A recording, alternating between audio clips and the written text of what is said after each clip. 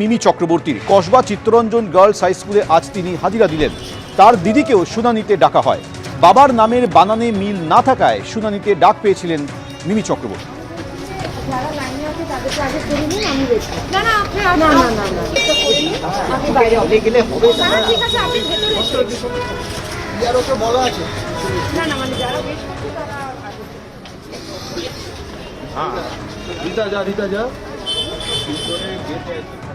আমার বাবার নামের মধ্যে সোমেশ চন্দ্র চক্রবর্তী আছে, because that's the middle name of my grandfather, Shailesh Chandra Chakraborty, আর আমার ডকুমেন্টে সোমেশ চক্রবর্তী আছে। So that was a confusion there, আর ওটা মিটে গেছে, কারণ কি আমার সব ডকুমেন্টে পাপা এখন সোমেশ চক্রবর্তী ইউজ করে। সো ওটাই। আর যেহেতু আমার বাবা বাইরে চাকরি করতেন, সো কোন সময় ভোট দিতে পেরেছে না পেরে ওটা পুরোটা ট্রেস করা আর কি, সেটা হয়ে গেছে।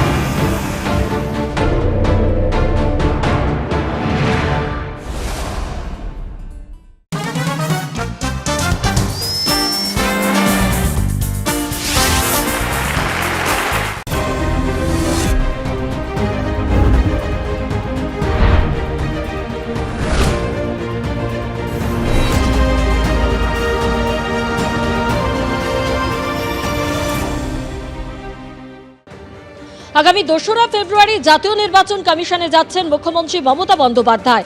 তার আগে এসআইআর নিয়ে মুখ্য নির্বাচনী কমিশনারকে চিঠি দিলেন মুখ্যমন্ত্রী, এবং যেখানে তিনি মাইক্রো অবজারভার নিয়ে একাধিক প্রশ্ন তুলেছেন। আগেও চিঠি লিখেছি, একাধিক সমস্যার কথা জানিয়েছি। এসআইআর চলাকালীন এ পর্যন্ত প্রায় 140 জনের মৃত্যু হয়েছে। বিভিন্ন জায়গায় আইন শৃঙ্খলার সমস্যা তৈরি হচ্ছে। সম্প্রতি পশ্চিমবঙ্গে 8100 জন মাইক্রো অবজারভার নিয়োগ করেছে কমিশন। নির্বাচন কমিশনের ইতিহাসে এই ABP Ananda এগিয়ে থাকে, এগিয়ে রাখে with Ajanta Shoes, 70 years of legacy and craftsmanship. অসম থেকে সব বাংলাদেশি অনুপ্রবেশকারীদের তাড়ানোর হুঙ্কার হিমন্ত বিশ্ব শর্মার। কেউ মিয়াদের বিরুদ্ধে কিছু বললেই ওরা হইচই শুরু করে দেয়।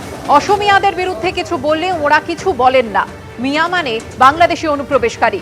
অসম থেকে মিয়াদের তাড়িয়েই ছাড়বো।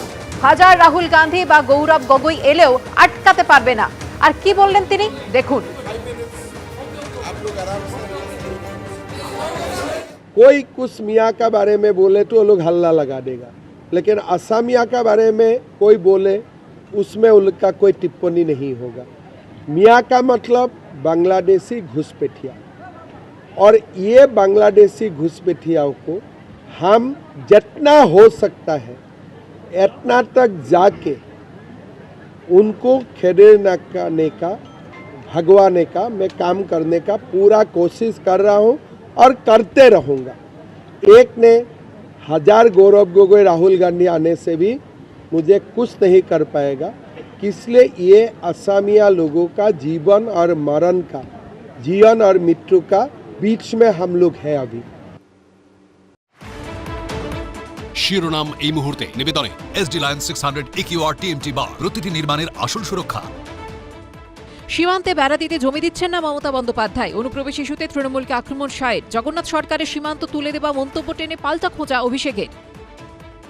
পুলিশে আরও এক ঝাঁক রদবদল। মুর্শিদাবাদের এসপি বদল, কুমার সানি রাজের জায়গায় ধৃতিমান সরকার। দার্জিলিং, বনগাঁ, বারাসাতে এসপিদেরও বদলি। কলকাতার একাধিক ডিভিশনেও রদবদল। শিরোনাম এই মুহূর্তে নিবেদনে এসডি লায়ন 600 EQR TMT বার, প্রতিটি নির্মাণের আসল সুরক্ষা। সহযোগী নিবেদক Serum Group. Achieve an international award in London. Be with Serum. Venus Tools, quality যার উপর দেশ করে ভরসা। Venus Tools, Krishnachandra Dutta Kukmi private লিমিটেডের ডাটা গুঁড়ো মশলা।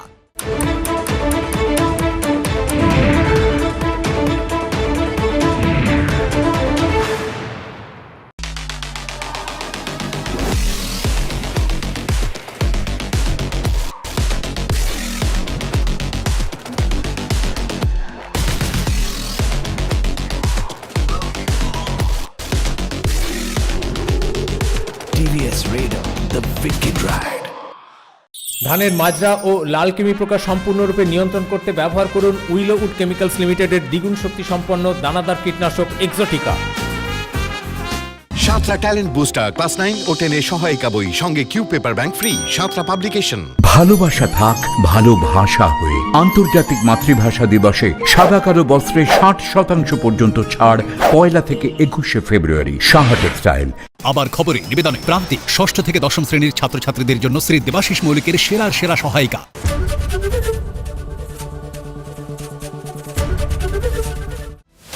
কোন খবর 7-5 ভাবাচ্ছে? কোন খবর ছক ভাঙছে? কোন খবর স্পটলাইটে? সারাদিনের সব খবরের সব দিক 5টা থেকে 8টা, না হলে আমার সঙ্গে রাত 8টা থেকে বাছাই করা খবরের বিশ্লেষণে, আলোচনায়, পর্যালোচনায় অংশ নেবেন কি করে? এক মঞ্চ, সব পক্ষ। বিকেল 5টা থেকে লাগাতার, শুধুমাত্র এবিপি আনন্দে। এবিপি আনন্দ, এগিয়ে থাকে, এগিয়ে রাখে। আজ মোদী সরকারের বাজেট নভেম্বরের মতো পেশ করবে নির্মলা সীতারমন। মূল্যবৃদ্ধি থেকে মিলবে সুরাহা? দাম বাড়বে কিসের, কমবে কি, তাকিয়ে গোটা দেশ। দিল্লি যাওয়ার আগে ফের গণেশ কুমারকে চিঠি মুখ্যমন্ত্রীর। ইসিআই পোর্টালে দখল নিচ্ছেন মাইক্রো অবজারভাররা। পেছনের দরজা দিয়ে নামবাদের চেষ্টা। আক্রমণ মমতার, পুরোটাই নাটক, পাল্টা বিজেপি। অভিষেককে মুখ্যমন্ত্রী করার স্বপ্নই থেকে যাবে মমতার। আক্রমণে অমিত শাহ। भतीजे को मुख्यमंत्री बनाने का मोतिया ऑपरेशन कर दे, सब दिखाई पड़े। দুর্ঘটনা নয়, তৃণমূল সরকারের দুর্নীতির ফল। নাজিরাবাদ কাণ্ডে আক্রমণ শাহের, পাল্টা অভিষেক। পানীয় জল খেয়ে 25 জন মারা গেছে ইন্দোরে, তার জন্য নরেন্দ্র মোদী দায়ী। শাহের সফরে মতুয়াদের নিয়েও তরজা তুঙ্গে। নবসূত্র মতুয়াদের ভয় দেখাচ্ছেন মমতা বন্দ্যোপাধ্যায়। আক্রমণ শাহের। শান্তনু ঠাকুর, অসীম সরকাররাই ভয় দেখাচ্ছেন, পাল্টা অভিষেক। ভোটের আগে ঘৃণা ভাষণ, মুখ্যমন্ত্রীর ঘাড়ে দায় ঠেললেন হুমায়ুন। মুখ্যমন্ত্রীর কথা রাখতে গিয়ে হিন্দু ভাইদের আঘাত পেয়েছিল, বড় জোরে ক্ষমা চেয়ে নিচ্ছি। মুখ্যমন্ত্রীর উস্কানিতে 70-30 মন্তব্য। হুমায়ুনের দাবি ঘিরে তোলপাড়। হুমায়ুনের কোনটা মুখ হুমায়ুনকে আগে ঠিক করতে বলুন। বেলডাঙ্গায় নৈরাজ্য, তদন্তে নামল এনআইএ। বেলডাঙ্গা থানা থেকে কেস ডায়েরি ও নথি সংগ্রহ এনআইএর। বড়ুয়া মোড়ে পুলিশের সঙ্গে গিয়ে ঘটনাক্রম বোঝার চেষ্টা। ইউএপিএতে মামলা রুজু। পুলিশে আরও এক ঝাঁক রদবদল। মুর্শিদাবাদের এসপি বদল, কুমার সানি রাজের জায়গায় ধৃতিমান সরকার। দার্জিলিং, বনগাঁ, বারাসাতে এসপিদেরও বদলি। কলকাতার একাধিক ডিভিশনেও রদবদল। আজ কেন্দ্রীয় বাজেট। ভোটের মুখে রাজ্যের কি প্রাপ্তি? মধ্যবিত্তের জন্য থাকবে বিশেষ ঘোষণা। সরাসরি সম্প্রচার, সঙ্গে তর্জমায় অভিরূপ সরকার। বাংলায় বাজেট আজ সকাল 9টায়। আগামী 2রা ফেব্রুয়ারি জাতীয় নির্বাচন কমিশনে যাচ্ছেন মুখ্যমন্ত্রী মমতা বন্দ্যোপাধ্যায়। তার আগে এসআইআর নিয়ে মুখ্য নির্বাচনী কমিশনারকে চিঠি দিলেন মুখ্যমন্ত্রী, এবং যেখানে তিনি মাইক্রো অবজারভার নিয়ে একাধিক প্রশ্ন তুলেছেন। আগেও চিঠি লিখেছি, একাধিক সমস্যার কথা জানিয়েছি। এসআইআর চলাকালীন এ পর্যন্ত প্রায় 140 জনের মৃত্যু হয়েছে। বিভিন্ন জায়গায় আইন শৃঙ্খলার সমস্যা তৈরি হচ্ছে। সম্প্রতি পশ্চিমবঙ্গে 8100 জন মাইক্রো অবজারভার নিয়োগ করেছে কমিশন। নির্বাচন কমিশনের ইতিহাসে এই প্রথম মাইক্রো অবজারভার নিয়োগ করা হয়েছে। আইন তৈরি ছাড়া এই ধরনের মাইক্রো অবজারভার নিয়োগ করতে পারে না কমিশন। অন্য কোনো রাজ্যে এই ধরনের মাইক্রো অবজারভার নিয়োগ করা হয়নি। ত্রিপুরা ক্যাডারের 4 আইএএস অফিসারকেও মাইক্রো অবজারভার নিয়োগ করা হয়েছে। কিছু মাইক্রো অবজারভার সিইও অফিসে বসে কাজ করছেন, কোনো আইনি অনুমোদন ছাড়াই ইসিআই পোর্টাল নিয়ন্ত্রণ করছেন। অসৎ উদ্দেশ্য নিয়ে তারা এসআইআর প্রক্রিয়া প্রভাবিত করতে তথ্যের গড়মেল করছেন। বড় সংখ্যার ভোটারকে বাদ দিতে পেছনের দরজা দিয়ে চেষ্টা চলছে। গণেশ কুমারকে চিঠিতে লিখলেন মুখ্যমন্ত্রী মমতা বন্দ্যোপাধ্যায়। রাজ্য পুলিশের নতুন ভারপ্রাপ্ত ডিজি পীযূষ পান্ডে। রাজীব কুমারের অবসর, নতুন ভারপ্রাপ্ত ডিজিপি হলেন পীযূষ পান্ডে। ডিরেক্টর সিকিউরিটি থেকে ভারপ্রাপ্ত ডিজিপি পীযূষ পান্ডে। রাজ্যের ডিরেক্টর সিকিউরিটি হলেন মনোজ ভার্মা। কলকাতা সিপি থেকে ডিরেক্টর সিকিউরিটি হলেন মনোজ ভার্মা। কলকাতার নতুন পুলিশ কমিশনার সুপ্রতিম সরকার। এডিজি দক্ষিণবঙ্গ থেকে কলকাতার নতুন সিপি সুপ্রতিম সরকার। রাজ্যের নতুন এডিজি আইন শৃঙ্খলা বিনীত গোয়েল। এডিজি এসটিএফ থেকে এডিজি আইন শৃঙ্খলা হলেন বিনীত গোয়েল। আর রাজ্যের নতুন ADG STF Javed Shamim. ADG আইন শৃঙ্খলা থেকে এডিজি এসটিএফ হলেন জাভেদ শামীম। দমকলের নতুন ডিজি হলেন অনুজ শর্মা। কারা দপ্তরের ডিজি হলেন সিদ্ধিনাথ গুপ্ত। রাজ্য পুলিশের নতুন ভারপ্রাপ্ত ডিজি পীযূষ পান্ডে। রাজীব কুমারের অবসর, রাজ্য পুলিশের নতুন ভারপ্রাপ্ত DG Piyush Pandey. Director security থেকে ভারপ্রাপ্ত ডিজিপি পীযূষ পান্ডে। দায়িত্ব নেওয়ার পর কি বলেছেন তিনি? আমি জয়েন করেছি আজকে, আর এখানে আমার সব সহকর্মীবৃন্দ আছে আর আমরা একটা টিমের হিসাবে কাজ করব। এখানে আপনাদের পাবলিকের জন্য আমরা আছি, পাবলিকের পুরো সহযোগিতা নিয়ে আমরা যেন প্রপার পুলিশিং করতে পারি যেরকম আছে ওটাকে আমরা এগিয়ে নিয়ে যাব, এটাই আমাদের। দেখো এটাকে এখানে আমার কিছু বলা উচিত হবে না, আগে আমাকে একটু বুঝতে দিন, তারপরে আমার যে বলা আছে অ্যাজ উই গো অলং আমরা বুঝতে থাকি। Thank you sir.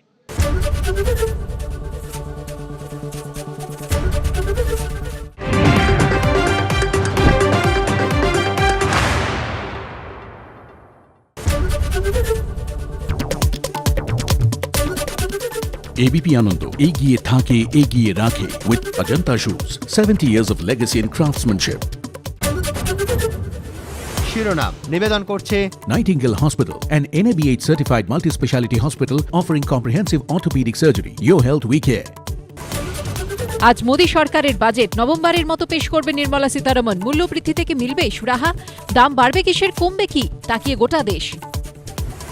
দিল্লি যাওয়ার আগে ফের জ্ঞানেশ কুমারকে চিঠি মুখ্যমন্ত্রীর। ইসিআই পোর্টালে দখল নিচ্ছেন মাইক্রো অবজারভাররা, পেছনে দরজা দিয়ে নামবাদের চেষ্টা, আক্রমণ মমতার, পুরোটাই নাটক, পাল্টে বিজেপি। অভিষেককে মুখ্যমন্ত্রী করার স্বপ্নই থেকে যাবে মমতার, আক্রমণে অমিত শাহ। भतीजे को मुख्यमंत्री बनाने का मोतियारेशन कर दे सब दिखाई पड़े। তৃণমূল সরকারকে উৎখাতের ডাক শাহের, পাল্টা অভিষেকের। 2026 टीएमसी को टाटा बाय बाय कहने का साल है। पिछला बार भी कहे थे कि 200 पार होंगे। দুর্ঘটনা নয়, তৃণমূল সরকারের দুর্নীতির ফল। নাজিরাবাদ কাণ্ডে আক্রমণ শাহের, পাল্টা অভিষেক। পানীয় জল খেয়ে 25 জন মারা গেছে ইন্দোরে, তার জন্য নরেন্দ্র মোদী দায়ী। ভোটের মুখে বাবরি মসজিদ আবেগে শান, রেজিনগরে সমাবেশ হুমায়ুন কবিরের, শামিল মিমো। যারা তৃণমূলকে হারাতে চায় আলোচনায় প্রস্তুত আছি। আজ কেন্দ্রীয় বাজেট, ভোটের মুখে রাজ্যের কি প্রাপ্তি, মধ্যবিত্তের জন্য থাকবে বিশেষ ঘোষণা। সরাসরি সম্প্রচার, সঙ্গে তর্জমায় অভিরূপ সরকার। বাংলায় বাজেট আজ সকাল 9টায়। শিরোনাম নিবেদন করছে Nightingale Hospital, an NABH certified multi-speciality hospital offering comprehensive orthopedic surgery. Your health we care. সহযোগী নিবেদক গো এভরিওয়্যার বিদেশ ভ্রমণের শ্রেষ্ঠ প্রতিষ্ঠান। সামারের বুকিং শুরু হয়েছে। বিশ্ব ক্যান্সার দিবসে সাইকেল অভিযানে সচেতনতার বার্তা। NCRI hospital, new Garia, Kolkata. Duff and ডাটের গ্রামার কোশ্চেন বাঞ্চ ও প্রশ্ন সঙ্গে right track. Duff and Dutt. স্বপ্ন পূরণের সাথে আদি মোহিনীমোহন কাঞ্জিলাল এখন আরো কাছে আপনার শহরে।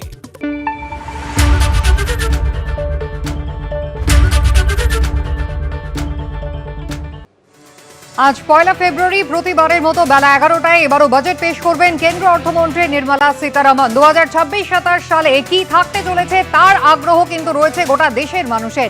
এই নিয়ে টানা নবমবার বাজেট পেশ করতে চলেছেন কেন্দ্রীয় অর্থমন্ত্রী। স্বাধীন ভারতের ইতিহাসে এই প্রথম রবিবার বাজেট পেশ হতে চলেছে। সকাল 11টায় লোকসভায় বাজেট ভাষণ করবেন নির্মলা সীতারামন। বাজেটের কারণে আজকে খোলা থাকবে শেয়ার বাজারও। এবারের বাজেটে আয়করের ছাড় কি আরও বাড়বে? মূল্যবৃদ্ধি নিয়ন্ত্রণে কি কোনো পদক্ষেপ নিতে পারে কেন্দ্র? দৈনন্দিন ব্যবহৃত জিনিসপত্রের দাম কি নাগালের মধ্যে আসবে? বাজেট পেশের আগে এই বিষয়গুলির দিকেই তাকিয়ে রয়েছে মধ্যবিত্ত।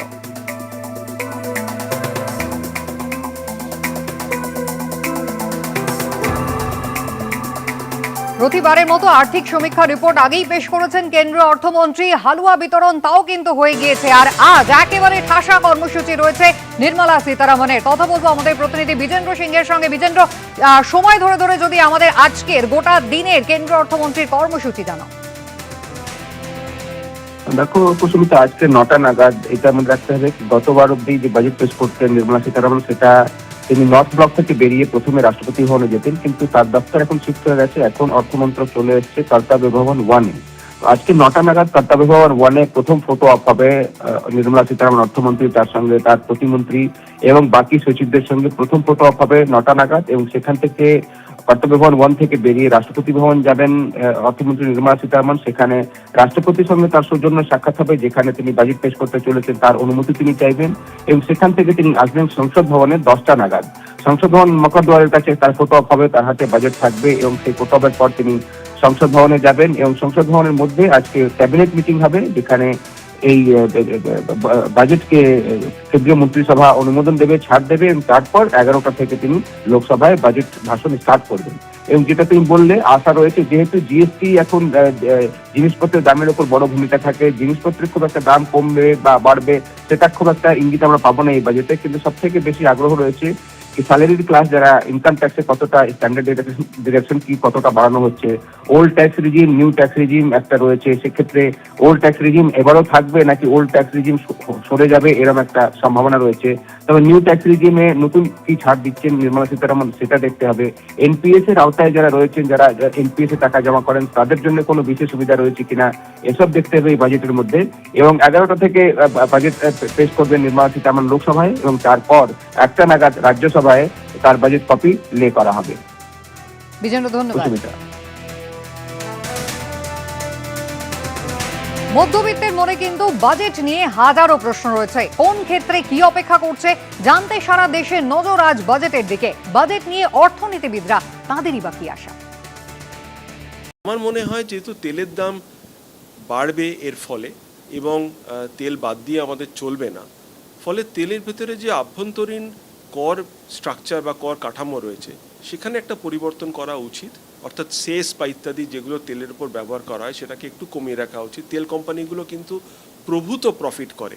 তেল কোম্পানিগুলোকে বাঁচিয়ে রাখা বা ভাসিয়ে রাখার কোনো দায় সরকারের নেই, এমনকি সরকারি কোম্পানি হলেও সেটা নেই, কারণ তেল কোম্পানিগুলো নিজস্ব ক্ষমতাতেই রীতিমতো ভালো করছে। সেক্ষেত্রে সাধারণ মানুষকে সাশ্রয় দেওয়া, এমনকি ব্যবসাকেও, সেটা যদি সরকারের একটা দায়িত্বের মধ্যে পড়ে এবং লক্ষ্যের মধ্যে পড়ে, তাহলে ব্যবসাকে খানিকটা স্থায়িত্ব এবং সাশ্রয় করার জন্য তেলের দামের উপর একটা সেস বা ইত্যাদি তুলে নেওয়া উচিত কর হিসেবে। বিশ্ববাজারে ভয়ানক অনিশ্চয়তা রয়েছে, যুদ্ধকালীন পরিস্থিতি সৃষ্টি হচ্ছে, বিভিন্ন দেশের মধ্যে যুদ্ধ চলছে, বাণিজ্য যুদ্ধ চলছে। এগুলোকে অ্যাভয়েড করতে গেলে দেশের মানুষের ক্রয় ক্ষমতা বাড়াতে হবে। এই ক্রয় ক্ষমতা বাড়াতে গেলে কিন্তু আপনাকে দেশের মধ্যে জিএসটি কমিয়েও সেরকম কিন্তু মূল্য কমেনি, দ্রব্যমূল্য কমেনি। অর্থাৎ আপনি সাধারণ মানুষকে জিজ্ঞেস করলেই জানবেন যে প্রতিদিনের নিত্য প্রয়োজনীয় জিনিসের দাম কিন্তু কমেনি, কিন্তু জিএসটি কমানোর পরেও তা কেন কমে না? অর্থাৎ মধ্যস্বত্বভোগী আছেন কি না, অর্থাৎ মাঝখানে কোথায় আটকাচ্ছে দাম কমাতে, এই ব্যাপারে সরকারকে রীতিমতো প্রয়াস করে কিন্তু দাম কমানোর চেষ্টা করতে হবে। কেন্দ্রীয় বাজেট পেশের আগে চোখ রাঙাচ্ছে ডলারের তুলনায় টাকার অবমূল্যায়ন। সতর্ক ভারতীয় শেয়ার বাজারে বিনিয়োগকারীরা। আজ বাজেট পেশের পর কি শেয়ার বাজারের ছবিটা বদলাবে? 1 ফেব্রুয়ারি সংসদে বাজেট পেশ করতে চলেছেন কেন্দ্রীয় অর্থমন্ত্রী নির্মলা সীতারামন। মোদী সরকারের আমলে ফেব্রুয়ারি মাসের প্রথম দিনে কেন্দ্রীয় বাজেট পেশ করার নতুন নিয়ম চালু হওয়ার পর এবারই প্রথম রবিবার পেশ হবে কেন্দ্রীয় বাজেট। তার আগে পরপর 3 দিন ভারতীয় শেয়ার সূচকগুলি ঊর্ধ্বমুখী থাকলেও শুক্রবার 98.25 পয়েন্ট বা 0.39% কমে শেয়ার সূচক নিফটি 25,350-এর নিচে নেমেছে। আরেক শেয়ার সূচক সেন্সেক্স 296.59 পয়েন্ট বা 0.36% কমে দাঁড়িয়েছে 82,269.78-এ। একদিকে চোখ রাঙাচ্ছে ডলারের তুলনায় টাকার অবমূল্যায়ন, অন্যদিকে ভারতের রপ্তানির উপর আমেরিকার চাপানো 50% শুল্কে বৈদেশিক বাণিজ্যে প্রভাব। এই আবহে কেন্দ্রীয় বাজেট পেশের আগে ভারতীয় শেয়ার বাজারে সতর্ক বিনিয়োগকারীরা। ডলারের নিরিখে ভারতের টাকার দাম ক্রমাগত পড়ে যাচ্ছে বা ডলার আরও শক্তিশালী হচ্ছে, এটার কারণ হচ্ছে অনেকগুলো একটা আন্তর্জাতিক স্তরের বিভিন্ন ধরনের চাহিদা এবং ভারসাম্যের ওপর নির্ভর করে। বিশ্ববাজারে ভয়ানক অনিশ্চয়তা রয়েছে, যুদ্ধকালীন পরিস্থিতি সৃষ্টি হচ্ছে, বিভিন্ন দেশের মধ্যে যুদ্ধ চলছে, বাণিজ্য যুদ্ধ চলছে। এগুলোকে অ্যাভয়েড করতে গেলে দেশের মানুষের ক্রয় ক্ষমতা বাড়াতে হবে। এই ক্রয় ক্ষমতা বাড়াতে গেলে কিন্তু আপনাকে দেশের মধ্যে জিএসটি কমিয়েও সেরকম কিন্তু মূল্য কমেনি। এই ব্যাপারে সরকারকে রীতিমতো প্রয়াস করে কিন্তু দাম কমানোর চেষ্টা করতে হবে। না হলে আভ্যন্তরীণ চাহিদা যদি না বাড়ে তাহলে বিশ্ববাজারে যে অনিশ্চয়তা রয়েছে সেটাকে সামলানোর কোনো রাস্তা আমাদের কাছে নেই। রাশিয়া ইউক্রেন যুদ্ধ সহ বিশ্বের বিভিন্ন অংশে চলা ভূ রাজনৈতিক অস্থিরতার জেরেও বিনিয়োগকারীরা জল মাপছেন বলে মনে করছেন বিশেষজ্ঞদের একাংশ। যারা ভারতবর্ষের বাজারে বিদেশি লগ্নিকারী যারা, তারা কিন্তু ভারতবর্ষের উপরে আর ভরসা রাখতে পারছেন না এবং তার জন্য কিন্তু তারা দায়ী করছেন ট্রাম্পকে।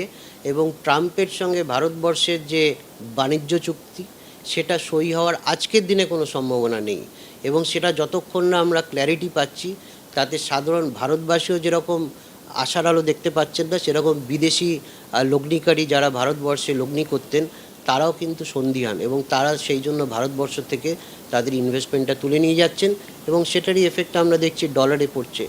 অন্যদিকে গত কয়েক বছরে সোনা ও রূপোর দামের রকেট গতিতে উত্থান হলেও জানুয়ারির শেষ দিকে এসে উল্লেখযোগ্যভাবে গোত্তা খেয়েছে দুই ধাতুর দাম।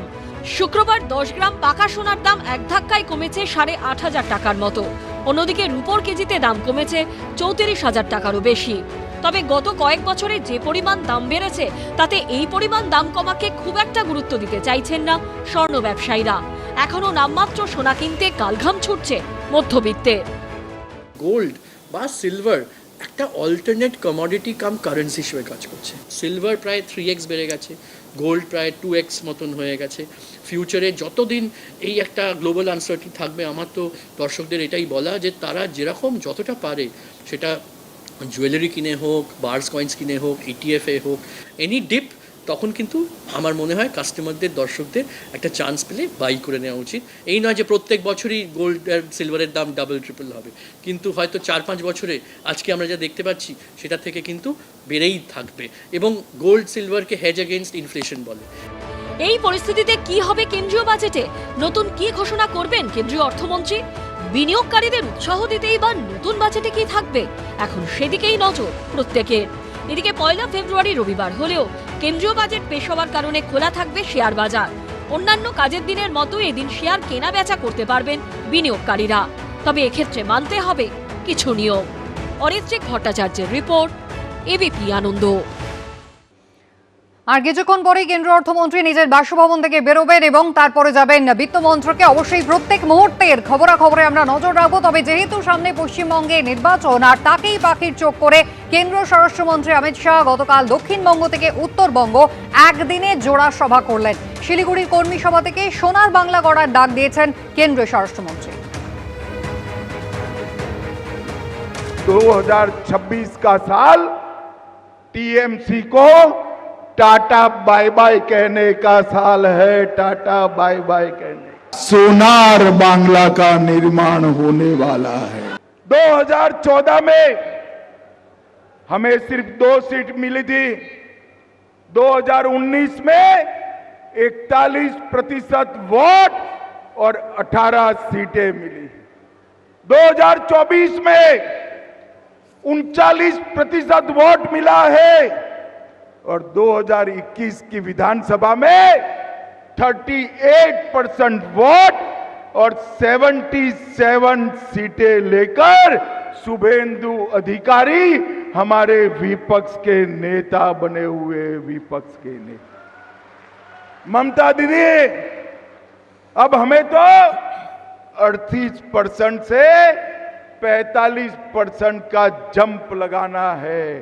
आप एक बार देखना, भारतीय जनता पार्टी का वोट शेयर 50% से ज्यादा होने वाला है और प्रचंड बहुमत से हमारी सरकार बनने वाली है।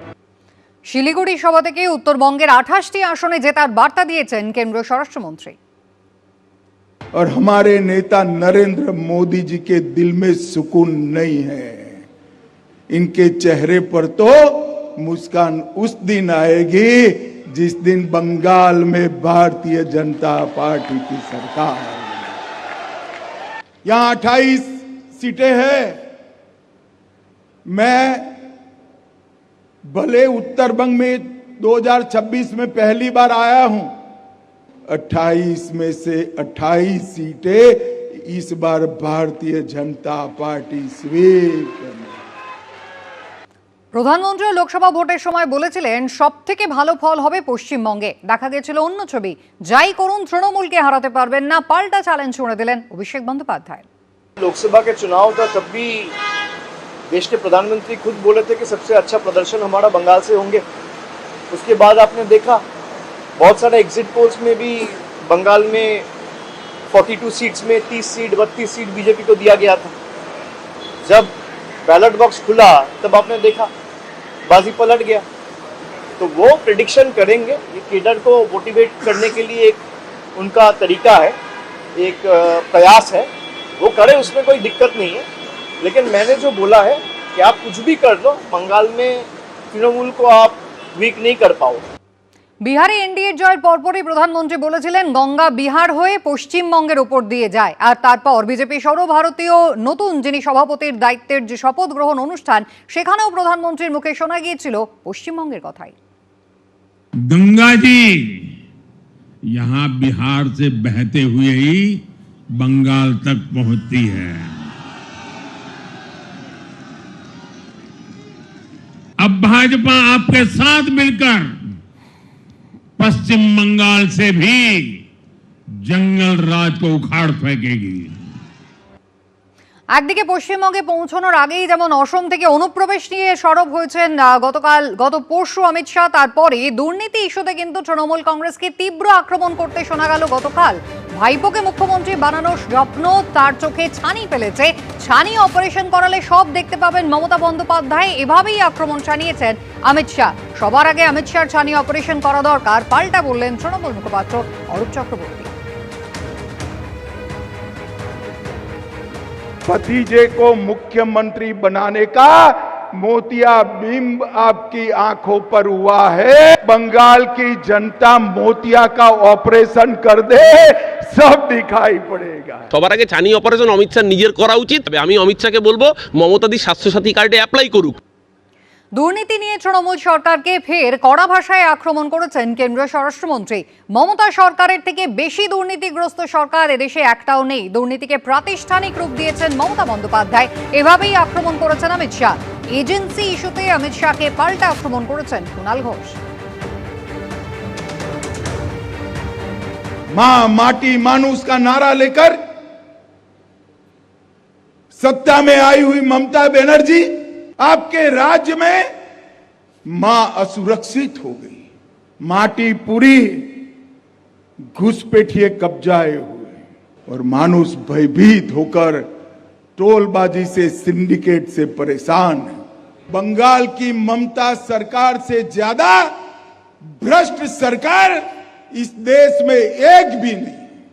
ममता दीदी, आपने भ्रष्टाचार को इंस्टीट्यूशनलाइज किया है, संस्थागत करने का काम किया। রাজনৈতিক এজেন্ডাগুলো আপনারা ভাসিয়ে দিচ্ছেন তদন্তের নামে, তো তদন্তে তো কেউ কোনো বাধা দেয়নি। আপনার ইডি, আপনার সিবিআই, আপনার কাছে তদন্ত রয়েছে। তো সুতরাং আপনি এ ওর নাম বলবে, ও তার অমুক বলবে, এইসব বোকা বোকা কথাগুলোর কোনো আছে? তো তাহলে আপনাদের যাদেরকে দুর্নীতিগ্রস্ত বলে আজকে পাশে বসিয়ে রেখেছেন, তো তারা তাদের সঙ্গে কথা বলুন।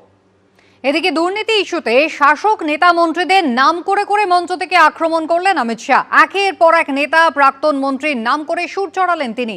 সব থেকে বড় দুর্নীতিগ্রস্তকে পাশে নিয়েই তো এই সভা করছেন। শুভেন্দু অধিকারীকে নাম না করে নিশানা করে পাল্টা আক্রমণে অভিষেক বন্দ্যোপাধ্যায়। करप्शन को ममता बनर्जी ने इंस्टीट्यूशनलाइज करा है। पार्थ चैटर्जी, ज्योति प्रिय मलिक, अनुव्रत मंडल, जीवन कृष्ण साहा, माणिक भट्टाचार्य, अजीत मैती, मदन मित्रा, चंद्रनाथ सिन्हा, परेश पाल, कुंतल घोष, अराबुल इस्लाम, फिरहाद हकीम, शोभन चैटर्जी, कुणाल घोष, ये सारे लोग जेल में गए। मैं ममता जी को चैलेंज देकर जाता हूं, आप में अगर हिम्मत है, आप भ्रष्टाचार का विरोध कर रही है, तो इन लोगों को टिकट न देने की हिम्मत करके बताना, टिकट न देने की। वो नहीं कर पाएगी। अगर इन लोगों को टिकट नहीं दिया तो वो भतीजे का नाम उगल देंगे, भतीजे का नाम उगल। যাকে পাশে বসিয়ে বলতে সেই তো সব থেকে বড় দুর্নীতিগ্রস্ত। যারা দুর্নীতি নিয়ে তদন্ত করার কথা বলে, বিজেপির দুর্নীতির বিরুদ্ধে লড়াইয়ের কি নিদর্শন?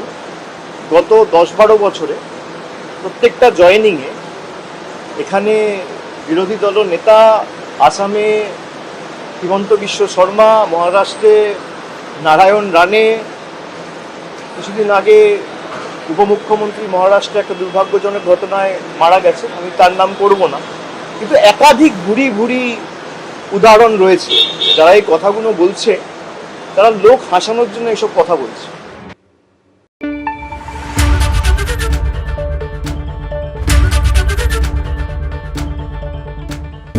সাঁতরা ট্যালেন্ট বুস্টার ক্লাস 9 ও 10 এর সহায়িকা বই, সঙ্গে Q paper bank free. Santra publication. আচ্ছা শোনো, যদি আমি মরে যাই তাহলে তুমি কি করবে? তুমি যদি মরে যাও তাহলে আমিও মরে যাব। So sweet. এত খুশি আমি কি করে সহ্য করব? বেস্ট ফার্ম গুগলি, এর টেস্টে আছে ওয়েস্ট। সাতরা ট্যালেন্ট বুস্টার ক্লাস 6, 7, 8 এর সহায়িকা বই, সঙ্গে Q paper bank free. Santra publication.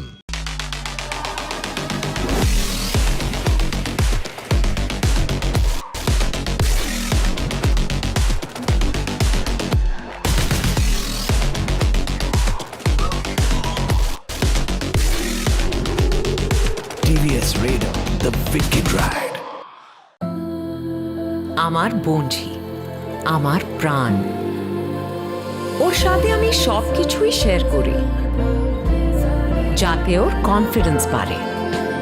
যেমন বোরোলিন, যা রুক্ষ ত্বককে করে হাসি খুশি ত্বক রাতারাতি। তাই বোরোলিন রোজ রাতে। আবার খবরে নিবেদনে প্রান্তিক 6ষ্ঠ থেকে 10ম শ্রেণীর ছাত্রছাত্রীদের জন্য শ্রী দেবাশিস মৌলিকের সেরা সহায়িকা।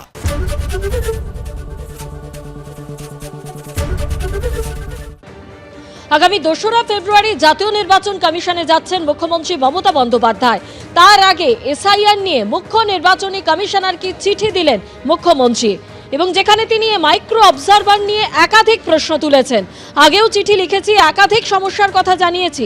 এসআইআর চলাকালীন এ পর্যন্ত প্রায় 140 জনের মৃত্যু হয়েছে। বিভিন্ন জায়গায় আইন শৃঙ্খলার সমস্যা তৈরি হচ্ছে। সম্প্রতি পশ্চিমবঙ্গে 8100 জন মাইক্রো অবজারভার নিয়োগ করেছে কমিশন।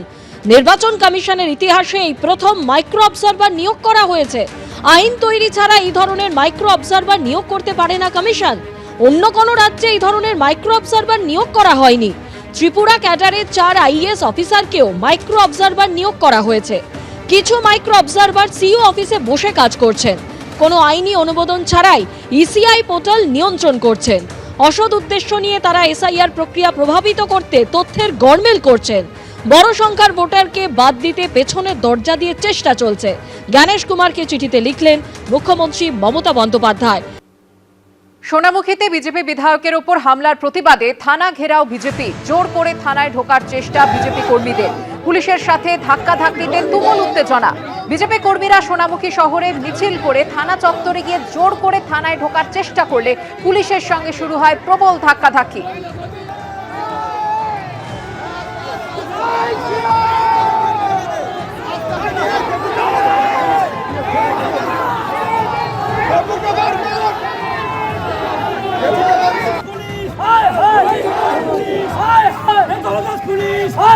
গত 26শে জানুয়ারি বাঁকুড়ার সোনামুখী ব্লকের মহেশপুর গ্রামে আক্রান্ত হন স্থানীয় বিজেপি বিধায়ক দিবাকর ঘরামি।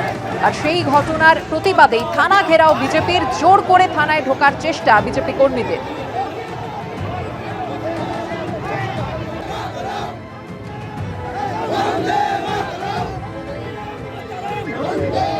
অসম থেকে সব বাংলাদেশি অনুপ্রবেশকারীদের তাড়ানোর হুঙ্কার হিমন্ত বিশ্ব শর্মার। কেউ মিয়াদের বিরুদ্ধে কিছু বললেই ওরা হইচই শুরু করে দেন। অসমিয়াদের বিরুদ্ধে কিছু বললে ওরা কিছু বলেন না। মিয়া মানে বাংলাদেশি অনুপ্রবেশকারী। অসম থেকে মিয়াদের তাড়িয়েই ছাড়ব। হাজার রাহুল গান্ধী বা গৌরব গগৈ এলেও আটকাতে পারবে না। আর কি বললেন তিনি, দেখুন। कोई कुछ मियाँ का बारे में बोले तो वो लोग हल्ला लगा देगा, लेकिन असमिया का बारे में कोई बोले उसमें उनका कोई टिप्पणी नहीं होगा। मियाँ का मतलब बांग्लादेशी घुसपैठिया, और ये बांग्लादेशी घुसपैठियाओं को हम जितना हो सकता है इतना तक जाके उनको खेदने का भगवाने का मैं काम करने का पूरा कोशिश कर रहा हूँ और करते रहूँगा। एक ने 1000 गौरव गोगोई राहुल गांधी आने से भी मुझे कुछ नहीं कर पाएगा। इसलिए ये असमिया लोगों का जीवन और मरण का, जीवन और मृत्यु का बीच में हम लोग हैं अभी।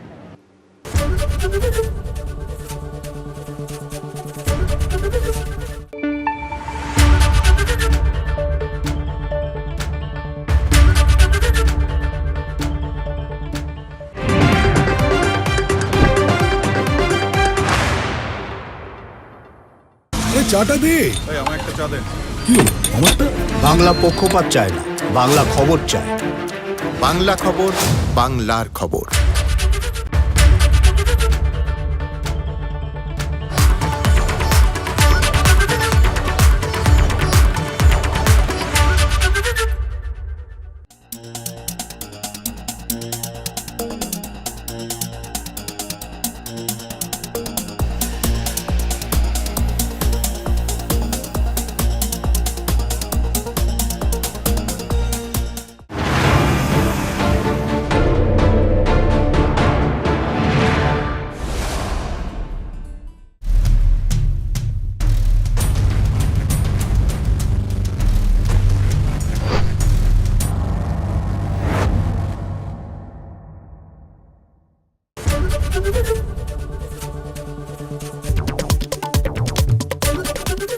ABP Ananda এগিয়ে থাকে এগিয়ে রাখে with Ajanta Shoes 70 years of legacy in craftsmanship. Salman Khan দিশা পাটানির পর এবার রোহিত শেঠির বাড়ি লক্ষ্য করে গুলি। মুম্বাইয়ের জুহুতে রোহিত শেঠির বাড়ি লক্ষ্য করে মোট 4 রাউন্ড গুলি চালায় অজ্ঞাত পরিচয় দুষ্কৃতীরা। তবে এই ঘটনায় কোনো হতাহতের খবর নেই বলে পুলিশ সূত্রে জানা গিয়েছে। সিসিটিভি ক্যামেরার ফুটেজ খতিয়ে দেখে দুষ্কৃতীদের খোঁজে তল্লাশি চালাচ্ছে ক্রাইম ব্রাঞ্চ। ইতিমধ্যেই ঘটনাস্থলে মোতায়েন হয়েছে পুলিশ বাহিনী।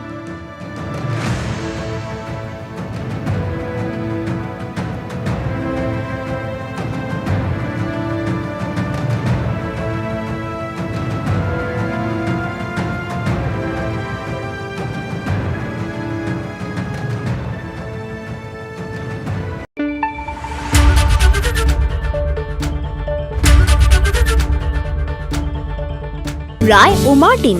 আমি আদৃত সরকার, মাধ্যমিকে আমি ফার্স্ট হয়েছি। আমার এই সাফল্যের পেছনে রায় ও মার্টিনের বিচিত্রা সহায়িকা বইগুলির অবদান সত্যিই অনস্বীকার্য। রায় ও মার্টিন।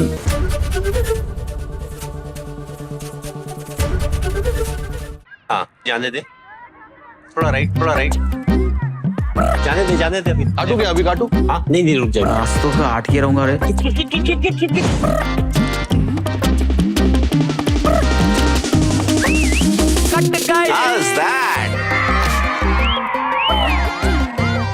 बबलू स्कोर क्या हुआ यार? 550 नॉट आउट भैया। पतंगबाजी में भी क्या पकड़ है आपकी? गेम कोई भी हो, पकड़ मजबूत होनी चाहिए।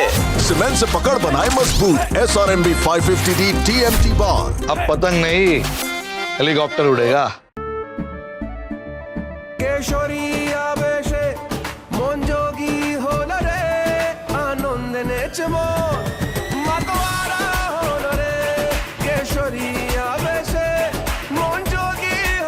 প্রতি মুহূর্তে কেসরি উৎসব উদযাপন করুন। বিমল বলো ভাষা কেসরি। সাঁতরা ট্যালেন্ট বুস্টার ক্লাস 9 ও 10 এর সহায়িকা বই, সঙ্গে Q paper bank free. Santra publication. মাতৃভাষা দিবসকে সম্মান জানাতে শুধুমাত্র সাদা কালো যে কোনো পণ্যে 60% পর্যন্ত ছাড়। সাহা টেক্সটাইল।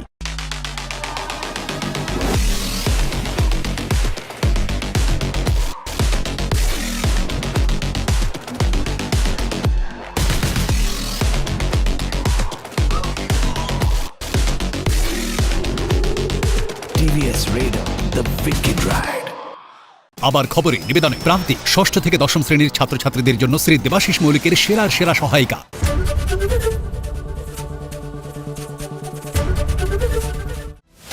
কোন খবর 7-5 ভাবাচ্ছে? কোন খবর ছক ভাঙছে? কোন খবর স্পটলাইটে? সারাদিনের সব খবর, খবরের সব দিক 5টা থেকে 8টা, না হলে আমার সঙ্গে রাত 8টা থেকে বাছাই করা খবরের বিশ্লেষণে, আলোচনায়, পর্যালোচনায় অংশ নেবেন কি করে? এক মঞ্চ, সব পক্ষ।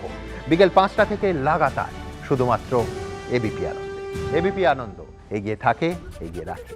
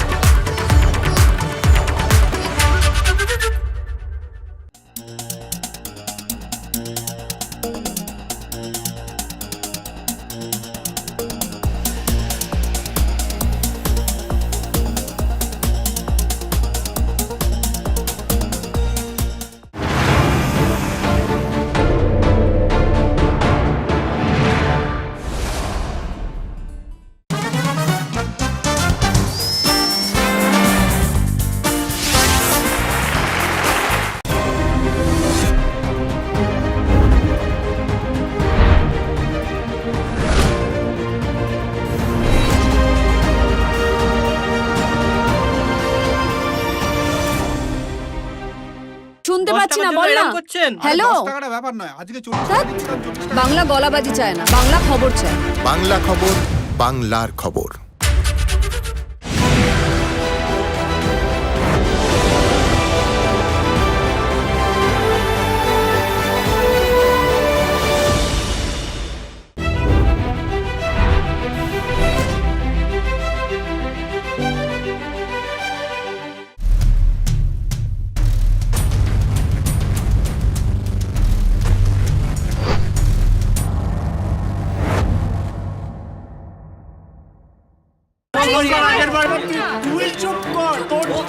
বাংলা ঝামেলা চায় না, বাংলা খবর চায়। বাংলা খবর, বাংলার খবর।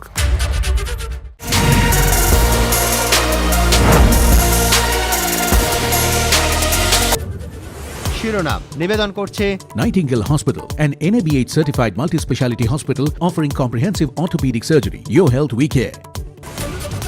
আজ মোদী সরকারের বাজেট নবমবারের মতো পেশ করবেন নির্মলা সীতারামন। মূল্যবৃদ্ধি থেকে মিলবে সুরাহা, দাম বাড়বে কোন জিনিসের, কমবে কিসে, তাকিয়ে দেশ। 1 ফেব্রুয়ারি বাজেট পেশের রীতি মোদী সরকারের। দেশের ইতিহাসে এই প্রথম রবিবারে বাজেট। পুরো সময়ের জন্য খোলা থাকছে শেয়ার বাজারও। দিল্লি যাওয়ার আগে ফের জ্ঞানেশ কুমারকে চিঠি মুখ্যমন্ত্রীর। ইসিআই পোর্টালে দখল নিচ্ছেন মাইক্রো অবজারভাররা। পেছনের দরজা দিয়ে নামবাদের চেষ্টা, আক্রমণ মমতার। পুরোটাই নাটক, পাল্টে বিজেপি।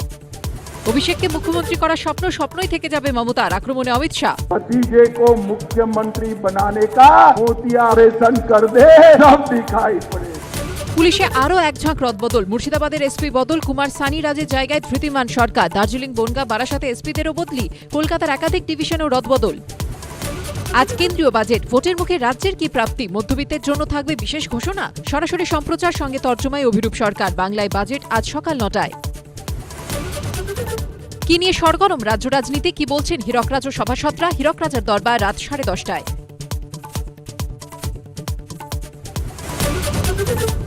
শিরোনাম নিবেদন করছে Nightingale Hospital, an NABH certified multi-speciality hospital offering comprehensive orthopedic surgery. Your health we care. সহযোগী নিবেদক গো এভরিওয়্যার, বিদেশ ভ্রমণের শ্রেষ্ঠ প্রতিষ্ঠান। সামারের বুকিং শুরু হয়েছে। বিশ্ব ক্যান্সার দিবসে সাইকেল অভিযানে সচেতনতার বার্তা। NCRI hospital, new Garia, Kolkata. Duff and ডাটের গ্রামার কোশ্চেন বাঞ্চ ও প্রশ্ন সঙ্গে right track. Duff and Dutt. স্বপ্ন পূরণের সাথে আদি মোহিনীমোহন কাঞ্জিলাল এখন আরো কাছে আপনার শহরে।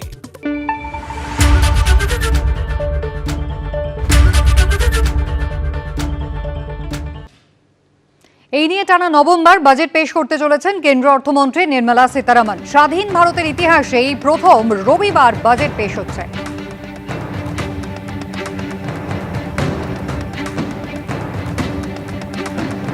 নিজের বাড়ি থেকে বেরিয়ে কেন্দ্রীয় অর্থমন্ত্রী নির্মলা সীতারামন তিনি কর্তব্য পথে অর্থমন্ত্রকে এসে পৌঁছলেন।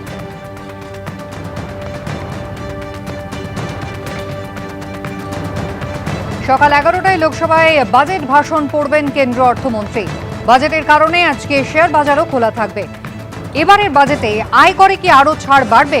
মূল্যবৃদ্ধি নিয়ন্ত্রণে কি কোনো পদক্ষেপ নিতে পারে কেন্দ্র? দৈনন্দিন ব্যবহৃত জিনিসপত্রের দাম কি তাহলে নাগালে আসবে? বাজেট পেশের আগে এই বিষয়গুলির দিকেই তাকিয়ে রয়েছে মধ্যবিত্ত।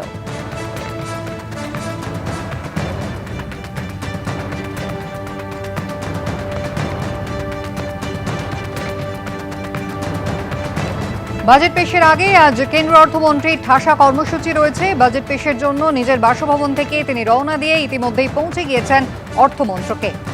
কর্তব্য ভবনে যেখানে অর্থমন্ত্রক, সেখানে পৌঁছে গিয়েছেন কেন্দ্রীয় অর্থমন্ত্রী নির্মলা সীতারামন।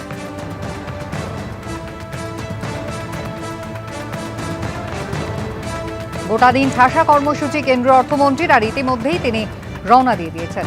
অর্থমন্ত্রকে পৌঁছে গিয়েছেন। এখানে যাদের সঙ্গে এতদিন ধরে বৈঠক হলো, বাজেটের কাগজপত্র তৈরি হলো, এখানে শেষ মুহূর্তের বৈঠক এবং ছবি তোলা।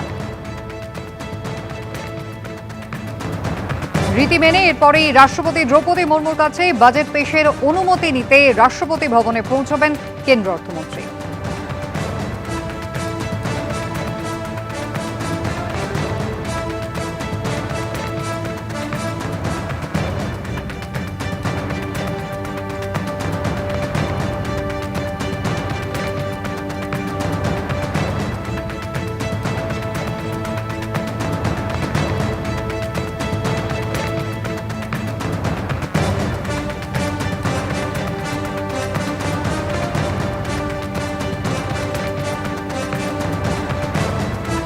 সকাল 10:15 কেন্দ্র মন্ত্রিসভার বৈঠক রয়েছে, যেখানে বাজেট পেশের অনুমোদন নেবেন কেন্দ্রীয় অর্থমন্ত্রী এবং তারপর বেলা 11টায় বাজেট ভাষণ পাঠ করবেন তিনি।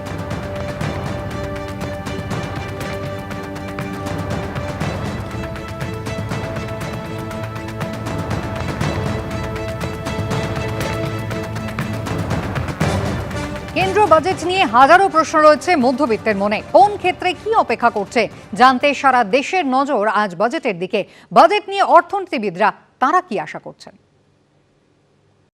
শেয়ার মার্কেটে ক্রমাগত যে বিদেশি পুঁজি ইনভেস্টমেন্ট হতো সেটার প্রস্থান হচ্ছে এবং যারা এখানে ইনভেস্টমেন্ট করতেন ফরেন ইনস্টিটিউশনাল ইনভেস্টার্স, তারা তাদের ইনভেস্টমেন্টটাকে ভারতবর্ষের বাজার থেকে তুলে নিয়ে যাচ্ছেন এবং সেটা তুলে নেওয়া যাওয়া মানে হচ্ছে যে তারা ডলারে কনভার্ট করে তাদের টাকাটা বাইরে নিয়ে চলে যাচ্ছেন।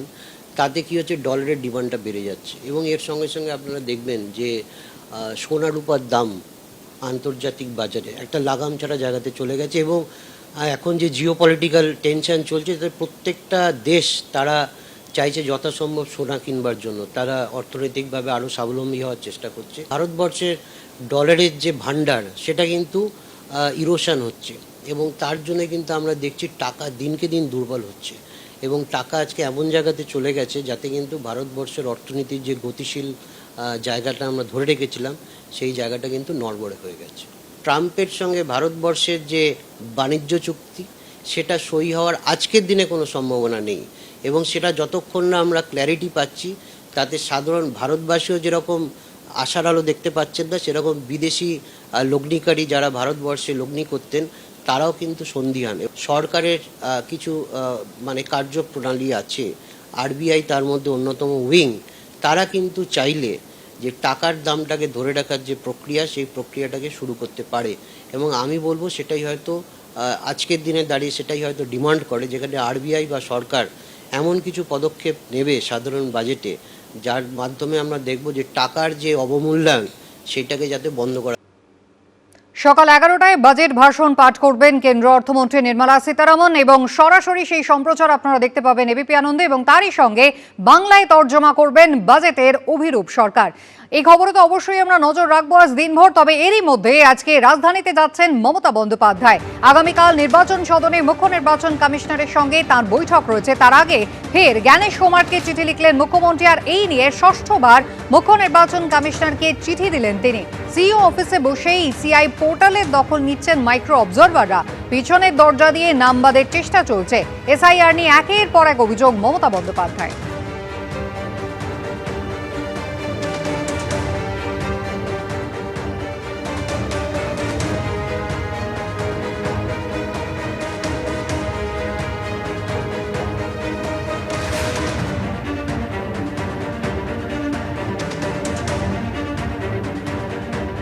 জ্ঞানেশ কুমারকে লেখা চিঠিতে মুখ্যমন্ত্রীর অভিযোগ, কয়েকজন মাইক্রো অবজারভার সিইও অফিসে বসে আইনি অনুমোদন ছাড়াই ইসিআই পোর্টাল নিয়ন্ত্রণ করছেন।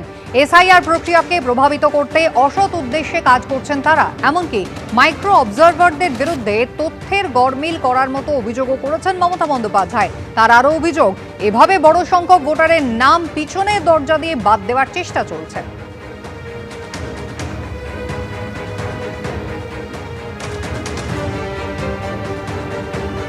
জ্ঞানেশ কুমারকে এ নিয়ে ষষ্ঠবার চিঠি দিয়েছেন মমতা বন্দ্যোপাধ্যায়, যেখানে তিনি লিখেছেন এরাজ্যে এসআইআর চলাকালীন এখনো পর্যন্ত 140 জনের মৃত্যু হয়েছে, যা মানবাধিকার লঙ্ঘনের সমান।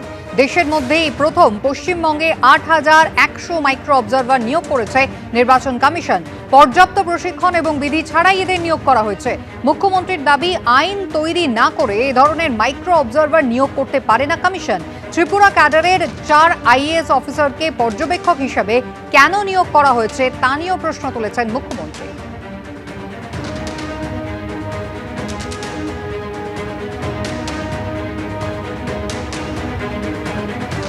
আর এ নিয়ে রাজনৈতিক মহলের কি প্রতিক্রিয়া দেখুন।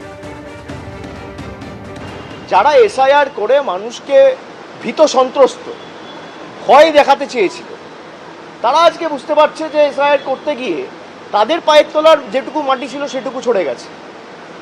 বিজেপির যে ভোট শতাংশ ছিল, আগামী দিন দেখবেন কি অবস্থা হয়। মমতাদি, আজকে শনিবার ভর সন্ধে বা বিকেল বেলায় আপনি চিঠি পাঠালেন, সোমবার তো আপনি পৌঁছে যাবেন। ভ্যানিশ কুমার হোক জ্ঞানেশ কুমার হোক, আপনি কি বলবেন ওখানে গিয়ে কতটা দম হবে আমি বলতে পারবো না, কিন্তু আপনি তো তার কাছে পৌঁছানোর আগে চিঠি পৌঁছবে না, আপনি তাকে পৌঁছবেন, তাহলে আবার চিঠি লেখার দরকার কি ছিল? গিয়ে বলতে পারতেন। আসলে আপনার সবটাই নাটক, আপনার সবটাই নাটক। অন্য কোনো রাজ্যে তো এরকম অনেক ঘটনাই ঘটেনি যা কিনা পশ্চিমবাংলায় হয়েছে, এবং সবচেয়ে বড় কথা হচ্ছে অন্য কোনো রাজ্যের মুখ্যমন্ত্রী মমতা ব্যানার্জির মতো বলেনও নি এসআইআর শুরু হওয়ার আগে যে আমি বেঁচে থাকতে এসআইআর হবে না। পশ্চিমবাংলায় তো এসআইআর শুরু হয়ে শেষ হয়ে গেল। উনি একটার পর একটা চিঠি লিখে যাচ্ছেন, এবং আমি তখন কখনো কথা বলবো না যে মমতা ব্যানার্জির তোলা যাবতীয় অভিযোগ বা যাবতীয় প্রশ্ন অমূলক বা অবান্তর। ডেফিনেটলি কতগুলো ভ্যালিড প্রশ্ন উনি তুলেছেন, কিন্তু ব্যাপারটা হচ্ছে ওনার যে একটা চিঠিরও কোনো উত্তর দেওয়ার প্রয়োজন মনে করছেন ইলেকশন কমিশন, ওনার প্রতিটা চিঠিকে সেরা ন্যাকড়ার মতো করে ডাস্টবিনে ফেলে দিচ্ছে, এইটা হওয়া উচিত না। একটা গণতান্ত্রিক দেশে একজন মুখ্যমন্ত্রী চিঠি লিখছেন ইলেকশন কমিশনে, সেটাকে অ্যাড্রেস করা ডেফিনেটলি সাংবিধানিক দায়বদ্ধতা আছে, করা উচিত। একদিকে আজকে গোটা দেশের মানুষের নজর রয়েছে কেন্দ্রীয় বাজেটের দিকে, অন্যদিকে মমতা বন্দ্যোপাধ্যায় আজই রওনা হচ্ছেন দিল্লিতে। আগামীকাল মুখ্য নির্বাচন কমিশনারের সঙ্গে তার বৈঠক রয়েছে। আর তারই মধ্যে অমিত শাহ তিনি গতকাল জোড়া সভা করলেন উত্তরবঙ্গ এবং দক্ষিণবঙ্গে। ব্যারাকপুরের সভা থেকে তিনি রীতিমতো মমতা বন্দ্যোপাধ্যায় তাদের মতুয়া সম্প্রদায় এবং নমশূদ্র সম্প্রদায়ের মানুষকে ভয় দেখাচ্ছেন বলে অভিযোগে সরব হয়েছেন, যার পাল্টা অভিষেক বন্দ্যোপাধ্যায় বলছেন এসআইআর ঘোষণা হওয়ার আগে বাংলায় কে বলেছিল 1 কোটি লোকের নাম বাদ যাবে?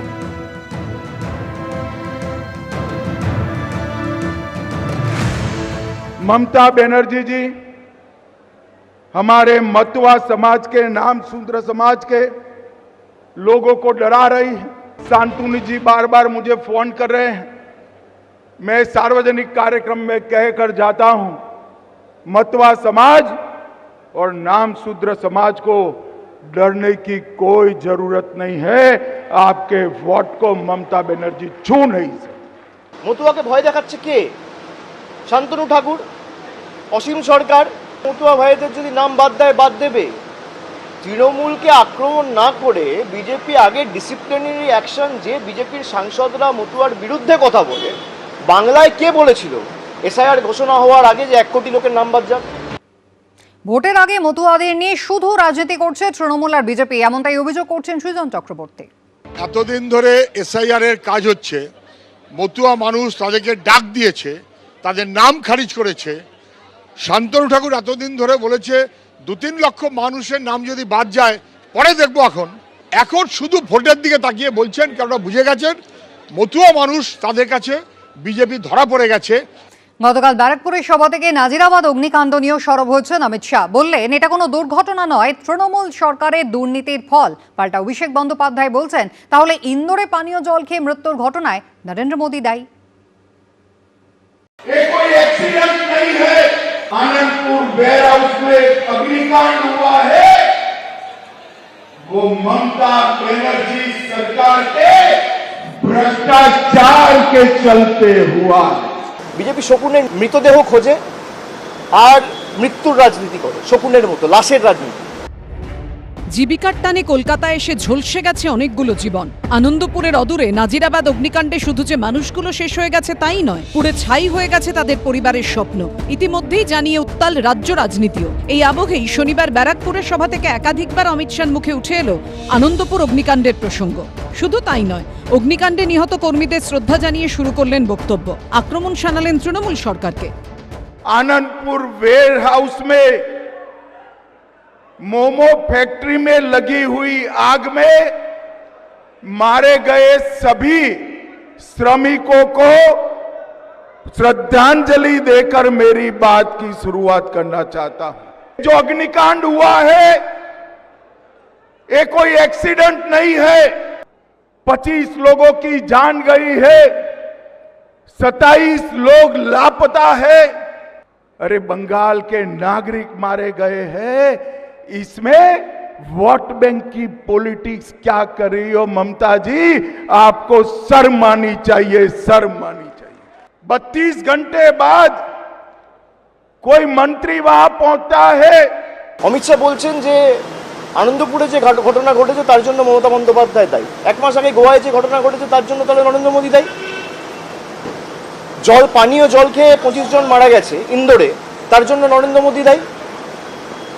একটা দুর্ভাগ্যজনক ঘটনাকে নিয়ে একটা মানুষ কত নিচে নামতে পারে যে এই জিনিসগুলোকে নিয়ে রাজনীতি করছে। ভয়ঙ্কর অগ্নিকাণ্ডের পর স্থানীয়দের একাংশ অভিযোগ করছেন জলাভূমি বুঝিয়েই তৈরি হয়েছিল নাজিরাবাদের গোডাউন। এই যে গোডাউন, যে দুটো অভিশপ্ত গোডাউন যেগুলোতে অগ্নিকাণ্ডের ঘটনা ঘটে, যার জন্য একাধিক মানুষের প্রাণ চলে যায়, সেই সব গোডাউনগুলো নির্মিত হয়েছিল কিন্তু এই জলাজমি ভরাট করে। গঙ্গাধর দাস, যাকে ইতিমধ্যেই নরেন্দ্রপুর থানার পুলিশ গ্রেফতার করেছে, তার বিরুদ্ধেও কিন্তু 2022 সালে অভিযোগ ছিল জলাজমি ভরাট করার। জলাভূমির উপরে পুরো কারখানাগুলো সব তৈরি হয়েছে, নিয়ম না মেনে। তখন এগুলো জঙ্গল ছিল, গাছপালা ছিল, জল ছিল, সেগুলো মাটি ফেলে ভরাট করে দিয়ে আস্তে আস্তে সব কারখানা গড়ে উঠেছে। মোটামুটি আমরা যেটুকু জানি বড় বড় নেতাদের মদতে এগুলো সব হয়েছে। এই জলাজমি ভরাট নিয়েও এদিন তৃণমূলকে আক্রমণ শানিয়েছেন অমিত শাহ। वेटलैंड पर गोडाउन बना है, गोडाउन बाहर से बंद था या खुला था? बंद था तो क्यों बंद कर दिया गया था? अंदर लोग जलते रहे, मरते रहे, चीखते रहे, बाहर नहीं आ पाए। और मैं आज ममता जी को कहने आया हूं, पर्दा डालना है तो डालो ममता जी, पर्दा डालना है तो डालो। अप्रैल के बाद भाजपा सरकार आएगी और अग्निकांड के आरोपियों को चुन चुन कर हम जहर की सलाखों के पीछे। জলাজমি ভরাটের অভিযোগে এদিন রুবি থেকে নাজিরাবাদের ঘটনাস্থল পর্যন্ত মিছিল করল কংগ্রেস। জলাজমি ভরাট করে যে এই যে কাণ্ড কারখানা চলছে, এতে 55 কোটি টাকা যে রেভিনিউ লস হচ্ছে, কার পকেটে যাচ্ছে? এবং যারা এই ডিপার্টমেন্টগুলো দেখে তাদের জেল হবে না কেন? আজকে আগুন লেগেছে বলে তুমি ম্যানেজারকে অ্যারেস্ট করে নিলে, এটা কোনো সুরাহার কাজ নয়। মোমো কারখানা থেকে খুব দুর্ভাগ্যজনক, কিন্তু সেটা নিয়ে রাজনীতি কেন করছেন অমিত শাহ? কয়েকদিন আগে আপনাদের গোয়ায় যখন নাইট ক্লাব দাউ দাউ করে জ্বলল এবং মৃত্যুর মিছিল হলো, তখন তো আমরা রাজনীতি করতে যাইনি। আপনাদের ইন্দোরে, মধ্যপ্রদেশের ইন্দোরে যখন পানীয় জলে বিষক্রিয়া হয়ে দূষিত জল ঢুকে যাচ্ছে পানীয় জলে, বারবার মানুষ বলেছে আপনারা সারাননি, সেখানে 25 জনের বেশি মৃত, তার থেকে কয়েক গুণ অসুস্থ। আমরা তো দুর্ঘটনা ধরে সেটা নিয়ে কোনো রাজনীতি করতে যাইনি। এদিন নিউ মার্কেটে ওয়াও মোমোর আউটলেটের সামনে বিক্ষোভ দেখায় যুব কংগ্রেস। শিবাশিস মৌলিক, হিন্দোলতে ও সুদীপ্ত আচার্যর রিপোর্ট, এবিপি আনন্দ। এদিকে নাজিরাবাদের অগ্নিকাণ্ডের 32 ঘন্টা পরে ঘটনাস্থলে পৌঁছেছিলেন দমকল মন্ত্রী সুজিত বসু, যার জবাব এবার তিনি দিয়েছেন। তিনি বলছেন তিনি সশরীরে না পৌঁছলেও সেই ভোর রাত 3টে থেকে কিন্তু গোটা ব্যবস্থাপনাটার দায়িত্বেই ছিলেন তিনি। বিরোধীরা শুধু শুধু রাজনীতি করছে, এই সমস্ত কথার উত্তর দেওয়ার প্রয়োজন তিনি মনে করেন না। কি বললেন দমকল মন্ত্রী দেখুন। 32 ঘন্টা পরের ব্যাপারটা না, আমি কিন্তু ঘটনার প্রথম থেকেই সারাক্ষণ ঘর থেকে বসে সমস্তটাই কন্ট্রোল করেছে। কাজে দমকলের কর্মীরা কিন্তু সবসময় সেখানে তারা কাজ করেছে। প্রথম 3টের পর থেকে ঘটনা যখন আমরা জানতে পেরেছি, আমি মনে করি এইসব কথার উত্তর দেওয়ার কোনো আছে বলে আমার মনে হয় না। কেন দেখুন, একটা প্রাইভেট জায়গার মধ্যে তার ভেতরে কত মানুষ সেখানে শুয়ে আছে কিংবা লোক রয়েছে সেটা তো আমাদের জানার কথা না। একটা সেখানে গোডাউন ছিল, কিন্তু আমাদের রেস্কিউ ব্যাপারে আমাদের লোকেরা যথেষ্ট তৎপরতার সাথে কাজ করে। আর যারা বলছে, আমি এসব কথা, কিছুদিন আগে তো গোয়াতেও একটা নাইট ক্লাবে 25 জন মারা গেছে। এসব নিয়ে আমার মনে হয় রাজনীতি করাটা উচিত না। রাজনীতির জায়গায় থাকা ভালো। মৃত্যু নিয়ে রাজনীতিটা কখনোই সমীচীন না। আমি এবং আমাদের সরকারও খুব সফট, এতগুলো মানুষ চলে গেছে। চোখ রাখুন, নিবেদনে জেবিজি হেক্সা টিএমটি পাক্কা হ্যায়। আজ কেন্দ্রীয় বাজেট ভোটের মুখে রাজ্যের কি প্রাপ্তি? মধ্যবিত্তের জন্য থাকবে বিশেষ ঘোষণা। সরাসরি সম্প্রচার, সঙ্গে তর্জমায় অভিরূপ সরকার। বাংলায় বাজেট আজ সকাল 9টায়।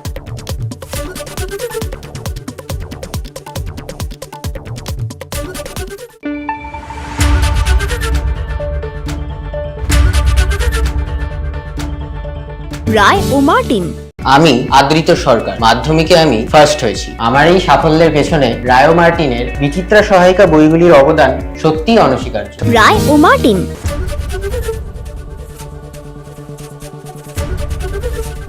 সাঁতরা ট্যালেন্ট বুস্টার ক্লাস 9 ও 10 এর সহায়িকা বই সঙ্গে Q paper bank free Santra publication.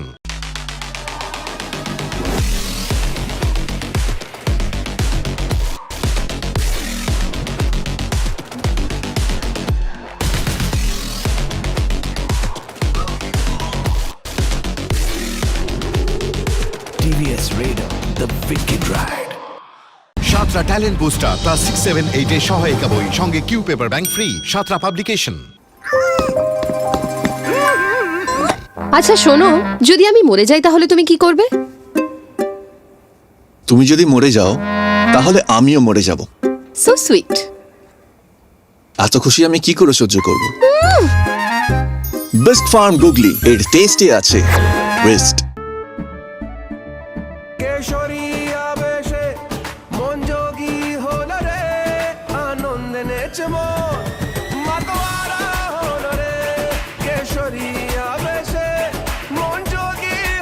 প্রতি মুহূর্তে কেসরি উৎসব উদযাপন করুন। রিমন বলো ভাষা কেসরি। আবার খবরে নিবেদনে প্রান্তিক 6ষ্ঠ থেকে 10ম শ্রেণীর ছাত্রছাত্রীদের জন্য শ্রী দেবাশিস মৌলিকের সেরা সহায়িকা।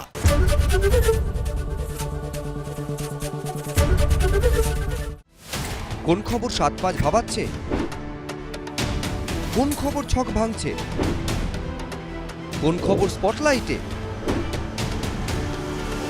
সারাদিনের সব খবর, খবরের সব দিক 5টা থেকে 8টা, না হলে আমার সঙ্গে রাত 8টা থেকে বাছাই করা খবরের বিশ্লেষণে, আলোচনায়, পর্যালোচনায় অংশ নেবেন কি করে? এক মঞ্চ, সব পক্ষ, বিকেল 5টা থেকে লাগাতার, শুধুমাত্র এবিপি আনন্দে। এবিপি আনন্দ, এগিয়ে থাকে, এগিয়ে রাখে। আজ মোদী সরকারের বাজেট নভেম্বরের মতো পেশ করবে নির্মলা সীতারমন। মূল্যবৃদ্ধি থেকে মিলবে সুরাহা? দাম বাড়বে কিসের, কমবে কি, তাকিয়ে গোটা দেশ। দিল্লি যাওয়ার আগে ফের গণেশ কুমারকে চিঠি মুখ্যমন্ত্রীর। ইসিআই পোর্টালে দখল নিচ্ছেন মাইক্রো অবজারভাররা। পেছনের দরজা দিয়ে নামবাদের চেষ্টা, আক্রমণ মমতার, পুরোটাই নাটক, পাল্টা বিজেপি। অভিষেককে মুখ্যমন্ত্রী করার স্বপ্নই থেকে যাবে মমতার, আক্রমণে অমিত শাহ। भतीजे को मुख्यमंत्री बनाने का मोतिया ऑपरेशन कर दे, सब दिखाई पड़े। তৃণমূল সরকারকে উৎখাতের ডাক শাহের, পাল্টা অভিষেকের। 2026 टीएमसी को टाटा बाय बाय कहने का साल है। पिछला बार भी कहे थे कि 200 पार होंगे। দুর্ঘটনা নয়, তৃণমূল সরকারের দুর্নীতির ফল। নাজিরাবাদ কাণ্ডে আক্রমণ শাহের, পাল্টা অভিষেক। পানীয় জল খেয়ে 25 জন মারা গেছে ইন্দোরে, তার জন্য নরেন্দ্র মোদী দায়ী। ভোটের মুখে বাবরি মসজিদ আবেগে শান। রেজিনগরে সমাবেশ হুমায়ুন কবিরের, শামিল মিমো। যারা তৃণমূলকে হারাতে চায় আলোচনায় প্রস্তুত আছি। আজ কেন্দ্রীয় বাজেট, ভোটের মুখে রাজ্যের কি প্রাপ্তি, মধ্যবিত্তের জন্য থাকবে বিশেষ ঘোষণা। সরাসরি সম্প্রচার, সঙ্গে তর্জমায় অভিরূপ সরকার। বাংলায় বাজেট আজ সকাল 9টায়। প্রমোটারদের তাণ্ডব, উত্তপ্ত লিলুয়া স্টেশন রোড। ব্যবসায়ীদের মারধরের অভিযোগ প্রমোটার আশ্রিত দুষ্কৃতীদের বিরুদ্ধে। সিসিটিভি ফুটেজ আপনারা দেখতে পাচ্ছেন, যেখানে উত্তপ্ত হয়ে উঠেছে পরিস্থিতি, মারপিট চলছে। প্রকাশ্য রাস্তায় এভাবেই মারপিট।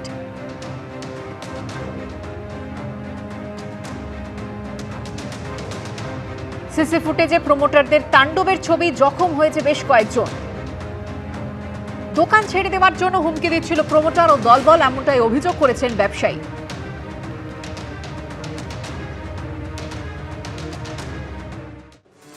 আজ 1 ফেব্রুয়ারি, প্রতিবারের মতো বেলা 11টায় এবারও বাজেট পেশ করবেন কেন্দ্রীয় অর্থমন্ত্রী নির্মলা সীতারামন। 2026-27 সালে কি থাকতে চলেছে তার আগ্রহ কিন্তু রয়েছে গোটা দেশের মানুষের।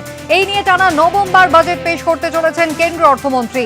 স্বাধীন ভারতের ইতিহাসে এই প্রথম রবিবার বাজেট পেশ হতে চলেছে।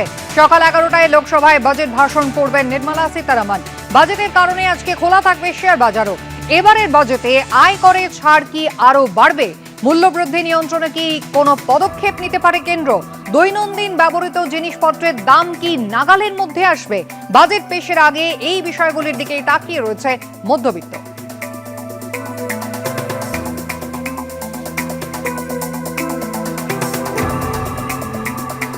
প্রতিবারের মতো আর্থিক সমীক্ষা রিপোর্ট আগেই পেশ করেছেন কেন্দ্রীয় অর্থমন্ত্রী। হালুয়া বিতরণ তাও কিন্তু হয়ে গিয়েছে। আর আজ একেবারে ঠাসা কর্মসূচি রয়েছে নির্মলা সীতারামনের। কথা বলবো আমাদের প্রতিনিধি বিজেন্দ্র সিংহের সঙ্গে। বিজেন্দ্র, সময় ধরে ধরে যদি আমাদের আজকের গোটা দিনের কেন্দ্রীয় অর্থমন্ত্রীর কর্মসূচি জানাও।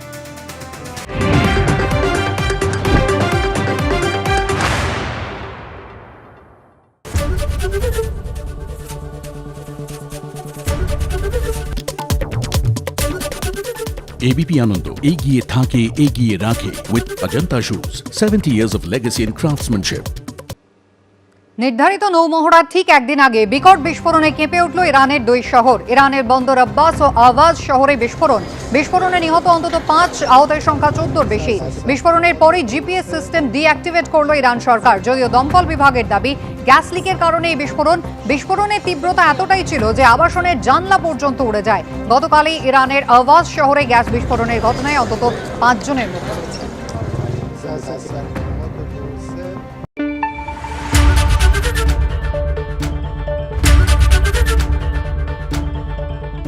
রায় ও মার্টিন। আমি আদৃত সরকার, মাধ্যমিকে আমি ফার্স্ট হয়েছি। আমার এই সাফল্যের পেছনে রায় ও মার্টিনের বিচিত্রা সহায়িকা বইগুলির অবদান সত্যিই অনস্বীকার্য। রায় ও মার্টিন।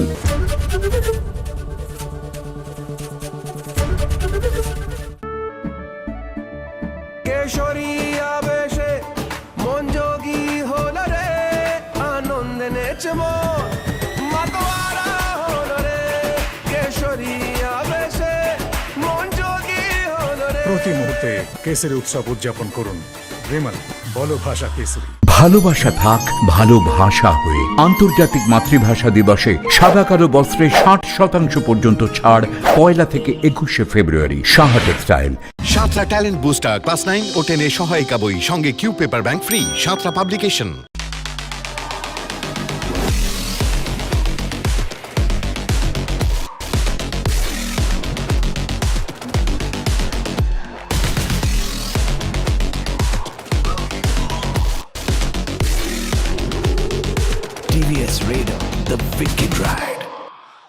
ধানের মাজরা ও লাল কৃমি পোকা সম্পূর্ণরূপে নিয়ন্ত্রণ করতে ব্যবহার করুন উইলো উড কেমিক্যালস লিমিটেডের দ্বিগুণ শক্তি সম্পন্ন দানাদার কীটনাশক এক্সোটিকা। আবার খবরে নিবেদনে প্রান্তিক 6ষ্ঠ থেকে 10ম শ্রেণীর ছাত্রছাত্রীদের জন্য শ্রী দেবাশিস মৌলিকের সেরা সহায়িকা।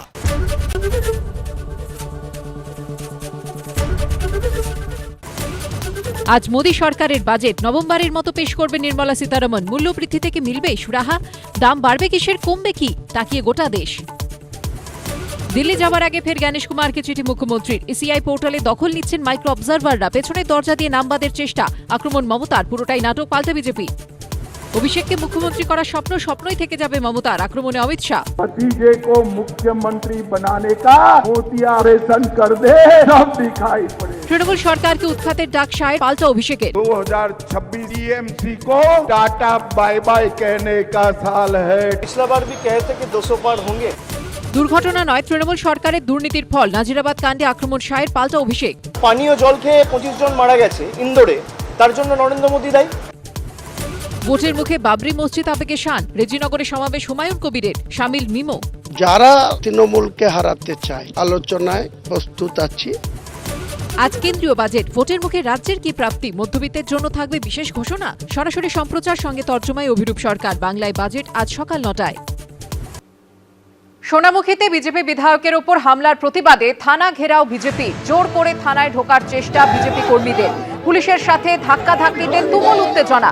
বিজেপি কর্মীরা সোনামুখী শহরে মিছিল করে থানা চত্বরে গিয়ে জোর করে থানায় ঢোকার চেষ্টা করলে পুলিশের সঙ্গে শুরু হয় প্রবল ধাক্কাধাক্কি।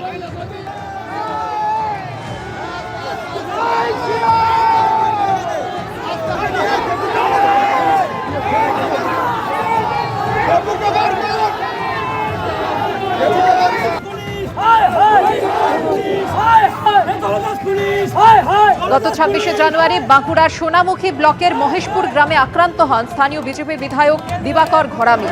আর সেই ঘটনার প্রতিবাদেই থানা ঘেরাও বিজেপির। জোর করে থানায় ঢোকার চেষ্টা বিজেপি কর্মীদের।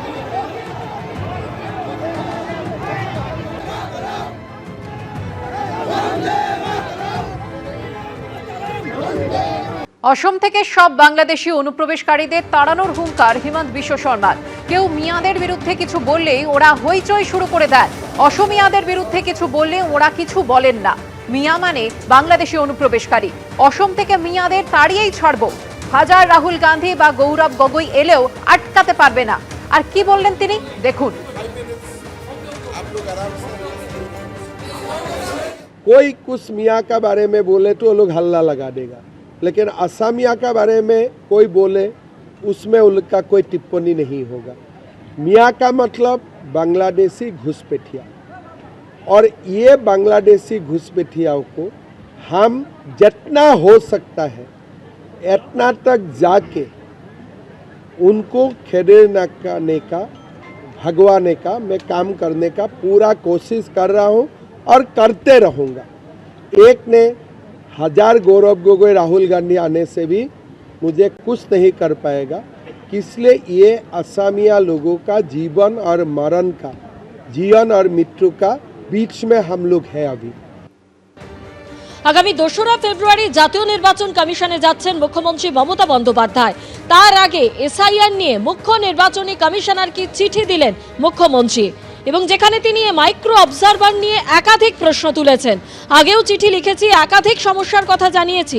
এসআইআর চলাকালীন এ পর্যন্ত প্রায় 140 জনের মৃত্যু হয়েছে। বিভিন্ন জায়গায় আইন শৃঙ্খলার সমস্যা তৈরি হচ্ছে। সম্প্রতি পশ্চিমবঙ্গে 8100 জন মাইক্রো অবজারভার নিয়োগ করেছে কমিশন। নির্বাচন কমিশনের ইতিহাসে এই প্রথম মাইক্রো অবজারভার নিয়োগ করা হয়েছে। আইন তৈরি ছাড়া এই ধরনের মাইক্রো অবজারভার ABP Ananda এগিয়ে থাকে এগিয়ে রাখে with Ajanta Shoes 70 years of legacy in craftsmanship. শিরোনাম নিবেদন করছে Nightingale Hospital, an NABH certified multi-speciality hospital offering comprehensive orthopedic surgery. Your health we care.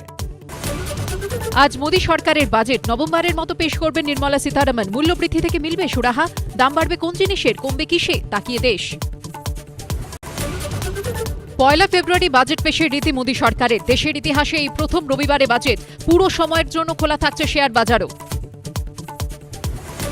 আজ দিল্লি যাচ্ছেন মুখ্যমন্ত্রী। কাল নির্বাচন কমিশনের সঙ্গে বৈঠকের আগে জ্ঞানেশ কুমারকে চিঠি। পেছনের দরজা দিয়ে নামবাদের চেষ্টা, আক্রমণ মমতার। পুরোটাই নাটক, পাল্টা বিজেপি। সলমান খান দিশা পাটানির পর এবার রোহিত শেট্টির জুহুর বাড়ির সামনে শুট আউট। চলল 4 রাউন্ড গুলি। সিসি ফুটেজ খতিয়ে দেখে দুষ্কৃতীদের খোঁজে তল্লাশি পুলিশের।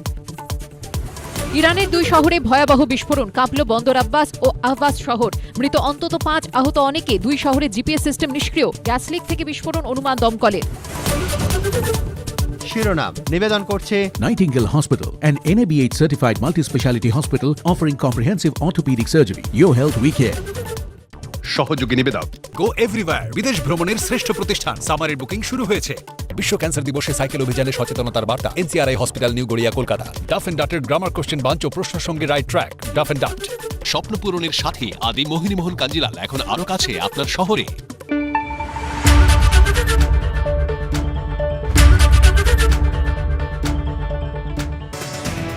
আজ 1 ফেব্রুয়ারি প্রতি বছরের মতো কেন্দ্রীয় বাজেট পেশ হওয়ার দিন, আর এই নিয়ে টানা নবমবার বাজেট পেশ করতে চলেছেন কেন্দ্রীয় অর্থমন্ত্রী নির্মলা সীতারামন। এর আগে প্রাক্তন কেন্দ্রীয় অর্থমন্ত্রী পি চিদম্বরম তিনি 9 বার টানা বাজেট পেশ করেছিলেন। ইতিমধ্যেই নিজের বাসভবন থেকে বেরিয়ে কর্তব্যপথে অর্থমন্ত্রকে পৌঁছে গিয়েছেন কেন্দ্রীয় অর্থমন্ত্রী নির্মলা সীতারামন। স্বাধীন ভারতের ইতিহাসে এই প্রথমবার ছুটির দিন রবিবার বাজেট পেশ হতে চলেছে। সকাল 11টায় লোকসভায় বাজেট ভাষণ পড়বেন কেন্দ্রীয় অর্থমন্ত্রী। আজ বাজেটের কারণে খোলা থাকবে শেয়ার বাজারও।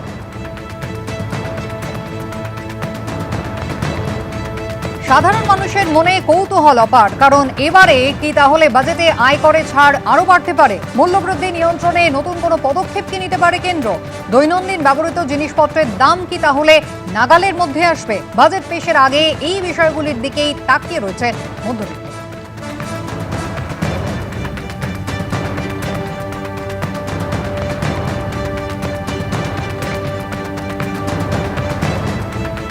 বাজেট পেশের আগে ঠাসা কর্মসূচি রয়েছে কেন্দ্রীয় অর্থমন্ত্রীর। বাজেট পেশের জন্য নিজের বাসভবন থেকে রওনা দিয়ে অর্থমন্ত্রকে পৌঁছে গিয়েছেন কেন্দ্রীয় অর্থমন্ত্রী। এরপর রাষ্ট্রপতি দ্রৌপদী মুর্মুর কাছে বাজেট পেশের অনুমতি নিতে রাষ্ট্রপতি ভবনে পৌঁছবেন কেন্দ্রীয় অর্থমন্ত্রী।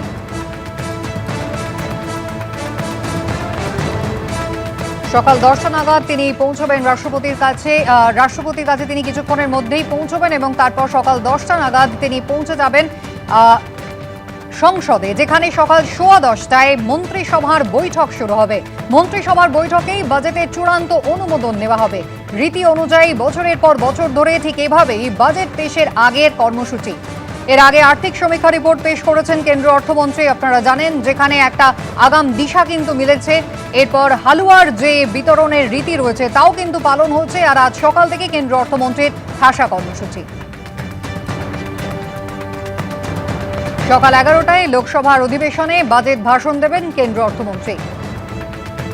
লোকসভা মুলতবি হওয়ার 1 ঘন্টা পরে রাজ্যসভায় বাজেটের কপি পেশ হবে। আর দুপুর 2:30টায় সাংবাদিক বৈঠক করবেন তিনি।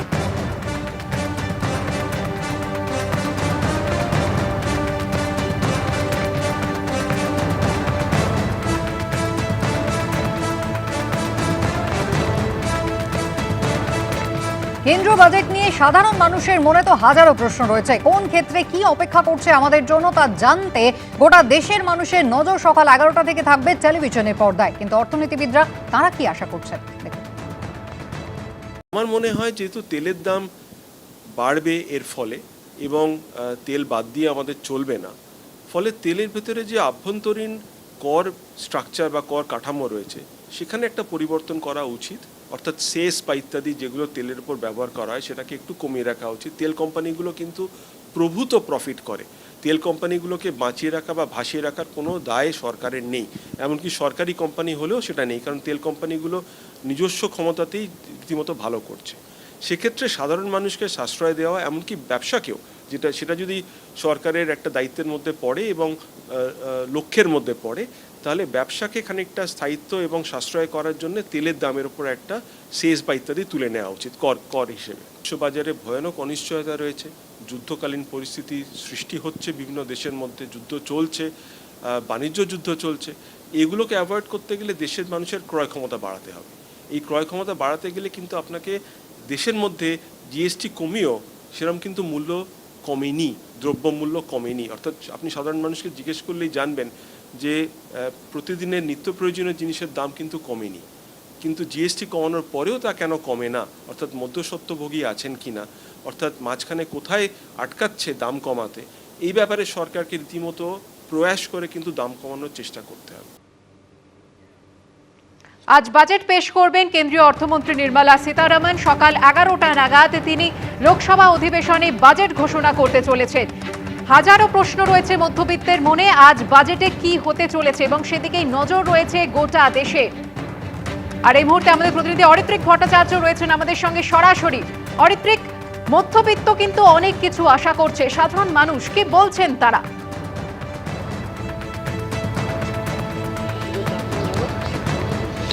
দেখো, খুব স্বাভাবিক, বছরের এই একটা দিন 1 ফেব্রুয়ারি সাধারণ মানুষের চোখ কিন্তু দিল্লির দিকে থাকে, বাজেটের দিকে থাকে। কারণ যা যা সিদ্ধান্ত হবে তার উপর হয়তো আগামী 1 বছর বেশ কিছু ব্যক্তিগত আর্থিক সিদ্ধান্ত নির্ভর করে।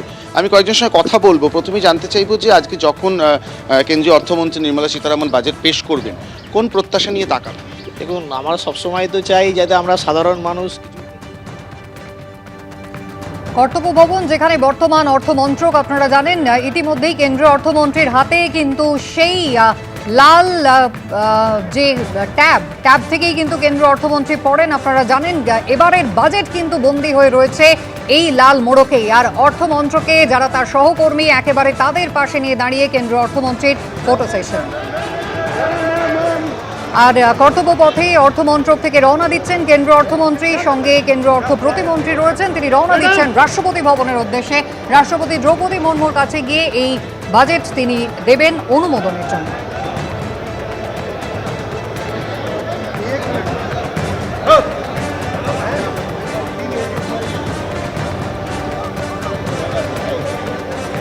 প্রতিবারের মতো ঘড়ি ধরে একেবারে পর যেভাবে পদ্ধতি মেনে ঠিক সেইভাবেই কিন্তু কেন্দ্রীয় অর্থমন্ত্রী নির্মলা সীতারামন আজ তার দিন শুরু করেছেন। কর্তব্য ভবন থেকে তিনি ইতিমধ্যেই রওনা দিয়ে দিলেন, অর্থাৎ অর্থমন্ত্রকে প্রতিবারের মতো সেই রিচুয়াল ফটো সেশন শেষ। আর এবার তিনি রওনা দিচ্ছেন রাইসেনা হিলসের উদ্দেশ্যে।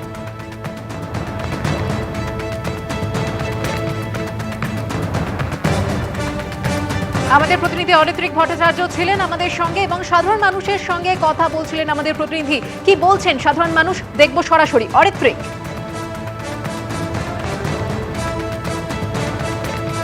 হ্যাঁ, আরেকবার যাবো যে মানে কি মনে হচ্ছে বাজেটের দিকে তাকাবেন কোন প্রত্যাশা?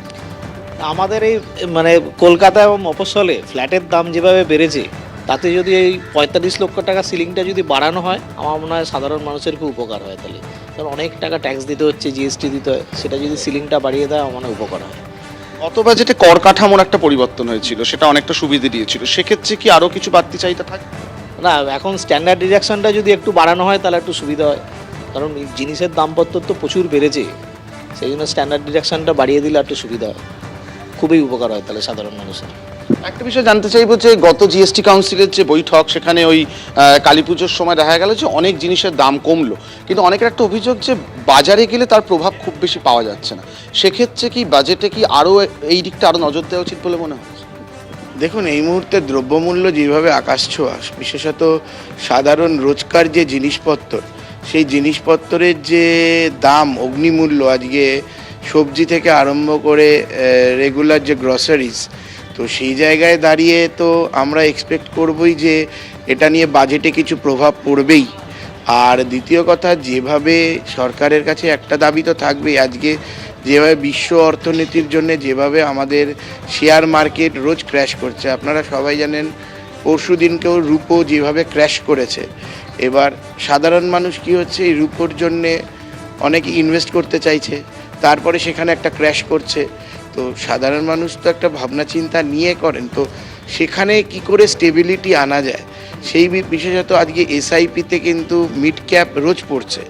তো সেই জায়গায় দাঁড়িয়ে যারা সাধারণ মধ্যবিত্ত মানুষ, যারা আজকে সঞ্চয়ের দিকে একটা এসআইপিকে মূলধন করছে বা ইপিএফকে মূলধন করছে, সেখানে কি করে আজকে স্টেবিলিটি আনা যায়, সেই দিকে সরকারকে কিন্তু অবশ্যই নজর দিতে হবে। কারণ নইলে কিন্তু রিজার্ভ ব্যাঙ্ক রোজ কিন্তু ওই সুদের ইন্টারেস্ট কমিয়ে যেভাবে সামাল দেওয়ার চেষ্টা করছেন, এটা কিন্তু কোনোদিনও দীর্ঘমেয়াদী হতে পারে না। তো সেই জায়গায় দাঁড়িয়ে এক, দ্রব্যমূল্যকে কিভাবে কন্ট্রোল করবেন সাধারণ মানুষের জন্য, আর দ্বিতীয় হচ্ছে যে বাজারকে কি করে স্টেবল করবেন, এটা কিন্তু অবশ্যই সরকারকে নজর দিতে হবে। এবং আর একটা কথা যেটা আমাদের দেশে আজকাল খুবভাবে সচেতনভাবে এটা বেড়ে চলেছে, সেটা হচ্ছে যে the difference between the poverty and the rich people. Middle class কিন্তু আস্তে আস্তে হারিয়ে যাচ্ছে, হচ্ছে either very high rich people, যাদের হাতে প্রচুর অর্থ রয়েছে। অর্থাৎ সাধারণ মানুষের কিন্তু প্রত্যাশা প্রচুর। বেলা 11টায় আজকে যখন লোকসভায় ভাষণ দেবেন, বাজেট ভাষণ যখন পড়বেন কেন্দ্রীয় অর্থমন্ত্রী নির্মলা সীতারামন, কি রেখেছেন তিনি সাধারণ মানুষের জন্য, বিশেষত পশ্চিমবঙ্গের মানুষের জন্য, তা দেখার অপেক্ষায় কিন্তু রয়েছেন সকলেই। অনেক ঠিক ধন্যবাদ। আজকে বাজেট পেশ হতে চলেছে, আর আজই কিন্তু বাণিজ্যিক গ্যাসের দাম বাড়লো। বাণিজ্যিক গ্যাসের 19 কেজি সিলিন্ডারের দাম বাড়লো সিলিন্ডার পিছু 49 টাকা 50 পয়সা, অর্থাৎ প্রায় 50 টাকা দাম বাড়লো বাণিজ্যিক গ্যাসের সিলিন্ডার পিছু। 19 কেজি সিলিন্ডারের বর্ধিত দাম হলো 1844 টাকা 50 পয়সা।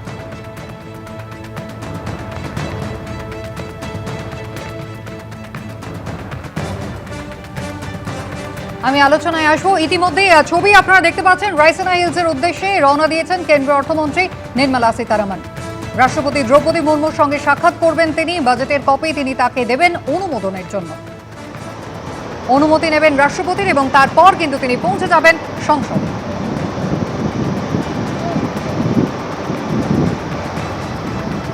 আমি আলোচনায় আসবো। আমার সঙ্গে এই মুহূর্তে ট্যাক্স এক্সপার্ট অনির্বাণ দত্ত রয়েছেন। আমি অনির্বাণ দাকে দিয়ে আলোচনাটা শুরু করি। অনির্বাণ দা, খুব স্বাভাবিকভাবে মধ্যবিত্তের চাহিদা কিন্তু প্রচুর, এবং সম্ভবত গতবার অর্থাৎ নিজের 8 বারের বাজেটটা যখন পড়েছিলেন নির্মলা সীতারামন, আয়করে চাকরিজীবীদের জন্য যে বিপুল ছাড় তিনি ঘোষণা করেছিলেন, সেক্ষেত্রে মানুষের আশা বোধহয় আরও খানিকটা বেড়ে গিয়েছে। আজ মূলত কোন কোন দিকগুলোতে ফোকাস হতে পারে? দেখুন, মানুষ গতবার যতটা আশা করেছিলেন তার থেকে বেশি কিন্তু আয়করে ছাড় দেওয়া হয়েছিল, এবং তার জন্য সরকারের প্রায় 1 লক্ষ কোটি টাকার মতো সরকারি কোষাগারে, যেটা আমরা ইনকাম ট্যাক্স থেকে পাই সাধারণত, সেখানে আমাদের একটা লস ফর্গ হয়েছিল।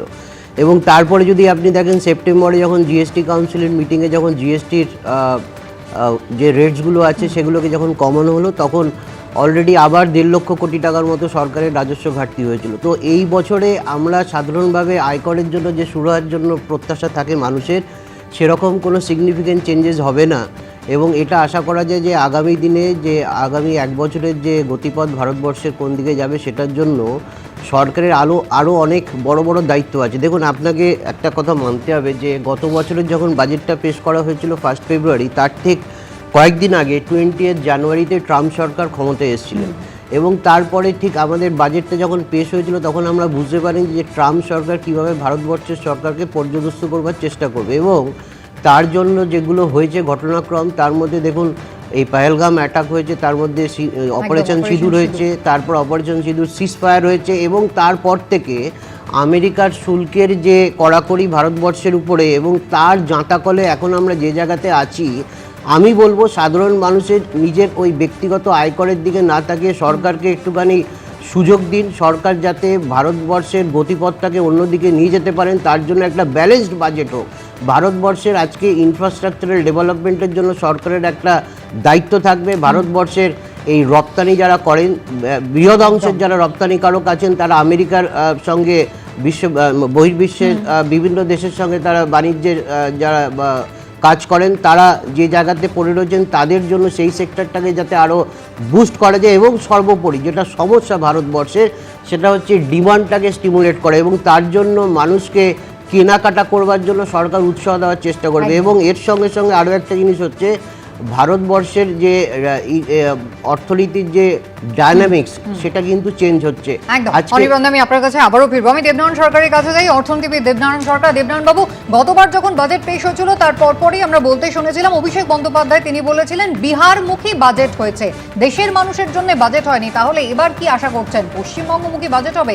ইতিমধ্যেই কিন্তু পশ্চিমবঙ্গ একাধিক রেল প্রকল্পের অনুমোদন পেয়েছে, অমৃত ভারত এক্সপ্রেস প্রকল্প, এবং এখান থেকে বন্দে ভারতে স্লিপার ট্রেনটা রওনা দিয়েছে। তোমার কথার উত্তরে বলি, বিখ্যাত অর্থনীতিবিদ জোসেফ স্টিগলিটস একটা কথা বলেছিলেন, macro economic policy can never be devoid of politics. রাজনীতি বহির্ভূত কোনো মানে ব্যক্তিগত অর্থনীতি হতে পারে না। এখন ও রাজনীতি করেছে বিহারের সাপেক্ষে, আর তোমার কোনো চিন্তা নেই পশ্চিমবঙ্গের সাপেক্ষে কিছুই করবে না। তবে আমার একটা কথা, সাধারণ মানুষ হিসাবে বাজেটের ক্ষেত্রে চারটে উদ্দেশ্য থাকে। একটা হচ্ছে অর্থনৈতিক সমৃদ্ধি বৃদ্ধির সঙ্গে সঙ্গে কর্মসংস্থান বৃদ্ধি করা, মূল্যস্ফীতি নিয়ন্ত্রণ করা, আয় বৈষম্য হ্রাস করা এবং আর্থসামাজিক উন্নয়ন করা। কিন্তু আমার প্রশ্ন হচ্ছে একটা জিনিস, কিছুদিন আগে জানো যে মানে IMF পরিষ্কারই বলেছে এবং বহু অর্থনীতিবিদ, যেটা ভারতের এই সরকারও স্বীকার করেছে, যে আজকে আমাদের তথ্য নিয়ে মানে জিডিপি তথ্য, যে কোনো তথ্য নিয়ে এই জিডিপি তথ্যকে সি গ্রেড দিয়েছে, কারণ তথ্যকে বিশ্বাস করা যায় না। কেন করেছে? খুব মারাত্মক কথা, যে 15 বছরের ভিত্তি বছর নিয়ে জিডিপি হিসাব করছি। কি করছি এখন? পাইকারি ইন্ডেক্স দিয়ে মূল্যসূচক তৈরি করছি, একমাত্র ট্যাক্স বসালে জিডিপি বেড়ে যাবে। এ কেউ কখনো করে না, অন্তত এই ভালো উন্নয়ন। বেশ, দেবনারায়ণ বাবু গরমিলের অভিযোগ করছেন। বেশ, আমি একটু ছবিটা দেখিয়ে দিই। নির্মলা সীতারামন তিনি ইতিমধ্যেই রাষ্ট্রপতি ভবনে পৌঁছে গিয়েছেন। রাইসানা হিলসে ইতিমধ্যেই কেন্দ্র অর্থমন্ত্রী রাষ্ট্রপতি দ্রৌপদী মুর্মুর কাছে তিনি নিজের এই বাজেট দেখাবেন এবং সেখান থেকে অনুমোদন নেবেন। আমি আলোচনায় আসবো, একটা ছোট বিরতি সময় আছে, বিরতির পর ফিরছি, সঙ্গে থাকবেন।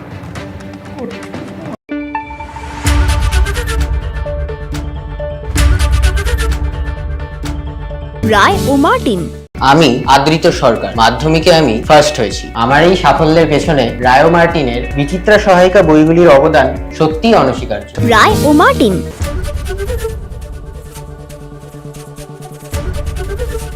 সাঁতরা ট্যালেন্ট বুস্টার ক্লাস 9 ও 10 এর সহায়িকা বই, সঙ্গে Q paper bank free. Santra publication. नहीं निरुंजन, गेम कोई भी हो, पकड़ मजबूत होनी चाहिए। सीमेंट से पकड़ बनाए मजबूत। SRMB 550D TMT bar। Santra talent booster class 6, 7, 8 এর সহায়িকা বই, সঙ্গে Q paper bank free. Santra publication. আচ্ছা শোনো, যদি আমি মরে যাই তাহলে তুমি কি করবে? তুমি যদি মরে যাও তাহলে আমিও মরে যাব। So sweet. এত খুশি আমি কি করে সহ্য করব? বেস্ট ফার্ম গুগলি, এর টেস্টে আছে ওয়েস্ট।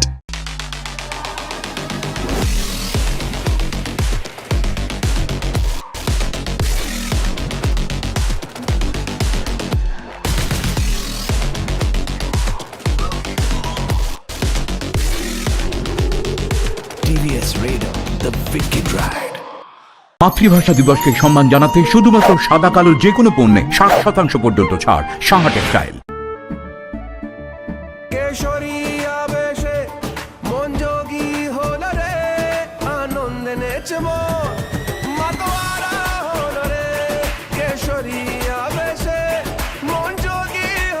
প্রতি মুহূর্তে কেসের উৎসব উদযাপন করুন রেমন বলো ভাষা কেসরি। এসসিআই পেইন্টস রং সম্বন্ধে ধারণাই বদলে দেয়। আবার খবরে নিবেদনে প্রান্তিক ষষ্ঠ থেকে দশম শ্রেণীর ছাত্রছাত্রীদের জন্য শ্রী দেবাশিস মৌলিকের সেরা সহায়িকা।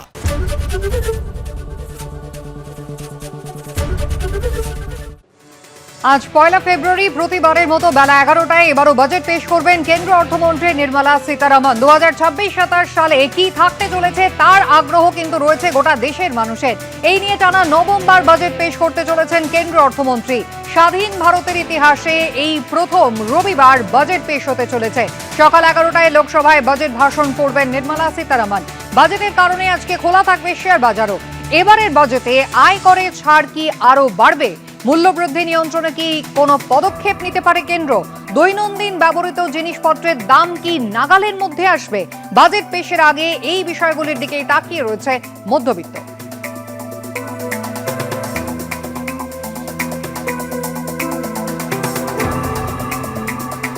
প্রতিবারের মতো আর্থিক সমীক্ষা রিপোর্ট আগেই পেশ করেছেন কেন্দ্রীয় অর্থমন্ত্রী। হালুয়া বিতরণ তাও কিন্তু হয়ে গিয়েছে। আর আজ একেবারে ঠাসা কর্মসূচি রয়েছে নির্মলা সীতারামনের। কথা বলবো আমাদের প্রতিনিধি বিজেন্দ্র সিংহের সঙ্গে। বিজেন্দ্র, সময় ধরে ধরে যদি আমাদের আজকের গোটা দিনের কেন্দ্রীয় অর্থমন্ত্রীর কর্মসূচি জানাও। অসম থেকে সব বাংলাদেশি অনুপ্রবেশকারীদের তাড়ানোর হুঙ্কার হিমন্ত বিশ্ব শর্মার। কেউ মিয়াদের বিরুদ্ধে কিছু বললেই ওরা হইচই শুরু করে দেন। অসমিয়াদের বিরুদ্ধে কিছু বললে ওরা কিছু বলেন না। মিয়া মানে বাংলাদেশি অনুপ্রবেশকারী। অসম থেকে মিয়াদের তাড়িয়েই ছাড়বো। হাজার রাহুল গান্ধী বা গৌরব গগৈ এলেও আটকাতে পারবে না। আর কি বললেন তিনি, দেখুন। कोई कुछ मियाँ का बारे में बोले तो लोग हल्ला लगा देगा, लेकिन असमिया का बारे में कोई बोले उसमें उनका कोई टिप्पणी नहीं होगा। मियाँ का मतलब बांग्लादेशी घुसपैठिया, और ये बांग्लादेशी घुसपैठियाओं को हम जितना हो सकता है इतना तक जाके उनको खेदने का भगवाने का मैं काम करने का पूरा कोशिश कर रहा हूँ और करते रहूँगा। एक ने हजार गौरव गोगोई राहुल गांधी आने से भी मुझे कुछ नहीं कर पाएगा, इसलिए ये असमिया लोगों का जीवन और मरण का, जीवन और मृत्यु का बीच में हम लोग हैं अभी। রাজ্য পুলিশের নতুন ভারপ্রাপ্ত ডিজি পীযূষ পান্ডে। রাজীব কুমারের অবসর, নতুন ভারপ্রাপ্ত ডিজিপি হলেন পীযূষ পান্ডে। ডিরেক্টর সিকিউরিটি থেকে ভারপ্রাপ্ত ডিজিপি পীযূষ পান্ডে। রাজ্যের ডিরেক্টর সিকিউরিটি হলেন মনোজ ভার্মা। কলকাতা সিপি থেকে ডিরেক্টর সিকিউরিটি হলেন মনোজ ভার্মা। কলকাতার নতুন পুলিশ কমিশনার সুপ্রতিম সরকার। এডিজি দক্ষিণবঙ্গ থেকে কলকাতার নতুন সিপি সুপ্রতিম সরকার। রাজ্যের নতুন এডিজি আইন শৃঙ্খলা বিনীত গোয়েল। এডিজি এসটিএফ থেকে এডিজি আইন শৃঙ্খলা হলেন বিনীত গোয়েল। আর রাজ্যের নতুন ADG STF Javed Shamim. ADG আইন শৃঙ্খলা থেকে এডিজি এসটিএফ হলেন জাভেদ শামীম। দমকলের নতুন ডিজি হলেন অনুজ শর্মা। কারা দপ্তরের ডিজি হলেন সিদ্ধিনাথ গুপ্ত। রাজ্য পুলিশের নতুন ভারপ্রাপ্ত ডিজি পীযূষ পান্ডে। রাজীব কুমারের অবসর, রাজ্য পুলিশের নতুন ভারপ্রাপ্ত DG Piyush Pandey. Director security থেকে ভারপ্রাপ্ত ডিজিপি পীযূষ পান্ডে দায়িত্ব নেওয়ার পর কি বলেছেন তিনি?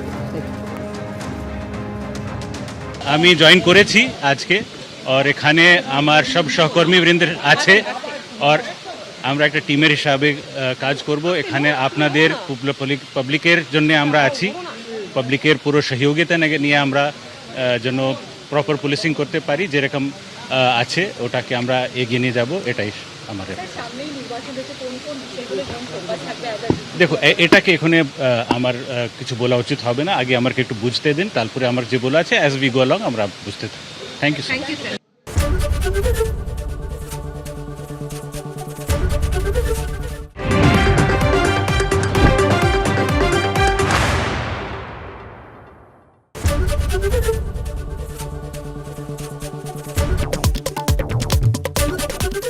ABP Ananda এগিয়ে থাকে, এগিয়ে রাখে with Ajanta Shoes, 70 years of legacy in craftsmanship. আজ বাজেট পেশ হবে, আর তার আগে বাজার খুলতেই সোনার উপর দামে ফের পতন। 6% কমলো দুধ হাতুড়ির দাম।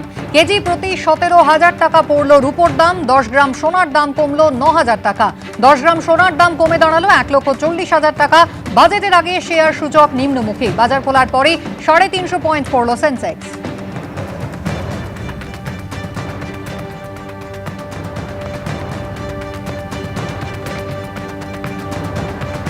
বেলা 11টায় বাজেট পেশ হবে, তার আগে এই সংক্রান্ত আলোচনা। প্রতি মুহূর্তের খবরাখবর নিয়ে ফিরবো, সঙ্গে থাকবে।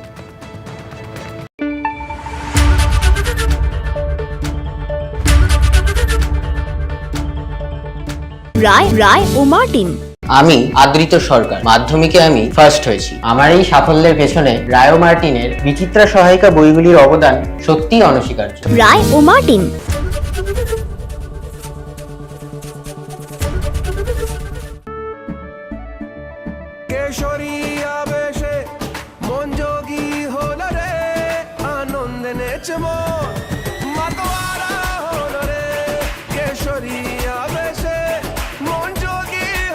প্রতি মুহূর্তে কেসের উৎসব উদযাপন করুন।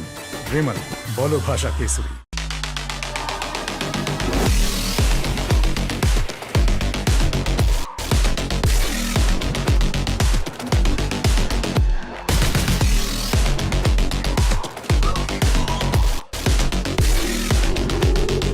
TVS Raider, the wicked ride.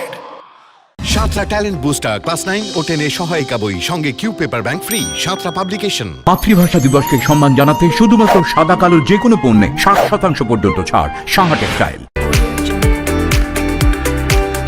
SCI Paints, রং সম্বন্ধে ধারণাই বদলে দেয়। আবার খবরে নিবেদনে প্রান্তিক 6ষ্ঠ থেকে 10ম শ্রেণীর ছাত্রছাত্রীদের জন্য শ্রী দেবাশিস মৌলিকের সেরা সহায়িকা।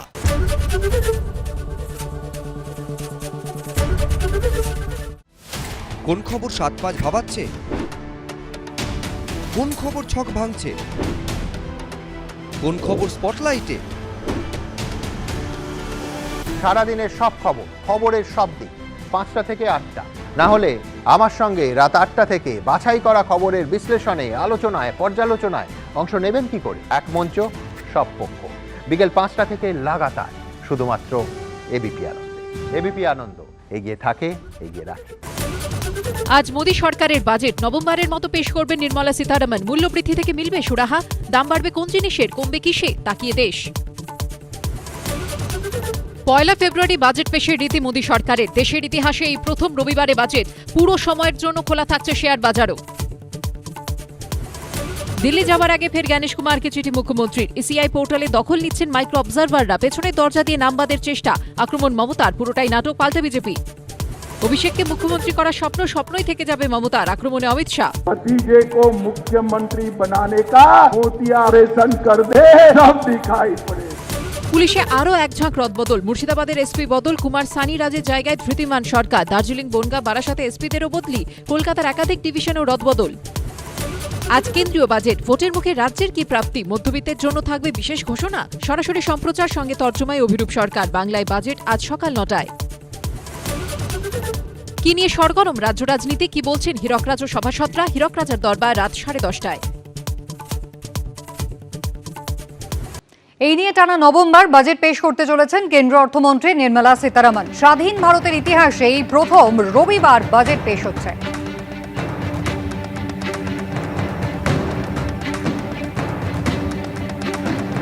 নিজের বাড়ি থেকে বেরিয়ে কেন্দ্রীয় অর্থমন্ত্রী নির্মলা সীতারামন তিনি কর্তব্য পথে অর্থমন্ত্রকে এসে পৌঁছলেন।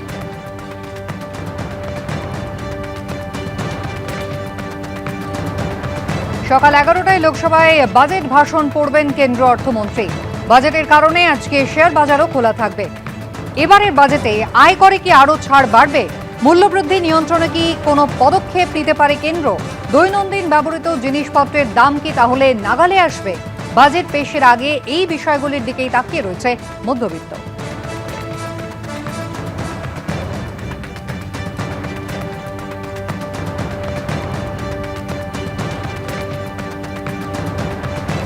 বাজেট পেশের আগে আজ কেন্দ্রীয় অর্থমন্ত্রীর ঠাসা কর্মসূচি রয়েছে। বাজেট পেশের জন্য নিজের বাসভবন থেকে তিনি রওনা দিয়ে ইতিমধ্যেই পৌঁছে গিয়েছেন অর্থমন্ত্রকে।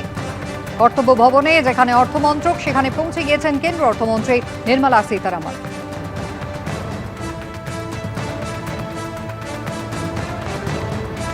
গোটা দিন ঠাসা কর্মসূচি কেন্দ্রীয় অর্থমন্ত্রীর, আর ইতিমধ্যেই তিনি রওনা দিয়ে দিয়েছেন। অর্থমন্ত্রকে পৌঁছে গিয়েছেন। এখানে যাদের সঙ্গে এতদিন ধরে বৈঠক হলো, বাজেটের কাগজপত্র তৈরি হলো, এখানে শেষ মুহূর্তের বৈঠক এবং ছবি তোলা। রীতি মেনে এরপরেই রাষ্ট্রপতি দ্রৌপদী মুর্মুর কাছে বাজেট পেশের অনুমতি নিতে রাষ্ট্রপতি ভবনে পৌঁছবেন কেন্দ্র অর্থমন্ত্রী।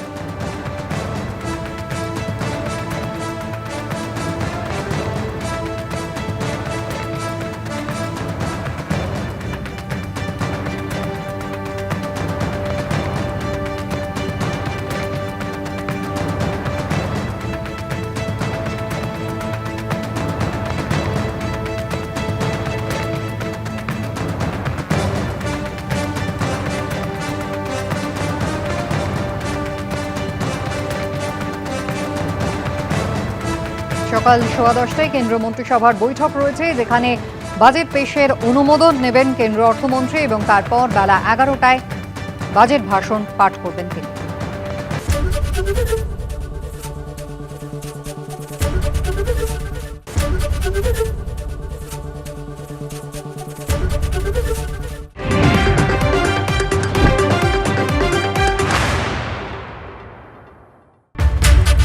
শিরোনাম নিবেদন করছে Nightingale Hospital, an NABH certified multi-speciality hospital offering comprehensive orthopedic surgery. Your health we care. আজ মোদী সরকারের বাজেট নবমবারের মতো পেশ করবেন নির্মলা সীতারামন। মূল্যবৃদ্ধি থেকে মিলবে সুরাহা, দাম বাড়বে কোন জিনিসের, কমবে কিসে, তাকিয়ে দেশ। 1 ফেব্রুয়ারি বাজেট পেশের রীতি মোদী সরকারের। দেশের ইতিহাসে এই প্রথম রবিবারে বাজেট। পুরো সময়ের জন্য খোলা থাকছে শেয়ার বাজারও। আজ দিল্লি যাচ্ছেন মুখ্যমন্ত্রী। কাল নির্বাচন কমিশনের সঙ্গে বৈঠকের আগে জ্ঞানেশ কুমারকে চিঠি। পেছনের দরজা দিয়ে নামবাদের চেষ্টা, আক্রমণ মমতার। পুরোটাই নাটক, পাল্টা বিজেপি। সলমান খান, দিশা পাটানির পর এবার রোহিত শেট্টির জুহুর বাড়ির সামনে শুট আউট। চলল 4 রাউন্ড গুলি। সিসি ফুটেজ খতিয়ে দেখে দুষ্কৃতীদের খোঁজে তল্লাশি পুলিশের। পাকিস্তানে ফের বালোচ হামলা। কোয়েটা সহ 10টি শহরে সেনা ঘাঁটিতে হামলা। নিহত অন্তত 84 পাক সেনা। দাবি বালোচ লিবারেশন আর্মির। 67 বিএলএ সদস্য নিহত। পাল্টা দাবি পাক সরকারের। শিরোনাম নিবেদন করছে Nightingale Hospital, an NABH certified multi-speciality hospital offering comprehensive orthopedic surgery. Your health we care. সহযোগী নিবেদক গো এভরিওয়্যার, বিদেশ ভ্রমণের শ্রেষ্ঠ প্রতিষ্ঠান। সামারের বুকিং শুরু হয়েছে। বিশ্ব ক্যান্সার দিবসে সাইকেল অভিযানে সচেতনতার বার্তা। NCRI hospital new Garia Kolkata. Duff and ডাটের গ্রামার কোশ্চেন বাঞ্চ ও প্রশ্ন সঙ্গে right track. Duff and Dutt. স্বপ্ন পূরণের সাথে আদি মোহিনীমোহন কাঞ্জিলাল এখন আরো কাছে আপনার শহরে।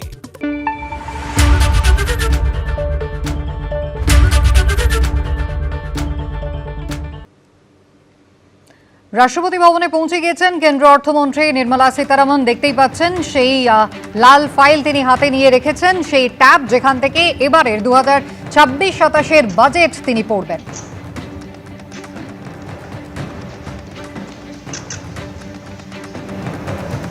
রাষ্ট্রপতি দ্রৌপদী মুর্মু এবং কেন্দ্র অর্থমন্ত্রী নির্মলা সীতারামন।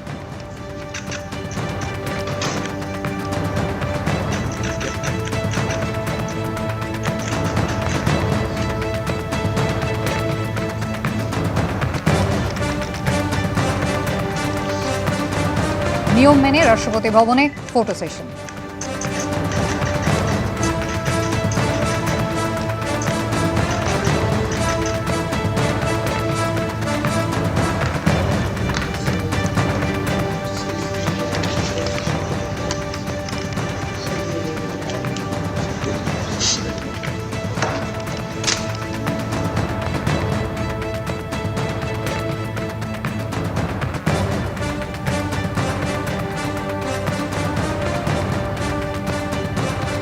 কেন্দ্র অর্থমন্ত্রী নির্মলা সীতারামন বেলা 11টায় লোকসভায় আজকে বাজেট ভাষণ করবেন, আর তার আগে তার একগুচ্ছ কর্মসূচি। রাষ্ট্রপতি ভবনে তিনি পৌঁছে গিয়েছেন। রাষ্ট্রপতি দ্রৌপদী মুর্মুর হাতে 2026-27 বাজেট তিনি তুলে দিলেন। রাষ্ট্রপতির অনুমোদন সাপেক্ষে এরপর তিনি চলে আসবেন সংসদে এবং সেখানে কেন্দ্রীয় মন্ত্রিসভার বৈঠক রয়েছে। সকাল 10:15টায় কেন্দ্রীয় মন্ত্রিসভার সেই বৈঠক শুরু হবে, আর মন্ত্রিসভার বৈঠকেই কিন্তু বাজেটের চূড়ান্ত অনুমোদন দেওয়া হবে।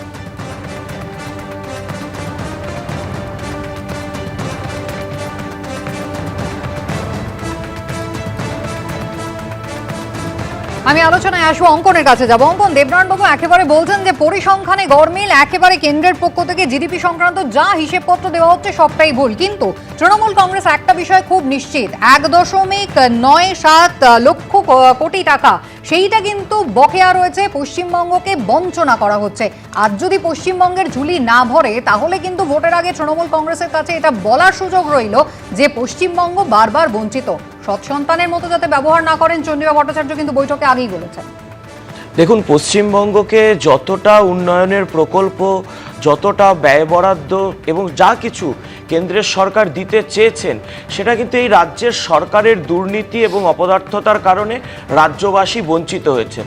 আপনার মনে থাকবে 65টা রেলের প্রকল্প শুধুমাত্র আজকে পশ্চিমবঙ্গের মাটিতে ফলপ্রসূ হতে পারছে না, তার কারণ হচ্ছে এই রাজ্যের সরকারের ব্যর্থ জমি নীতি। আজকে পশ্চিমবঙ্গ সরকারের ব্যর্থতার কারণে কিন্তু চা বাগানের 6টি প্রকল্প যা চা শ্রমিকদের, প্রান্তিক চা শ্রমিকদের আয় বাড়াতে পারে, সেটা থমকে রয়েছে। মৎস্য চাষের সাথে যুক্ত যে সমস্ত আমাদের কৃষিজীবীরা রয়েছেন, তাদের জন্য কেন্দ্রের সরকার 30,000 কোটি টাকা রাজ্যকে পাঠিয়ে রেখেছে, কিন্তু রাজ্যের সেই টাকা খরচা করার সামর্থ্য নেই। তাহলে দিনের শেষে আমরা দেখতে পাচ্ছি এই পশ্চিমবঙ্গের সরকার এবং মমতা বন্দ্যোপাধ্যায় হচ্ছেন এই পশ্চিমবঙ্গের স্পিড ব্রেকারের নাম।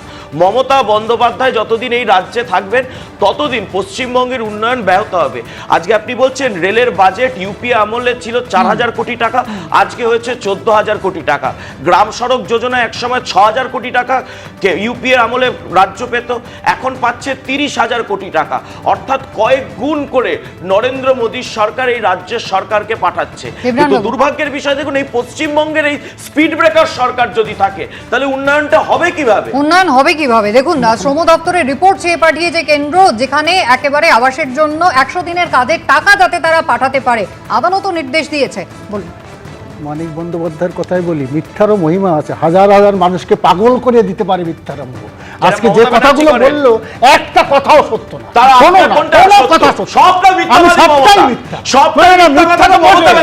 যে সত্যগুলো চাপে না।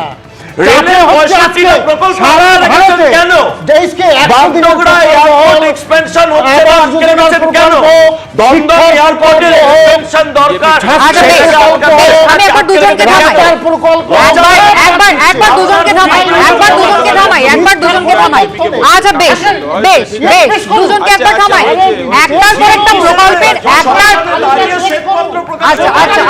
আচ্ছা দুজনকে থামাই। একবার আশুতোষের কাছে যাই, 100 দিনের কাজই বলুন, রেশনই বলুন আর যাই বলুন, প্রত্যেকটা ক্ষেত্রে কিন্তু একের পর এক বঞ্চনার অভিযোগ যেমন তৃণমূল কংগ্রেস করেছে, তার পাশাপাশি একেবারে দুর্নীতির পরিসংখ্যান সেটাও কিন্তু রাজ্যের মানুষ দেখেছেন। কিন্তু আশুতোষের কাছে আমার প্রশ্নটা হচ্ছে, এই যে আর্থিক সমীক্ষা রিপোর্ট যেটা কেন্দ্রীয় অর্থমন্ত্রী পেশ করলেন, সেখানে দেখা যাচ্ছে রাজ্যের যে অভ্যন্তরীণ, যেটা এনএসডিপি বলে, রাজ্যের অভ্যন্তরীণ উৎপাদন পশ্চিমবঙ্গের ক্ষেত্রে সেটা 2023-24 থেকে 24-25 বাড়লেও 9.85% বেড়েছে, কিন্তু তা সত্ত্বেও সেটা কিন্তু আমাদের যে পড়শি রাজ্যগুলো রয়েছে তার থেকে অনেক কম। পশ্চিমবঙ্গ তাহলে উৎপাদনে পিছিয়ে রয়েছে কেন?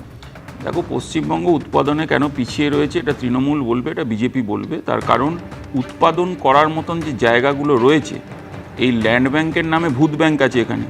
তার কারণ এখানে ল্যান্ড গ্র্যাব হয় এবং সবথেকে বড় কথা, তোমায় চলে যেতে হবে আসানসোলের জন্য। হিন্দুস্তান কেবলস কে চালাচ্ছিল? ওখানে বিজেপির এমপি ছিল, পালিয়ে তৃণমূল হয়েছে।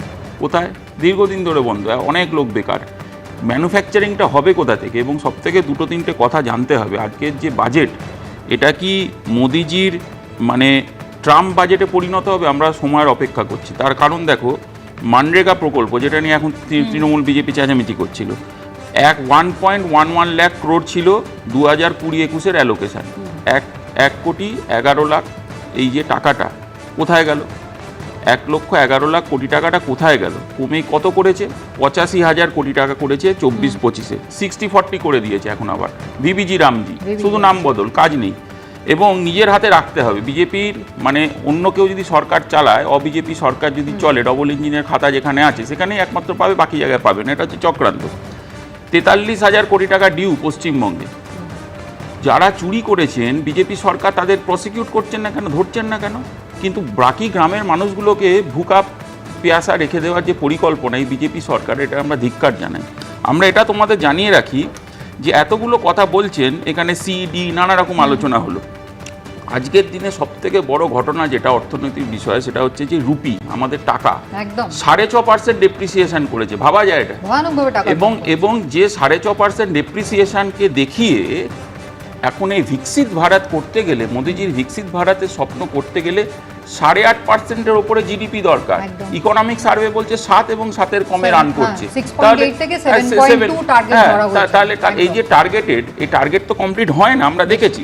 এবং ইন্ডিয়ান ফার্মস যারা রয়েছে, ভারতীয় যে ফার্মগুলো রয়েছে, তাদের যে আউটওয়ার্ড ইনভেস্টমেন্ট $14 বিলিয়ন থেকে $24 বিলিয়ন পরিণত হয়েছে। একদম। আমি আশেপাশের এই জায়গা থেকে আমি একবার একটু অনির্বাণদার কাছে হ্যাঁ বলুন। লাস্ট পয়েন্ট বলে আমি শেষ করব, সেটা হচ্ছে বিজেপির যারা শ্রমিক, মানে আমাদের বাংলার যারা শ্রমিক বিজেপির রাজ্যে খুন হচ্ছে, সেটা নিয়ে যাতে আজকে কিছু আলোচনা হয়, তার কারণ হচ্ছে শ্রমিক উৎপাদন, যে কথা আমরা বলছি উৎপাদনে কিন্তু শ্রমিকের বড় সহযোগিতা থাকে। আমি যাব অঙ্কনের কাছে, তবে আমি অনির্বাণদার কাছে একবার যাই। অনির্বাণদা, অবশ্যই আর্থিক বৃদ্ধি অর্থাৎ জিডিপি এবং কর্মসংস্থান এই দুটো ক্ষেত্রে আজকে কেন্দ্রীয় অর্থমন্ত্রী নির্মলা সীতারামন কি দিশা দেখাতে পারেন তার অপেক্ষায় কিন্তু মানুষজন রয়েছেন, এবং সেখানে বলা হচ্ছে এমএসএমইর উপরে জোর দেওয়া। গতবারও আমরা দেখেছি এমএসএমইর কথা বলা হচ্ছে, কিন্তু তার পাশাপাশি এমএসএমইতে গুরুত্ব যেমন দিতে হবে, অন্যদিকে আমরা বর্তমান জিওপলিটিক্যাল সিচুয়েশনটাকে মাথায় রেখে ইতিমধ্যেই যে ইউরোপীয় ইউনিয়নের 27টা দেশের সঙ্গে মুক্ত বাণিজ্য চুক্তি যেগুলো হয়েছে ভারতবর্ষের, এইটা পাশাপাশি কতটা জরুরি? না দেখুন, আজকে এখানে যারা আলোচনা করছি আমরা প্রত্যেকের একটা রাজনৈতিক মতাদর্শ আছে, তারা প্রত্যেকেই স্টেক হোল্ডার্স ভারতবর্ষের, তারা সবাই ভারতবর্ষের উন্নতির জন্য বলবেন, কিন্তু সরকারের কাছে কাজটা কিন্তু খুব কঠিন।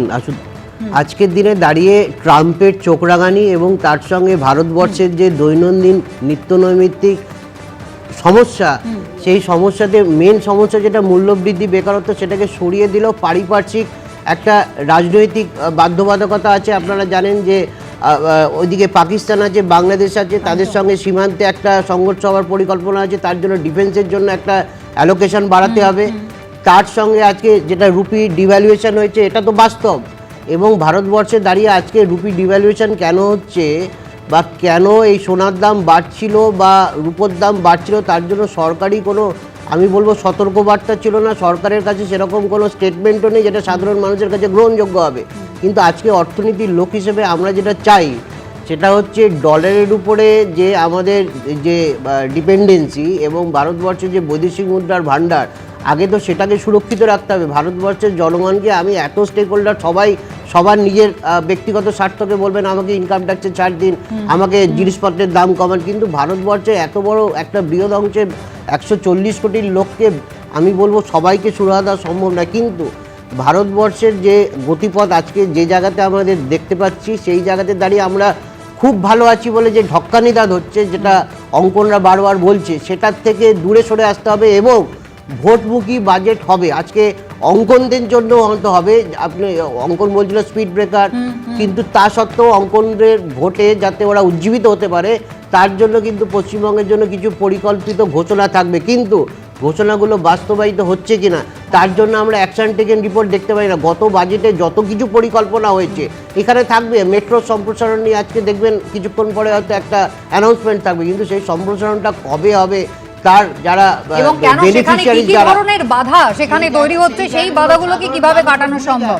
একদম একদম। মূল্যবৃদ্ধি, বেকারত্ব, এটা নিয়ে প্রত্যেকটা মানুষ, সে আজকে টিভির পর্দায় যারা চোখ রেখেছেন তার বাড়িতে হয়তো তার রাজনৈতিক পরিচয় আছে, তিনি সিপিএম করেন, কংগ্রেস করেন, বিজেপি করেন বা তৃণমূল করেন, কিন্তু তিনি চান তার বাড়ির ছেলেটা যাতে দুধে ভাতে সংসার করতে পারে, তার যাতে বাড়ির ছেলেটা চাকরি পায়, তার বাড়িতে যাতে জিনিসপত্র কিনতে পারে, জিনিসের দামটা কম হয়। কিন্তু সকলে রয়েছেন। একদম। আমি সুকর্ণার কাছে চলে যাব সরাসরি, কারণ সোনার উপর দামে আজকে ঠিক কি বদল হলো জানবো।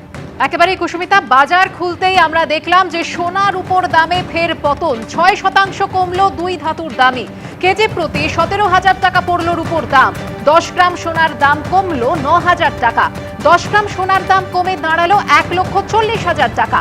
বাজেটের আগে শেয়ার সূচক নিম্নমুখী, বাজার খোলার পরে 350 পয়েন্ট নামলো সেন্সেক্স।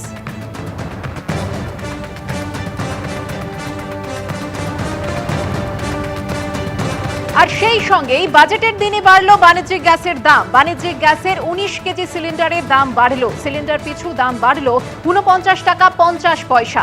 19 কেজি সিলিন্ডারের বর্ধিত দাম হলো 1844 টাকা 50 পয়সা।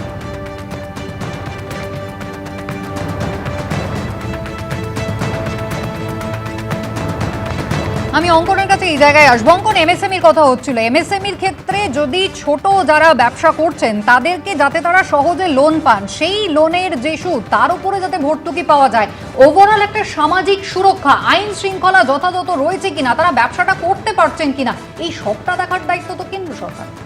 না, আইন শৃঙ্খলা এখন পশ্চিমবঙ্গের আইন শৃঙ্খলা কে দেখবে? এই যে পশ্চিমবঙ্গে যেভাবে তোলাবাজি চলছে, সিন্ডিকেটের রাজত্ব চলছে, সেটা তো নরেন্দ্র মোদী দেখবেন না। সেটা রক্ষার দায়িত্ব তো পশ্চিমবঙ্গ সরকারের এবং পুলিশ মন্ত্রী মমতা বন্দ্যোপাধ্যায়। তো এই যে পশ্চিমবঙ্গে আজকে এমএসএমই সেক্টরে আমরা দিনের পর দিন পিছিয়ে যাচ্ছি, সেই হারে এমএসএমইর গ্রোথ হচ্ছে না। নাম্বার অফ এমএসএমই তে বাড়ছে, শাসক দল তো দাবি করে যে এমএসএমই তে দুরন্তভাবে এগিয়ে চলেছে পশ্চিমবঙ্গ, কিন্তু গ্রোথ তো হচ্ছে না। এমএসএমইর মধ্যে আপনার গ্রোথটা দেখতে হবে। আপনাকে আচ্ছা আপনি চিন্তা করবেন, আরে চিন্তা করবেন, আরে আপনারা চিন্তা করেন, আরে বাবা আপনি জানেন না, আপনি পরিসংখ্যান দিয়ে দিন। আরে ভাই আপনি জানেন না, তাহলে আপনি তো উত্তর দিন। না আমি কি বলছি? কথা বলছি, আরে এমএসএমই আর সুদা একটু আগে বললেন যে পরিযায়ী শ্রমিকদের কথা, 2025 এ পরিযায়ী শ্রমিকের কথা। আরে দাদা আপনার সঙ্গে বলিনি, এরপর কিন্তু আপনাকে বলতে হবে। কর্ণাটকে পরিযায়ী শ্রমিক মারা গেলে কর্ণাটকে পরিযায়ী শ্রমিক মারা গেলে তার দায়কার আছে। একটু আগে বললেন যে আমরা বিজেপি শাসিত রাজ্য নাকি এই মনরেগা বা জিরায় টাকা পায় না। তেলেঙ্গানা কত টাকা থেকে বঞ্চিত আছে দাদা? কর্ণাটক কত টাকা থেকে বঞ্চিত আছেন আমরা বুঝতে পারছি। আপনারা হিমাচলের কি করেছেন চালাতে যাচ্ছেন না কেন? দুধে 5 টাকা করে ভ্যাট বাড়িয়েছেন কেন? পেট্রোলের দামে 3 টাকা করে ভ্যাট বাড়িয়েছেন কেন? বিজেপিকে গাল দেওয়া সহ বিজেপিকে গালাগালি দিয়ে হিমাচলের সরকার চালাতে পারছেন না। দেউলিয়া ঘোষণা হয়ে গেছে আপনাদের হিমাচলের। তবে প্রশ্ন এটাই থেকে যাবে যে প্রধানমন্ত্রী নরেন্দ্র মোদী তিনি কিন্তু জানিয়েছেন 2047 সালে ভারতবর্ষ কিন্তু উন্নত ভারতবর্ষ হবে, কিন্তু তার জন্য প্রয়োজনীয় যে জিডিপি, সেই জিডিপিতে কি পৌঁছতে পারবে, এগোতে পারবে ভারতবর্ষ? প্রশ্ন কিন্তু থেকেই যাচ্ছে। একটা বিরতি পর ফিরছি, সঙ্গে থাকুন।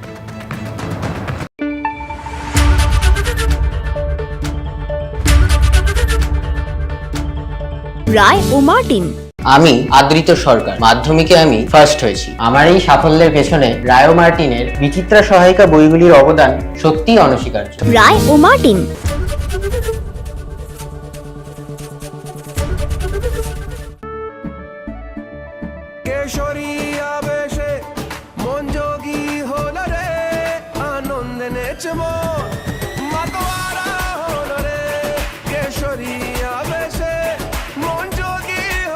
প্রতি মুহূর্তে কেসরি উৎসব উদযাপন করুন। রিমন বলো ভাষা কেসরি। ধানের মাজরা ও লাল কৃমি পোকা সম্পূর্ণরূপে নিয়ন্ত্রণ করতে ব্যবহার করুন উইলো উড কেমিক্যালস লিমিটেডের দ্বিগুণ শক্তি সম্পন্ন দানাদার কীটনাশক Exotica. Santra talent booster class 6, 7, 8 এর সহায়িকা বই, সঙ্গে Q paper bank free. Santra publication.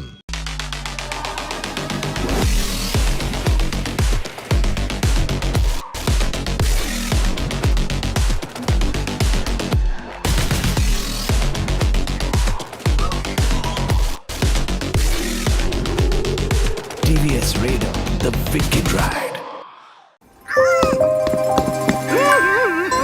আচ্ছা শোনো, যদি আমি মরে যাই তাহলে তুমি কি করবে? তুমি যদি মরে যাও তাহলে আমিও মরে যাব। So sweet. এত খুশি আমি কি করে সহ্য করব? বেস্ট ফার্ম গুগলি, এর টেস্টে আছে রেস্ট। আবার খবরে নিবেদনে প্রান্তিক 6ষ্ঠ থেকে 10ম শ্রেণীর ছাত্রছাত্রীদের জন্য শ্রী দেবাশিস মৌলিকের সেরা সহায়িকা। এই নিয়ে টানা নবমবার বাজেট পেশ করতে চলেছেন কেন্দ্রীয় অর্থমন্ত্রী নির্মলা সীতারামন। স্বাধীন ভারতের ইতিহাসে এই প্রথম রবিবার বাজেট পেশ হচ্ছে।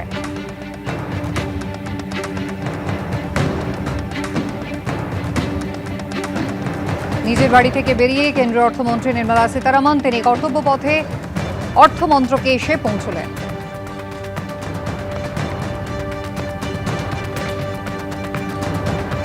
সকাল 11টায় লোকসভায় বাজেট ভাষণ পড়বেন কেন্দ্রীয় অর্থমন্ত্রী।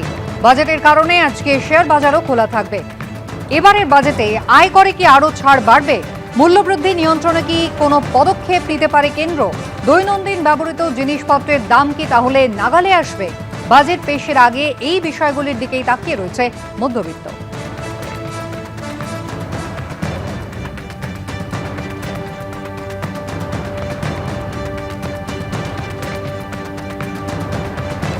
বাজেট পেশের আগে আজ কেন্দ্রীয় অর্থমন্ত্রীর ঠাসা কর্মসূচি রয়েছে। বাজেট পেশের জন্য নিজের বাসভবন থেকে তিনি রওনা দিয়ে ইতিমধ্যেই পৌঁছে গিয়েছেন অর্থমন্ত্রকে। কর্তব্য ভবনে যেখানে অর্থমন্ত্রক, সেখানে পৌঁছে গিয়েছেন কেন্দ্রীয় অর্থমন্ত্রী নির্মলা সীতারামন।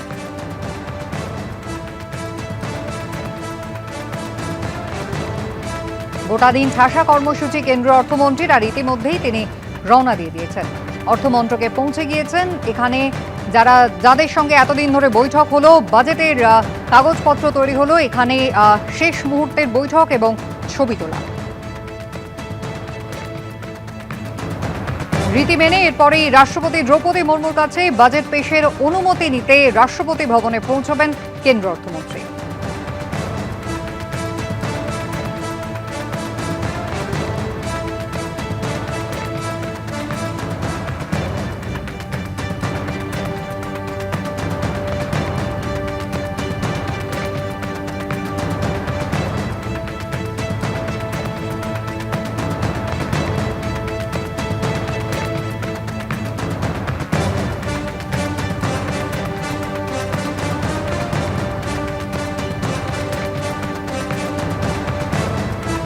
সকাল 10:15টায় কেন্দ্র মন্ত্রিসভার বৈঠক রয়েছে, যেখানে বাজেট পেশের অনুমোদন নেবেন কেন্দ্র অর্থমন্ত্রী এবং তারপর বেলা 11টায় বাজেট ভাষণ পাঠ করবেন তিনি।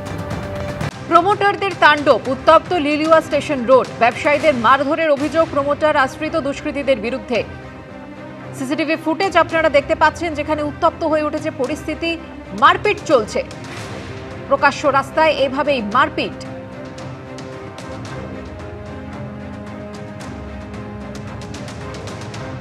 সিসি ফুটেজে প্রমোটারদের তাণ্ডবের ছবি, জখম হয়েছে বেশ কয়েকজন। দোকান ছেড়ে দেওয়ার জন্য হুমকি দিচ্ছিল প্রমোটার ও দলবল, এমনটাই অভিযোগ করেছেন ব্যবসায়ী।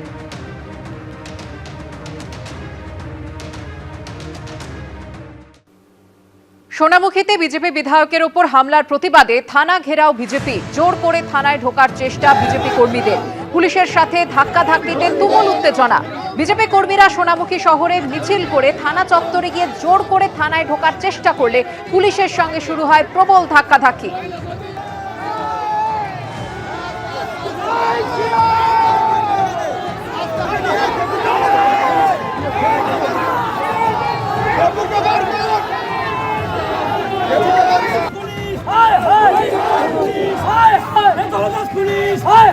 গত 26শে জানুয়ারি বাঁকুড়ার সোনামুখী ব্লকের মহেশপুর গ্রামে আক্রান্ত হন স্থানীয় বিজেপি বিধায়ক দিবাকর ঘরামি। আর সেই ঘটনার প্রতিবাদেই থানা ঘেরাও বিজেপির, জোর করে থানায় ঢোকার চেষ্টা বিজেপি কর্মীদের।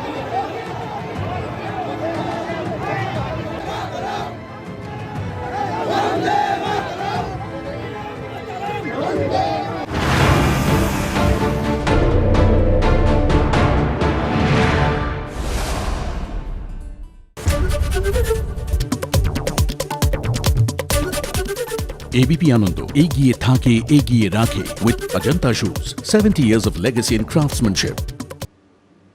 রাষ্ট্রপতি ভবন থেকে সরাসরি সংসদে পৌঁছেছেন কেন্দ্রীয় অর্থমন্ত্রী নির্মলা সীতারামন। কিছুক্ষণ আগেই তিনি পৌঁছে গিয়েছেন এবং আজ কিন্তু আগ্রহের কেন্দ্রবিন্দু তার হাতে থাকা এই লাল ফাইল। একেবারে এর মধ্যে কিন্তু রয়েছে সেই ট্যাব যেখান থেকে 2026-27 বাজেট পেশ করবেন কেন্দ্রীয় অর্থমন্ত্রী। তার পাশে কেন্দ্রীয় অর্থ প্রতিমন্ত্রী পঙ্কজ চৌধুরী। আর তার আগে রাইসিনা হিলসে গিয়েছিলেন কেন্দ্রীয় অর্থমন্ত্রী, যেখানে একেবারে রীতি মেনে রাষ্ট্রপতি দ্রৌপদী মুর্মু তাকে দই চিনি খাইয়ে দিলেন।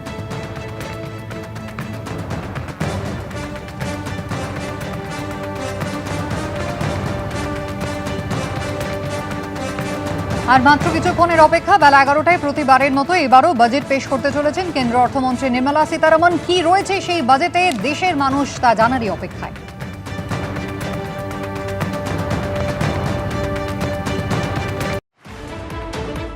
শিরোনাম এই মুহূর্তে নিবেদনে SD Lion 600 EQR TMT বার, প্রতিটি নির্মাণের আসল সুরক্ষা। বাজেটের দিনই বাড়লো বাণিজ্যিক গ্যাসের দাম। 19 কেজি সিলিন্ডার পিছু দাম বাড়লো 49 টাকা 50 পয়সা। নতুন বর্ধিত দাম হলো 1844 টাকা 50 পয়সা।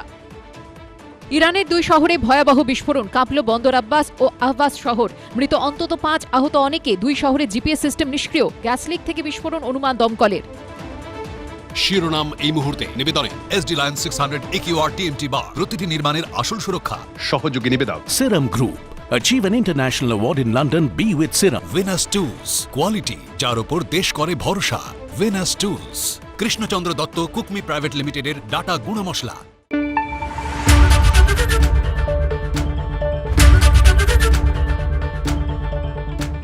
রায় ও মার্টিন। আমি আদৃত সরকার, মাধ্যমিকে আমি ফার্স্ট হয়েছি। আমার এই সাফল্যের পেছনে রায় ও মার্টিনের বিচিত্রা সহায়িকা বইগুলির অবদান সত্যিই অনস্বীকার্য। রায় ও মার্টিন।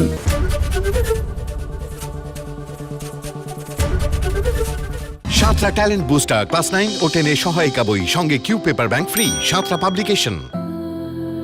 আমার বোনঝি, আমার প্রাণ, ওর সাথে আমি সবকিছুই শেয়ার করি যাতে ওর কনফিডেন্স বাড়ে।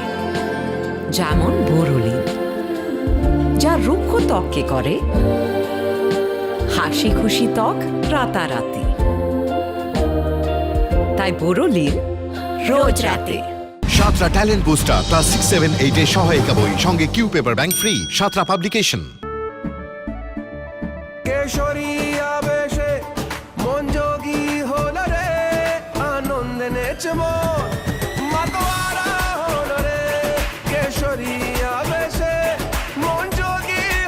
প্রতি মুহূর্তে কেসের উৎসব উদযাপন করুন। রিমন, বলো ভাষা কেসরি। ভালোবাসা থাক ভালো ভাষা হয়ে। আন্তর্জাতিক মাতৃভাষা দিবসে সাদা কালো বস্ত্রে 60% পর্যন্ত ছাড় 1 থেকে 21 ফেব্রুয়ারি। সাহা টেক্সটাইল। আচ্ছা শোনো, যদি আমি মরে যাই তাহলে তুমি কি করবে? তুমি যদি মরে যাও তাহলে আমিও মরে যাব। So sweet. এত খুশি আমি কি করে সহ্য করব? বেস্ট ফার্ম গুগলি, এর টেস্টে আছে ওয়েস্ট। आप नहीं रुक जाओ। गेम कोई भी हो, पकड़ मजबूत होनी चाहिए। सीमेंट से पकड़ बनाए मजबूत SRMB 550D TMT bar। আবার খবরে নিবেদনে প্রান্তিক ষষ্ঠ থেকে দশম শ্রেণীর ছাত্রছাত্রীদের জন্য শ্রী দেবাশিস মৌলিকের সেরা সহায়িকা।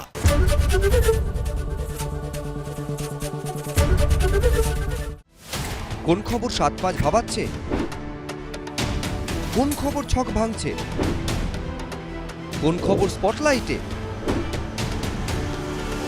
সারাদিনের সব খবর, খবরের সব দিক 5টা থেকে 8টা, না হলে আমার সঙ্গে রাত 8টা থেকে বাছাই করা খবরের বিশ্লেষণে, আলোচনায়, পর্যালোচনায় অংশ নেবেন কি করে? এক মঞ্চ, সব পক্ষ, বিকেল 5টা থেকে লাগাতার, শুধুমাত্র এবিপি আনন্দে। এবিপি আনন্দ, এগিয়ে থাকে, এগিয়ে রাখে। আজ মোদী সরকারের বাজেট নবমবারের মতো পেশ করবেন নির্মলা সীতারামন। মূল্যবৃদ্ধি থেকে মিলবে সুরাহা? দাম বাড়বে কোন জিনিসের, কমবে কিসে? তাকিয়ে দেশ। 1 ফেব্রুয়ারি বাজেট পেশের রীতি মোদী সরকারের। দেশের ইতিহাসে এই প্রথম রবিবারে বাজেট। পুরো সময়ের জন্য খোলা থাকছে শেয়ার বাজারও। আজ দিল্লি যাচ্ছেন মুখ্যমন্ত্রী। কাল নির্বাচন কমিশনের সঙ্গে বৈঠকের আগে জ্ঞানেশ কুমারকে চিঠি। পেছনের দরজা দিয়ে নামবাদের চেষ্টা, আক্রমণ মমতার। পুরোটাই নাটক, পাল্টা বিজেপি। সলমান খান, দিশা পাটানির পর এবার রোহিত শেট্টির জুহুর বাড়ির সামনে শুট আউট। চলল 4 রাউন্ড গুলি। সিসি ফুটেজ খতিয়ে দেখে দুষ্কৃতীদের খোঁজে তল্লাশি পুলিশের। পাকিস্তানে ফের বালুচ হামলা। কোয়েটা সহ 10টি শহরে সেনাঘাঁটিতে হামলা। নিহত অন্তত 84 পাক সেনা। দাবি বালুচ লিবারেশন আর্মির। 67 বিএলএ সদস্য নিহত। পাল্টা দাবি পাক সরকারের।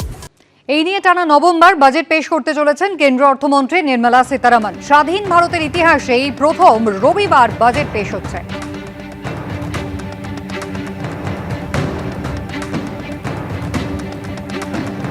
নিজের বাড়ি থেকে বেরিয়ে কেন্দ্রীয় অর্থমন্ত্রী নির্মলা সীতারামন তিনি কর্তব্যপথে অর্থমন্ত্রকে এসে পৌঁছলেন।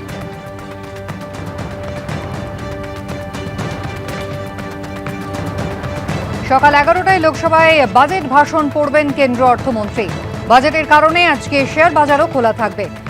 এবারের বাজেটে আয়করে কি আরও ছাড় বাড়বে? মূল্যবৃদ্ধি নিয়ন্ত্রণে কি কোনো পদক্ষেপ নিতে পারে কেন্দ্র? দৈনন্দিন ব্যবহৃত জিনিসপত্রের দাম কি তাহলে নাগালে আসবে? বাজেট পেশের আগে এই বিষয়গুলির দিকেই তাকিয়ে রয়েছে মধ্যবিত্ত।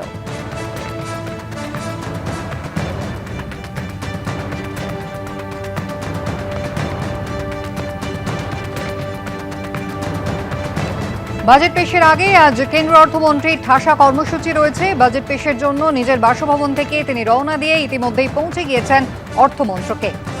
কর্তব্য ভবনে যেখানে অর্থমন্ত্রক, সেখানে পৌঁছে গিয়েছেন কেন্দ্রীয় অর্থমন্ত্রী নির্মলা সীতারামন।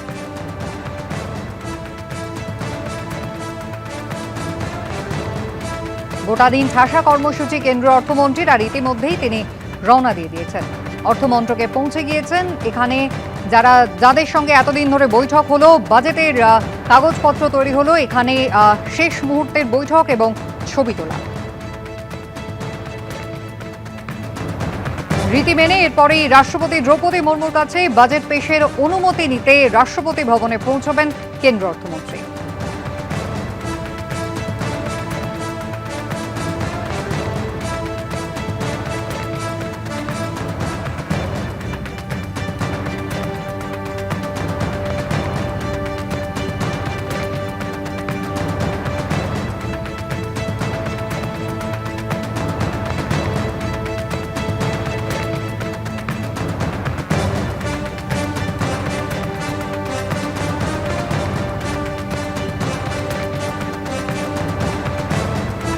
সকাল 10:15টায় কেন্দ্রীয় মন্ত্রিসভার বৈঠক রয়েছে, যেখানে বাজেট পেশের অনুমোদন নেবেন কেন্দ্রীয় অর্থমন্ত্রী এবং তারপর বেলা 11টায় বাজেট ভাষণ পাঠ করবেন তিনি।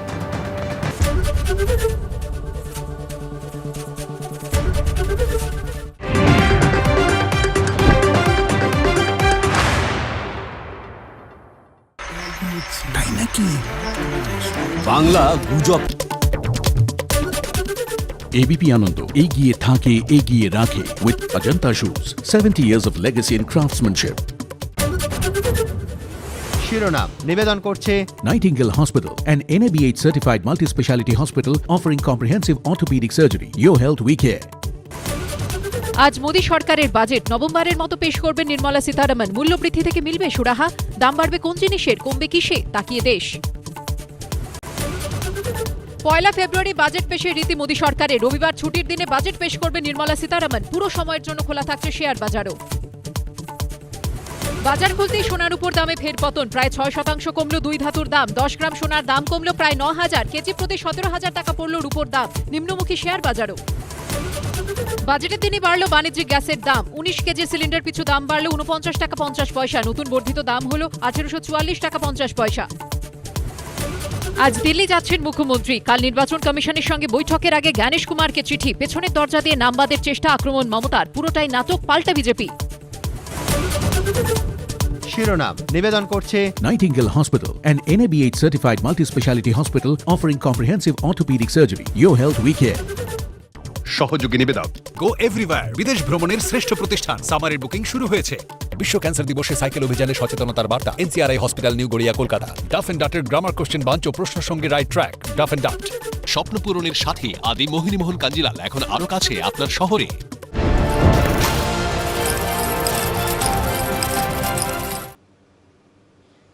ঘড়ির কাঁটায় আর ঠিক 1 ঘন্টা বাকি, তারপর সকাল 11টায় টানা নবমবার বাজেট পেশ করতে চলেছেন কেন্দ্রীয় অর্থমন্ত্রী নির্মলা সীতারামন। বাজেটের কারণে আজ খোলা থাকছে শেয়ার বাজার। আর এবারের বাজেটে আয়করে কি আরো ছাড় বাড়বে? ফলে প্রত্যাশা রয়েছে এক গুচ্ছ। সে প্রত্যাশার কতটা পূরণ হবে আর 1 ঘন্টা পরই সেটা স্পষ্ট হয়ে যাবে। দেখতে পাচ্ছেন সংসদ ভবন থেকে এই ছবি। সংসদ ভবনে নির্মলা সীতারামন পৌঁছে গেছেন। এটাকে রাষ্ট্রপতি ভবনে তিনি যান। এরপর যে ক্যাবিনেট মিটিং হবে, আপনারা জানেন যে প্রধানমন্ত্রীর উপস্থিতিতে ক্যাবিনেট মিটিং এই মুহূর্তে খবর পাচ্ছি শুরু হয়ে গেছে। প্রধানমন্ত্রী, কেন্দ্রীয় স্বরাষ্ট্রমন্ত্রী সেখান থেকে এই যে বাজেট, সেই বাজেটের মঞ্জুরির পর তা 11টার সময় পেশ করবেন সংসদে সর্বসমক্ষে দেশবাসীর উদ্দেশ্যে কেন্দ্রীয় অর্থমন্ত্রী নির্মলা সীতারামন। মূল্যবৃদ্ধি নিয়ন্ত্রণে বিশেষ কি কোনো পদক্ষেপ নেওয়া হবে? এই যে ট্যাব আপনারা দেখতে পাচ্ছেন, যা ফাইল বন্দি রয়েছে লাল রঙের কভারের মধ্যে, তার মধ্যে কি রয়েছে? একেবারে বিকশিত ভারতের লক্ষ্যে কি কি রয়েছে, কর্মসংস্থান বৃদ্ধির জন্য, আর্থিক কৃষক থেকে শুরু করে শ্রমিকের সুবিধে বাড়বে, এরকম কোন ওষুধ রয়েছে এই ট্যাবের মধ্যে। এবং বিশেষ করে ভোটমুখী বাংলার জন্য, পশ্চিমবঙ্গের জন্য বিশেষ কিছু ঘোষণা করতে চলেছেন কেন্দ্রীয় অর্থমন্ত্রী। নিঃসন্দেহে সেদিকে নজর থাকবে। দৈনন্দিন ব্যবহৃত জিনিসপত্রের দাম কি হাতের নাগালের মধ্যে আসবে? এরকম হাজারো প্রশ্নের উত্তর লুকিয়ে রয়েছে এই ট্যাবের মধ্যে। 1 ঘন্টা পর নির্ধারিত সময় রয়েছে সকাল 11টা, যখন সংসদের অধিবেশন বসবে এবং সেই অধিবেশনে দেশবাসীর উদ্দেশ্যে বাজেট পেশ করবেন কেন্দ্রীয় অর্থমন্ত্রী নির্মলা সীতারামন।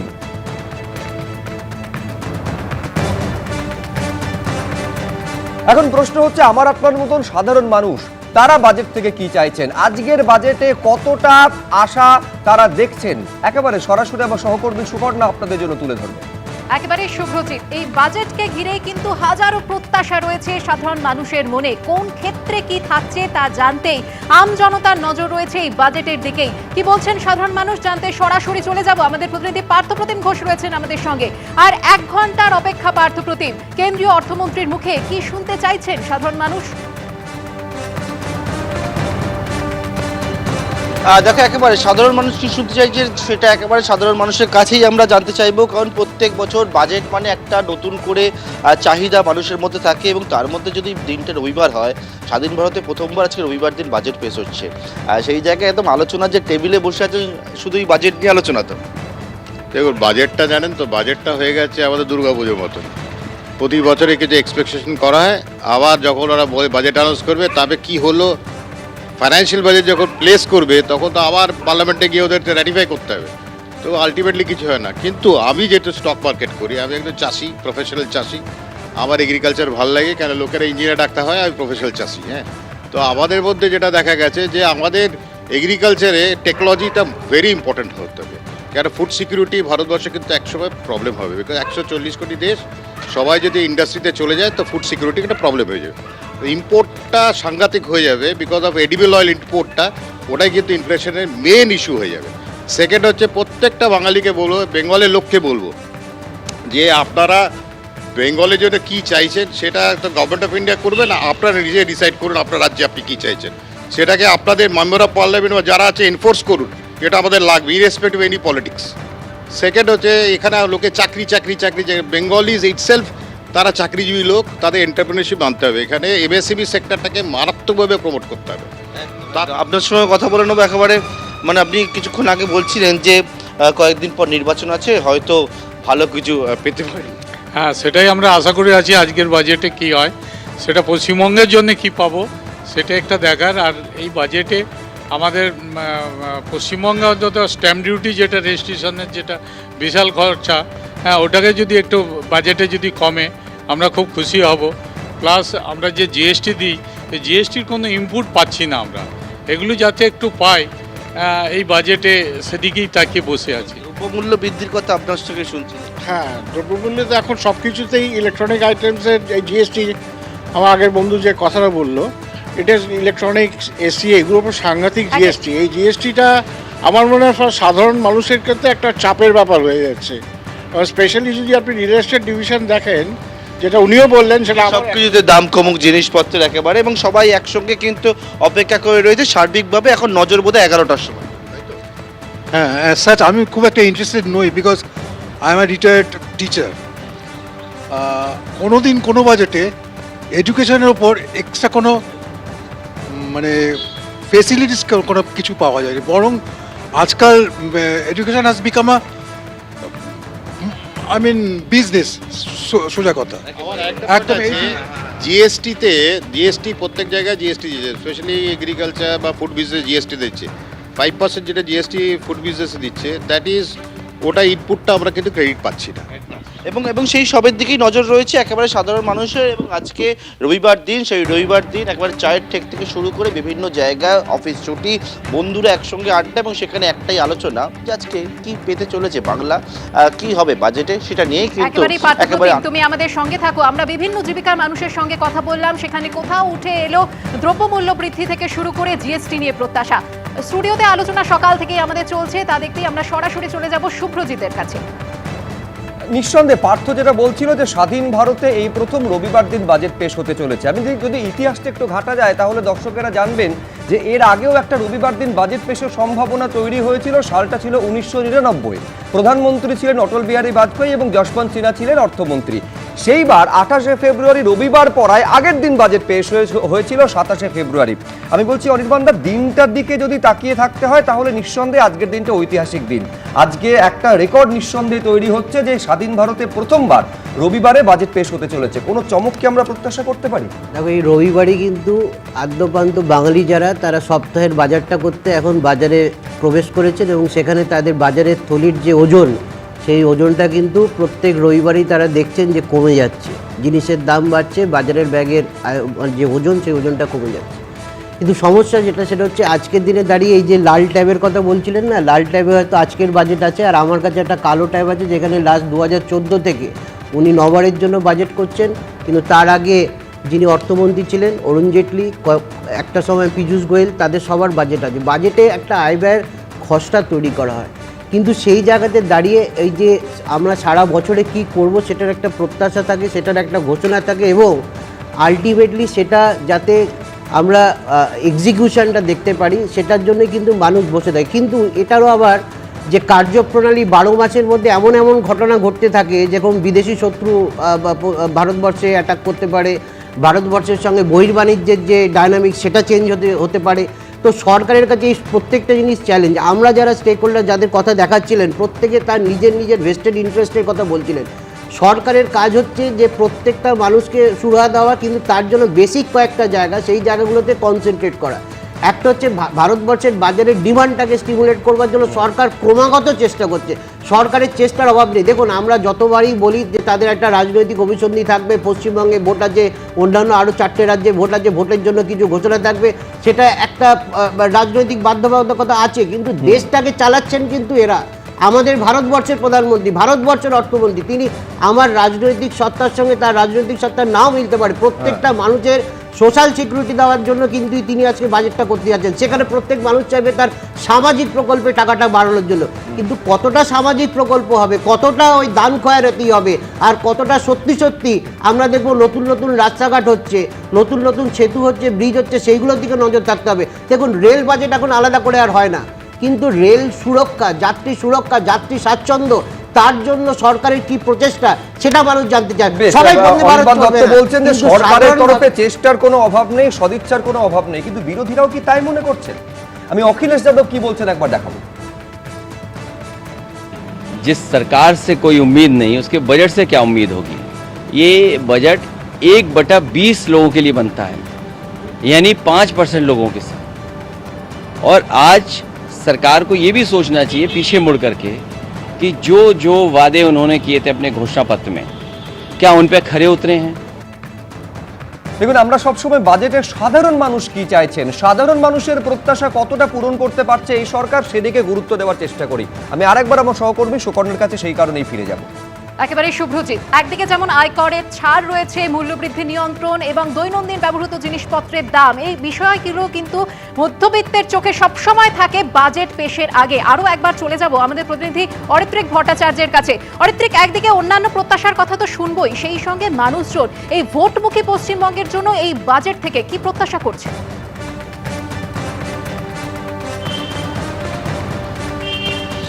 দেখো, আমি রোববারের সকাল, কিন্তু আজকের রোববারের সকাল যেরকমভাবে লোকজন একসঙ্গে কথা বলেন, আড্ডা মারেন, আজকের প্রেক্ষিত কিন্তু সম্পূর্ণ ভিন্ন, কারণ আজকে কেন্দ্রীয় বাজেট। আমি যারা রয়েছেন কয়েকজনের সাথে কথা বলবো, কি মনে হচ্ছে বাজেটের দিকে যখন তাকাবে কি প্রত্যাশা? আমরা আজকে বাজেট, সাধারণ বাজেট, আমরা সাধারণ মানুষ হিসেবে চাই আমাদের নিত্য প্রয়োজনীয় দ্রব্যের দাম নিয়ন্ত্রণ করুক সরকার। তাছাড়া আমরা ভারতবর্ষের কর্মসংস্থানের অবস্থা খুব খারাপ দেখতে পাচ্ছি। আমি নিজে স্টার্ট আপ বিজনেস করতে যাচ্ছি বন্ধুদের নিয়ে, সেই জন্য আমাদের যাতে সরকার একটু হেল্প করে, আমাদের দিকে তাকায়, তাহলে আমরা বিজনেস করতে পারবো। কারণ চাকরি বাকরির আশা তো ছেড়েই দিয়েছি প্রায়। আর গ্যাসের দাম একটু কমলে ভালো হয়, পেট্রোলের দাম কমলে ভালো হয়, এই সাধারণ মানুষ এই। একটু আপনার সঙ্গে কথা বলবো, চাকরিজীবী পেশায় মাস্টারমশাই এই জিনিসপত্র নিয়ে ফিরছেন, সব মিলিয়ে আমাদের নিত্য নৈমিত্তিক জীবনের তো একটা বড় অংশ বাজেট দিয়ে নিয়ন্ত্রিত হয়। কি চাইছেন এবারে? আমরা প্রতিবারই বাজেটে যাতে আমাদের প্রাত্যহিক জীবন একটু স্বাচ্ছন্দ্য বোধ করি, সেটা আমরা আশা করে থাকি। কিন্তু গত 1 বছরে আমাদের জিনিসপত্রের যা দাম বেড়েছে, এই আমি আজকে বাজার করে ফিরছি, তো সেক্ষেত্রে আমাদের তো নাভিশ্বাস উঠছে। আর শিক্ষাক্ষেত্রে আমি একটা জবের সঙ্গে যুক্ত আছি, তো সেখানে আমরা দেখছি যে প্রিন্টিংয়ের খরচ এবং কাগজপত্রের যা দাম বেড়েছে, সেক্ষেত্রে বইপত্র কিনতে ছাত্রছাত্রীদের প্রচণ্ড অসুবিধার সৃষ্টি হচ্ছে। এবং এইভাবে সামগ্রিকভাবে দেখলে দেখা যায় যে 1 বছর ধরে প্রচুর পরিমাণে সমস্ত কিছুর দাম বেড়েছে, যেটা বাজেটে একটু লক্ষ্য রাখলে আমাদের খুব সুবিধা হয় সকলের। একটু আপনার সঙ্গে কথা বলবো, বিশেষ করে কারণ আপনি বলছেন আপনি অলংকার ব্যবসার সঙ্গে যুক্ত। এই যে সোনা রূপো একটা স্কাই রকেটিং হয়েছে, এই সংক্রান্ত কিছু কি মনে হয় যে বাজেট সুরাহা দিতে পারে? দেখুন, আমার যা মনে হয় সেটা হচ্ছে যে সোনার দাম যেভাবে আকাশ ছোঁয়া হয়েছে, তাতে যে মধ্যবিত্ত পরিবারের মানে যে কোনো মানে উৎসব বলুন বা বিয়ের অনুষ্ঠানে বলুন, সোনা একটা অপরিহার্য। তা সোনার দাম যেভাবে আকাশ ছোঁয়া হয়েছে, তা আমি কেন্দ্রীয় সরকারের কাছে আবেদন করব আমাদের স্বর্ণশিল্পী যেসব ভাইরা তাদের তরফ থেকে সোনার দামটা একটা নিয়ন্ত্রণে আসুক, এবং যারা সোনার কাজের সাথে যুক্ত তাদের একটা ব্যবস্থা করা হোক, কারণ তাদের কোনো কাজ পাচ্ছে না তারা। সোনার দাম এভাবে আপনার মনে হচ্ছে তারা অন্য কাজে চলে যেতে পারে আর চলে যাচ্ছে তারা, সুতরাং স্বর্ণশিল্পীদের অবস্থা খুবই খারাপ হয়ে গেছে এই সোনার দাম বাড়াতে। তা সরকারের কাছে আবেদন যে সোনার দামটা একটা নিয়ন্ত্রণে আনুক, এবং সোনা কিনতে যেন তারা লোনের ব্যবস্থা করে দেয়, এই যেন মানে সুব্যবস্থা যেন চালু হয়। একটু আপনার সঙ্গে কথা বলবো, বিশেষ করে যদিও কেন্দ্রীয় বাজেট, কিন্তু আমরা জানি এ রাজ্যে ভোট আছে সামনে। কি মনে হয় এবারে বাজেটে কি পশ্চিমবঙ্গের জন্য বিশেষ কিছু দেখা যাওয়ার একটা সম্ভাবনা থাকে? এই বাজেটটা মোটামুটি lower class family, middle class ফ্যামিলিদের জন্য মনে হয় না কিছু ভালো একটা কিছু হবে। সব কিছু বড় বড় ব্যবসায়ীদের জন্য, আদানি আম্বানির জন্য, এদের জন্যই বেশি বেনিফিট সব। কত কিছু আগের কিছু বছর দিয়েও কিছু ভালো কোনো আশা হয়নি কিছু। গ্যাসের দাম প্রায় বেড়ে গেছে, কমছে, আবার যা কমছে তার থেকে ডবল বেড়ে যাচ্ছে, পেট্রোলের দাম বেড়ে যাচ্ছে। তো সাধারণ মানুষের জন্য কিছুটা আমার মনে হয় না কিছু বেনিফিট হবে। আর পশ্চিমবাংলার জন্য কী হবে আমি জানি না, মনে হয় না কিছু ভালো কিছু হবে। বুঝতেই পারছো, চাহিদা অনেক, প্রত্যাশার জায়গাটা অনেক। কেউ কেউ মনে করছেন পূরণ হওয়ার সম্ভাবনা রয়েছেন, কেউ কেউ একটা আশা দেখছেন না, কিন্তু সবটাই কিন্তু এই মুহূর্তে নির্মলা সীতারামনের হাতে যে ট্যাব আমরা দেখেছি সেখানেই লুকিয়ে আছে, এবং সেই প্রশ্নেরই উত্তর খুঁজছেন সাধারণ মানুষ। একেবারে অরিত্রিক, আপাতত তোমাকে ধন্যবাদ। এবার সরকারের তরফে কি বলা হচ্ছে, আমি আমার অতিথিদের কাছে আসার আগে দেখবো একবার কিরণ রিজিজু তিনি কি বলছেন। एक ऐतिहासिक बजट होगा और विकसित भारत का एक रिफॉर्म एक्सप्रेस, प्राइम मिनिस्टर का रिफॉर्म एक्सप्रेस बहुत तेजी से आगे बढ़ेगा। और भारत का बजट को आज के दिन में विश्व देखता है, पूरा देखता है कि भारत का बजट में क्या होगा। तो सब हम लोग अच्छा से उम्मीद के साथ आज बजट सुनेंगे। আমি অঙ্কনের কাছে আসবো। নিঃসন্দেহে সাধারণ মানুষের কি প্রত্যাশা রয়েছে, সেই প্রত্যাশার কতটা প্রাপ্তিতে পরিণত হবে সেটা তো আর মোটামুটি বা পৌনে 1 ঘন্টা পর থেকে সেটা ধীরে ধীরে স্পষ্ট হতে থাকবে। কিন্তু আমি একটা বিষয় নিশ্চিত যে অঙ্কন আমার মতো এটাতেও একমত হবে যে সোনার দামে একটা স্বস্তি কিন্তু সাধারণ মানুষ প্রত্যাশা করছেন। অমিত শাহ প্রায়ই আসছেন এবং এসে সোনার বাংলা তৈরি করার কথা বলছেন, অত্যন্ত ভালো কথা, কিন্তু আমি বলছি সোনার দামে স্বস্তি আম বাঙালির মতো তুমিও নিশ্চয়ই এটা চাও অঙ্কন। যে কোনো আর্থিক চ্যালেঞ্জ আমরা দেখেছি নরেন্দ্র মোদীর সরকারের আমলে ভারতবর্ষ সেই চ্যালেঞ্জটার সম্মুখীন হয়েছে, এবং সেই চ্যালেঞ্জটাকে সফলভাবে উত্তীর্ণ হয়েছে। আমরা কোভিডের মতো মহামারীকে টপকেছি। সুতরাং নিঃসন্দেহে যে সোনা নিয়ে যে একটা আবেগ উৎকণ্ঠা রয়েছে, সেই চ্যালেঞ্জও ভারতবর্ষের সরকার যশস্বী প্রধানমন্ত্রীর নেতৃত্বে আমরা এই চ্যালেঞ্জটাকে ওভারকাম করব। দেখুন, ভারতবর্ষের সরকার এই মুহূর্তে যেভাবে চলছে, একদিকে যেমন পরিকাঠামোতে ঐতিহাসিক উন্নয়ন হচ্ছে, 11 লক্ষ কোটি টাকা পরিকাঠামো খাতে উন্নয়নের জন্য ব্যবহৃত হচ্ছে, আবার অন্যদিকে 80 কোটি ভারতবাসীকে প্রতি মাসে বিনামূল্যে রেশনের ব্যবস্থা করা হচ্ছে। আজকে লেখাপড়ার জিনিস থেকে জিএসটি শূন্য করে তুলে দিয়ে আজকে সরকার কিন্তু শিক্ষাক্ষেত্রকে একটা সুন্দর জায়গায় নিয়ে আসার চেষ্টা করছে। ঠিক একইভাবে 1 লক্ষ কোটি টাকার স্বাস্থ্য বাজেট, যেটাকে IMF ঐতিহাসিক বলছে, অর্থাৎ সব দিকটাকে কিন্তু আজকে ব্যালেন্স করে ভারত সরকার চলছে। বিভিন্ন প্রত্যাশা, গত বছর আয়কর ছাড় নিয়ে প্রত্যাশা ছিল, সেই আয়কর ছাড়ের প্রত্যাশা ভারত সরকার পূরণ করেছে। সমস্ত প্রত্যাশাকে পূরণ করার দায়িত্ব ভারত সরকারের। বিরোধীরা সমালোচনা করবে, গতবার আয়কর ছাড় দেওয়া হয়েছিল তাতেও সমালোচনা হয়েছিল, না না না না ঠিক হলো না। কিছু যখন কৃষকদেরকে কিষাণ সম্মান নিধি 6,000 করে দেওয়া হচ্ছিল, না না না না ঠিক হলো না। বিরোধীরা সমালোচনা করবে, ওদের কাজ সমালোচনা করা।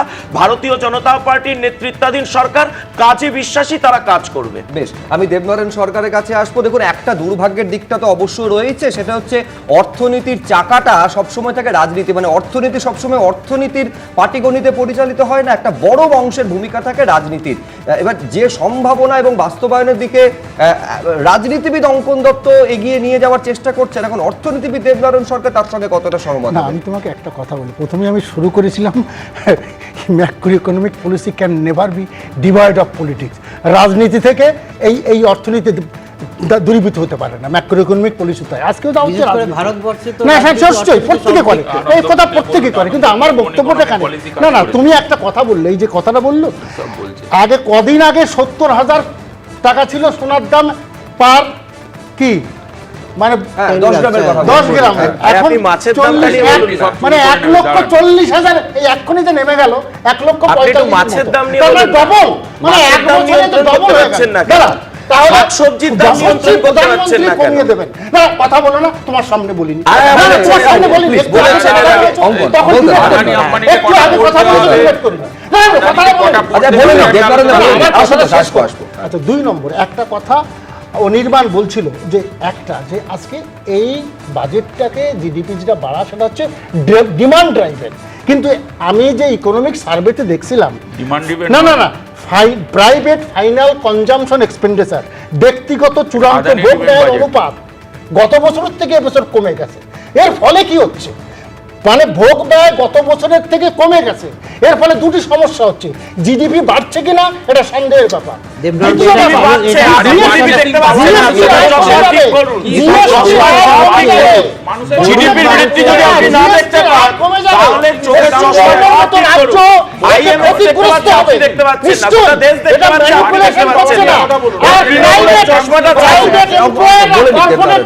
ইনভেস্ট করছে না, কে বলেছে বাংলায় কোনো কর্পোরেট ইনভেস্ট করছে না, বাংলায় কোনো কর্পোরেট ইনভেস্ট করছে না, 7,000 কোম্পানি বাংলা ছেড়ে কোম্পানি অন্য রাজ্যে চলে যাচ্ছে না, ম্যাক্সিমাম ইনভেস্টমেন্ট করছে 3.4%, তাহলে দুজনকে বললাম দ্রুত আশুতোষ চট্টোপাধ্যায়। এই যে কোভিডের একটা প্রশ্ন এলো, এখন কোভিডের সময় আমরা দেখলাম মোদিজিকে নিজের ছবি লাগিয়ে ভ্যাকসিন বিক্রি করতে, কংগ্রেসের সময় কিন্তু কোনো ভ্যাকসিন বিক্রি হয়নি, শুনুন না, সবাইকে কিনতে হয়েছে মানুষকে, প্রচুর লাইন দিয়ে ফ্রি ভ্যাকসিন দেওয়া হয়েছে, কংগ্রেস করেছে, আপনি জানেন না, জেনে নিন, ফ্রি ভ্যাকসিন দেওয়া হয়েছে, এখানে যে টিকাটা আছে সেটা কংগ্রেসের দেওয়া, আপনি যে টিকাটা নিয়ে বসে আছেন সেটা কংগ্রেসের দেওয়া, জন্য শুনে রাখুন। এবারে দেখুন, এখন আলোচনা এতগুলো হয়ে গেল, আচ্ছা মেক ইন ইন্ডিয়া বলে আমরা একটা কথা শুনেছিলাম, এটা হয়ে গেল ফেক ইন ইন্ডিয়া, তার কারণ টার্গেট কত ছিল 25%, এখন কত টার্গেট এসে দাঁড়িয়েছে 13%। আচ্ছা subsidy on food and fertiliser, শুনুন না একটু 13% ফুলফিল হয়েছে, 13% ফুলফিল হয়েছে, আপনি পড়ে নিন একটু ভালো করে, আরে একটু পড়ে নিন, 13% আপনি বলুন না subsidy on food and fertiliser, শুনে না ভাই, শুনে নাও তারপরে তুমি বলুন। Subsidy on food and fertiliser ফিউয়েলে 5 লক্ষ কোটি টাকা করেছিল কখন, 2022-23 সালে, সেটা কমে 25-26-এ কত দাঁড়াচ্ছে 3.8 লাখ করোড়, তার মানে কমাচ্ছে তো, মেন জায়গায় কমাচ্ছে। মানরেগা আমরা আগেই বলেছি, এফডিআই এতক্ষণ ধরে হয়েই হচ্ছিল, এফডিআই নেগেটিভ যাচ্ছে লাস্ট 4 মাসে এফডিআই নেগেটিভ কত, 8.8% থেকে 2.3% ছিল, 2.3% এসে নেমেছে, ভাই এগুলোকে মানো, না মানলে কি করে হবে, আমি তো বলছি ইকোনমিক সার্ভেটা দেখবে না, ইকোনমিক সার্ভেটা পড়া দেখবে না, তাহলেই হবে। আচ্ছা শোনো, এবার শুনে নাও, মনমোহন সিং এর আমলে 28% ডেফিসিট ছিল, ভাই এটা একটু জবাব দিয়ে বিজেপির ভাই, শোনো,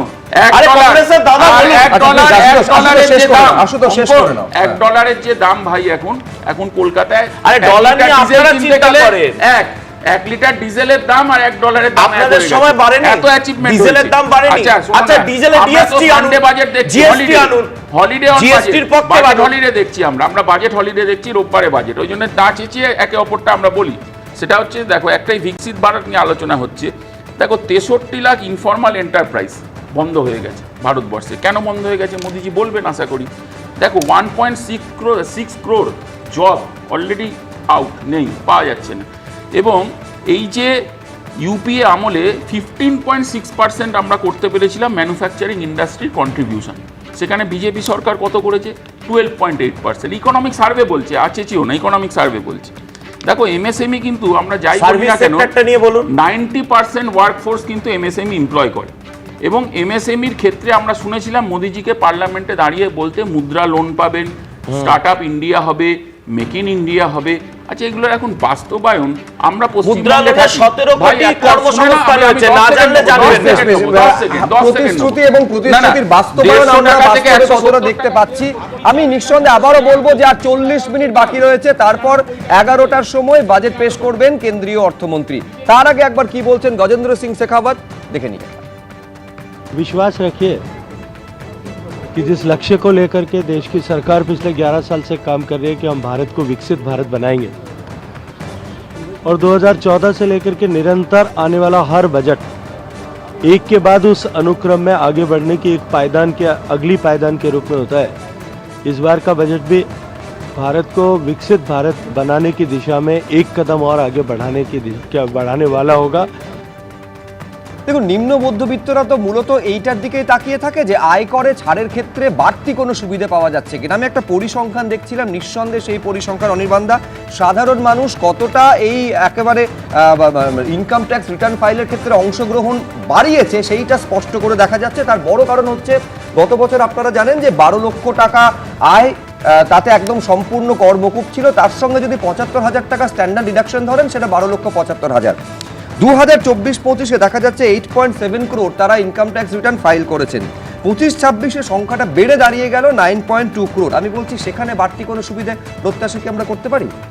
দেখো, তুমি যে সংখ্যাটা বললে 140 কোটি 142 কোটির জনগণ, হ্যাঁ, তার মধ্যে ওই 9 কোটির আশেপাশে এই বছরে হয়তো দেখা যাবে রিটার্নটা সাবমিট হচ্ছে। তার মধ্যেও এই যে পুরনো কর কাঠামো, নতুন কর কাঠামো, প্রায় 70% লোক এখন নতুন কর কাঠামোতে ইনকাম ট্যাক্স রিটার্ন দিচ্ছে এবং সরকারও চাইছে মানুষ যাতে সবাই ওই নতুন কর কাঠামোতেই তাদের ইনকাম ট্যাক্স রিটার্নটা দেন। এবং যার জন্য এই 12 লক্ষ টাকা 12,75,000 টাকার যে আপনারা ছাড়ের কথা বলছেন, এরপরেও অতিরিক্ত ছাড় দেওয়ার প্রবণতা বা প্রত্যাশা এই বছরে থাকা উচিত নয়। কিন্তু একটা কথা মানতে হবে যে মানুষ কিন্তু শুধুমাত্র ডাইরেক্ট ট্যাক্স দেয় না শুভ্র, মানুষ সকাল থেকে রাত্রি অবধি যা যা জিনিস কিনছে তার জন্য কিন্তু প্রত্যেক দিন ট্যাক্স দিচ্ছে। এই যে আমরা বলছিলাম না, ইনকাম ট্যাক্স 140 কোটির মধ্যে ওই 9 কোটির আশেপাশে লোক ইনকাম ট্যাক্স রিটার্ন দেন, কিন্তু রাস্তার যিনি ভিখিরি আছেন সেখান থেকে শুরু করে যিনি বড় শিল্পপতি আছেন, প্রত্যেকটা দিন যত জিনিস কিনছেন প্রত্যেকটা জিনিসের উপরে তিনি ট্যাক্স দিচ্ছেন, সেই ট্যাক্সটাই কিন্তু ইনডাইরেক্ট ট্যাক্স এবং সেটাই কিন্তু আজকের দিনে প্রত্যেকটা মানুষকে কষ্টের মধ্যে দিয়ে নিয়ে যাচ্ছে। দেখুন, সরকার চেয়েছিল, সরকার, আমি যেটা বলছিলাম, সরকার কি চায়নি, সরকার বুঝতে পেরেছিল তড়িঘড়ি এতগুলো জিএসটি কাউন্সিলের মিটিং হয়েছে, সরকারের মনে পড়েনি ট্যাক্স রিডাকশন করার। সরকার তড়িঘড়ি কিন্তু দিওয়ালির আগে ধামাকা দিল, জিএসটি কাউন্সিলের মিটিংয়ে 56তম জিএসটি কাউন্সিলের মিটিংয়ে দাম কমানো হলো। কিন্তু ইনডাইরেক্ট ট্যাক্সের একটা আবার আপন গতি আছে, যেখানে দাম যতটা কমানোর কথা সরকার ভাবে তার পুরোটা কিন্তু উপভোক্তা বা কনজিউমার বা বেনিফিশিয়ারি তার হাতে পৌঁছয় না। এটা হচ্ছে ইকোনমিক্সের নিয়ম। সরকারের এটাও বোঝা উচিত ছিল যে যারা মধ্যে আছেন, মিডলম্যান আছেন, তার মধ্যে উৎপাদক সংস্থা আছে, তারা কিন্তু ওই লাভের গুড়টা তারাও কিন্তু খেয়ে নিলেন। তাহলে সাধারণ মানুষ যিনি 20 টাকাতে একটা টুথব্রাশ কিনতেন, তিনি এই জিএসটি কমে যাওয়ার পরে আশায় ছিলেন যে জিনিসটার দাম হয়তো 18 টাকা হবে, দাম কিন্তু শুভ্র খবর না, 20 টাকাটা 20 টাকাই আছে। প্রত্যেকটা জিনিস আমাদের ছোটো ভাই অঙ্কন বলছিল যে এডুকেশনাল যে জিনিসগুলো আছে, পেন্সিল, রবার, সব কিছুর উপরে দাম কমে গেছে। অঙ্কনের এখন ছেলে স্কুলে পড়ে না, কিন্তু আমার ছেলে স্কুলে পড়ে, জিনিসের দাম যেটা ছিল সেটাই আছে। সরকারকে না, সরকারের একটা জিনিস দেখতে হবে যে ম্যানুফ্যাকচারাররা দাম বাড়িয়ে দিচ্ছে, কিন্তু একটা জিনিস মাথায় রাখতে হবে না, একটা জিনিস এর মধ্যে আমি বলছি যে দেবনানন্দা যেটা বলছিল এটা ঠিক, যে private investment in India by the so called investors houses সেটা কমেছে। আজকে দেশে ইনভেস্টমেন্ট করছেন না, তারা বিদেশি ইনভেস্টমেন্ট। আপনি ধরুন আজকে আমাদের দেশের বাজেটের কথা বলা হবে, 5 তারিখে আপনারা পশ্চিমবঙ্গের বাজেটের কথা বলবেন। আপনি পশ্চিমবঙ্গে বিজিবিএস হবে, আপনি সবাইকে ফুলের তোড়া দেবেন, উত্তরীয় পড়াবেন, কিন্তু যিনি শিল্পপতি আসবেন তিনি চাইবেন তার পুঁজির সুরক্ষা এবং তার ম্যাক্সিমাইজেশন অফ প্রফিট। সেটা যতক্ষণ না ভারতবর্ষে হবে ততক্ষণ তিনি এই যতই তাকে উৎসাহ দেওয়ার কথা বলো, তিনি কিন্তু ধীর গতিতে তার ইনভেস্টমেন্টটা ভারতবর্ষ থেকে বিদেশে নিয়ে যাচ্ছেন। এবং তার জন্য দেখবেন যে ভারতবর্ষে আমরা মেক ইন ইন্ডিয়ার কথা শুনেছি, এই যে বলছিলাম না রাজনীতি অর্থনীতি সম্পৃক্ত, এইগুলো কিন্তু রাজনীতির কথা। মেক ইন ইন্ডিয়া, আত্মনির্ভর ভারত, ভোকাল ফর লোকাল, বিকশিত ভারত। আপনি মেক ইন ইন্ডিয়া যদি হয়, ভোকাল ফর লোকাল যদি হয়, তাহলে আপনি আমদানি কেন করবেন? আমাদের ট্রেড ডেফিসিট বাড়ছে, বাণিজ্য ঘাটতি বাড়ছে, আমরা রপ্তানি কম করছি, আমদানি বেশি করছি, তাহলে ভোকাল ফর লোকাল থেকে আমরা কি বেনিফিট পাচ্ছি? ভারতবর্ষে আরেকটা জিনিস বুঝতে হবে, সেটা হচ্ছে 2014 এই সরকার ক্ষমতায় এসছে, 2016-তে ডিমনিটাইজেশন হয়েছে, 2017-তে জিএসটি ইমপ্লিমেন্টেশন হয়েছে, তারপরে 2019-এর শেষ দিক থেকে 2020 থেকে কোভিড এসছে, এবং প্রত্যেকটাই কিন্তু সরকারের পরিকল্পনা এবং যে তার কার্যপ্রণালী সেখানে কিন্তু একটা ডিফারেন্সিয়েশন ছিল, এবং তারই কিন্তু যে এফেক্ট, সেই এফেক্টটা আজকেও অর্থনীতিতে আছে। আজকে আমরা সব কিছু যদি ট্রাম্পের উপর দিয়ে দিতে থাকি যে ট্রাম্পের জন্য সব কিছু যে সেটা নয়, কিন্তু ভারতবর্ষের মানুষের একটা সামাজিক উন্নয়নও হয়েছে। আজকে আমরা এই টিভির পর্দাতে যখন চোখ রাখি তখন দেখছি কিছু মানুষ মধ্যবিত্ত ভারতবর্ষের মানুষের সামাজিক উন্নয়নের কথা বলছেন, বিরোধীরা তো এইটাই সামাজিক উন্নয়ন হওয়ার পরেও প্রতি বছর 2 কোটি করে চাকরি হলে গত 14 থেকে শুরু করে 26-12 বছরে যেটা গিয়েছে সেই পরিমাণ কর্মসংস্থানটা হয়েছে কিনা। আমি অঙ্কন দত্তের কাছে দ্রুত প্রতিক্রিয়ার জন্য ইকোনমিক যে ডাইনামিক সেটা ইন্ডিয়ান ইকোনমিক্স অ্যাকসেপ্ট করতে বাধ্য। আজকে গিগ ইকোনমিক যেটা আমরা বলছিলাম বারবার করে, গিগ ওয়ার্কার্সের সংখ্যা বাড়ছে। তুমি আমি সবাই দেখতে পাচ্ছি সকাল থেকে রাত্রি অবধি কিছু লোক মোটরসাইকেল নিয়ে তোমার বাড়ি আমার বাড়িতে জিনিসপত্র সাপ্লাই দিয়ে যাচ্ছে। সেটা ভারত থেকে শুরু করে পশ্চিমবঙ্গের ক্ষেত্রেও প্রযোজ্য। তার কারণ হচ্ছে সিঙ্গুরে গিয়ে যখন মুখ্যমন্ত্রী বলেন এখানে একেবারে অ্যামাজন এবং ফ্লিপকার্টের জন্য এখানে একেবারে ব্যবস্থা করা হয়েছে, আমি বলছি সেখানে তো পরোক্ষে সেই গিগ ওয়ার্কারদের সুযোগের কথা বলা হয়। আমি বলছি মোটের ওপর কর্মসংস্থান, একটা স্থায়ী নিশ্চয়তা, সেইটা কোথায়? আমি দ্রুত একবার প্রিয়াঙ্কা গান্ধী কি বলছে দর্শকদের সামনে রাখবো। It's very. I don't have much expectations. অঙ্কন দত্ত কর্মসংস্থানের কথা বলছেন, এমএসএমই সেক্টরের যে কর্মসংস্থান হয়েছে তা এই মুহূর্তে গোটা বিশ্বের মধ্যে 1 নম্বরে ভারতবর্ষকে এগিয়ে নিয়ে যাচ্ছে। এটা আইএমএফ 17ই জানুয়ারি এই বছর প্রেস রিলিজ করে ঘোষণা করেছে। সেটা মুখ্যমন্ত্রী বারে ঘোষণা করেন এমএসএমই। না, এটাই তো মজা, এটাই তো মজা। কেন্দ্রের যে পোর্টাল রয়েছে সেই পোর্টালে তারা আমরা দুজনে একসাথে আমরা দুজনে চালাচ্ছেন পশ্চিমবঙ্গ সরকার। আসুদা তুমিও চালাচ্ছ পশ্চিমবঙ্গ সরকার। প্রশ্ন করতে চাই, আমরা যে প্রিয়াঙ্কা গান্ধীর বক্তব্যটা শুনলাম, তুমি কি খেয়াল করছো তিনি বলছেন আমার কোনো প্রত্যাশা নেই? তা ওনার প্রত্যাশা তো ওনার ভাইয়ের থেকেও থাকবে না, তো রাহুল গান্ধীর থেকেও তোমার প্রত্যাশা নেই। উনি জানেন যে কংগ্রেস দরকারি প্রত্যাশা বন্ধ হয়ে গেছে। আমি একটা কথা বলছি, মানুষের প্রত্যাশা রয়েছে, জনগণের প্রত্যাশা রয়েছে, বিরোধীদের প্রত্যাশা নেই। কারণ একটার পর একটা বাজেট আসে আর বিরোধীরা থাকে তারা আরো দেশের ক্ষমতার চেয়ারে তুলে চলে যাবে। প্রিয়াঙ্কা গান্ধীর ক্ষমতা হবে না, রিপ্রেজেন্ট করেন সংসদে সাধারণ মানুষকে। অখিলেশ যাদব কি বলছেন একবার দেখো।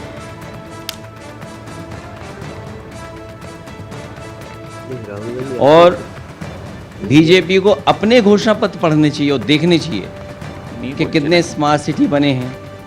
वो स्मार्ट सिटी जो दावा करता था कि सॉलिड वेस्ट मैनेजमेंट में सबसे अच्छा काम किया है, सबसे ज़्यादा अवार्ड मिले हैं, वहीं पर खराब पानी पीने से लोगों की जान चली गई। अंतर्राष्ट्रीय प्लेटफॉर्म जहाँ पर दुनिया के लोग अपनी अच्छाई बताने आते हैं, अपने देश की क्या अच्छाई है वो बताने आते हैं, वहाँ पर हमारी सरकार के लोगों को ये फेस करना पड़ा कि यहाँ की हवा ख़राब है, जिसकी वजह से निवेश नहीं आ सकता है। ये तो भगवान की कृपा है जो पानी बरस गया, हवा चल गई, नहीं तो हम और आप लोग सांस भी नहीं ले सकते थे यहाँ पे खड़े होकर के। सोचिए उससे कितना नुकसान हो रहा है, कितने लोगों की जान जा रही है, कितने लोगों को इन्फेक्शन हो रहा है। तो इसके लिए क्या किया? आप कह रहे खाद्यान्न में हम यहाँ पहुँच गए, वहाँ पहुँच गए, लेकिन किसान क्या उसकी आय दोगुनी हो गई इस महंगाई में? रोजगार के तमाम दावे किए गए, क्या रोजगार मिल रहा है? 12वां पास बच्चे को क्या रोजगार मिल रहा है? क्या नौकरी मिल जा रही है? और फिर सामाजिक न्याय के नाम पर जो आप झूठ बोल रहे हैं, लगातार झूठ बोल रहे हैं आप, उसका जवाब क्या है सरकार?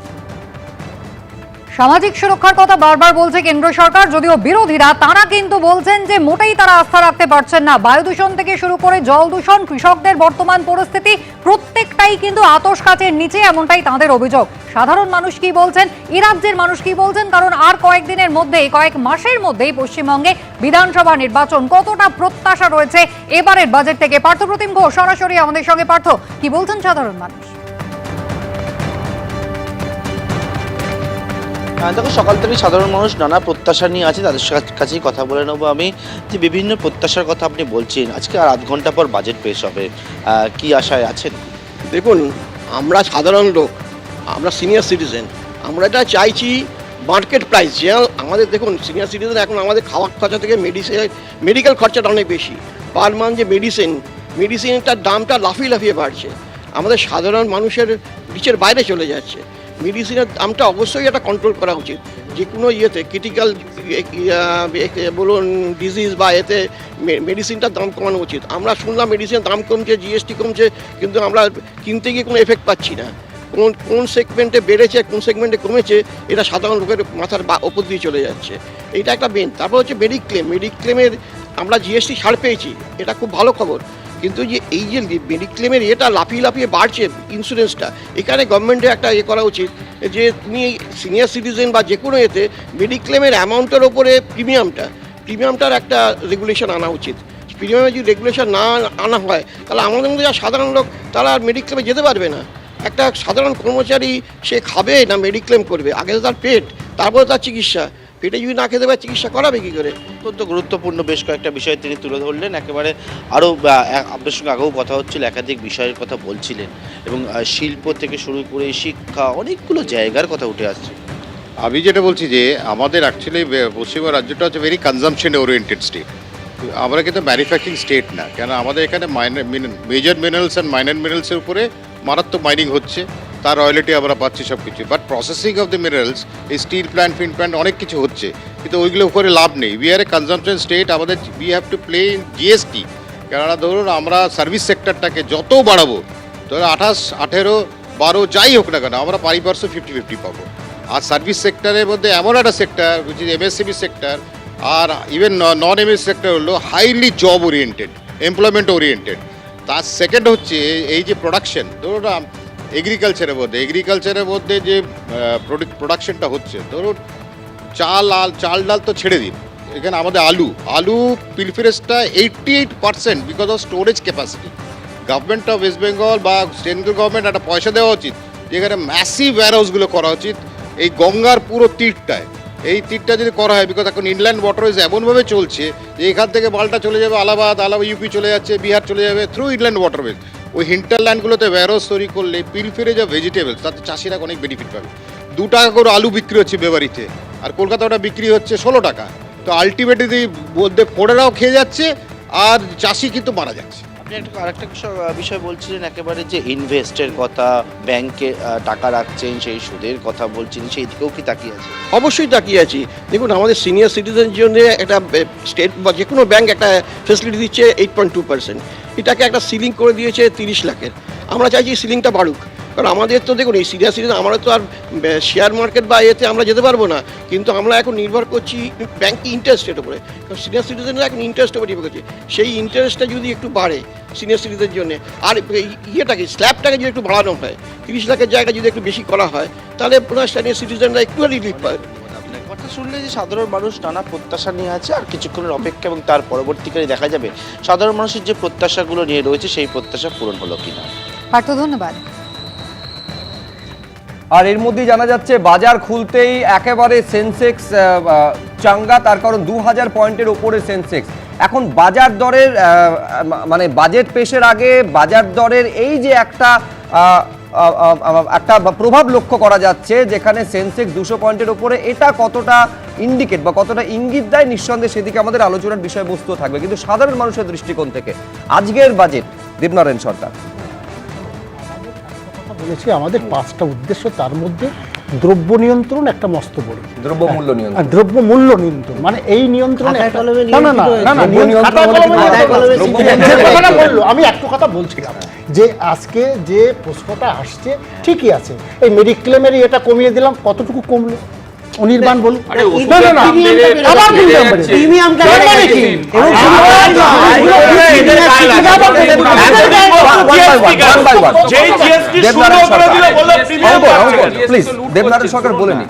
আমার কথাটা আজকে হ্যাঁ কমালাম, কিন্তু আবার এরা অন্য পদ দিয়ে বাড়িয়ে দিচ্ছে। সরকার বাড়িয়েছে, সরকারের পদক্ষেপ দরকার।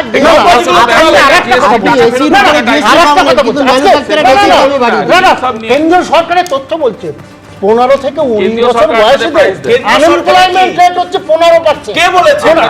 আমি দেখাচ্ছি 15 থেকে 29, 15 থেকে আমি বারবার বেকার তো বাংলা 15 থেকে 29 এবং বেকার নিয়ে তৃণমূলের মতো কথা বানায় না। এই বেকারের জন্য অন্য বেকার চেঁচালে হবে। লোকের হাতে 40% সবচেয়ে বড় বেকার এই রাহুল গান্ধী। আমরা জানি 40% রাহুল গান্ধী আগে বলেই আপনারা এখনো 1% লোকের দর্শক কারো কথা শোনা পাচ্ছে না। আমি একটা কথা বলবো যে এই আশঙ্কাটা, আমি আশুতোষ তুমি আমার সঙ্গে একমত হবে যে এই আশঙ্কাটা তখন থেকেই ছিল। জীবন বীমা এবং স্বাস্থ্য বীমায় জিএসটির ক্ষেত্রে যখন একটা স্বস্তির কথা কেন্দ্রের তরফে ঘোষণা করা হয়েছিল, এই আশঙ্কাটা তখনই ছিল যে প্রিমিয়ামটা হঠাৎ করে বাড়িয়ে দেওয়া হবে কিনা, মানে সেইখানে কোথাও একটা নিয়ন্ত্রণ হলে সাধারণ মানুষেরই সুবিধে হতো আশুতোষ।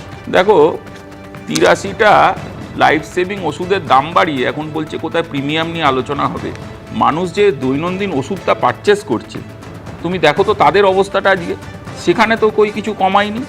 2 টাকার প্রিমিয়াম কমিয়ে 20 টাকার ক্রেডিট নেবে, ওই স্বচ্ছ ভারতের মতন 20,000 কোটি টাকা লাগিয়ে দিয়েছিল শুধু গান্ধীজির চশমা দিয়ে, বলেছিল আমরা সব গান্ধীজিকে ফলো করি এবং খুব সুন্দর আমাদের চলছে। অ্যাডভার্টাইজমেন্ট, শুধু অ্যাডভার্টাইজমেন্ট করো, ওই যে ট্যাপটাও একটা অ্যাডভার্টাইজমেন্ট আজকে। দেখো গান্ধীজিকে বাদ দেওয়ার ক্ষমতা কারণ নেই, ছেড়ে দিও, আপনিও পারবেন না।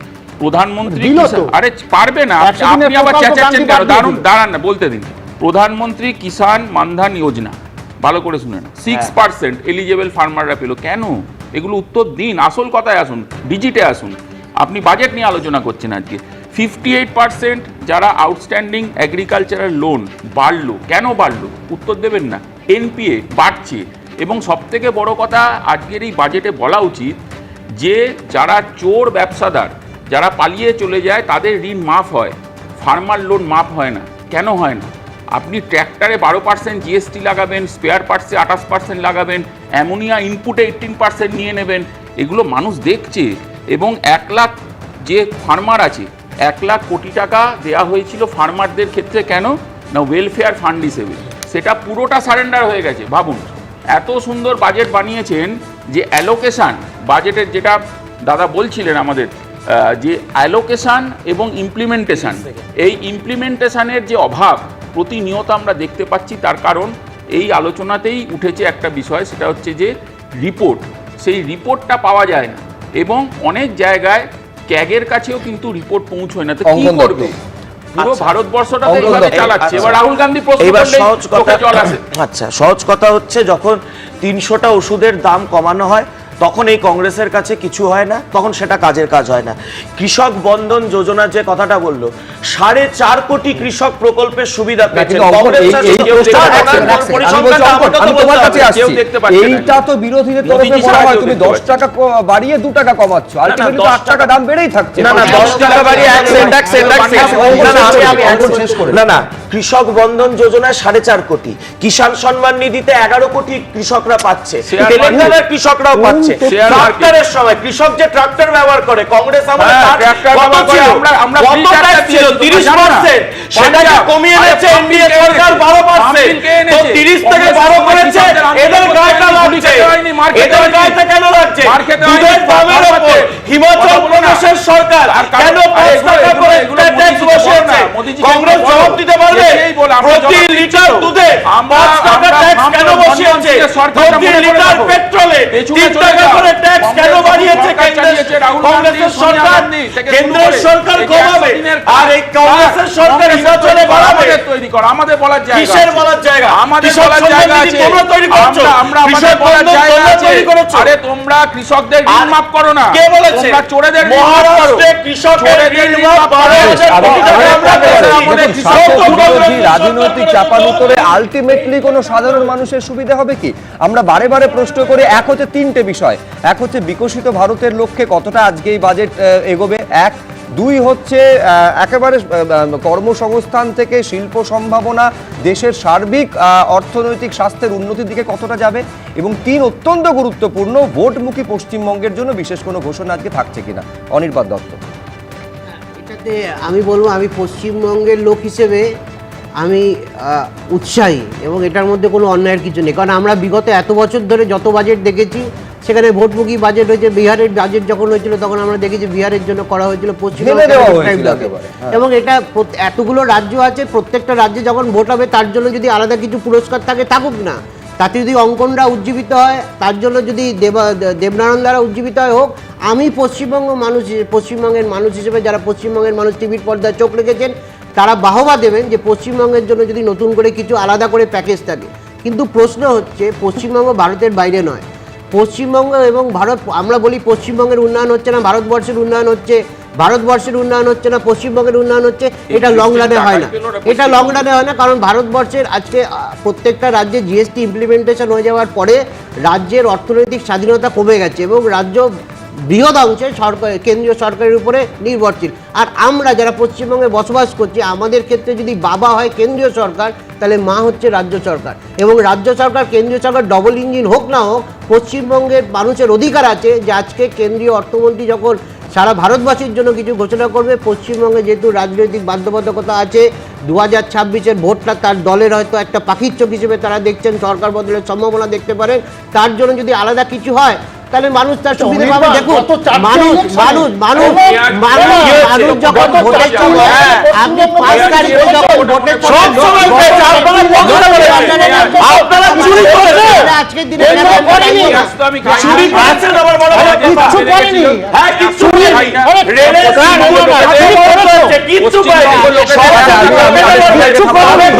তৃণমূলের তরফে কি বলা হচ্ছে দর্শকদের সামনে রাখবো। সুদীপ বন্দ্যোপাধ্যায় কি বলছেন দেখুন। যেটা প্রাপ্য, সে প্রাপ্য টাকাটা আমাদেরকে দিন। এত বড় বঞ্চনার শিকার ভারতবর্ষের পশ্চিমবঙ্গ ছাড়া অন্য কোনো রাজ্যের প্রতি হয়নি। বিহারে কি পরিমাণ টাকা দেওয়া হয়েছে, হোক, আপত্তি নেই, কিন্তু বাংলার ক্ষেত্রে একেবারে শ্বেতপ্রকাশ পত্র প্রকাশ করার দাবিও আমরা করেছি। কাল অমিত শাহ বললেন 10 লক্ষ কোটি টাকার উপরে আমরা বাংলাকে দিয়েছি। যা নয় তাই বলছে অঙ্কন, মানে একেবারে কেন্দ্রীয় বঞ্চনা যে জায়গায় গিয়েছে, তারপর বাংলার পশ্চিমবঙ্গের জন্য আলাদা করে ঘোষণা করা হবে, এই প্রত্যাশাটা অন্তত আপনারা চুরি করে উলঙ্গ হয়ে গেছে, আপনারা চুরি করে বাংলাটাকে উলঙ্গ করে দিয়েছে। এবার সব রাজ্যকে করা হচ্ছে না, না না না, কোনো রাজ্যই চুরিও করে না। আচ্ছা বলুন, আমি তো আপনাকে একটা 65টা রেলের সিবিআই কি করে তৈরি করে, টাকা দিয়েছে, আপনারা জমি দিচ্ছেন না কেন? 65টা রেলের প্রকল্প থমকে রয়েছে কেন? জবাব দিন। 3টে এয়ারপোর্ট এক্সপেনশন আটকে রয়েছে কেন? আচ্ছা বলুন না, ধনেখালির শাড়িকে শিল্পের পর্যায়ে নিয়ে যাওয়ার জন্য 5000 কোটি টাকা পড়ে রয়েছে কেন? আচ্ছা আপনি বলুন, শিক্ষা খাতে 11টা নতুন স্কুল খোলার জন্য কেন্দ্র সরকার ফান্ড দিয়ে রেখেছে, আপনারা স্কুল খুলছেন না কেন? আজকে বাঁকুড়া আর পুরুলিয়া বিভিন্ন জায়গায় স্কুল খোলার কথা, সেই স্কুলগুলোকে আপনারা খুলতে দিচ্ছেন না। তো দিনের শেষে প্রকৃত বঞ্চনা করছেন এই তৃণমূলের মমতা বন্দ্যোপাধ্যায় সরকার, চুরি করে রাজ্যটাকে আমি শুধু একটা কথা বুঝতে পারছি না, যে অঙ্কন অভিযোগ করছে যে তৃণমূল একেবারে দুর্নীতি করে, চুরি করে সাধারণ মানুষকে তার প্রাপ্য থেকে বঞ্চিত করছে। আচ্ছা এই চুরির তদন্ত তো কেন্দ্রীয় সরকার এজেন্সি করছে, তারা কি করছে? এখনো পর্যন্ত কটা তদন্তের ক্ষেত্রে শেষ দিনের আলো দেখতে পেয়েছে? সেই তদন্ত যখন ভোট আসে তখন বারে বারে তদন্তটা হঠাৎ করে জেগে ওঠে, আবার ভোট পেরিয়ে গেলেই শীত ঘুমে চলে যায়, এই অভিযোগগুলো কেন ওঠে? ফলে সাধারণ মানুষ যদি তাদের প্রাপ্য থেকে বঞ্চিত হন, সাধারণ মানুষের সঙ্গে যদি দুর্নীতি এবং প্রতারণার কারণে বঞ্চনা করা হয়, তার জন্য দায়ী যদি একেবারে এই রাজ্যের শাসক দলকে করা হয়, উল্টো দিকে সেই চুরি ধরার জন্য যথেষ্ট তৎপরতা কেন্দ্রের তরফে থাকে তো? প্রশ্নটা রইল, উত্তর নেব আশুতোষ। দেখো 2011-তেই সরকার এসছে তৃণমূলের, ঠিক আছে, এবং এই সরকার সারদা নারদা চুরি থেকে শুরু করে আজ অব্দি যে কটা লিস্ট ধরে দেখো, অভয়া থেকে শুরু করে চাল চুরি, গরু চুরি, কয়লা চুরি, শিক্ষা চুরি, কত চুরি, চুরির পর চুরি, একটাও কেউ ঠিকঠাক তদন্ত না। আরে শোনো, আবার রাহুল গান্ধী বলেছে, রাহুল গান্ধী পুজো করবে, জানালাম যে ক্যাবিনেটের মিটিং হচ্ছিল, যে ক্যাবিনেটের মিটিং এ বাজেটকে পেশ করা হয় এবং এই বাজেটে অনুমোদন দেওয়া হলো কেন্দ্রীয় মন্ত্রিসভার তরফে, অর্থাৎ আর ঠিক 15 মিনিট পর সকাল 11টার সময় সেই বাজেট দেশবাসীর উদ্দেশ্যে পেশ করতে চলেছেন কেন্দ্রীয় অর্থমন্ত্রী নির্মলা সীতারামন। হ্যাঁ আসো তো শেষ করে দেখো, শেষ করে দিচ্ছি এটাই বলে যে আমরা বলছি কি, কে বলছে, কোর্ট বলছে, কতবার থাপ্পড় খেয়েছি ইডি সিবিআই বলো তো? এবং রিসেন্ট যে কটা মামলা কোনটা রিপোর্ট করেছে, ইডি তো ফাইল খুঁজে পায়নি, আরে মুখ্যমন্ত্রী ফাইল খুঁজে পেয়েছে, ইডি ফাইল খুঁজে পায়নি, এটাই আপনাদের অপদার্থতা। এবং রাহুল গান্ধীকে পুজো করবে, রাহুল গান্ধীকে পুজো বাংলার মানুষের শুভঙ্কর সত্যি কথা বলতে জানেন না, মিথ্যে কথা বলেন। এই যে অমিত বাবু আছে, অমিত বাবু আছে, সিংভি Tourism কেন করতে এই আসে? চোরেদের হয়ে Tourism ওকালতি করতে করে? আসে? অভিষেক Tourism মনু করতে আসে? সিংভি আচ্ছা এখন এখন হচ্ছে যে কেন এদের কংগ্রেসের হয়ে তরফে ওকালতি আপনারা শুনলেন প্রিয়াঙ্কা গান্ধী ভাডরা খুব বেশি প্রত্যাশা আজকের বাজেট থেকে করছে না, কংগ্রেস তাদের অবস্থান স্পষ্ট করে দিয়েছে। এবার বিজেপি কতটা কি প্রত্যাশা করছে আমি সেইটা এবার আপনাদের সামনে রাখবো। বিজেপি সাংসদ জ্যোতির্ময় সিং মাহাতো তিনি কি বলছেন আজকে বাজেট পেশের আগে দেখুন। শুধু পশ্চিম বাংলায় নয়, ভারতবর্ষে জন্য আজকে বাজেট হচ্ছে, আর এটা বিকশিত ভারত বিকশিত বাংলার জন্য বাজেট হচ্ছে। এই বাজেটে আপনারা দেখতে পাবেন পশ্চিম বাংলা সমেত সারা ভারতবর্ষের জন্য কিভাবে মোদিজি নিয়ে আসছেন আজকে বাজেটের যে অবস্থা সারা দেশের জন্য আজকে আমরা সবাই সারা ভারতবাসী দেখতে পাবো। কিন্তু আসল বাজেট 2026-এর যে মে মাসের পরে যে আমরা প্রথম বাংলায় যে বিধানসভার অধিবেশনে ভারতীয় জনতা পার্টির নেতৃত্বে সরকার চলবে, সেই সময় দেখবেন বাংলার জন্য কি বাজেট হয়। 15 বছর ধরে যেভাবে শোষণ করেছে, 15 বছর যেভাবে অত্যাচার হয়েছে বাংলার মানুষ, এইবারে সেটা মুক্তভাবে মানুষ দেখতে পাবে। দেবনারায়ণ সরকার 70 রাজ্য দেখায়নি তারে, বসাই নেই নির্জন আত্মার আধারে। এই কল্পনা থাকা ভালো রবীন্দ্রনাথ, এই কল্পনা দিয়ে কাজ হবে না। এই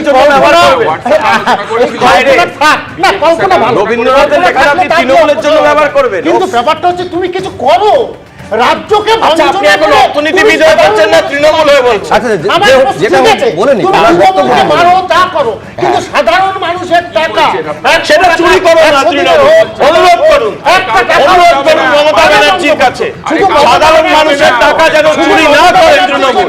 কিচ্ছু করোনি, চারটে ইলেকশন করেছে পর্যন্ত কিচ্ছু করেনি, পয়সাগুলো কে দিচ্ছে? কোনো টাকা দাওনি, সব টাকা আপনি দিয়েছেন।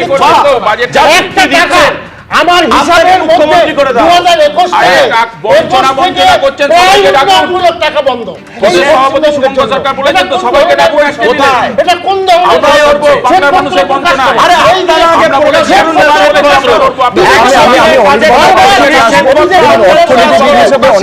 এটা মানবেন যে দান খয়রাতির যে রাজনীতি করা হয় সেটা সব রাজনৈতিক দল, সেটা তৃণমূল কংগ্রেস হতে পারে, বিজেপি হতে পারে, শাসক বিরোধী সব রাজনৈতিক দল একেবারে ভোটের স্বার্থে নির্বাচনের স্বার্থে এটা করে থাকে এবং তাতে ভোটে ডিভিডেন্ড আসে কোনো সন্দেহ নেই। কিন্তু আমি অর্থনীতিবিদ অনির্বাণ দা এটা মানবেন যে সেটা দেশের রাজ্যের সার্বিকভাবে আর্থিক স্বাস্থ্যের জন্য তো খুব একটা হিতকর নয়। আমি বলছি সেদিকটাও কি আজকে বাজেট পেশের সময় মাথায় রাখা হতে পারে?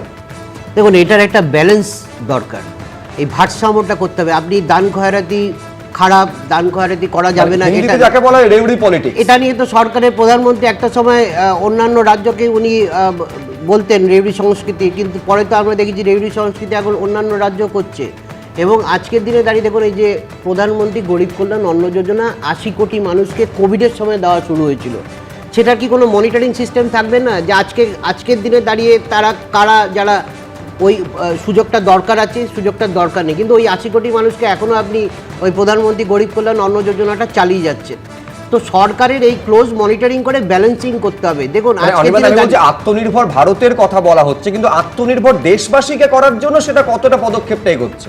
ভারতবর্ষের মানুষ যদি আত্মনির্ভর না হয়, তাকে যদি আপনি ওই রেউড়ি সংস্কৃতি দিয়ে তাকে যদি আপনি আনপ্রোডাক্টিভ করে রাখেন, তার কাজ করবার উৎসাহ যদি সে ফিরে না পায়, তাহলে সে জিডিপিতে কন্ট্রিবিউট করতে পারবে না। আপনি যদি বাড়িতে বসে টাকা পান, আপনি যদি কোনো কাজ না করেন, তাহলে আপনি দেশের জিডিপিতে আপনি কন্ট্রিবিউট করছেন না, ভারতবর্ষের অর্থনীতি দুর্বল হবে।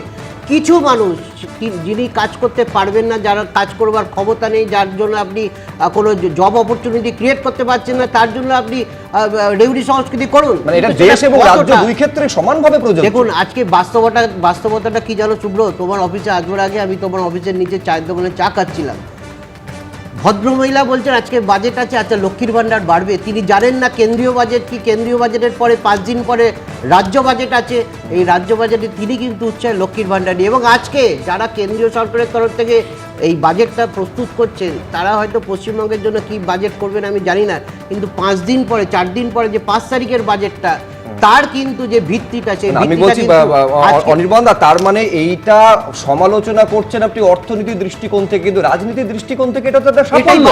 এটা বাস্তবে বলতে একটা সাফল্য যে তারা একটা বেনিফিশিয়ারি ক্লাস তৈরি করতে পেরেছে। রাজনীতির লোকেরা তারা ক্ষমতা চান, তারা রাজনীতির ভোটে জিততে চান, এবং ভোটে জিততে গেলে তারা এটা পরীক্ষিত সত্য যে আপনি যদি কাউকে টাকা দেন, তিনি সেটা ভোট বাক্সে তার কৃতজ্ঞতা প্রকাশ করেন। এবং সেটার জন্য আপনি দেখুন লক্ষ্মীর ভান্ডারের পরে লাডলি বায়না হয়েছে। আজকে বিহারে বিহারে আমরা দেখেছি ভোটের আগে টাকা দেওয়া হয়েছে, আমরা দেখছি আসামে বিহু উৎসবের জন্য টাকা দেওয়া হচ্ছে। তো এই জায়গাতে যদি আজকে ভারতবর্ষে এটা যদি ট্র্যাডিশন হয় এবং সেটার যদি কোনো মনিটরিং সিস্টেম না থাকে, আর্থিক সমীক্ষাতে বলা হয়েছে যে আপনি যদি প্রত্যেকটা লোককে যদি আপনি এই প্রত্যেক দান খয়রাতি করতে থাকেন এবং তার জন্য যদি কোনো কন্ডিশন না লাগান, তাহলে সেটা আর্থিকভাবে ভারতবর্ষকে দুর্বল করবে। সব দলই এটাকে একেবারে আঁকড়ে ধরে, সবটা হচ্ছে রাজনীতির স্বার্থে। অঙ্কন দত্ত, না দেখুন, লক্ষ্মীর ভান্ডার দিচ্ছি মানে লক্ষ্মীর ভান্ডার পাওয়া মায়ের ঘরের ছেলেটা চাকরি পাচ্ছে না, এইটা ভারসাম্য রক্ষা নয়। যেখানে লাডলি বাহিনা চলছে সেখানে কিন্তু লাখ লাখ বেকার ছেলে সরকারি চাকরি পাচ্ছে, এখানে কিন্তু সেটা হচ্ছে না। যদি কোনো জায়গায় 80 কোটি মানুষকে প্রধানমন্ত্রী অন্ন যোজনায় রেশন দেওয়া হচ্ছে প্রতি মাসে, তেমনি কিন্তু 12 লক্ষ কোটি টাকার পরিকাঠামো উন্নয়নে খরচা হচ্ছে, 6.5 লক্ষ কোটি টাকার কিন্তু প্রতিরক্ষা খাতে খরচা হচ্ছে। তো এই যে ব্যালেন্সটা এই রাজ্যের সরকার করতে পারে না। এই রাজ্যের সরকার মনে করে আমি লক্ষ্মীর ভান্ডার দেব 1000 টাকা, তারপর বলবো যে লক্ষ্মীর ভান্ডার দিচ্ছি তোমার মাকে ওই 1000 টাকা দাও, সেই টাকা থেকে ঘুগনি বিক্রি করো স্টেশনে প্ল্যাটফর্মে দাঁড়িয়ে। এই যে এটা আজকে গরম ইনফ্রাস্ট্রাকচার ছেড়ে দিন, আপনি বলুন কটা বেকারের চাকরি দিয়েছেন আপনি এই রাজ্যে, জবাব দিতে পারবেন না। তাকে দেখুন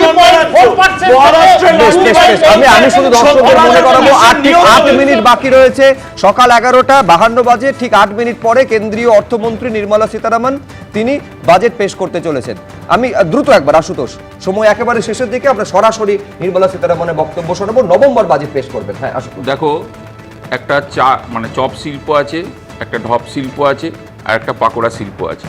এই 3টে শিল্পর ভেতরে বাংলার মানুষকে এবং যুব সমাজকে ঠেলে দেওয়া হয়েছে, ভারতবাসীকে তো ঠেলে দেওয়া হয়েছে। তার কারণ না, রাজনীতি একটা বড় শিল্প শুধু নয়, 2 কোটি চাকরির শিল্প যেটা ছিল, আর আলু থেকে সোনা বের করার শিল্পটা কি? আরে তোমরা কিছু করো না রে, আলু থেকে সোনা বের করার শিল্প।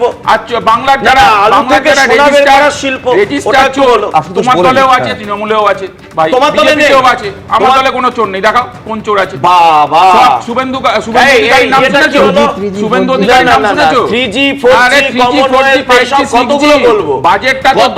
বাজেটটা তো জিরামজিতে পাঠিয়ে দিয়েছো পুরো। মানরেগাটা তো খেয়ে নিয়েছো, ভালো তো, মানরেগাটা তো খেয়ে নিয়েছো, তোমাদের মানরেগাটা তো গায়ে কাটা লাগছে। বাংলায় 100 দিনে 125 দিন কাজ পাবে বলে, আর কৃষকরা কাজ পাবে বাঁশি বাজাচ্ছে, মজদুররা কাজ পাবে বলে বাঁশি বাজাচ্ছে। শুনে নাও, সর্বদলীয় মিটিং ডাকা হোক। আমি এইখানে একবার বাংলার মানুষকে এইভাবে বিজেপি রাজ্য সভাপতি, রাজ্যসভার সাংসদ শ্রমিক ভট্টাচার্য আজকের বাজেট নিয়ে তিনি কি বলছেন? সোশ্যাল ওয়েলফেয়ার প্রজেক্টের সঙ্গে সঙ্গে ভারতীয় অর্থনীতিকে গতি আনতে এবং ভারতবর্ষকে তৃতীয় অর্থনৈতিক শক্তিতে উঠিয়ে নিয়ে যাওয়ার জন্য সমস্ত ধরনের প্রচেষ্টা আমরা আশা করছি এই বাজেটে থাকবে। ভারতীয় অর্থনীতিকে আরও শক্তিশালী করা, উদার করা, উন্মুক্ত করা, একটা শিল্পে সুস্থ প্রতিযোগিতা গড়ে তোলার এবং ভারতবর্ষে যাতে বিনিয়োগ আসে, সমস্ত রাজ্যে সেই বিনিয়োগ যাতে বিকেন্দ্রীকৃত অবস্থায় থাকে, সেটাই এই বাজেট থেকে আমরা। আমি এবার একটা বিবর্তন আপনাদের সামনে রাখি। নভেম্বর বাজেট পেশ করছেন কেন্দ্রীয় অর্থমন্ত্রী, কিভাবে একেবারে যেটা শুরুতে ছিল বহি খাতা সেখান থেকে আজকে ট্যাবে এসে দাঁড়িয়েছে। পরপর আপনাদের সামনে রাখছি। বছরের সঙ্গে সঙ্গে কিভাবে আরো বেশি আধুনিক এবং প্রযুক্তি নির্ভরতা হয়েছে কেন্দ্রীয় অর্থমন্ত্রীর বাজেট পেশের পদ্ধতি।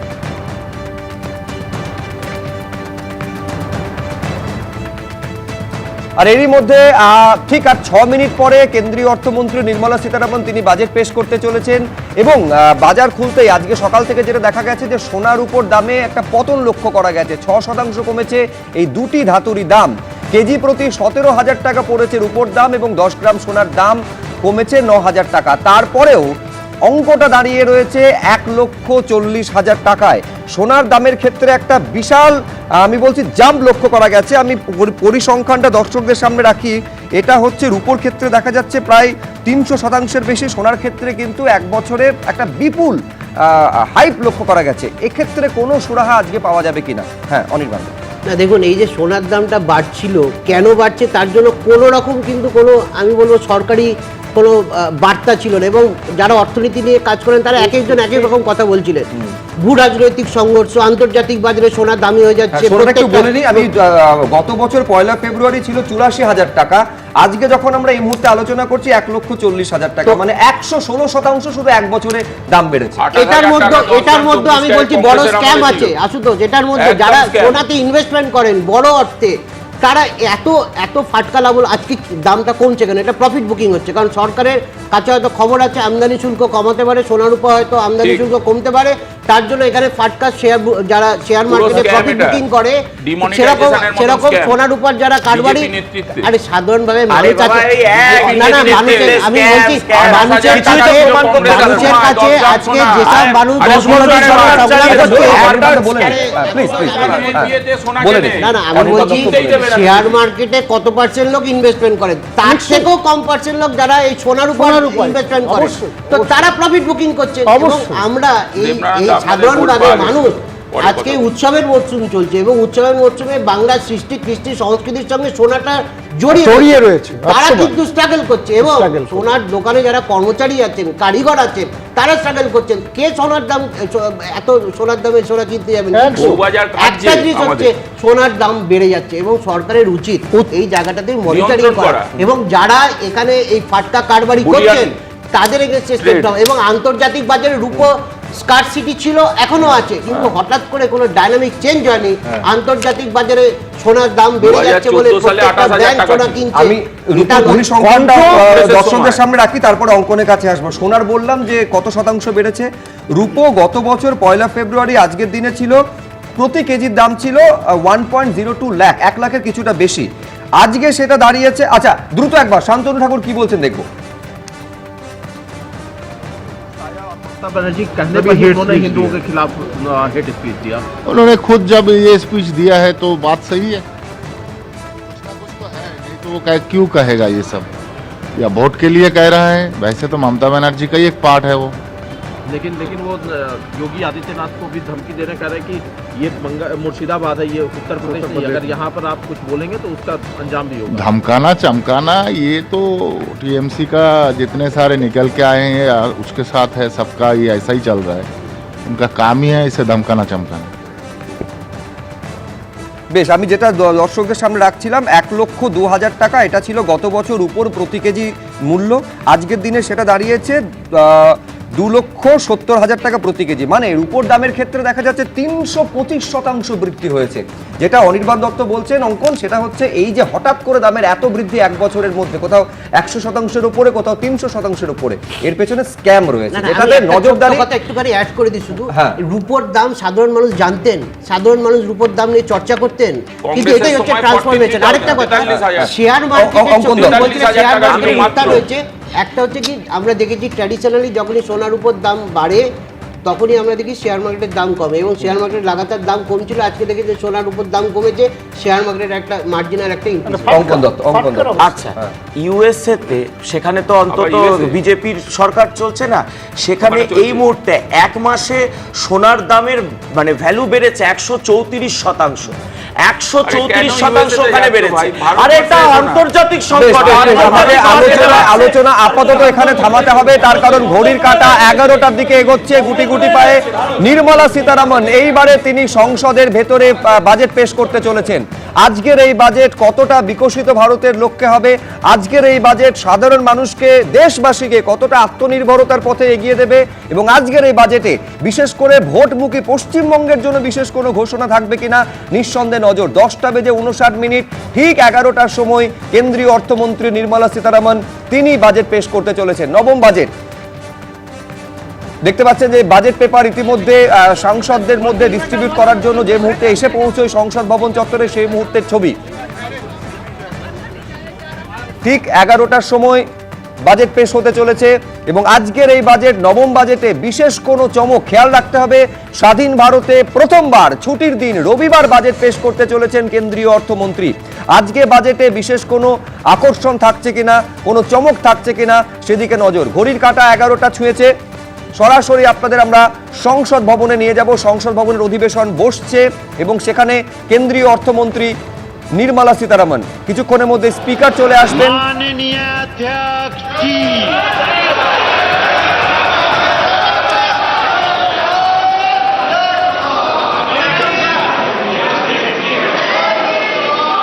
आइटम नंबर 1 माननीय वित्त मंत्री Shrimati Nirmala Sitharaman ji. Item number 1 Sir, with your permission, I rise to lay on the table a copy each of the following papers, Hindi and English versions, under Article 281 of the Constitution. Report for 2026 to 2031, Volume 1, Main Report of the 16th Finance Commission. 2. Report for 2026-2031, Volume 2, Annexures of the 16th Finance Commission. Number 3, explanatory memorandum as to the action taken on the recommendations contained in the above report. Item number 2 माननीय वित्त मंत्री निर्मला सीतारमन जी।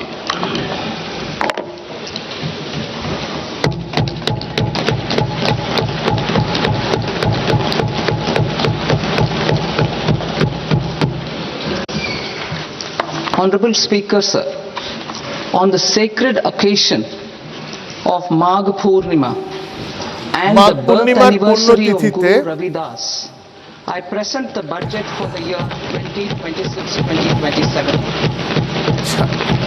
2026-2027 budget আমি পেশ করছি।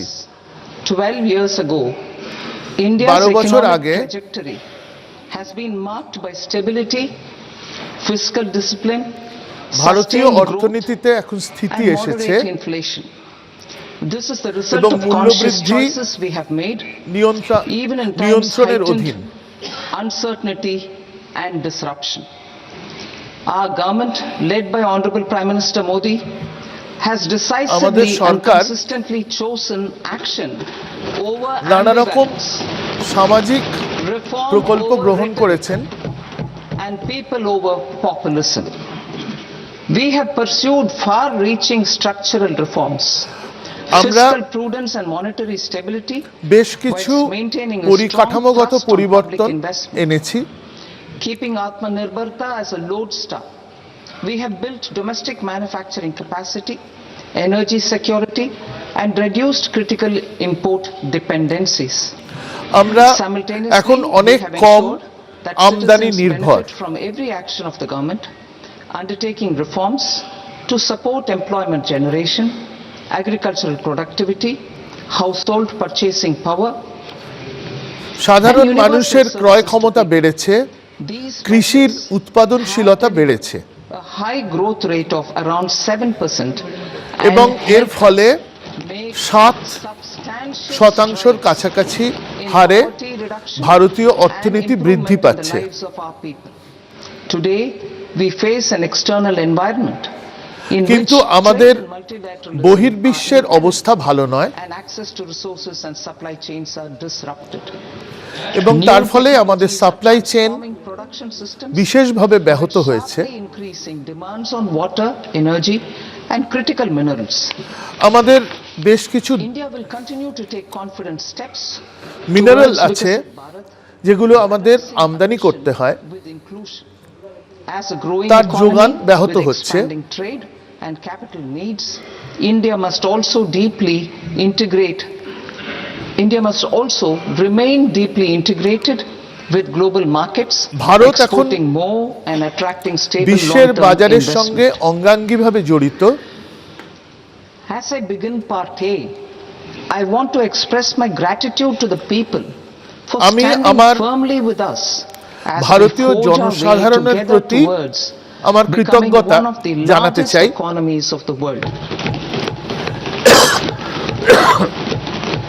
এবং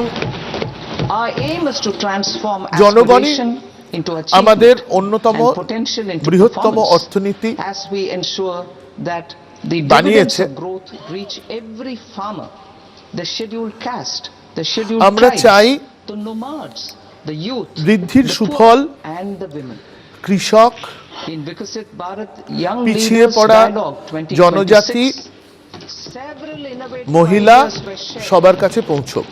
with our Prime Minister, which have inspired many of the proposals আমাদের making this a unique প্রধানমন্ত্রী driven budget. অনেকগুলি প্রস্তাব এনেছেন। Our government's sankalp is to focus on our poor, underprivileged and the disadvantaged. আমাদের To সংকল্প deliver on this sankalp, পিছিয়ে and given পড়া that this is the first গরিব budget prepared in ভারতবাসীর Kartavya প্রতি Bhavan, we are inspired by দায়বদ্ধতা। three Kartavya. Our first Kartavya is আমাদের to প্রথম accelerate কর্তব্য and sustain economic growth by enhancing productivity and উৎপাদনশীলতা competitiveness বাড়িয়ে and building resilience to volatile global বৃদ্ধির হার dynamics. বাড়ানো। Our second Kartavya আমাদের is দ্বিতীয় to কর্তব্য fulfill aspirations of our people and build their capacity, সাধারণ মানুষের making them প্রত্যাশা strong মেটানো। partners in India's path to prosperity. Our third Kartavya, তৃতীয় aligned কর্তব্য with our vision of Sabka Saath Sabka Vikas, সবার জন্য is to bKash, ensure সবার that সঙ্গে every থাকা। family, community, region and sector has access প্রত্যেকটি to resources, রাজ্য, amenities অঞ্চল and opportunities for meaningful এবং participation. কমিউনিটির জন্য This bKash. threefold approach requires a supportive ecosystem. The first requirement is to sustain the momentum of structural reforms. এর জন্য আমাদের কিছু পরিকাঠামোগত Second, পরিবর্তন a দরকার। robust and resilient financial sector is central to mobilizing savings, allocating এবং capital efficiently একই সঙ্গে and managing একটা risks. Financial sector Third, cutting-edge technologies, including যা AI applications, can serve সুষ্ঠুভাবে as সাধারণ force মানুষের multipliers সঞ্চয় for better governance. Reform শিল্পের কাছে Express. পৌঁছে দিতে পারবে। Our government has undertaken comprehensive reforms towards creating এই employment, সবের জন্য আমরা boosting productivity, কয়েকটি and accelerating growth. Reform After নিয়ে the এসেছি। Prime Minister's announcement on Independence Day in 2025, over 350 reforms have been rolled out. 2025-এর স্বাধীনতা দিবসে Notification of labor codes, অনেকগুলি and rationalization সংস্কারের of কথা mandatory quality বলা control হয়েছিল। orders. High-level committees তার have been মধ্যে formed, and in parallel, শ্রম the সংক্রান্ত central সংস্কার government is working with the state governments on deregulation আমরা and reducing লাগু করতে compliance পেরেছি। requirements. The Reform Express is well on its way and will maintain its momentum to help us fulfill our এই kartavya. সংস্কারগুলি I now move to specific proposals. এখন Under our first লাগু kartavya, হয়েছে। to accelerate and sustain economic growth, আমার প্রথম I propose প্রস্তাব interventions in 6 areas. বৃদ্ধি বাড়ানোর জন্য 6টি Scaling up manufacturing in দিকে 7 strategic and নজর দেওয়া। frontier sectors. 2. Rejuvenating প্রথমত legacy industrial উৎপাদন sectors. শিল্পে 3. নজর দেওয়া। Creating champion MSMEs. এমএসএমই বাড়ানো। Delivering a powerful push for infrastructure. পরিকাঠামো বাড়ানো Ensuring long-term security and stability. And 6. এবং দীর্ঘমেয়াদী developing city economic regions. স্থিতিশীলতা বাড়ানো। Scaling up of manufacturing in 7 strategic and frontier sectors. 7টা Biopharma ক্ষেত্র আমরা দেখব। meaning biopharma strategy Biopharma for health advancement through knowledge, technology and innovation.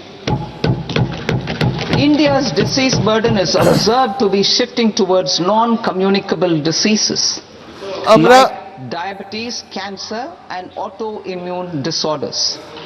Biologic medicines non-communicable are key to disease, longevity ডায়াবেটিসের and মতো quality of life at affordable ভারতবাসীদের costs. মধ্যে ছড়িয়ে পড়েছে। To develop India as a global biopharma manufacturing hub, এর জন্য ভারতকে biopharma manufacturing hub হিসেবে তৈরি করতে চাই। Shakti with an outlay of 10,000 crores over the 10,000 next 5 কোটি years. টাকা বায়োফার্মা শক্তি This will প্রকল্পে build দেওয়া হলো। the ecosystem for domestic production of biologics and biosimilars. The strategy will include a biopharma focused network with 3 new national institutes of pharmaceutical education and research, popularly known as NIPERS, and upgrading 7 existing ones. It will also create a network of 1,000 accredited India clinical trials sites. We propose to strengthen the central drug standard control organization India to clinical meet global drug site standards তৈরি হবে approved time frames through and approval time frames through a dedicated scientific review cadre and specialists. এবং স্পেশালিস্টরা বিশেষজ্ঞরা India semiconductor mission এদিকে নজর দেবেন expanded India's semiconductor sector capabilities. Building on Semiconductor this, we will launch আরেকটা ISM sector 2.0 to produce equipment and materials, design full stack Indian IP and fortify supply chains. We will also focus on industry-led research and training centers এখানে to আমরা develop technology and skilled workforce. শিল্পরা যাতে গবেষণা করতে পারে তার দিকে নজর দেব। Launched in April 2025 with an outlay of 22,919 crores, already has investment commitments at double the targets. We propose to increase the outlay to 40,000 crores to capitalize on this momentum. এই ব্যাপারে 40,000 কোটি টাকা বরাদ্দ করছি। A scheme for rare earth permanent magnets was launched in 2025 November. We now propose to support the mineral-rich states of Odisha, Kerala, Andhra Pradesh and Tamil Nadu to establish dedicated rare earth corridors to promote এর জন্য অন্ধ্রপ্রদেশ, কেরালা, তামিলনাড়ু এবং Orissa to enhance domestic chemical production and reduction import dependency and reduce import dependency. We will launch a scheme to support states in establishing 3 dedicated chemical parks through challenge route on a dedicated chemical park তৈরি হবে এর জন্য। Strong capital goods. Strong capital good.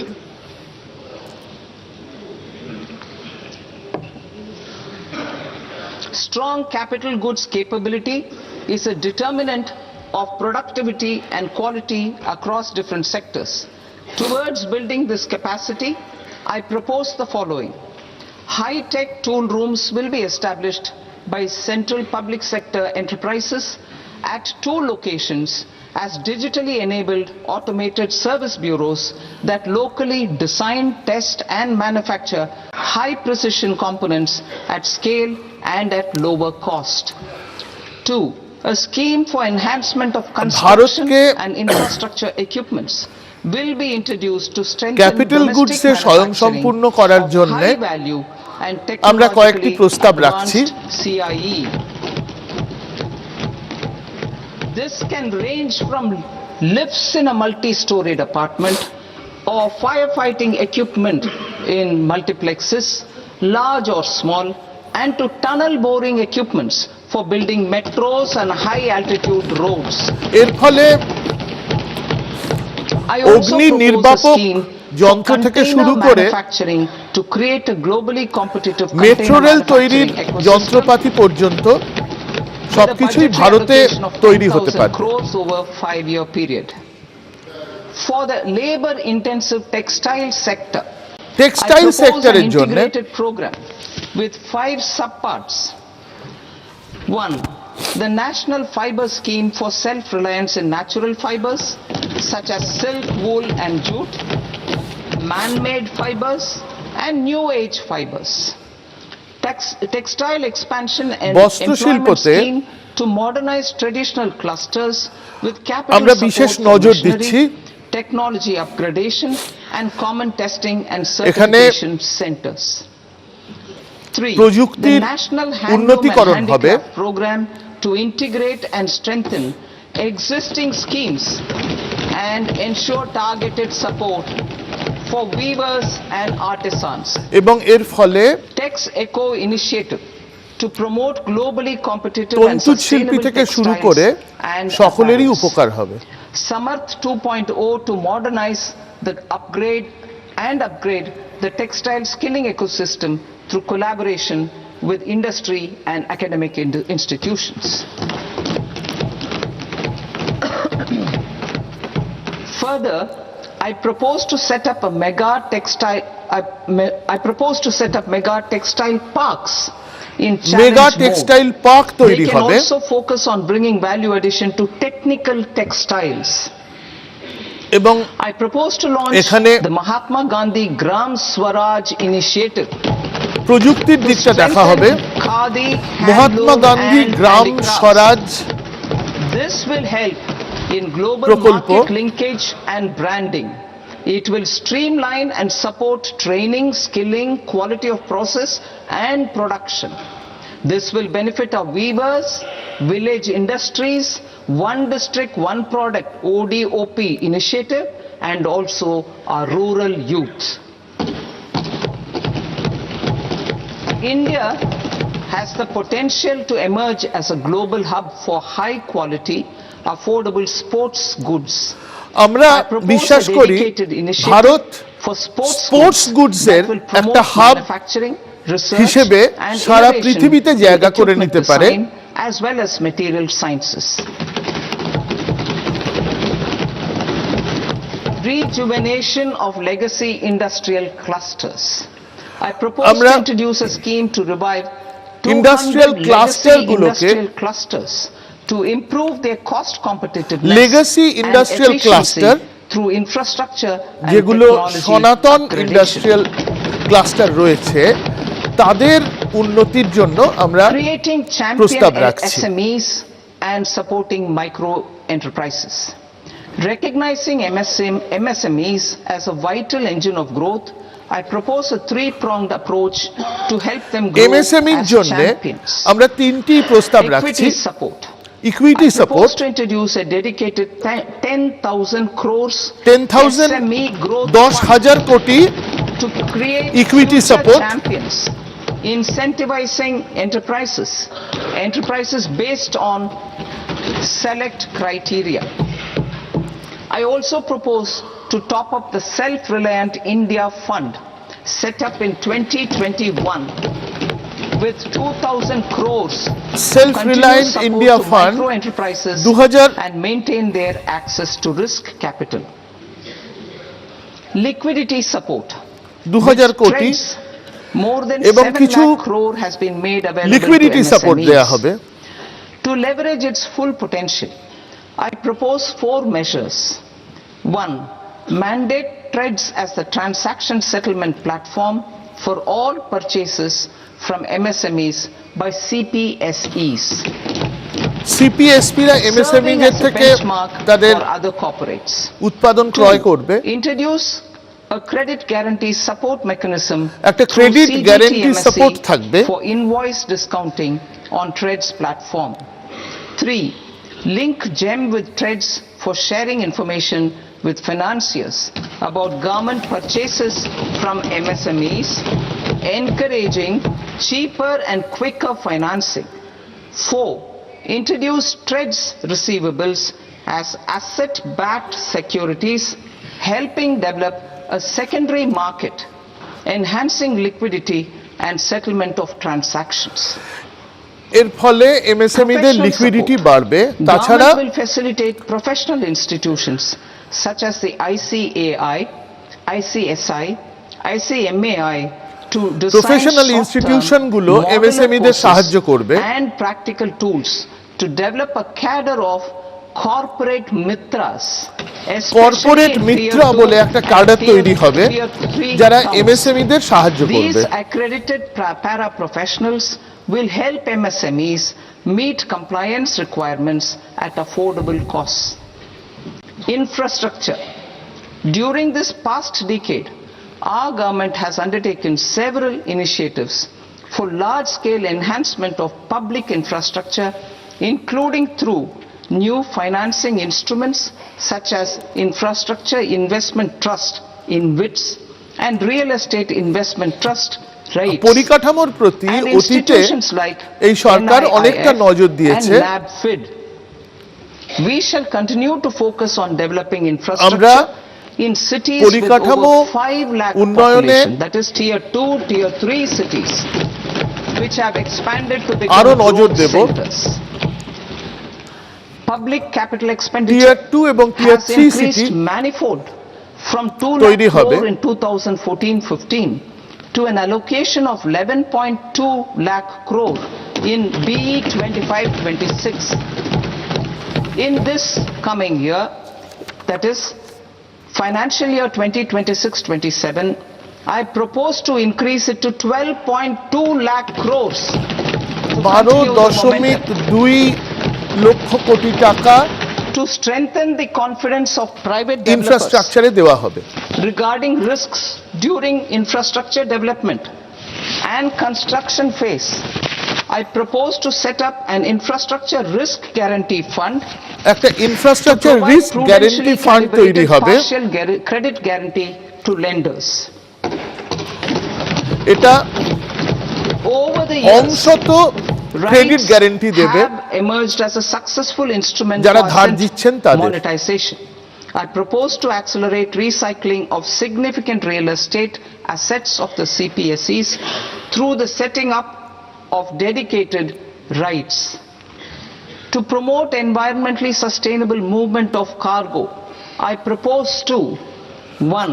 Cargo, establish new dedicated freight মালপত্র corridors connecting যাতায়াতের জন্য Dankuni দুটি in the east to Surat in the freight west. ক্যারিডোর Operationalize 20 new national waterways. Dankuni থেকে একটি Starting with National Waterways 5 in Orissa to connect mineral-rich areas of Talcher and Angul এবং and Orissa থেকে industrial centers like Kalinga Nagar to the ports of Paradip and Dhamra. Kalinganagar থেকে Training Paradip institutes will অবধি be set up as regional centers of freight corridor excellence তৈরি হবে। for development of required manpower for these waterways. This will benefit youth in the entire stretch of the waterways to train and এবং acquire এই skills. মালপত্র যাতায়াত হবে ecosystem জলপথে। catering to inland waterways will also be set up at Varanasi মূলত and Patna. নদীপথে এবং একই সঙ্গে বারাণসী এবং পাটনাতেও হবে। Promotion scheme for incentivizing a modal shift from rail to road to increase the share of inland waterways and coastal shipping from 6% to 12% by 2047. To enhance last mile and remote connectivity and promote tourism, I propose to give incentives to indigenize manufacturing of seaplanes.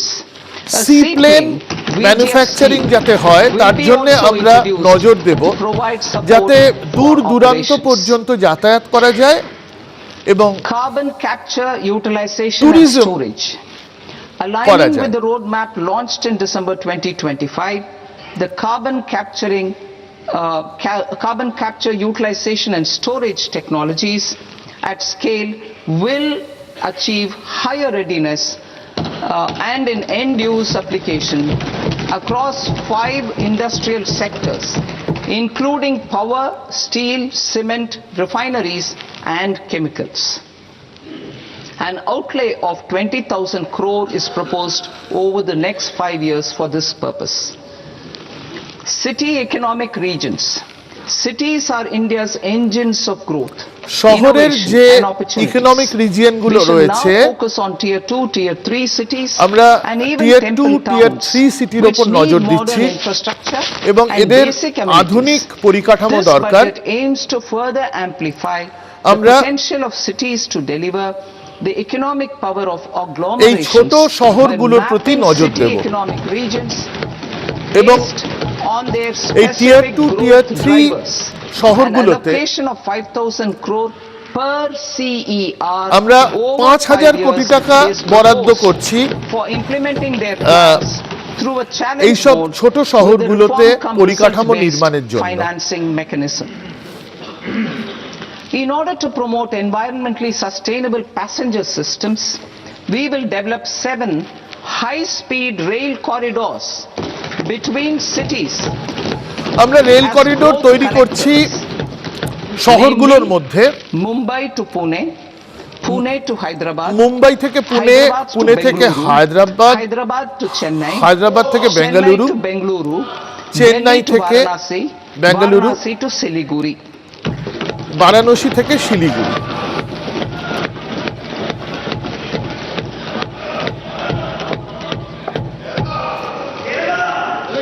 Financial sector. The Indian banking sector. এবার financial sector, Characterized by strong balance sheet, historic highs in এখন আমাদের profitability, banking sector অত্যন্ত improved asset শক্তিশালী quality, হয়েছে and coverage exceeding 98% of villages in the country. এবং At this 98% গ্রামে তারা পৌঁছে গেছে। measures needed to continue on the path of reform-led growth of this sector. I propose setting up a high-level committee on banking. আমি প্রস্তাব করছি একটা উচ্চ পর্যায়ের কমিটি on banking তৈরি for হোক Viksit ব্যাংকিং এর উপরে, to comprehensively review the sector যারা and এই সব ক্ষেত্রগুলোকে রিভিউ করবে phase of growth while safeguarding financial stability, inclusion and consumer protection. এবং The vision for NBFCs for Viksit Bharat has been outlined with NBFC দের উপরেও for credit আমরা নজর disbursement দিচ্ছি and technology adoption in order to achieve scale and improve efficiency in the public sector NBFCs. As a first step, it is proposed to restructure public the sector Power Finance NBFC গুলোকে Corporation and Rural restructure করা দরকার। Electrification Corporation. I propose a comprehensive review of the foreign exchange management.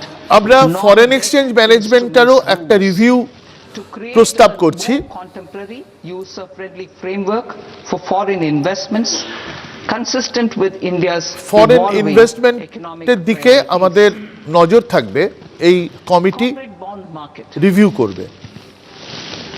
I propose to Bond introduce market. a market-making framework with suitable access to funds and derivatives on corporate bond indices. I also propose to corporate introduce বন্ডের একটা indices তৈরি হবে, on corporate bonds, municipal bonds, to encourage the issuance of municipality municipal গুলো bonds. তাদের টাকা তোলার জন্য bond যাতে ইস্যু করতে পারে, Propose an incentive of 100 crore আমরা rupees তার জন্য 100 কোটি টাকা issuance. বরাদ্দ করছি। 100 crore rupees for a single bond issuance of more than 1,000 crore. The current scheme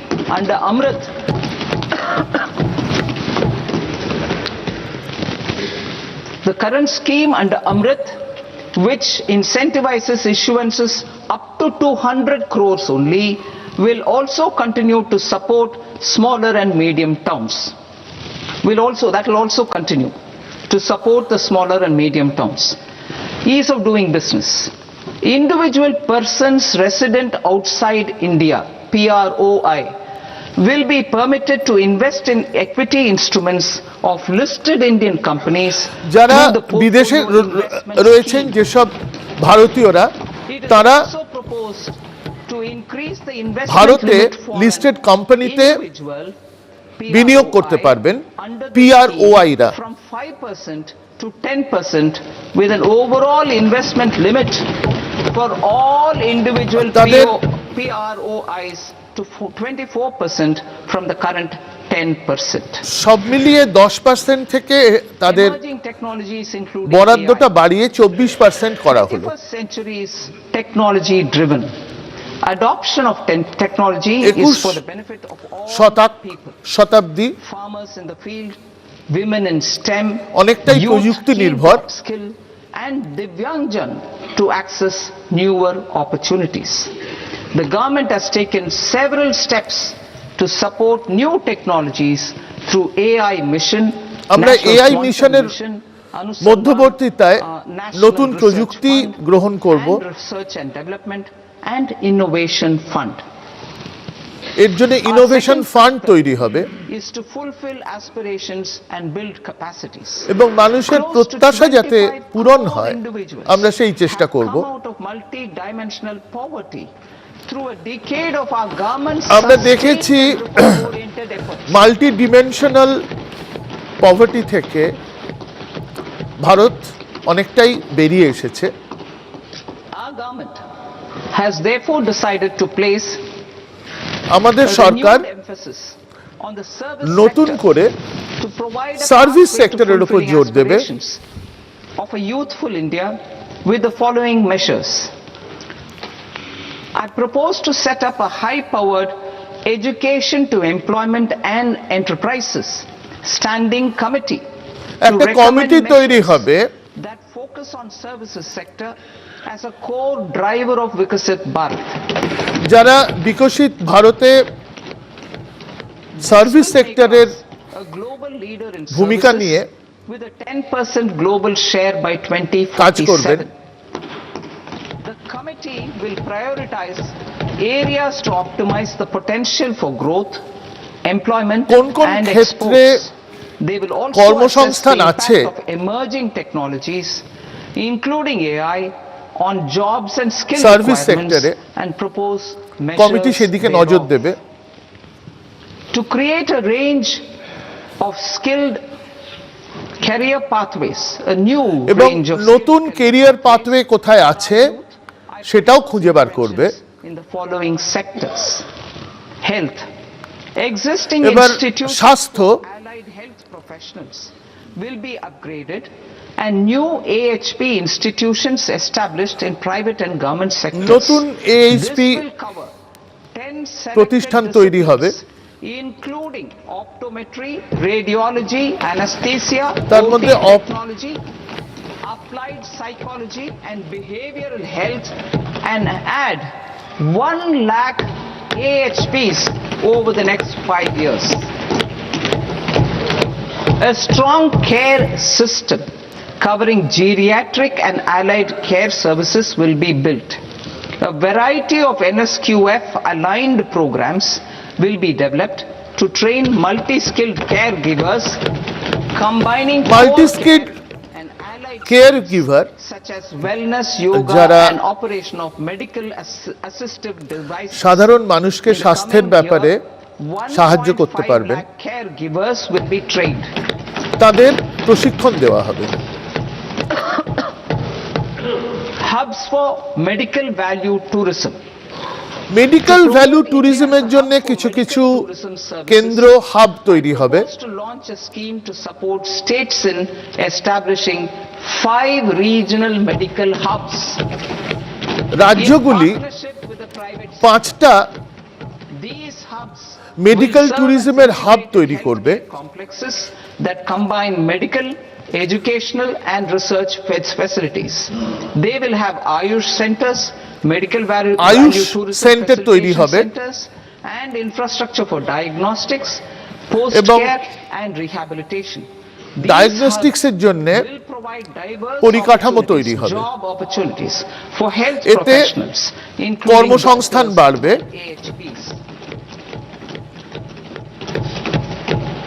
Ancient Indian yoga, already respected in several yoga parts of the Sara world, পৃথিবীতে given a mass সমাদৃত। global recognition when Honorable Prime Minister took it to the UN.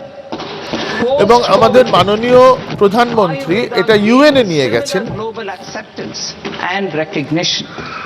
Exporting quality Ayurveda products helps আমরা farmers who grow the Ayurveda herbs and youth who process the সামগ্রী products রপ্তানি to meet করব growing global demand. A এবং few এর steps একটা are being taken. সারা পৃথিবীতে চাহিদা আছে। Set up 3 new All India Institutes of Ayurveda. আমরা 3টে নতুন সারা ভারত ইনস্টিটিউট অফ আয়ুর্বেদা তৈরি করব। Drug testing labs for higher standards of certification ecosystem and make available more skilled personnel. 3. Upgrade the WHO Global Traditional Medicine Center in Jamnagar to এবং bolster জামনগরে evidence-based traditional আমাদের সনাতন যে ওষুধ ভারতের সেটা তৈরির একটা কেন্দ্র হবে। Animal husbandry. Livestock পশুপালন contributes to close to 16% of farm income, including of poor and marginal households. To scale up availability of veterinary professionals by more than 20,000, I propose to roll out a loan-linked আমরা capital subsidy support scheme পশুপালনের জন্য establishment of veterinary and para-veterinary colleges, veterinary college diagnostic স্থাপনের জন্য laboratories, and breeding facilities in private sector. Collaboration between Indian and foreign institutions will এবং also be বিদেশিদের facilitated. সঙ্গে কোলাবোরেশনের জন্য Orange economy. আমরা বরাদ্দ India's করছি। animation, visual effects, gaming and comics sector, ABGC sector, is a growing industry projected to require 2 million professionals by 2030. I propose to support the Indian Institute of Creative Technologies, Mumbai, in setting up Indian ABGC Institute of Creative Technology in 15,000 secondary schools all over the country and 500 colleges. 500টা college এবং 15,000 The স্কুলে Indian design industry is expanding rapidly and yet তাদের there is a shortage expertise of Indian designers. I propose to establish through ব্যবহৃত challenge হবে। route a new National Institute of Design to boost design education একটা নতুন and development institute of design তৈরি হবে। eastern region of India. Education. Our এবার government will শিক্ষা support states through challenge route in creating 5 university townships in the vicinity of major industrial and logistics corridors. These planned academic zones 5টা will host township multiple তৈরি হবে universities, colleges and research institutions, যেখানে skill centers and residential বিভিন্ন complexes. বিশ্ববিদ্যালয়, In higher education, skill centre STEM institutions, prolonged এবং hours of উচ্চ study শিক্ষার and collaborate- and সংস্থা laboratory work থাকবে। pose some challenges for girl students. Through VGF, viability gap funding and capital or capital support, one girls ছাত্রীদের জন্য will be established in every district. প্রত্যেকটি ডিস্ট্রিক্টে অন্তত একটা করে মেয়েদের হস্টেল তৈরি হবে।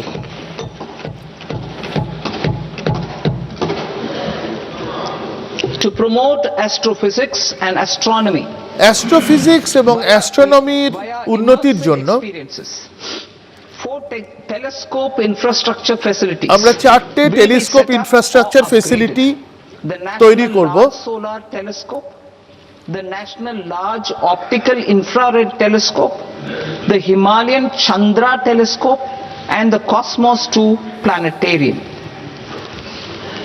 Tourism. The tourism sector has the potential to play a large role in the employment generation, এখানে forex earnings, অনেকটাই কর্মসংস্থান তৈরি হয়। I propose to set up a National Institute of Hospitality. আমরা একটা ন্যাশনাল ইনস্টিটিউট অফ হসপিটালিটি তৈরি করব, hotel management, যেখানে হোটেল ম্যানেজমেন্ট পড়ানো হবে। It will function as a bridge between academia, industry, and এবং government. একাডেমিয়া, ইন্ডাস্ট্রি এবং গভর্নমেন্টের মধ্যে এই ইনস্টিটিউট একটা সেতুর কাজ করবে। 10,000 guides in 20 iconic tourist sites. আমরা 10,000 গাইড তৈরি করব high quality 12-week training course বিভিন্ন in hybrid mode in collaboration বিখ্যাত টুরিস্ট সেন্টারের জন্য। with the Indian Institute of Management. A national destination digital knowledge grid will be established to digitally document all places of significance, cultural, spiritual, and heritage. This initiative will create a new ecosystem of jobs for local এবং researchers, এর ফলে content creators, স্থানীয় and technology partners. ইতিহাস নিয়ে India has the potential নতুন করে মানুষের উৎসাহ বাড়বে এবং কর্মসংস্থানও তৈরি হবে। and hiking experience. We will develop ecologically sustainable mountain trails in Himachal Pradesh, Uttarakhand, mountain train Jammu Kashmir. Mountain train তৈরি করব হিমাচল প্রদেশ, উত্তরাখণ্ড এবং জম্মু কাশ্মীরে Valley in the Eastern Ghats and Podigai Malay in the Western Ghats. এবং eastern ঘাট এবং western ঘাটে। Turtle trails along key nesting sites in the coastal areas of Odisha, Karnataka and Kerala. And 3. Bird watching trails along the Pulicat Lake in এবং Andhra bird Pradesh, watching Tamil Nadu. Train Pulicat লেকের চারদিক দিয়ে আমরা Under the visionary leadership of তৈরি Honorable করব। Prime Minister, we established the International Big Cat Alliance in 2024. This year, India is hosting the first ever global Big Cat Summit, where heads of governments and ministers এবছর from আমরা 95 range countries will deliberate Big on Cat collective Summit strategies for conservation, organise করছি। heritage and culture tourism. I propose to develop 15 archaeological sites, including 15টা Lothal, প্রত্নতাত্ত্বিক Rakhigadi, ক্ষেত্র তৈরি হবে। Sarnath, Hastinapur and Leh Palace into vibrant experiential cultural destinations. Excavated landscapes will be open to the public through curated walkways. Immersive storytelling skills and technologies will be introduced to help conservation labs, interpretation centers and guides. The sports sector এবার provides multiple sports means sector of employment, skilling and job opportunities. এখানেও অনেক কর্মসংস্থানের জায়গা আছে। Nurturing of sports talent, which is set in motion through the Khelo India program earlier. খেলো India programme আমাদের আগেই ছিল। To transform the sports sector over the next decade. আমাদের খেলাধুলার ক্ষেত্রকে আমরা আরো এগিয়ে নিয়ে যেতে চাই। Development pathways supported by training centers which are এর ফলে foundational, intermediate অনেকগুলো ট্রেনিং সেন্টার তৈরি হবে। Systematic development of coaches and support staff. C. এবং Integration এটার of ফলে অনেক science and technology. কোচ তৈরি করতে হবে, Competitions and leagues to promote sports culture competition and এবং provide লিগ তৈরি platforms. করতে হবে, And E. Development of sports infrastructure for যাতে training and খেলাধুলার competition. একটা সংস্কৃতি তৈরি হয়। Our third kartavya aligns with our vision of Sabka Saath Sabka Vikas এবার towards Vikasit আমাদের Bharat. তৃতীয় কর্তব্য This requires targeted efforts for 1. Increasing farmer incomes সবার through সঙ্গে productivity সবার বিকাশ, enhancement and entrepreneurship, with special attention to small and marginal farmers. ছোট এবং ক্ষুদ্র এবং প্রান্তিক চাষিদের প্রতি নজর দিয়ে Training and high quality assistive devices. আমরা তাদের C. প্রশিক্ষণ Empowering Dev the vulnerable to access mental health and trauma care. এবং D. আমরা একটা Focus on the poor তাদের women মানসিক and the স্বাস্থ্যের দিকে নজর দেব to accelerate development and employment opportunities. Fisheries. We will undertake মৎস্য চাষ, initiatives for integrated development of 500 reservoirs and Amrit Sarovars. 500টা রিজার্ভয়ার যেখানে মাছের চাষ হবে, আমরা সেটা ডেভেলপ করব involving startups and women led groups together with fish farmer এবং producer এখানে organizations. মহিলারা Animal husbandry. কাজ করতে To পারবেন। provide quality employment opportunities in পশুপালন, rural and peri-urban areas, we will support the animal husbandry sector in entrepreneurship আমরা development through a credit-linked subsidy program, B.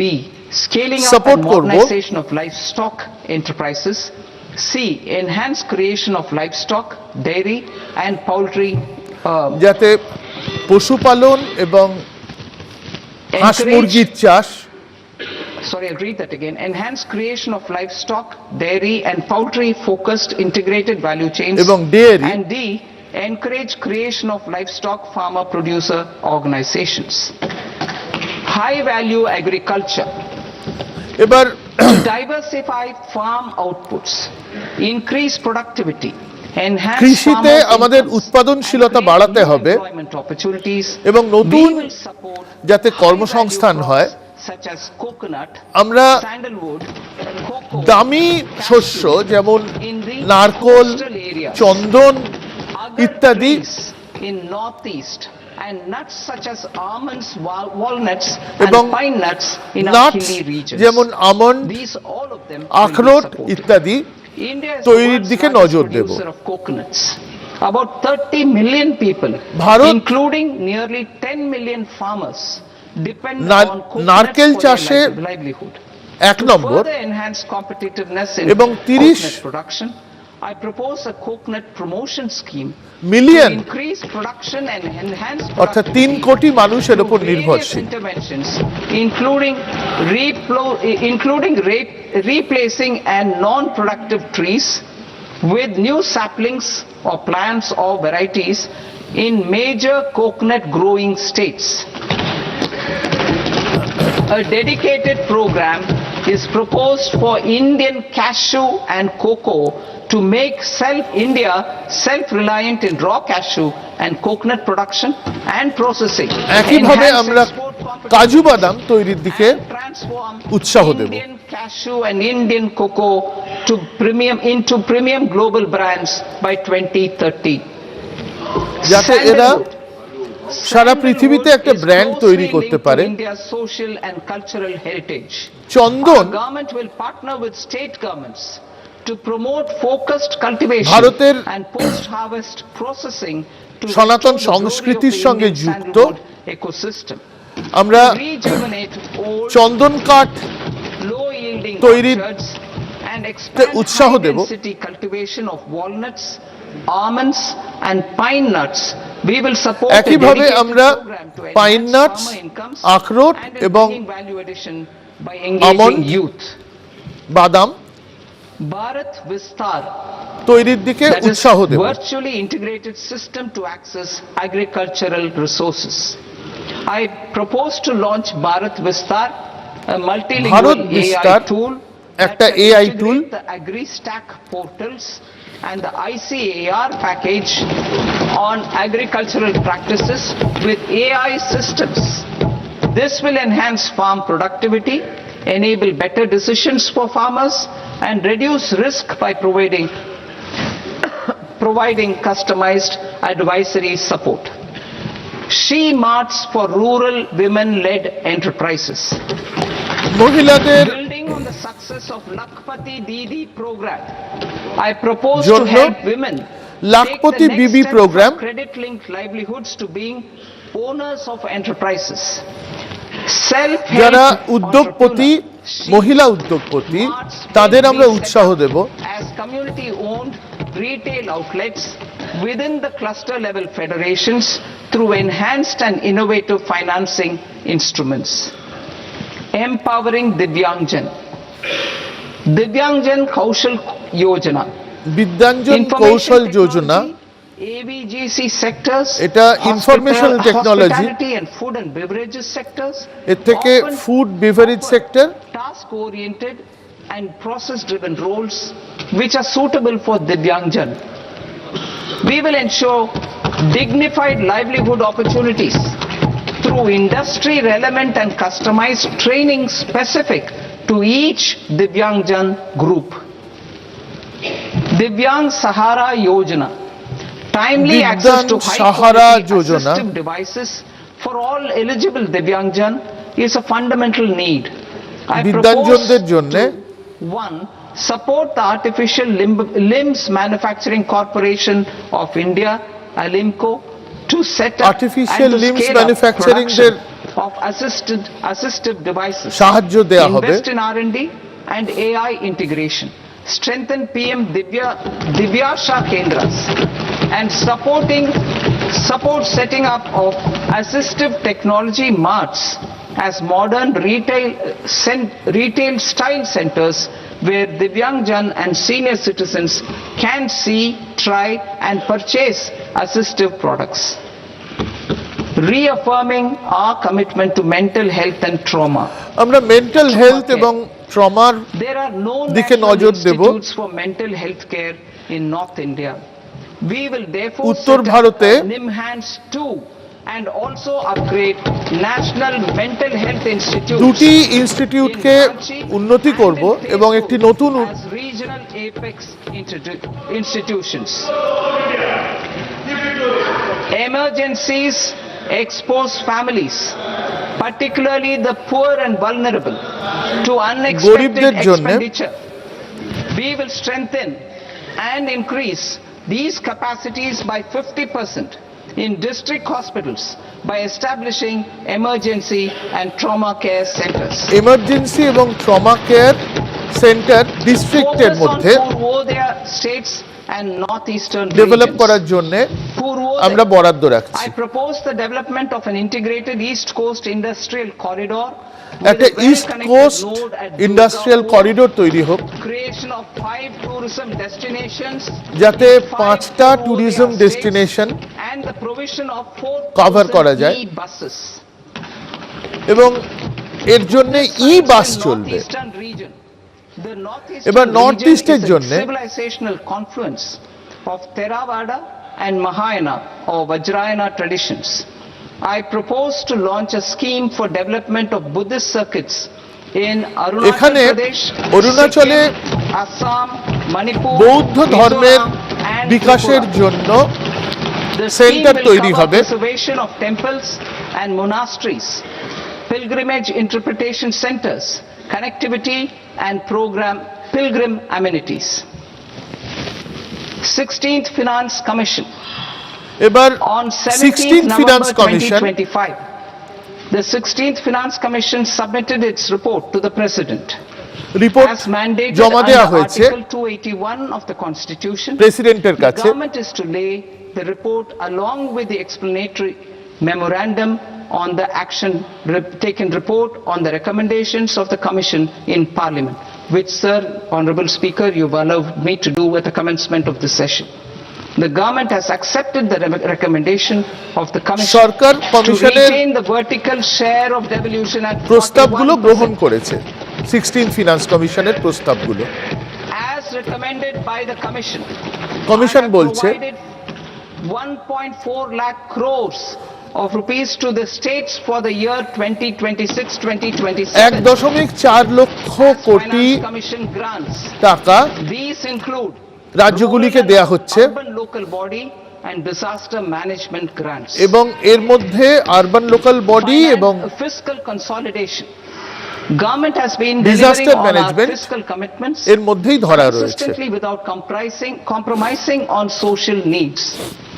To strive towards accepted standards of fiscal management in budget 25-26, I had indicated that the central government would target reaching a debt to GDP ratio Debt to of GDP 50 ratio plus or minus 1% by 2030-31.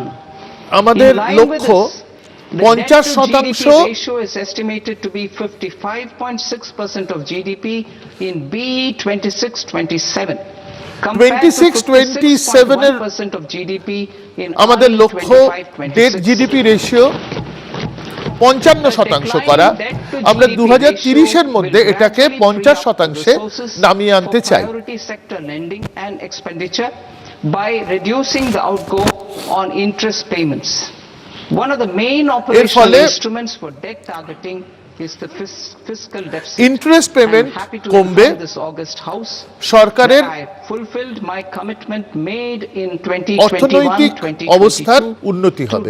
reduce fiscal deficit below 4.5% of GDP. আমরা আমাদের লক্ষ্য ছিল fiscal deficit 4.5% এর কম আনা। 25-26, the fiscal deficit has been estimated at par with এবার BE of 2025-26 at 4.4% of আমরা GDP. এটা 4.4%-এ নামিয়ে আনতে পেরেছি In line with the new fiscal budget prudence estimate অনুযায়ী। path of debt consolidation, the fiscal deficit in BE 26-27 is 26-27 A estimated to be 4.3% of the GDP. 4.3% হবে।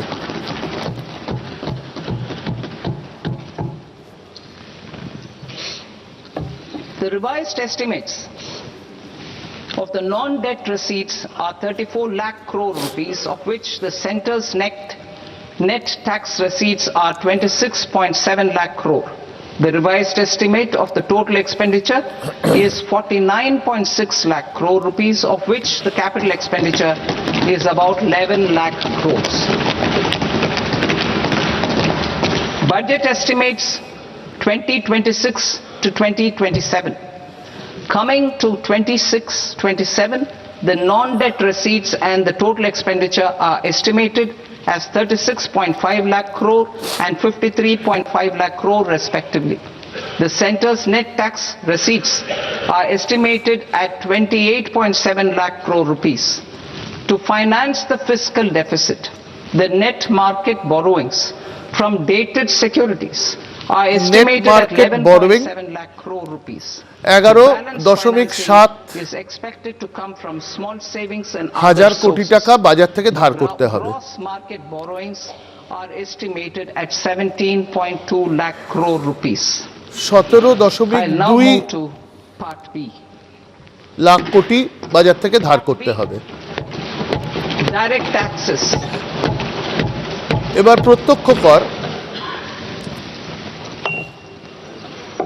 Honorable Speaker, sir, I now present my proposals on direct taxes. New Income Tax Act. New Income Tax Act. In July 2024, I announced a comprehensive review of the Income Tax Act 1961. This was completed in a record time, and the Income Tax Act 2025 will come into effect from 1st April 2026. 1st April 2026 থেকে নতুন income tax act লাগু হবে, giving adequate time to taxpayers to acquaint themselves with its requirements. The forms have been redesigned such that ordinary citizens can comply without এখন ফর্মগুলো অনেক সহজ হয়েছে যাতে সাধারণ নাগরিকরা কোনো অসুবিধায় না পড়েন। Will be exempt from income tax and any TDS on this account will be done away with. I propose to reduce TCS rate on the sale of overseas tour program package. TCS rate overseas tour program package to 2% without any stipulation of amount.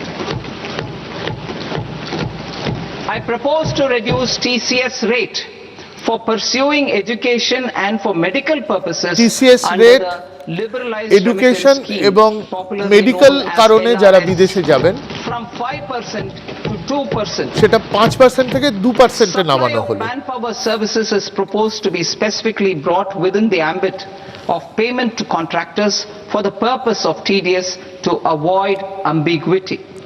Thus, TDS on these services will be at the rate of either 1% or 2% only.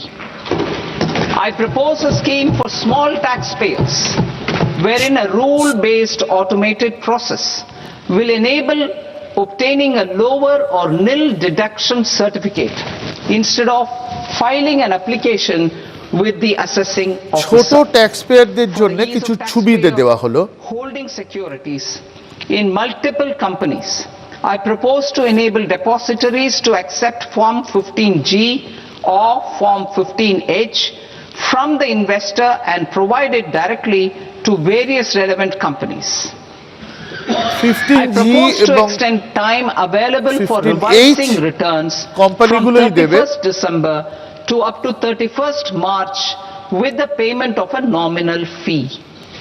I also propose to stagger the timeline for filing of tax returns.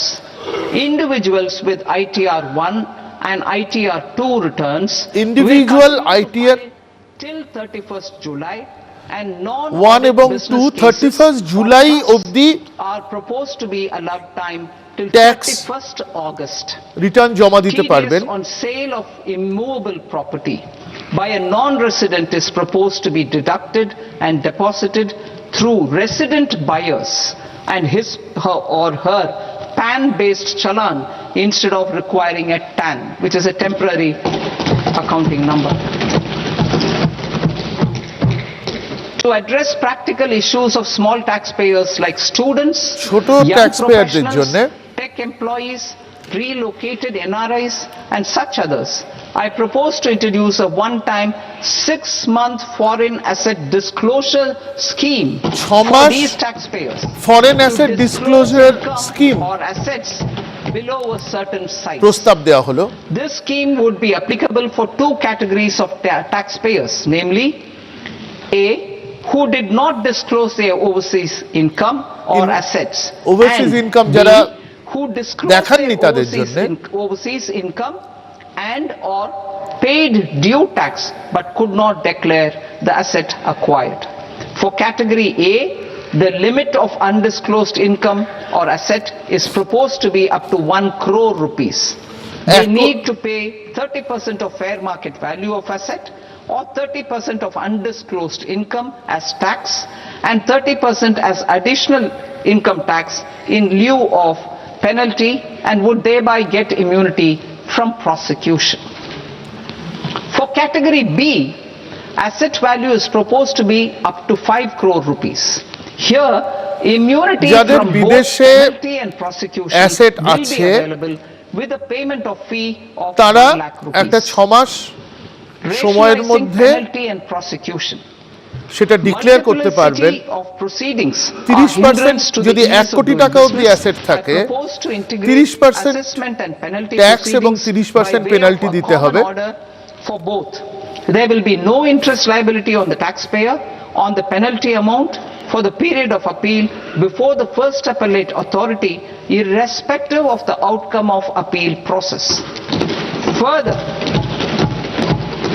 quantum of prepayment is being reduced from 20% to 10% and will continue to be calculated only on core tax demand. As an additional measure for reducing litigation, I propose to allow taxpayers to update their returns even after reassessment proceedings have been initiated and an additional 10% tax rate over and above the rate applicable for the relevant year. The assessing officer will then use only this updated return in his proceedings. assessor updated return জমা দিতে পারবেন for immunity from penalty and prosecution in the cases of এর জন্য penalty দিতে হবে না। I propose to apply this framework for immunity to misreporting too. However, in such a case, the taxpayer will need to pay 100% of the tax amount as an additional income tax over and above the tax and interest due. Penalties for certain technical defaults, such as failure to get accounts audited, non-furnishing of transfer pricing audit report, and default in furnishing statement account audit না করতে পারার জন্য to be converted into fee. যে সব penalty ছিল সেগুলোকে ফি বলা হবে।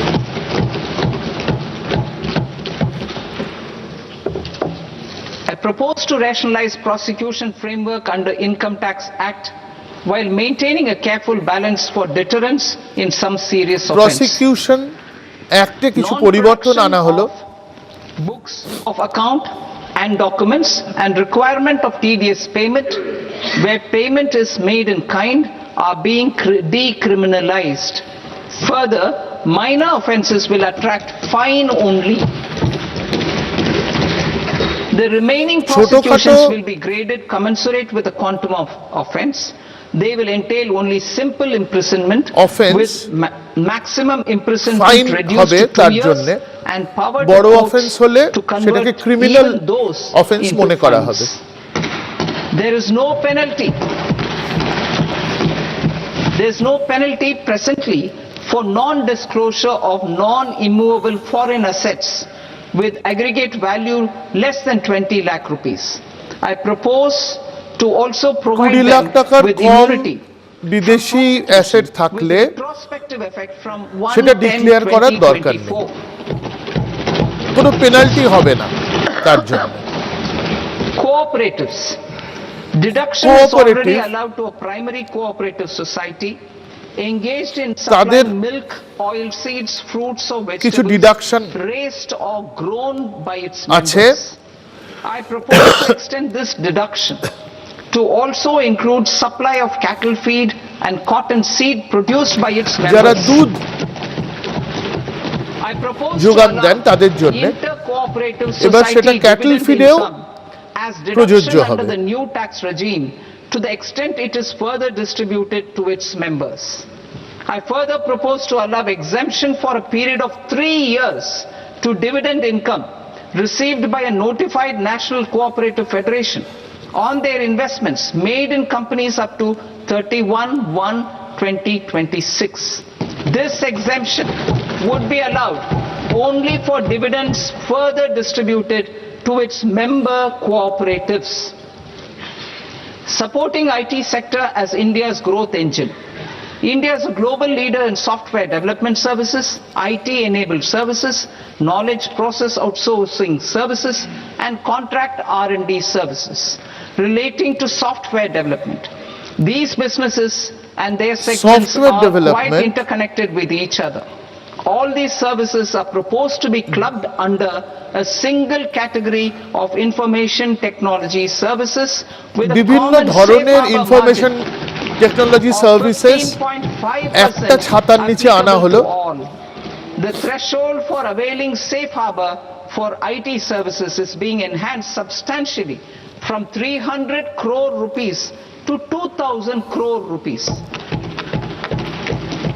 Safe harbor for IT services shall be approved by an automated rule-driven process without any need for tax officer to examine and accept the application.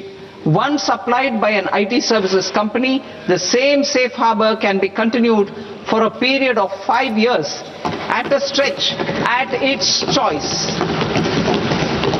For IT services companies who want to conclude advanced pricing agreement APA, IT service I propose to fast track unilateral APA process for IT services and endeavor to conclude it within a period of 2 years. The period of 2 years can be extended by a further period of 6 months on taxpayers' request. I propose to extend the facility of modified returns available to the entity entering APA to its associated entities also. Attracting global business and investment. Recognizing the need to enable critical infrastructure and boost investment in data centers. Investment data সেন্টারে ইনভেস্টমেন্টের জন্য tax holiday till 2047 একটা tax holiday দেওয়া হলো। foreign company that provides cloud services, যে কোনো বিদেশি company যারা ক্লাউড সার্ভিস দেবে তাদের ট্যাক্স হলিডে দেওয়া হলো 2027 It will however need to provide services to Indian customers through an Indian reseller entity. I also propose to provide a safe harbor of 15% on cost in case the company providing data center services from India is a related entity. To harness the efficiency of just-in-time logistics for electronic manufacturing, I propose to provide safe harbor to non-residents for component warehousing in a bonded warehouse at a profit margin of 2% of the invoice value. The resultant tax of about 0.7% will be much slower than in competing jurisdictions.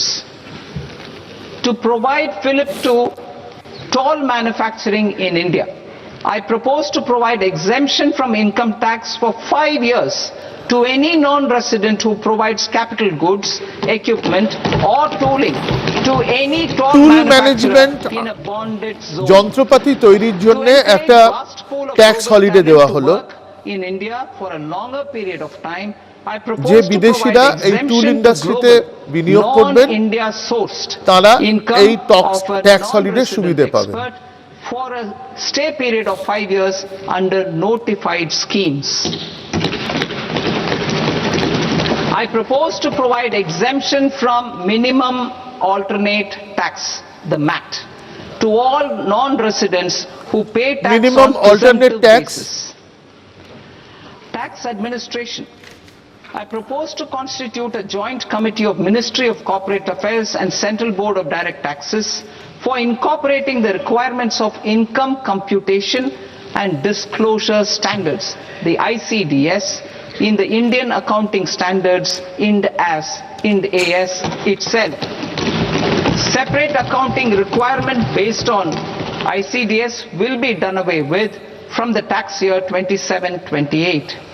27-28 থেকে Indus accounting system সবাইকে to become global leaders. I propose to মানতে হবে। rationalize the definition of accountant for the purposes of safe harbor rules. Other tax proposals. অন্যান্য Change in tax taxation of proposal buyback was brought in to address the improper use of buyback route by promoters. In the interest of minority বাইব্যাকের উপর একটা shareholders, tax ছিল। I propose to tax buyback for all types of shareholders as capital gains. However, to বাইব্যাককে আমরা এবার থেকে capital gain হিসেবে দেখব। incentivize misuse of tax arbitrage, promoters will pay an additional buyback tax. এবং তার উপরে আরেকটা বাইব্যাক ট্যাক্স লাগু হলো। 22% for corporate promoters. For non-corporate promoters, the effective tax will be 30%. নন কর্পোরেটদের জন্য 30 এবং কর্পোরেটদের জন্য 22% tax. Alcoholic liquor, scrap and minerals will be rationalized to 2%, and that on tendu leaves will be reduced from 5% to 2%. কেন্ডু লিভসের উপরে tax 5% থেকে কমে 2% STT on futures to 0.05% from the present 0.02%. STT on options premium and exercise of options are both proposed to be raised to 0.15% from the present rate of 0.1% and 0.125% respectively.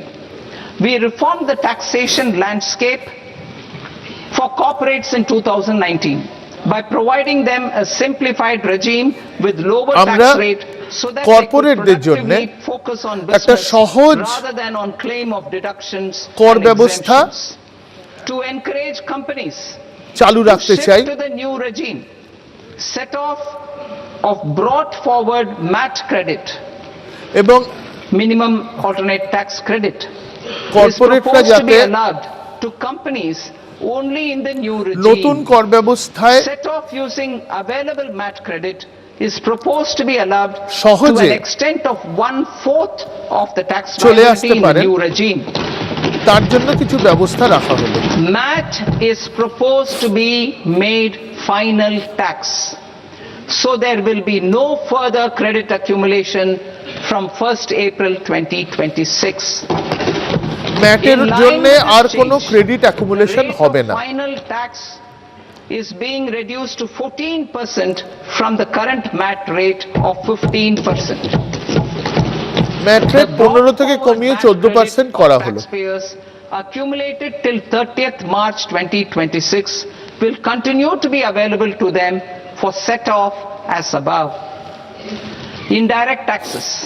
এবার I shall now take up proposals related to indirect taxes. My proposals for customs and central excise aim to further simplify the tariff structure, আরো সহজ করে দেওয়া হবে domestic manufacturing, promote customs এবং central excise tax and correct inversion in duty. To continue weeding out long continuing customs duty exemptions, I propose to remove certain exemptions on items which are being manufactured in India or where the imports are negligible. Similarly, to further simplify the process of ascertaining the rate of duty applicable on a particular item, I propose to incorporate certain effective rates in various customs notifications to the tariff schedule itself. I shall now take up sector-specific proposals. এবার ক্ষেত্র বিশেষ Promotion of exports of marine, leather and textile products. I propose to increase the limit for duty-free imports of specified inputs used for processing seafoods for export from the current 1% to 3% of FOB value of the previous year's export turnover.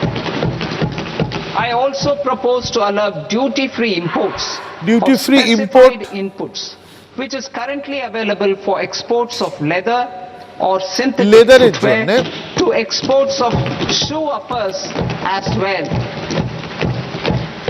I propose to extend the time period for export of final product from the existing 6 months to 1 year for exporters of leather or textile garments, leather or synthetic footwear and other leather ইন্ডাস্ট্রিকে কিছু ছাড় দেয়া হলো security.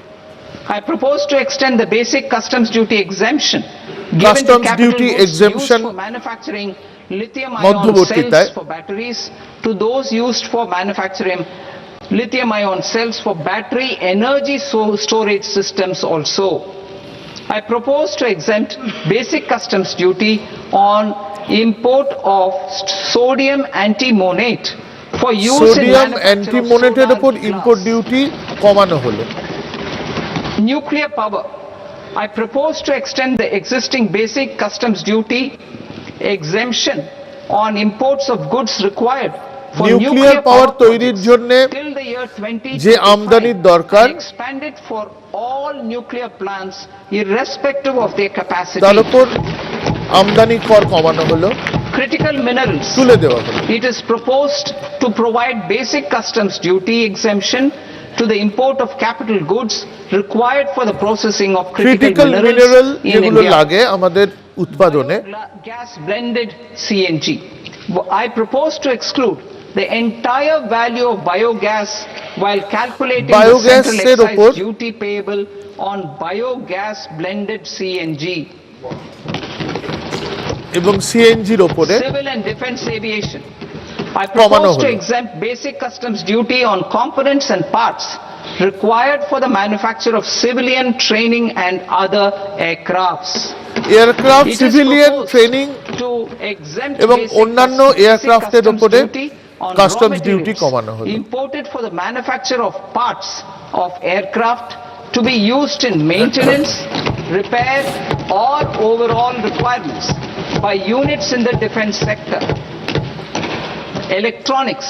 To electronics deepen value addition in the consumer electronics sector, I propose to exempt basic customs duty on specified parts used in the manufacture of microwave ovens. Special economic zone. To address the concerns arising about utilization of capacity by manufacturing units in the special economic zones due to global trade disruptions, I propose as a special one-time measure to facilitate sales by eligible manufacturing units in SCZs to the domestic tariff area at concessional rates of duty. The quantity of such sales will be limited to a prescribed proportion of their exports. Necessary regulatory changes will be undertaken to operationalize the measures while ensuring level playing field for the units working in the DTA. Ease of living. To rationalize the customs duty structure for goods imported for personal use, I propose to reduce the tariff rate on all dutiable goods imported for personal use from ব্যক্তিগত 20% ব্যবহারের to জন্য 10%. আমদানিগুলো 20% থেকে 10% কমিয়ে আনা হলো আমদানি কর Those suffering from cancer, I propose to exempt basic যারা customs ক্যান্সারে duty ভুগছেন on 17 drugs or medicines. 17টি ওষুধের উপরে I propose ক্যান্সারের ওষুধের also to উপরে add 7 more আমদানি rare কর diseases কমানো হলো for the purposes of exempting import duties on personal imports of drugs, medicines and food for special medical purposes used in their treatment. Customs process. India's role and share in the global trade is poised for a major leap in line with our ambition and journey আমরা আশা towards করছি Viksit ভারতের Bharat. In this আন্তর্জাতিক regard, বাণিজ্য I propose আরো many বাড়বে measures for custom processes to have minimal intervention for smoother and faster movement এবং এর of জন্য goods আমরা and greater certainty to the trade. Trust-based ন্যূনতম systems. I propose to enhance duty deferral period customs intervention for চাইবো Tier 3 authorized economic operators known as AEOs from 15 days to 30 days. I propose to provide eligible manufacturer importers the same duty deferral facility. This should encourage them to get themselves accredited as a full-fledged Tier 3 AEO in due course. To provide greater certainty and for better business planning, I propose to extend validity period of advance ruling binding on customs from the present 3 years to 5 years. In the spirit of the whole of government approach,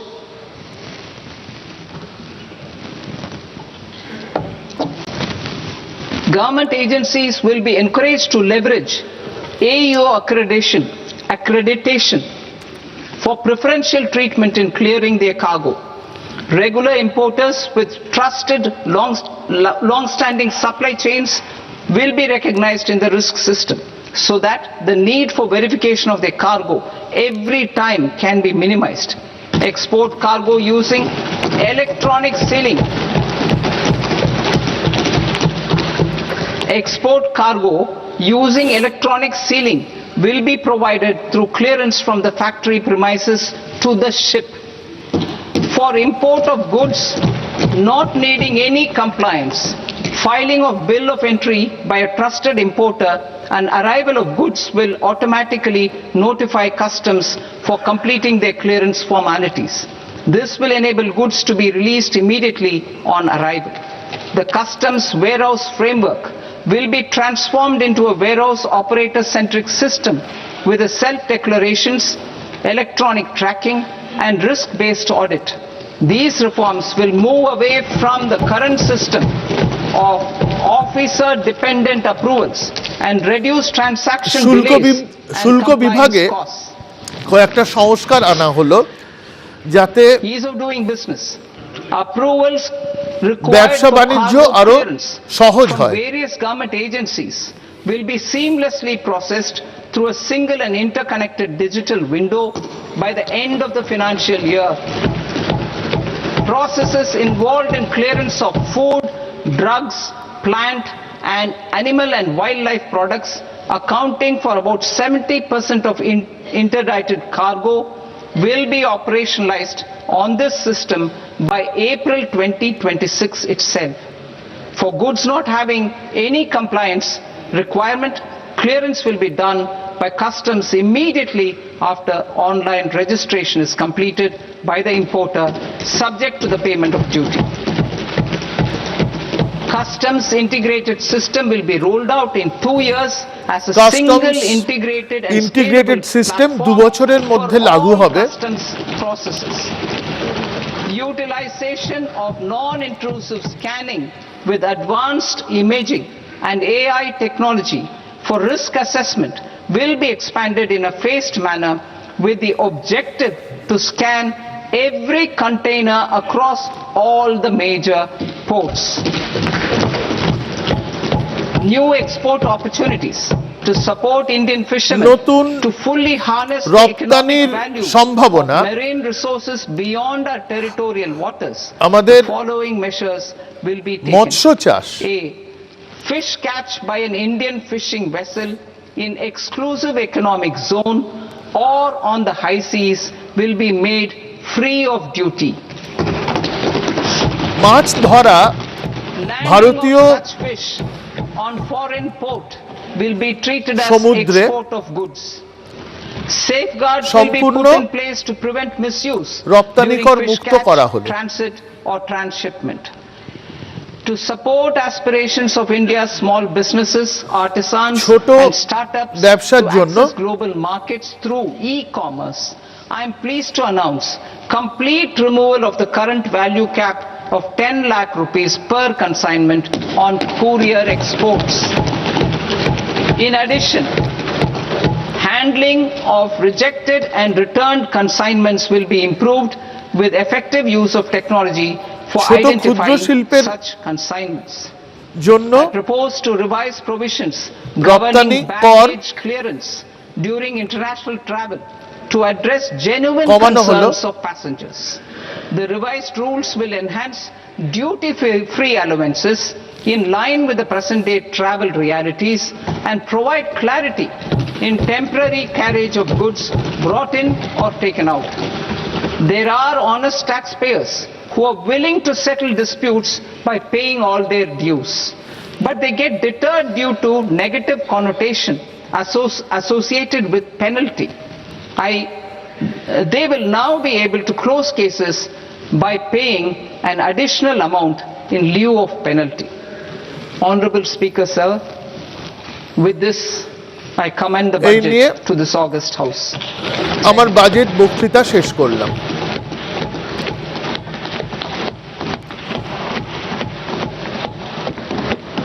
One and a half hours.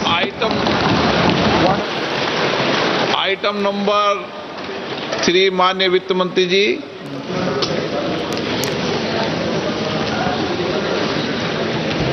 Item number 2, sir. 3.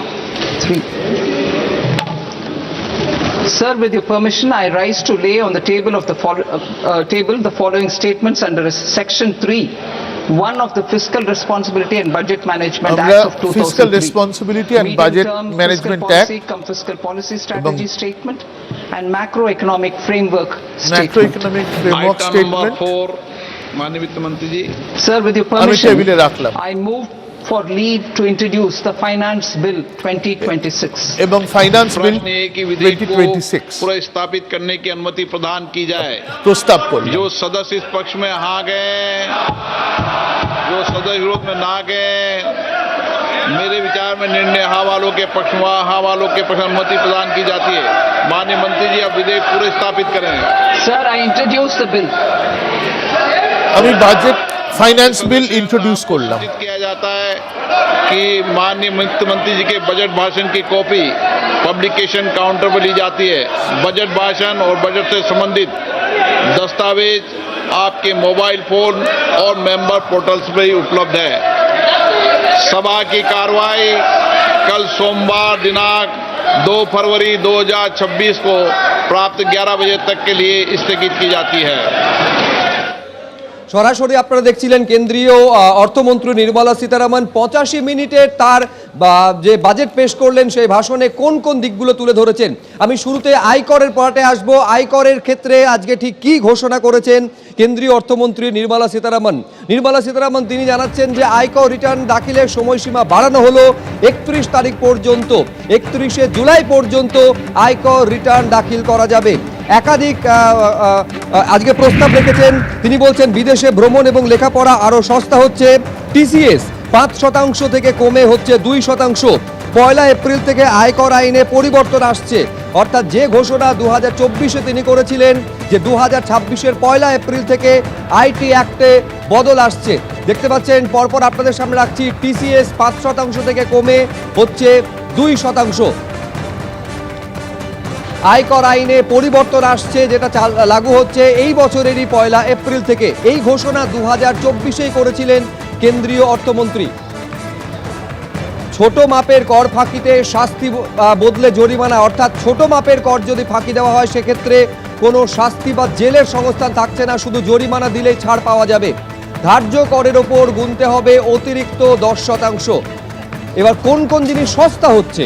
জুতো, চামড়ার জিনিস এবং কাপড় সস্তা হচ্ছে, অর্থাৎ দাম কমছে। ব্যাটারি, মাইক্রোওয়েভ ওভেন তার দাম কমছে। সচরাচর বাজেটে কি কি সস্তা হচ্ছে সেদিকে সাধারণ মানুষ, নিম্ন মধ্যবিত্তদের নজর থাকে। অত্যন্ত গুরুত্বপূর্ণ, ক্যান্সারের 17টি ওষুধের আমদানি শুল্ক কমছে, অর্থাৎ আমদানি শুল্ক কমার অর্থ দাম কমতে চলেছে। বাজেটে ভোটের পশ্চিমবঙ্গে হাই স্পিড রেল করিডোর, 26-এর বিধানসভা নির্বাচনের আগে এই রাজ্যের জন্য কি কি ঘোষণা হচ্ছে সেদিকে নজর ছিল। রেল করিডোরের কথা ঘোষণা করা হয়েছে।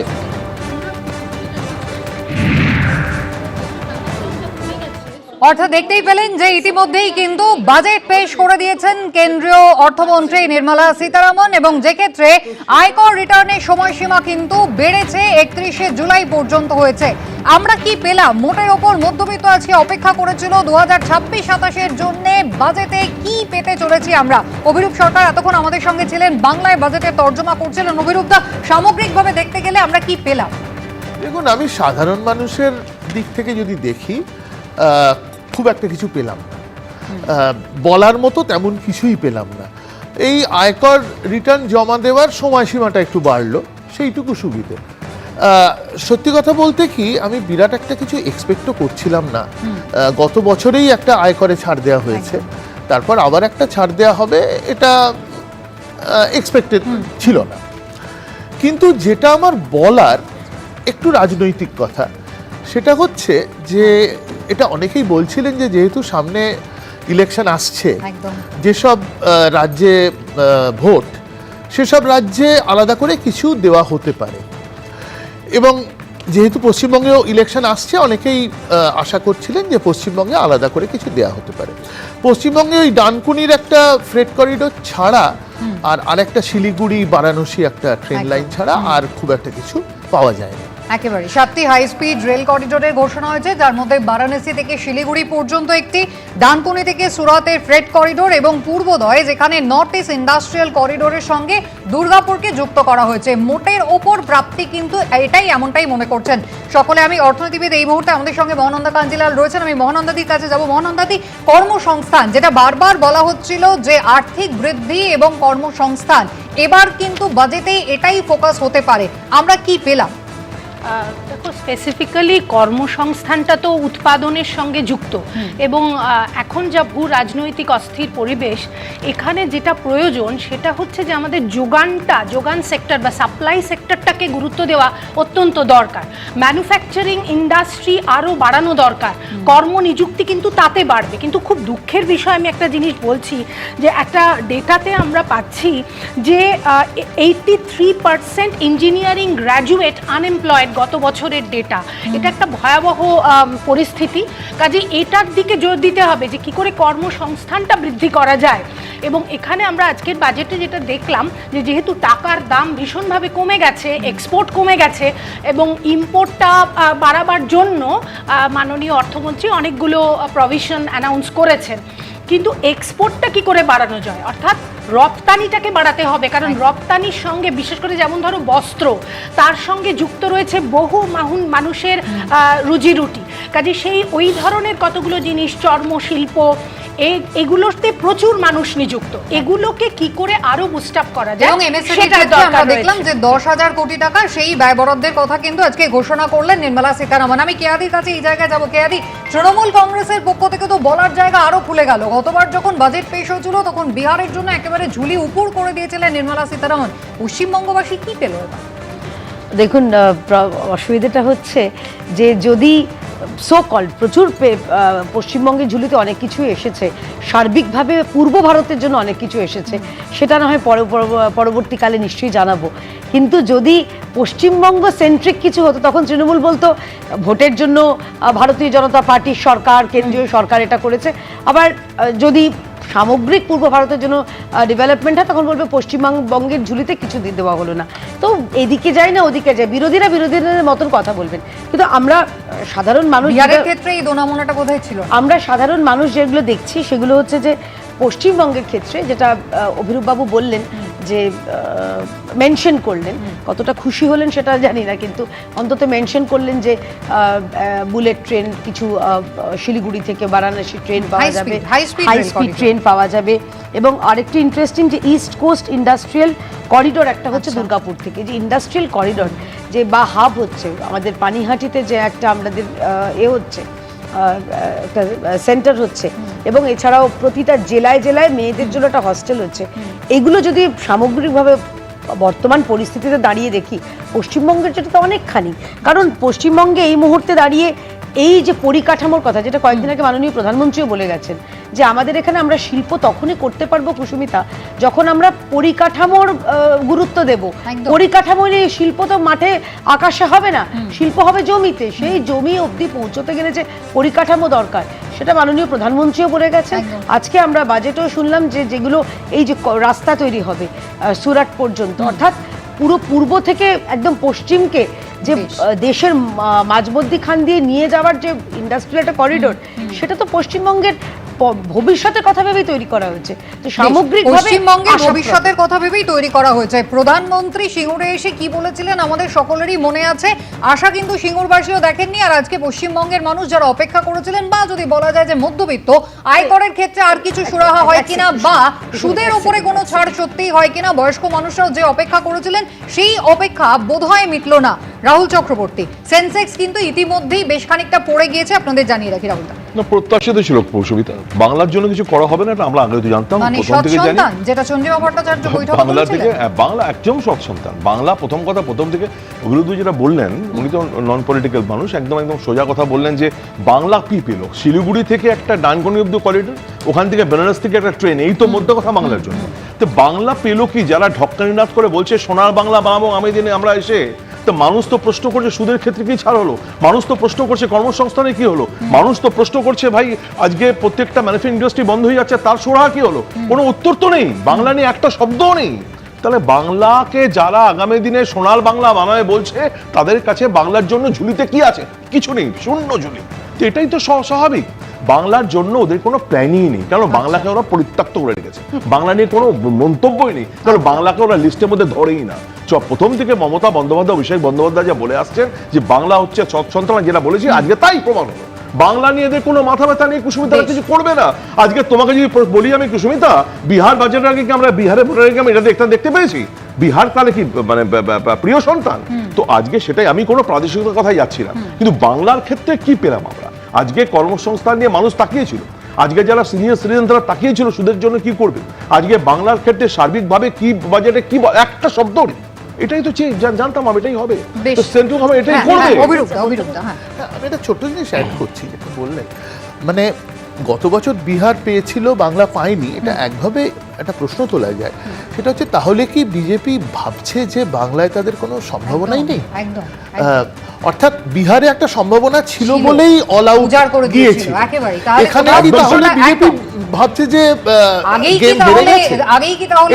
এই প্রশ্নটা বিজেপি দেখুন, সৎ সন্তানের কথা যখন উঠলো, আমার তো এখন জিজ্ঞাসা করতে ইচ্ছা করছে, আনন্দপুরে যারা মারা গেল তারা কি সৎ সন্তান ছিল পশ্চিমবঙ্গের?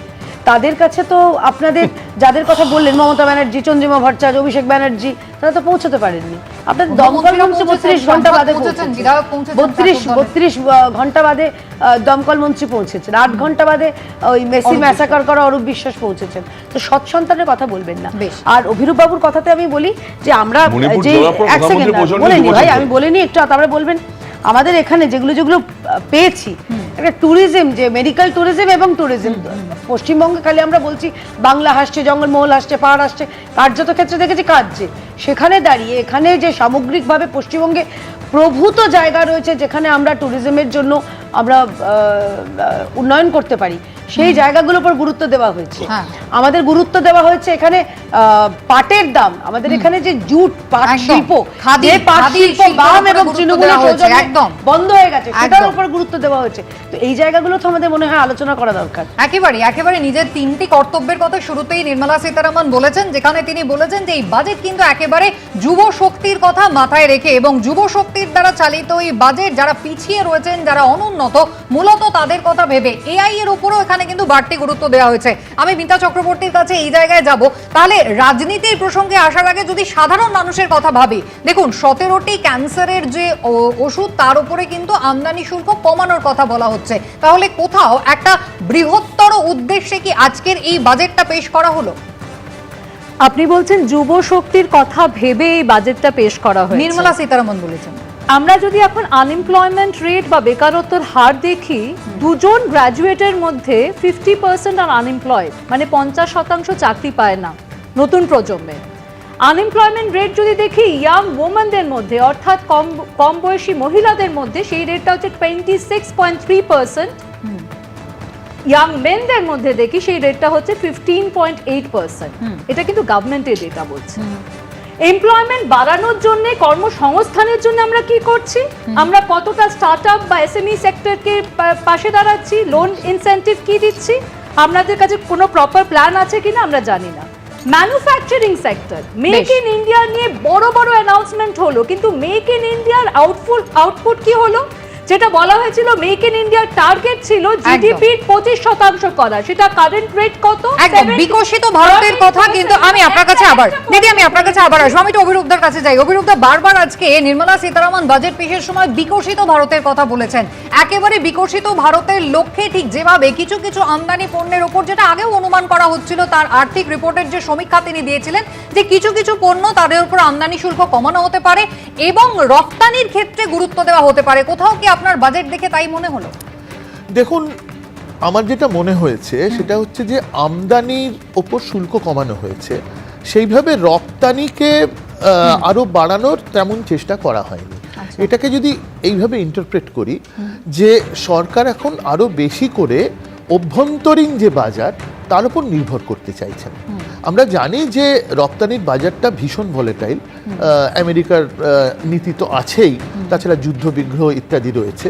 তার ফলে আমার মনে হয় যে রপ্তানির দিকে অতটা মানে নির্ভর না করে যদি আমদানি কেন করা হচ্ছে, দেশে ম্যানুফ্যাকচারিং এর জন্য, সেই সব আমদানিতেই সুবিধা দেওয়া হচ্ছে যেগুলো বিভিন্ন কাঁচামাল আমদানি করে দেশে ম্যানুফ্যাকচার করবে। এইখানে তাহলে অভিরূপদা আমি আপনার কাছে জানতে চাইবো, যেহেতু আপনি বলছেন যে দেশীয় যে জিনিসগুলো রয়েছে তার উপরে বেশি গুরুত্ব দেওয়া হচ্ছে, মানে সেই কারণেই কি নারকেল এর যে ইন্ডাস্ট্রি, কোকো যে ইন্ডাস্ট্রি, কাজু, চন্দন, ওয়ালনাট, এগুলোর উপরে বেশি গুরুত্ব দেওয়ার কথা বলছেন একেবারে নির্মলা সীতারামন স্পেসিফিক্যালি?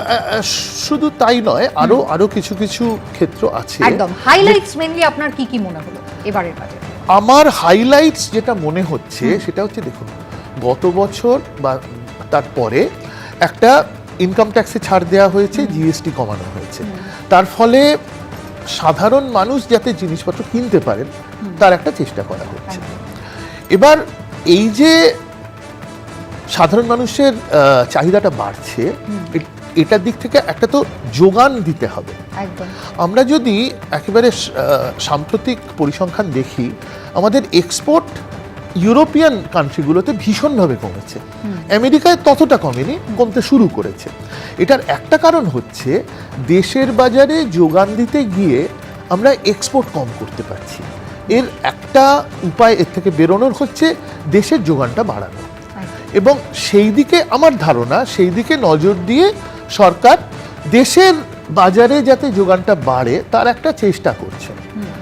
আমি একেবারেই অর্থনীতির দিক থেকে বলছি, এর মধ্যে কোনো পলিটিক্স আনছি না।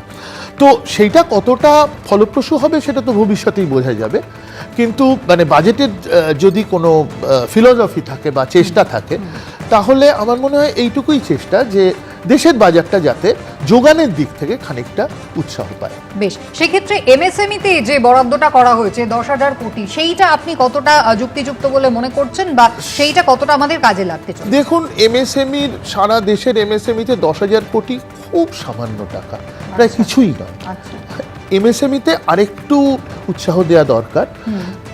আবার একই সঙ্গে এটাও ঠিক যে এমএসএমইর একটা অংশ তাদের কিন্তু উৎপাদনশীলতা বাড়ানো দরকার। সেই উৎপাদনশীলতা বাড়ানোর জন্যে একটা কমিটি বা একটা ইনস্টিটিউট সেটা যথেষ্ট নয়, আরেকটু বেশি উৎসাহ দেওয়া দরকার। যেমন এমএসএমইদের একটা বড় সমস্যা হচ্ছে তারা ঋণ পান না, সেই ঋণের ব্যাপারে একটা ভর্তুকি দেওয়া যেত, বা টেকনোলজি যাতে তারা পায়, নতুন টেকনোলজি, সেখানে একটা সাপোর্ট করা যেত।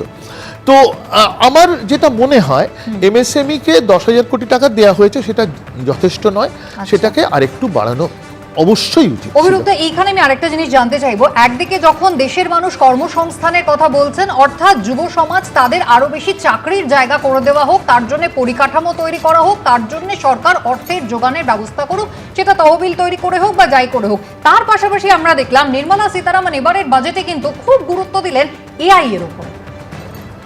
হ্যাঁ, এখন দেখুন, এআই ব্যাপারটা একটু গোলমেলে, এই অর্থে যে এআই আপনি যখন ইন্ট্রোডিউস করছেন তখন সরাসরিভাবে কিছু কর্মসংস্থান কমে যাচ্ছে, কোনো সন্দেহ নেই। কিন্তু এআই ব্যবহার করার ফলে কোম্পানিগুলোর এফিসিয়েন্সি বাড়ছে, প্রফিট বাড়ছে, এবং তারা আরো বেশি বিনিয়োগ করছে, এবং আরো বেশি বিনিয়োগ করলে কিন্তু ভবিষ্যতে কর্মসংস্থান তৈরি হয়। অর্থাৎ এই যে মানে যন্ত্রের সঙ্গে মানুষের বিরোধ, এটা তো আজকের নয়, এটা ইন্ডাস্ট্রিয়াল রেভলিউশনের সময় থেকে শুরু হয়েছে। তখন নতুন করে যে যখন যন্ত্র ইন্ট্রোডিউস করা হয়েছিল তখন সাময়িকভাবে কর্মসংস্থান কমে গেছিল, কিন্তু পরে কর্মসংস্থান সাংঘাতিক বেড়েছে, স্ট্যান্ডার্ড অফ লিভিং বেড়েছে। অতএব এআই কে বর্জন করে কিছু করা মুশকিল। এই মুহূর্তে এআইটা ইন্ট্রোডিউসড হলে কিছু সমস্যা নিশ্চয়ই হবে এবং সেই সমস্যার সমাধান অন্যভাবে করতে হবে, যেমন এমএসএমইতে আমার মনে হয় আরেকটু নজর দিলে ভালো হবে। বেশ, গতবারের বাজেটে আমরা যখন দেখেছিলাম অবিরুদ্ধ, যেখানে একটা আয়কর ছাড়ে একটা বড়সড় সুরাহা সাধারণ মানুষ পেয়েছিলেন, এবং তারপরে সেপ্টেম্বর মাসে আমরা দেখেছিলাম যে জিএসটিতে প্রায় 170টা মতো নিত্য প্রয়োজনীয় জিনিসের ওপর থেকে জিএসটি উঠেছিল। এমনকি সব থেকে বেশি সুরাহা যেটাতে হবে মানুষ মনে করেছিলেন লাইফ ইন্স্যুরেন্স আর হেলথ ইন্স্যুরেন্স, সেক্ষেত্রে একটা বড়সড় 18% জিএসটি উঠে গেলে মানুষ সুবিধা পাবেন। সরকার কিন্তু বারবার বলেছিল এই পুরো সুযোগ সুবিধাটাই যেন কোনো কোম্পানি নয়, সাধারণ মানুষ, দেশের মানুষ পান। সার্বিকভাবে আমরা দেখেছি প্রচুর অভাব অভিযোগ, মানুষ কিন্তু সমস্যায় রয়েছেন, সুবিধে যেটা হওয়ার কথা ছিল সেটা তারা পাননি। তাহলে কি মনে হচ্ছে এই যে এবারের এখনো পর্যন্ত যে প্রস্তাব এবং যেখানে এই যে 17টা ক্যান্সারের ওষুধ তার উপরে আমদানি শুল্ক কমানোর কথা বলা হচ্ছে, মানুষ উপকৃত হবেন তো আখেরে? না, নিশ্চয়ই, মানে 17টা ক্যান্সারের ওষুধের দাম যদি কমে মানুষ নিশ্চয়ই উপকৃত হবেন, কিন্তু মানে ক্যান্সার রোগী তো মানে দেশের একটা সামান্য অংশ। আমরা যদি অন্যদের কথা ভাবি, সেখানে দেখুন মূল সমস্যাটা হচ্ছে যে এই যে আমরা ইয়েটা কমাচ্ছি, আমরা যে জিএসটি কমালাম, এটার ফলে অর্থনীতির তত্ত্ব অন্তত বলে একটা ট্যাক্স কমলে কনজিউমার এবং প্রডিউসার দুজনেই উপকৃত হয়। হ্যাঁ, মানে পুরো বেনিফিটটা কনজিউমারদের কাছে আসবে এমন কথা কেউ কোথাও বলতে পারে না। হ্যাঁ, সেক্ষেত্রে আমার মনে হয় যে সুবিধাটা 18% থেকে কমেছে ইত্যাদি, সেটা কনজিউমাররা কিছু সুবিধা পেয়েছেন, প্রডিউসাররা কিছু সুবিধা পেয়েছেন, এটা ভাগ হয়ে গেছে। এখন ট্যাক্স গত বছর কমানো হয়েছে, জিএসটি কমানো হয়েছে, তার ফলে একটা কনজিউমার ড্রিভেন গ্রোথ আমরা দেখতে পেয়েছি 7%-এর কাছাকাছি।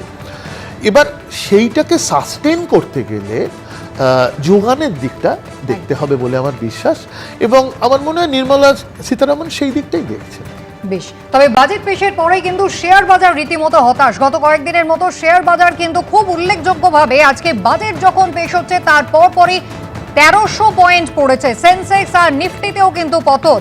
খুব উল্লেখযোগ্য ঘটনা যে বাজেট পেশের পরে কিন্তু শেয়ার বাজারে 1300 পয়েন্ট ডাউনফল, যেখানে সেন্সেক্স পড়লো নিফটিও।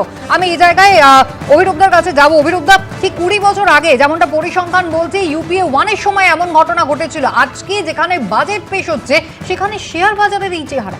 এটার মূলত কারণ হচ্ছে যে বিদেশিরা আমাদের শেয়ার বাজার থেকে বেরিয়ে যাচ্ছে এবং সেই কারণেই মূলত আমাদের শেয়ারের দাম পড়ছে। এবার বিদেশিরা বেরিয়ে যাচ্ছে, তার কারণ হলো টাকার দাম পড়ছে। ধরুন আমি যে টাকা দিয়ে বিনিয়োগটা করেছি, আমি তো টাকাতেই বিনিয়োগের রিটার্নটা পাবো। এবার টাকার দামটা যদি কমে যায় তাহলে আমার তো ডলারের টার্মসে বিরাট ক্ষতি। এবার এই বাজেটে এমন কিচ্ছু নেই যাতে টাকার দামটা ধরে রাখা যায়।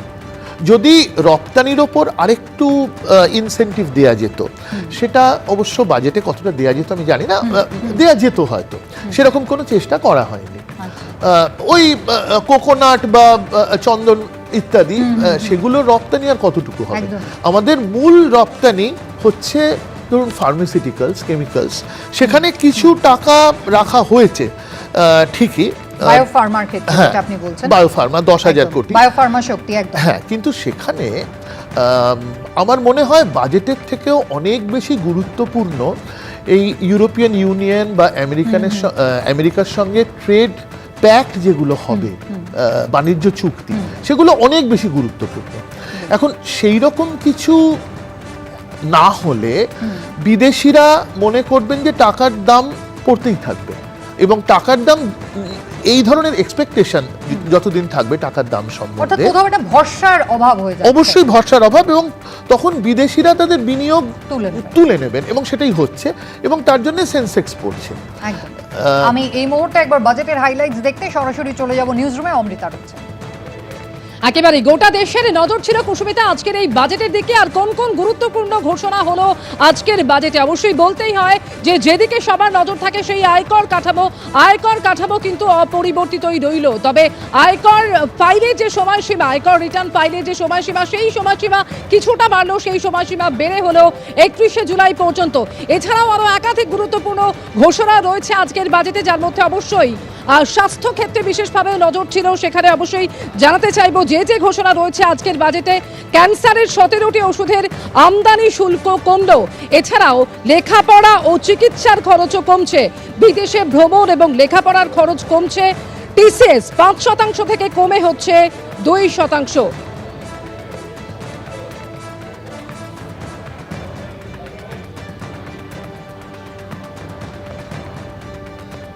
I now present my proposals on direct taxes. New Income Tax Act. In July 2024, I announced a comprehensive review of the Income Tax Act 1961. This was completed in a record time, and the Income Tax Act 2025 will come into effect from 1st April 2026. The simplified income tax rules and forms will be notified shortly, giving adequate time to taxpayers to acquaint themselves with its requirements. The forms have been redesigned such that ordinary citizens can comply without difficulty. আমি আলোচনায় আসবো মহানন্দাদির কাছে যাব। মহানন্দাদি, একেবারে direct ট্যাক্সের ক্ষেত্রে তো ঝুলি ফাঁকাই রইল, অর্থাৎ সেক্ষেত্রে মানুষ যেটুকু আশা করেছিলেন, গতবার যেভাবে একটা আশাতীত আয়কর ছাড় পাওয়া গিয়েছিল নির্মলা সীতারামনের কাছ থেকে, স্বাভাবিকভাবে মানুষের প্রত্যাশা কিছুটা তো ছিল, একেবারেই ঝুলি শূন্য থেকে গেল। হ্যাঁ, এবারে ট্যাক্সের ব্যাপারে কিছুই নেই, সেটাই আর কি।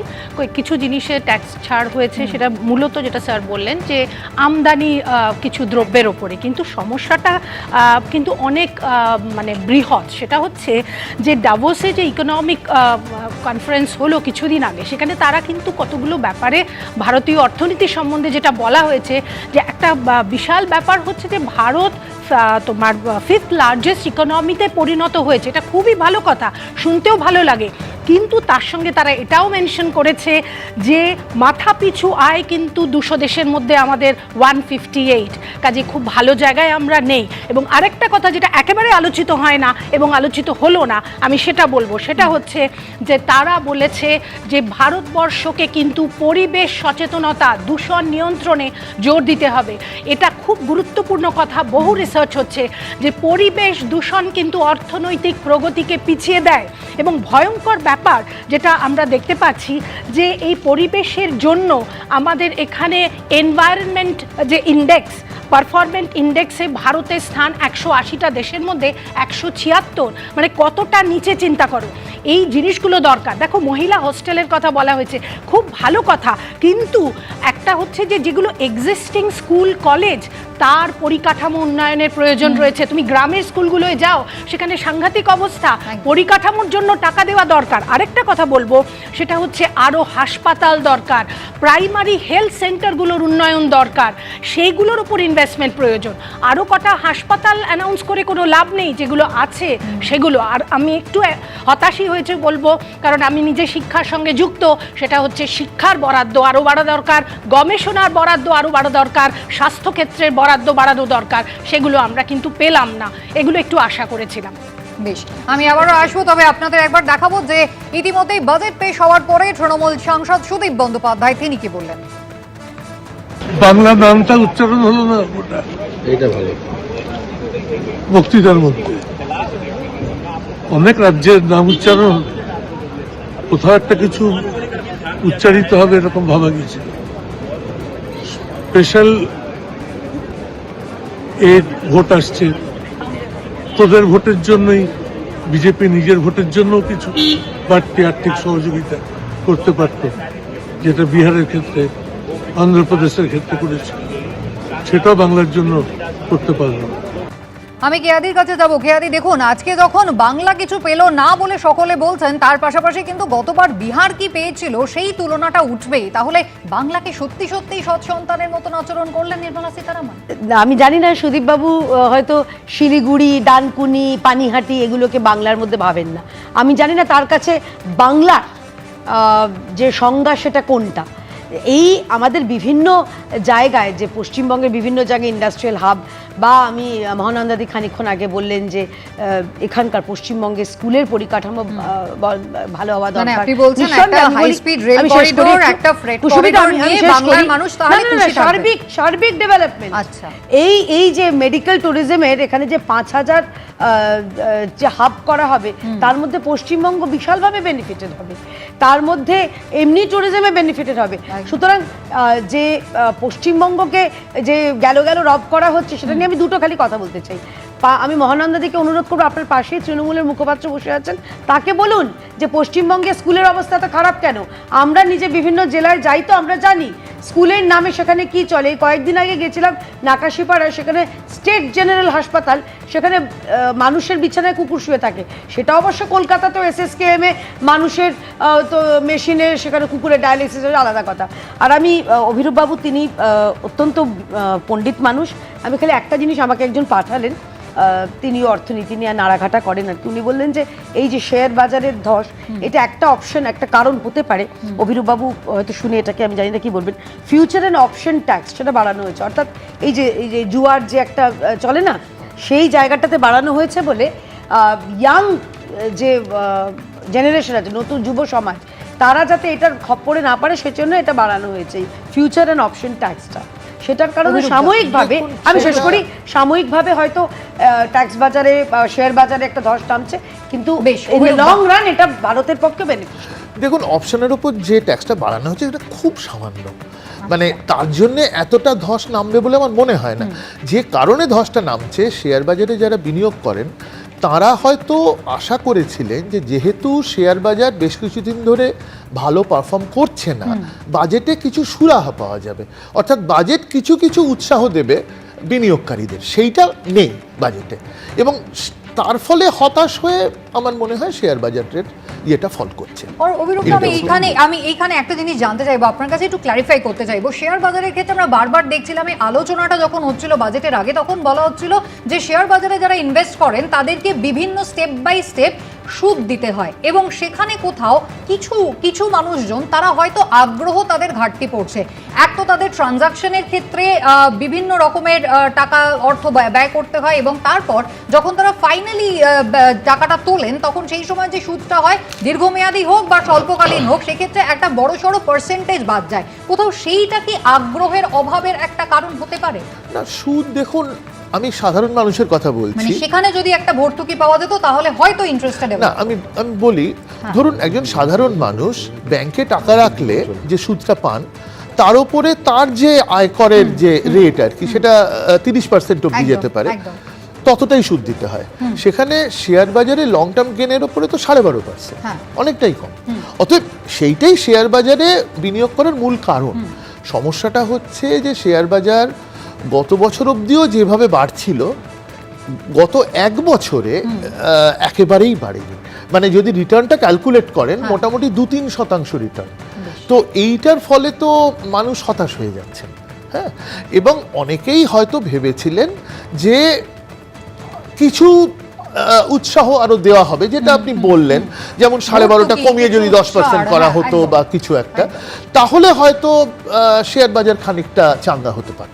কিন্তু সেরকম কোনো সুবিধা দেওয়া খুব নজিরবিহীন ভাবে যেদিন বাজেট ঘোষণা হলো, সেই দিনে কিন্তু একেবারে শেয়ার বাজার মুখ থুবড়ে পড়েছে বলা যায়। তবে ইতিমধ্যেই নির্মলা সীতারামন ফিউচার অপশনস খুব বেশি লোক করেন বলে আমার মনে হয় না। জানি না, আমি ওইটাই বললাম, মানে যেটা হয় অপশনটাই আমি নিতে চাই, অপিনিয়নটা নিতে চাই। মানে মিউচুয়াল ফান্ডে আপনি যখন ইনভেস্ট করছেন, ওরা সবেতেই করেন, ওরা ফিউচার অপশনসও কিছু করেন। বেশ, আমি এবার আপনাদের দেখিয়ে দিই কেন্দ্রীয় অর্থমন্ত্রী নির্মলা সীতারামন ছোটখাটো কর ফাঁকি দিলে কি হতে পারে। এতদিন শাস্তির বিধান ছিল, শাস্তির বদলে কিন্তু যদি কেউ জরিমানা দেন, সেক্ষেত্রে ছাড়ের প্রস্তাব দিয়েছেন কেন্দ্রীয় অর্থমন্ত্রী। To address practical issues of small taxpayers like students, young professionals, tech employees, relocated NRIs, and such others, I propose to introduce a one-time 6-month foreign asset disclosure scheme for these taxpayers to disclose income or assets below a certain size. This scheme would be applicable for two categories of taxpayers, namely A, who did not disclose their overseas income or assets, and B, who disclosed their overseas income and or paid due tax but could not declare the asset acquired.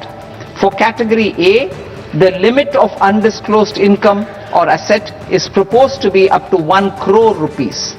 They need to pay 30% of fair market value of asset or 30% of undisclosed income as tax and 30% as additional income tax in lieu of penalty and would thereby get immunity from prosecution. আজ budget পেশ হলো এবং অবশ্যই বাজেটে যে বিষয়গুলোর দিকে বিশেষভাবে নজর ছিল, মধ্যবিত্তের প্রত্যাশা কতটা পূরণ হলো, যে বিষয়গুলির দিকে বিশেষভাবে নজর থাকে, নিত্য প্রয়োজনীয় জিনিস একই সঙ্গে দ্রব্যমূল্য বৃদ্ধি সেটা কতটা নিয়ন্ত্রণে আনা সম্ভব হলো, একাধিক দিকে আজকে নজর ছিল অবশ্যই। এবং আপনাদের জানিয়ে রাখবো আজকের বাজেটের যে মূল বিষয়গুলো, যেখানে আয়কর কাঠামো অপরিবর্তিত রইল, কর ফাঁকিতে জেলের বদলে জরিমানা হবে, পড়াশোনা চিকিৎসার ক্ষেত্রে টিসিএস কমে হলো 2%।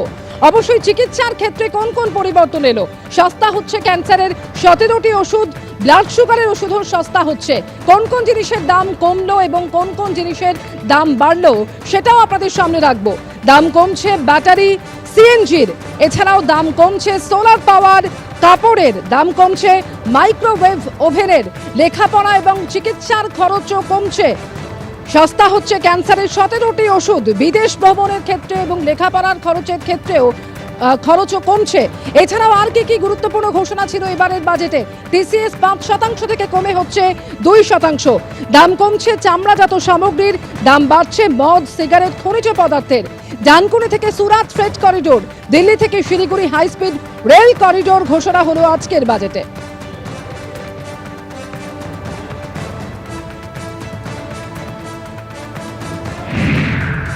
In order to promote environmentally sustainable passenger systems, we will develop 7 high-speed rail corridors between cities as growth connectors, namely Mumbai to Pune, Pune to Hyderabad, Hyderabad to Bengaluru, Hyderabad to Chennai, Chennai to Bengaluru, Delhi to Varanasi, Varanasi to Siliguri. দেখুন, সকলেরই নজর ছিল যে ভোটমুখী পশ্চিমবঙ্গের জন্য বিশেষ কিছু ঘোষণা আজকে তার নবম বাজেটে করবেন কিনা কেন্দ্রীয় অর্থমন্ত্রী নির্মলা সীতারামন, কিন্তু কার্যত অনেকে বলছেন যে হতাশই হয়েছে পশ্চিমবঙ্গবাসী। তার কারণ গত বছর যে বাজেট পেশ করেছিলেন কেন্দ্রীয় অর্থমন্ত্রী সেটা ছিল বিহারমুখী বাজেট, তখন বিহারে ভোট ছিল, স্বাভাবিকভাবে বিহারের সঙ্গে পশ্চিমবঙ্গের একটা তুলনা আসবে। আমি বিজেপি মুখপাত্র কেয়া ঘোষের কাছে যাওয়ার আগে একটা তুলনাটা আপনাদের সামনে রাখি। কীরকম? একেবারে গত বছর মধুবনী প্রিন্টে আঁকা হ্যান্ডলুমের শাড়ি পরে এই বাজেট পেশ করেছিলেন, ইঙ্গিতটা তখনই স্পষ্ট ছিল। 60,000 কোটি টাকার বরাদ্দের ঘোষণা করা হয়েছিল বিহারের জন্য, তার মধ্যে ন্যাশনাল ইনস্টিটিউট অফ ফুড টেকনোলজির তৈরি ছিল, পাটনা বিমানবন্দরের সম্প্রসারণ ছিল, 4টি নতুন গ্রিনফিল্ড বিমানবন্দর, ব্রাউনফিল্ড বিমানবন্দর ছিল, পাটনার আইআইটির পড়ুয়াদের সংখ্যা বাড়ানোর জন্য পরিকাঠামো উন্নয়নে অর্থ বরাদ্দ ছিল, মাখনা চাষিদের উন্নয়নের জন্য বিশেষ বোর্ড ছিল, একেবারে ঢেলে দিয়েছিলেন কেন্দ্রীয় অর্থমন্ত্রীর, কোনো প্রশ্ন নেই। কিন্তু আজকে যেটা পাওয়া গেল পশ্চিমবঙ্গের জন্য কেয়াদি, সেটা হচ্ছে ফ্রেট করিডোর আর 2টো হাই স্পিড রেল করিডোর। এটাই কি পশ্চিমবঙ্গের প্রাপ্তি? গতকাল অমিত শাহ বলছিলেন যে পশ্চিমবঙ্গ জয় না পর্যন্ত নরেন্দ্র মোদীর চোখে নিশ্চিন্তি নেই, নিশ্চিন্তে ঘুমোতে পারছেন না তিনি। এই বাজেটের পর সেই স্বস্তি তিনি পাবেন তো?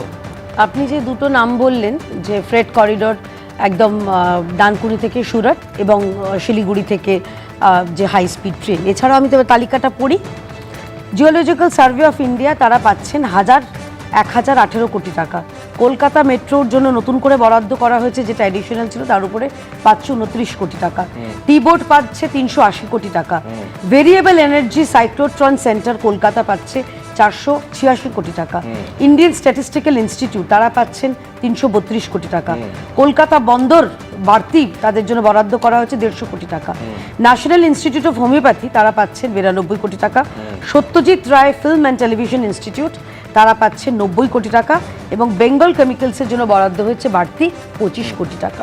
তো এই তালিকাটা আমি পড়লাম, আমার মনে হয় এবার আপনার বোধহয় একটু বলতে সুবিধা হবে, এবং এছাড়াও রয়েছে প্রতিটা জেলায় জেলায়, সেটা পশ্চিমবঙ্গ বেনিফিটেড হবে মেয়েদের হস্টেল, মেয়েদের নিরাপত্তা সুরক্ষার কথা ভেবে। আমি যেটা বললাম সেটা কিন্তু গত বছর এক্সক্লুসিভলি ফর বিহার ছিল, দেশেরটা তো বাদ দিন। আমি বলছি পশ্চিমবঙ্গকে পাখির চোখ করছেন, কিন্তু সেই পশ্চিমবঙ্গের জন্য কতটা ভাবছেন? আপনি তো সাংবাদিক সুব্রদীপ, একটা freight corridor, dedicated freight corridor করতে, ইন্ডাস্ট্রিয়াল করিডর করতে আনুমানিক কিরকম খরচ হবে সেটা আপনি তাহলে চিন্তা করুন। শুধু করিডরটা করতে এই ডেডিকেটেড ফাস্ট ট্রেন, যেগুলো একটু সংশয় আছে, কেউ বলছেন ফাস্ট ট্রেন, কেউ বলছেন বুলেট ট্রেন, যেটা আহমেদাবাদ থেকে যেটা করা হচ্ছে মহারাষ্ট্র মুম্বাই পর্যন্ত, সেটাও সম্ভবত বুলেট ট্রেন, এবং এটাও বোধহয় শিলিগুড়ি থেকে দিল্লি বুলেট ট্রেনই পাচ্ছে। আমি ধরে নিচ্ছি বুলেট ট্রেনের উপরে ফাস্ট ট্রেন। এই পুরো পরিকাঠামো সম্পন্ন করার জন্য একাই পশ্চিমবঙ্গে তাহলে কত টাকা বরাদ্দ করা হলো? এছাড়া আপনি চিন্তা করুন যেগুলো সার্বিকভাবে পূর্ব ভারতকে সঙ্গে পশ্চিমবঙ্গকে কানেক্ট করার জন্য এবং যেগুলো বাণিজ্যের জন্য কতটা সুবিধা করিয়ে দেওয়া হলো, যে লুক ইস্ট পলিসি, যেটা মুখে বলা হয়েছিল আমাদের পূর্বতন সরকারের, কিন্তু কার্যক্ষেত্রে করা হয়নি। মাননীয় প্রধানমন্ত্রী নরেন্দ্র মোদীর আমলে কিন্তু সেটা হচ্ছে, এবং সার্বিকভাবে যে 7 সিস্টার্স তাদেরকে জুড়ে দিয়ে পশ্চিমবঙ্গের সঙ্গে শিলিগুড়ির সঙ্গে পুরো দেশ জুড়ে দেওয়া হচ্ছে। এটা তো আমার মনে হয় আজকে পূর্ব ভারতের যারা রয়েছেন তারাও অন্তত যেটা বলছেন একটা নতুন দিগন্ত খুলে দেবে। আমি বলছি রাহুল দা, এর পরেও বলবেন যে পশ্চিমবঙ্গের হাতে রইল শুধু পেন্সিল? প্লিজ বলুন। সেটা হচ্ছে উনি যেটা বললেন, যে লিস্টটা দিলেন, সেগুলো তো রেগুলার মেনটেন্যান্স। এটা প্রত্যেক বছরে এগুলো সবই কেন্দ্রীয় সরকারের সংস্থা, এটা রেগুলার মেনটেন্যান্সের জন্য তো এগুলো দিতেই হবে। এবং এর মধ্যে যেমন ইন্ডিয়ান স্ট্যাটিস্টিক্যাল ইনস্টিটিউটের ব্যাপারটা আমি জানি, শুধু তো কলকাতায় টাকা আসে না, দিল্লি, ব্যাঙ্গালোর, ম্যাড্রাস, এই সবকটা সেন্টার মিলিয়ে ইন্ডিয়ান স্ট্যাটিস্টিক্যাল। স্যার এবার আপনি পলিটিক্যাল কথা বলে তাহলে তো আমাকেও পলিটিক্যাল কথা বলতে হবে। একদম পলিটিক্যালি বলছেন আপনি। আপনি পশ্চিমবঙ্গের, আপনি যে ফাইন্যান্স কমিশনের চেয়ারপারসন আছেন, এটা তো সবাই জানে। আপনি স্বাভাবিকভাবে আবার হয়তো রিনিউ হবে, হু নোজ, বাট আপনার পাণ্ডিত্যকে আমি একেবারেই চ্যালেঞ্জ করছি না। আমি এটুকু বলছি, আপনি যদি পলিটিক্যাল কথা বলেন তাহলে স্যার আমাকেও তো আমি বলছি সরকার কিন্তু এখানে অর্থনীতিবিদ হিসেবে এসেছেন, কোনো রাজনৈতিক দলকে পাশে দাঁড়ানোর জন্য আসেননি, ফলে তার বক্তব্য একেবারে ইকোনমিক্সের পয়েন্ট অফ ভিউ থেকে দেখা উচিত। কিন্তু আমি একেবারে নিখাদ রাজনীতির পার্টে আসবো, যেটা কেয়া ঘোষ বলছেন যে বাংলাকে বঞ্চনা করা হয়েছে, এই তথ্যটা বিরোধীদের এই দাবিটা সম্পূর্ণ ভুল, তার সপক্ষে কিছু তথ্য কেয়া ঘোষ দিচ্ছিলেন। রাহুল দা, এরপরেও বলবেন যে বাংলার বঞ্চনার ধারা এখনো অপরিবর্তিত রইল এই বাজেটেও? দেখো, বাংলাকে শুধু বঞ্চনা না, বাংলাকে যেটা বলেছেন চন্দ্রবাবু আগের দিন, সৎ ছেলে, বাংলা হচ্ছে সৎ ছেলে। কারণ বাংলাকে তুমি দেখো, এই যে এতগুলো কথা বললো কেয়া, এগুলো টোটাল ব্যাপারটাই মানে তোমার এই করা হয় এবং সেগুলোকে ডিভাইড করা হয় পুরো ভারতবর্ষে। নতুন করে কিছু নয়, এটা শুধু বাংলার ক্ষেত্রে নয়, প্রত্যেক জায়গায় মেনটেন্যান্সের জন্য পুরো ভারতবর্ষে ডিভাইড করে দেওয়া টাকাটা, এটা প্রতি বছর আমরা জানি, নতুন কিছু না। একটা ফেক করিডোর দিয়ে আর একটা ওই বেনারস থেকে শিলিগুড়ি ট্রেন চড়িয়ে এবং বুলেট ট্রেন যদি আমি ধরে নিলাম চললো, তাতে সাধারণ মানুষের কি বলবো? আজকে তুমি বলো, যারা তাকিয়ে ছিল, যেসব বয়স্ক মানুষ সুদের দিকে তাকিয়ে, তারা কোথায় যাবে, তারা কি পেলো? আর যারা তাকিয়ে ছিল কর্মসংস্থান দিয়ে, তারা কি পেলো? আজকে দাঁড়িয়ে ম্যানুফ্যাকচারিং ইন্ডাস্ট্রিগুলো দিনের পর দিন বন্ধ হচ্ছে, তা নিয়ে একটা কোনো আলোকপাত নেই।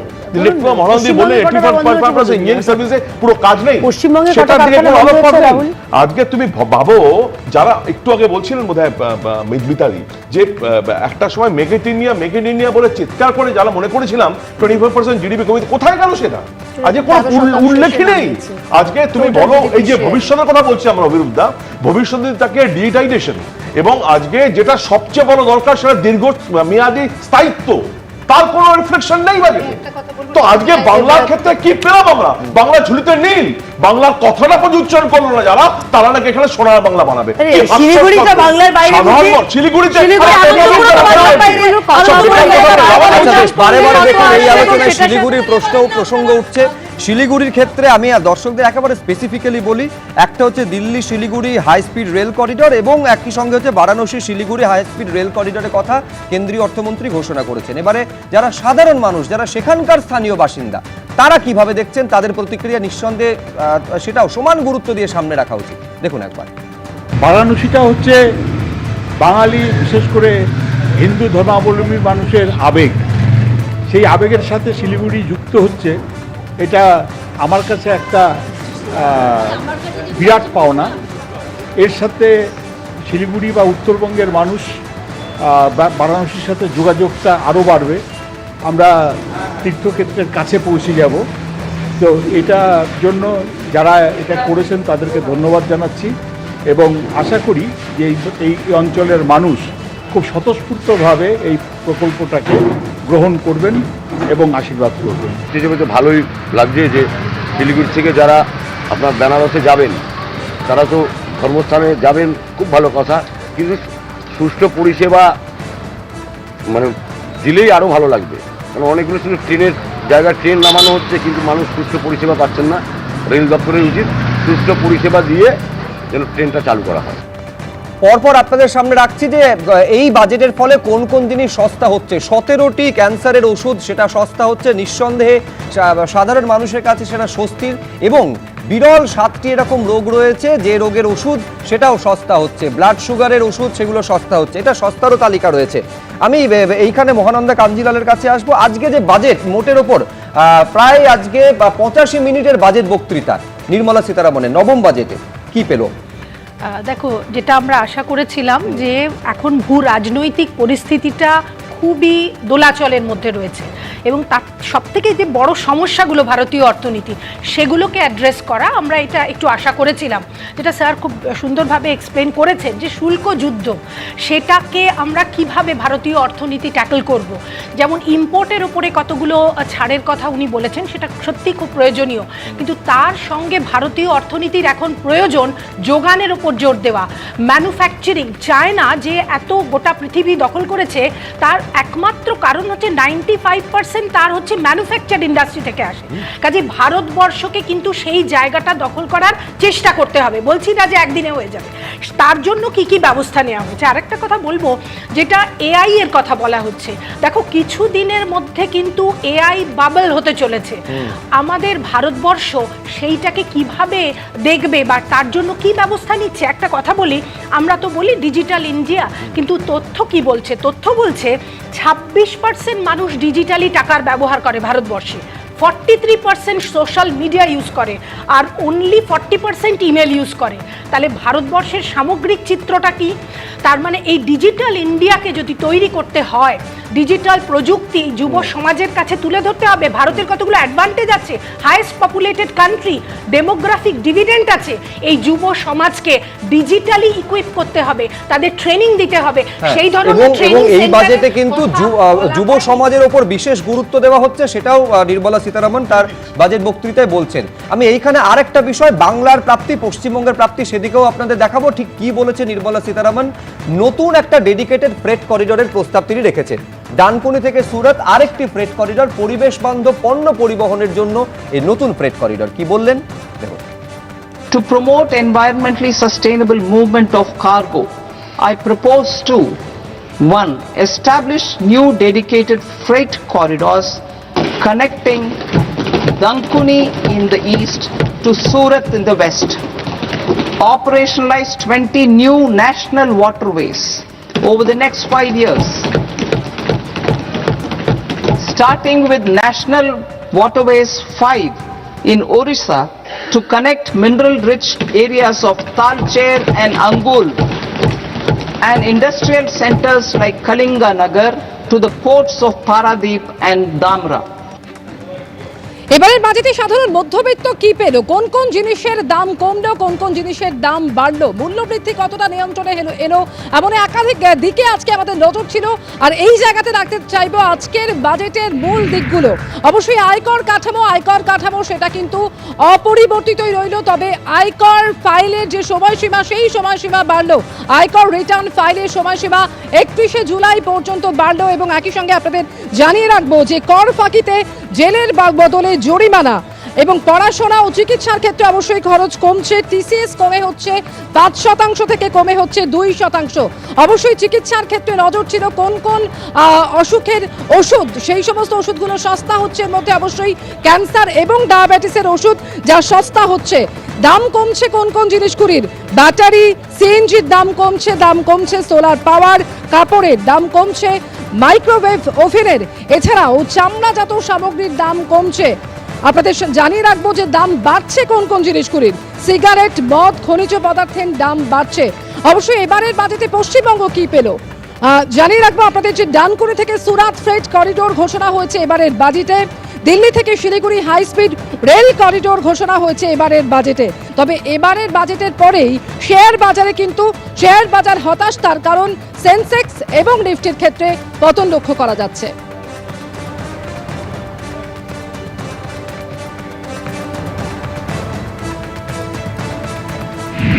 দেখুন, একটা বড় ঘোষণা যেটা আজকে অন্তত দাবি করেছেন কেন্দ্রীয় অর্থমন্ত্রী নির্মলা সীতারামন, যে প্রায় 25 কোটি থেকে বেশি মানুষ তাদের দারিদ্র সীমার উপরে নিয়ে আসা হয়েছে। আমি এখানে কংগ্রেস মুখপাত্র বিতা চক্রবর্তীর কাছে আসবো। আমি মনে করিয়ে দেবো দর্শকদের, 71 সালে ইন্দিরা গান্ধীর স্লোগানই ছিল যে গরিবি হটাও দেশ বাঁচাও। আজকে যদি দেখা যায় 25 কোটিকে দারিদ্র সীমার উপরে নিয়ে আসা হয়েছে, মানে মোট পপুলেশনের মিতাদি প্রায় 1/6 মানে দারিদ্র সীমার বাইরে বের করা হয়েছে। তার মানে এটা যদি উন্নয়ন না হয় তাহলে কোনটা? এমন উন্নয়ন যে তার সত্ত্বেও 80 কোটি মানুষকে ফ্রি রেশন দিতে হচ্ছে। আপনি একটু আগে বলছিলেন যে বিহার কি পেয়েছে। বিহার গত বছর বিহার স্পেসিফিক 60,000 কোটি টাকার বাজেট ডিক্লেয়ার হয়েছিল এবং এই বছরে এখন একটু আগে বিজেপির মুখপাত্র যে প্রকল্পগুলোর কথা বললেন সেগুলো বেশিরভাগ ক্ষেত্রেই কিন্তু মেনটেন্যান্স, আর সেগুলো বেশিরভাগ ক্ষেত্রে শুধু বাংলা স্পেসিফিক নয়, পুরো ভারতবর্ষের ডিফারেন্ট ইনস্টিটিউটসের মেনটেন্যান্স বাজেট। এবার আমি বলি এখানে গ্রোথ নিয়ে। আমরা জানি মনমোহন সিং এর সময় 2014তে যদি আপনি টাকার ভ্যালুয়েশন ধরেন তখন $1 ছিল 62 থেকে 63 রুপিজের মধ্যে।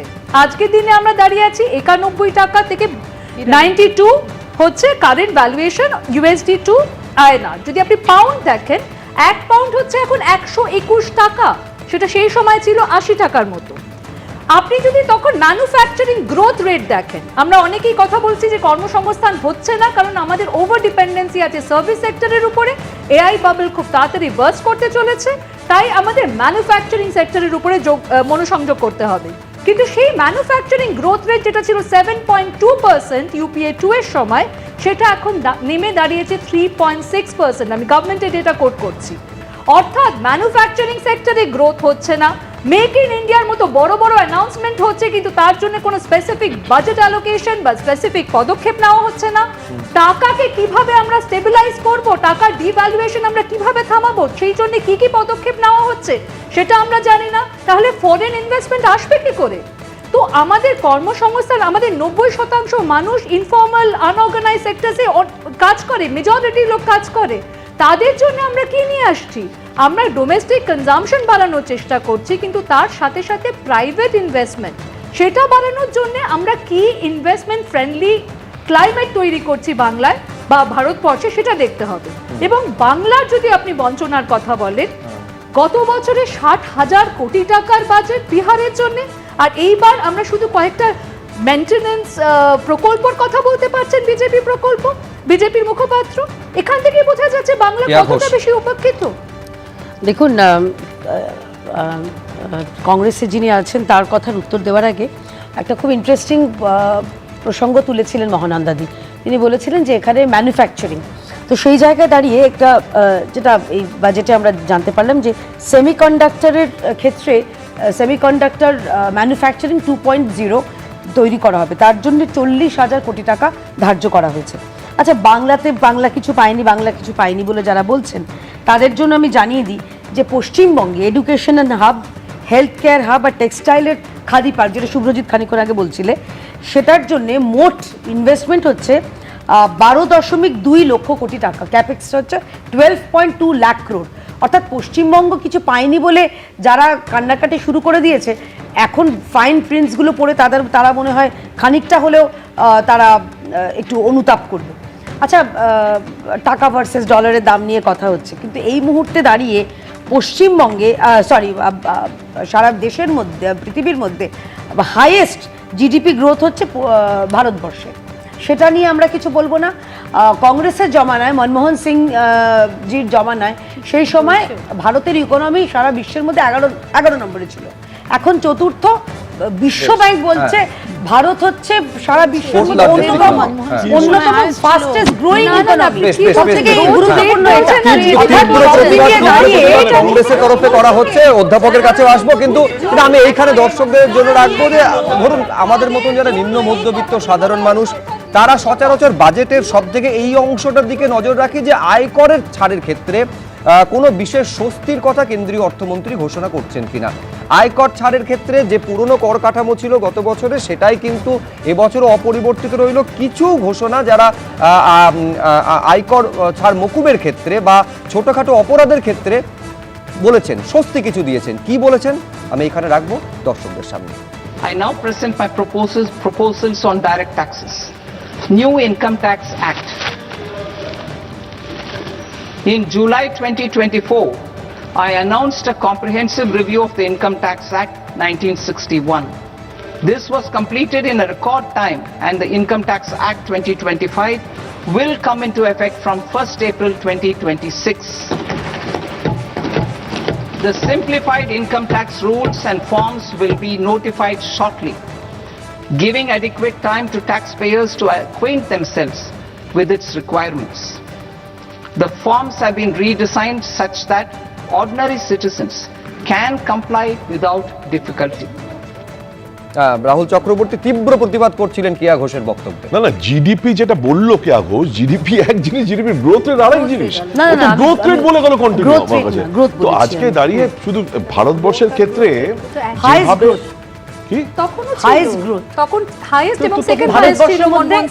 বিশ্বের মধ্যে ভারতবর্ষ ছিল একটা সময়। এখন এই মুহূর্তে আমাদের কত বিলিয়ন ডলার রিজার্ভ আছে এটা বলুন তো। আর কংগ্রেসের সময় সোনা আমাদের দেশ থেকে বন্ধক দেওয়া হয়েছিল, আপনি সেটা বলুন, সেটা বলুন। আমি অভিযোগ সরকারের কাছে দেখুন, মূল লক্ষ্য আমি বলছি এক তো হচ্ছে যে বিকশিত ভারতের দিকে আমরা এগিয়ে যেতে চাইছি, আমরা বিশ্বের অন্যতম বৃহত্তম অর্থনীতি হতে চাইছি। এবার আজকে বাজেটে তার কোনো দিশা অর্থনীতিবিদ অভিরূপ সরকার দেখতে পেলেন কিনা? দেখুন, আমাদের একটা গ্রোথ যে হচ্ছে সে বিষয়ে কোনো সন্দেহ নেই, এটা তো আর অস্বীকার করা যায় না। আমাদের অর্থনীতিটা নিশ্চয়ই ভালোই কমফোর্টেবলি গ্রো করছে, আমি সেটা নিয়ে কোনো প্রশ্ন তুলছি না। কিন্তু এই যে সবার সঙ্গে সবাইকে নিয়ে বিকাশ, এইটা নিয়ে কিছু প্রশ্ন তো এখনো আছে। আমাদের তো এখনো এই যে এত কোটি মানে দারিদ্র সীমা থেকে ওপরে উঠেছেন ইত্যাদি বলা হচ্ছে, সেই হিসেবগুলো নিয়ে আমার কিছু সংশয় আছে। যেমন এই যে আপনি বলতেন সবকা সাথ সবকা বিকাশ স্লোগানে আছে, কিন্তু বাস্তবের মাটিতে বাস্তবে তো তা হয়নি। কারণ এই যে ধরুন, এই যে আমি একটা এক্সাম্পল দিচ্ছি, এবারে বলা হচ্ছে বিদেশে যারা পড়তে যাবেন তাদের সুবিধা হবে, বা বিদেশে বেড়াতে যাবেন তাদের সুবিধা হবে। তা কজন বিদেশে বেড়াতে যায় বা পড়তে যায়? তারা তো অতি সামান্য একটা ভগ্নাংশ। সাধারণ মানুষের কাছে এই উন্নতির, এই যে বৃদ্ধির সুফল কতটা পৌঁছচ্ছে সেটাই প্রশ্ন। এবং সেখানে একেবারে কিছু হয়নি আমি বলছি না, কিন্তু যতটা হয়েছে বলে ক্লেম করা হচ্ছে ততটা হয়েছে কিনা আমার সন্দেহ আছে। কারণ এই যে এনএসএস এর যে সার্ভেটার ভিত্তিতে পভার্টি রিডাকশনের কথা বলা হয়েছে, সেই সার্ভেটার মানে যেভাবে ক্যাটেগরাইজ করা হয়েছে, শহরের পপুলেশন ফর এক্সাম্পল বলা হয়েছে যাদের 10 লাখ টাকার বেশি দামের গাড়ি আছে, যাদের 10 লাখ টাকার কম দামের গাড়ি আছে, এবং যাদের গাড়ি নেই। এটা কি কোনো ক্যাটেগরাইজেশন আমাদের দেশে? এটা তো হাস্যকর ক্যাটেগরাইজেশন। মানে এইভাবে ধরলে বেশিরভাগ লোকেরই গাড়ি নেই, তার মধ্যে অ্যাভারেজটা চলে আসবে তার মধ্যে, কিন্তু অ্যাভারেজটা তো পভার্টির ওপরে, তার ফলে পভার্টিটা ভীষণ আন্ডার এস্টিমেট দেখাবে। এনিওয়ে, আমি এই টেকনিক্যাল জিনিসগুলোর মধ্যে যেতে চাই না। পভার্টি ডেফিনেটলি মানে আন্ডার এস্টিমেটেড, পভার্টি আরো বেশি আমাদের। মানে ওয়ার্ল্ড ব্যাংকের যে একেবারে কাছাকাছি সময়ে যে হিসেব, তার সঙ্গে একেবারে মিলছে না। মানে আমাদের পভার্টি এখন 12-13-14%। মানে অর্থনীতিবিদ অভিরূপ সরকার যেটা বলছেন যে আমি দাবি করছি যে দারিদ্র সীমার বাইরে আমি 25 কোটি ভারতবাসীকে বের করতে পেরেছি, কিন্তু দারিদ্র সীমার মাপকাঠিটা কি, সেই মাপকাঠি আঁকার ক্ষেত্রে বা মাপকাঠি একটা সীমারেখা টানার ক্ষেত্রে হিসেবে গন্ডগোল রয়েছে, এইটা কিন্তু অনেকে বলছেন। আমি এইবার আপনাদের সামনে রাখবো যে বারবারে আয়কর এবং আয়কর রিটার্নের প্রশ্ন আসে। এই আয়কর রিটার্ন জমা দেওয়ার ক্ষেত্রে সময়সীমাটা কিন্তু বাড়ানো হলো 31শে জুলাই। কি বললেন কেন্দ্রীয় অর্থমন্ত্রী, দেখাবো। I propose to extend time available for revising returns from 31st December to up to 31st March with the payment of a nominal fee. I also propose to stagger the timeline for filing of tax returns. Individuals with ITR 1 and ITR 2 returns will continue to file till 31st July, and non-audit business cases or trusts are proposed to be allowed time till 31st August.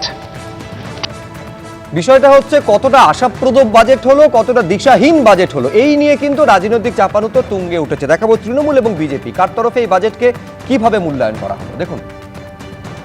এটা colourless, ওডারলেস and tasteless budget.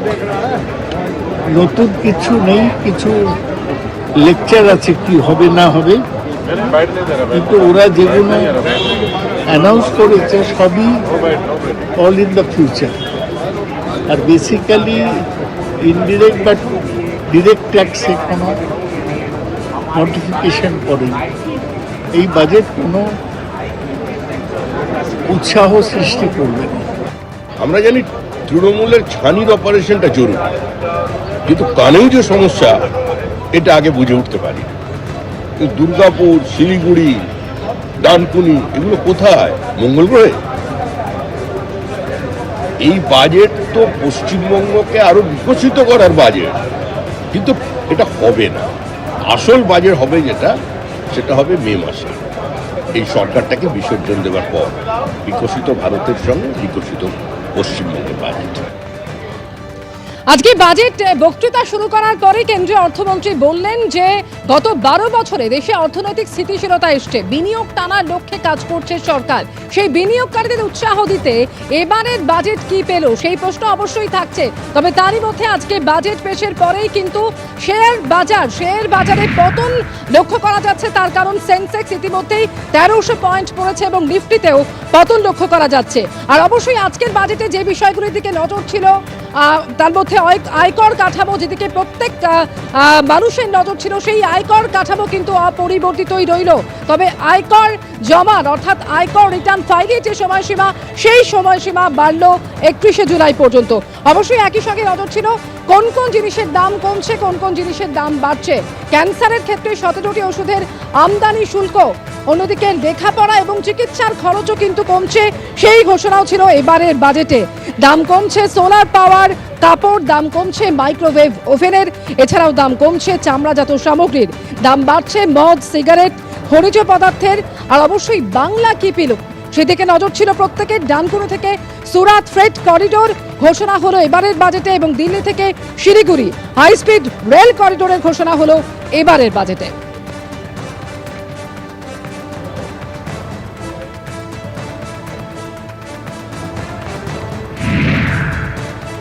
এবার দেখাবো আপনাদের ছোটখাটো কর ফাঁকিতে যেটা শাস্তির সংস্থান এতদিন ছিল, সেইটা বদলে গিয়ে জরিমানা যদি দেওয়া হয় সেক্ষেত্রে ছাড় পাওয়া যাবে। এই কথা আজকে বাজেটে ঘোষণা করেছেন কেন্দ্রীয় অর্থমন্ত্রী। কর ফাঁকিতে জেলের বদলে অতিরিক্ত 10% জরিমানা দিলেই ছাড়। ছোটখাটো ফাঁকিতে জেল নয় জরিমানা, ধার্য করের যে 10% অতিরিক্ত শুধু সেটুকু দিলেই হবে। কি বললেন দেখুন একবার। To address practical issues of small taxpayers like students, young professionals, tech employees, relocated NRIs and such others, I propose to introduce a one-time 6-month foreign asset disclosure scheme for these taxpayers to disclose income or assets below a certain size. This scheme would be applicable for two categories of taxpayers, namely A, who did not disclose their overseas income or assets, and B, who disclosed their overseas income and or paid due tax but could not declare the asset acquired. For category A, the limit of undisclosed income or asset is proposed to be up to 1 crore rupees. They need to pay 30% of fair market value of asset or 30% of undisclosed income as tax and 30% as additional income tax in lieu of penalty, and would thereby get immunity from prosecution. দেখুন, November budget পেশ করেছেন কেন্দ্রীয় অর্থমন্ত্রী নির্মলা সীতারামন। বিজেপির তরফে যখন এই বাজেটকে অত্যন্ত আশাব্যঞ্জক বলা হচ্ছে, পাল্টা সমালোচনা করা হচ্ছে বিরোধীদের তরফে। আমি পরপর আপনাদের দুই বিরোধী রাজনৈতিক দলের বক্তব্য সামনে রাখবো। কি বলছেন তৃণমূল সাংসদ শতাব্দী রায় এবং প্রাক্তন কংগ্রেস সাংসদ অধীর রঞ্জন চৌধুরী এই বাজেট নিয়ে? দেখুন, আশা করেছিলাম অন্তত 4-5 বার বাংলার নামটা শুনবো বা বিটা শুনবো, সেটাও শুনতে পারিনি। সুতরাং ইলেকশন সামনে, তা তো একটুও কিছু দিল না। বাংলাকে বঞ্চিত করতেই থাকছে, আগামী দিনও করবে। ফিনান্স কমিশন তো কোনো ব্যক্তির কমিশন নয়, ফিনান্স কমিশন কোনো সরকারের নয়। ফিনান্স কমিশন একটা প্রতিষ্ঠান। অর্থাৎ আমাদের দেশে যুক্তরাষ্ট্রীয় পরিকাঠামো, কেন্দ্রের একটা রোজগার আছে, রাজ্যের একটা রোজগার আছে, আবার কেন্দ্র রাজ্য মিলিয়ে একটা রোজগার আছে। জিএসটি যেমন হয়েছে, সেই জিএসটির পর এটা আরো বিস্তারিত। তারা ঠিক করে যে এই যে ডেভলিউশন হবে, অর্থাৎ এই যে বিকেন্দ্রীকরণ হবে, যে ফান্ডে যে ভাগ হবে, কেন্দ্রীয় সরকারের যে রোজগার, কেন্দ্রের যে রাজস্ব, সেই রাজস্বের কতটা পরিমাণ রাজ্যগুলোকে দেওয়া উচিত, তার জন্য এই ফিনান্স কমিশন তারা তার মাপ তৈরি করে দেয়। সেটা হয়ে গেছে 41%। এটা কারোর দয়া নয়, রাজ্যগুলোর একটা পাওনার বিষয়। এটা কোনো দয়া দাক্ষিণ্য নয়। এতদিন এটা পুরনো অনুমোদন ছিল ফিনান্স কমিশনের, অনেক দেরিতে এটা করছে কেন্দ্র। বারে বারে এই প্রসঙ্গটা সামনে আসবে যে বয়ে বাজেট হতে পারে, বয়ে বিহার হতে পারে, বয়ে বঙ্গ কেন হয় না? বাজেটে বাংলার নাম, পশ্চিমবঙ্গের নাম একবারও কেন কেন্দ্রীয় অর্থমন্ত্রী উচ্চারণ করলেন না? এইটা কিন্তু বিরোধীরা লাগাতার প্রশ্ন তুলে আসছে। মানে বাংলার প্রাপ্তিযোগ্য কার্যত শূন্য রইল। আমি প্রত্যেকের কাছে 1 by 1 আসবো। রাহুল চক্রবর্তী। প্রথম কথা দেখো, আমি ওইসব কথাই যাচ্ছি না। ওটা তো বলছিলেন না, poverty under estimated, inflation under estimated.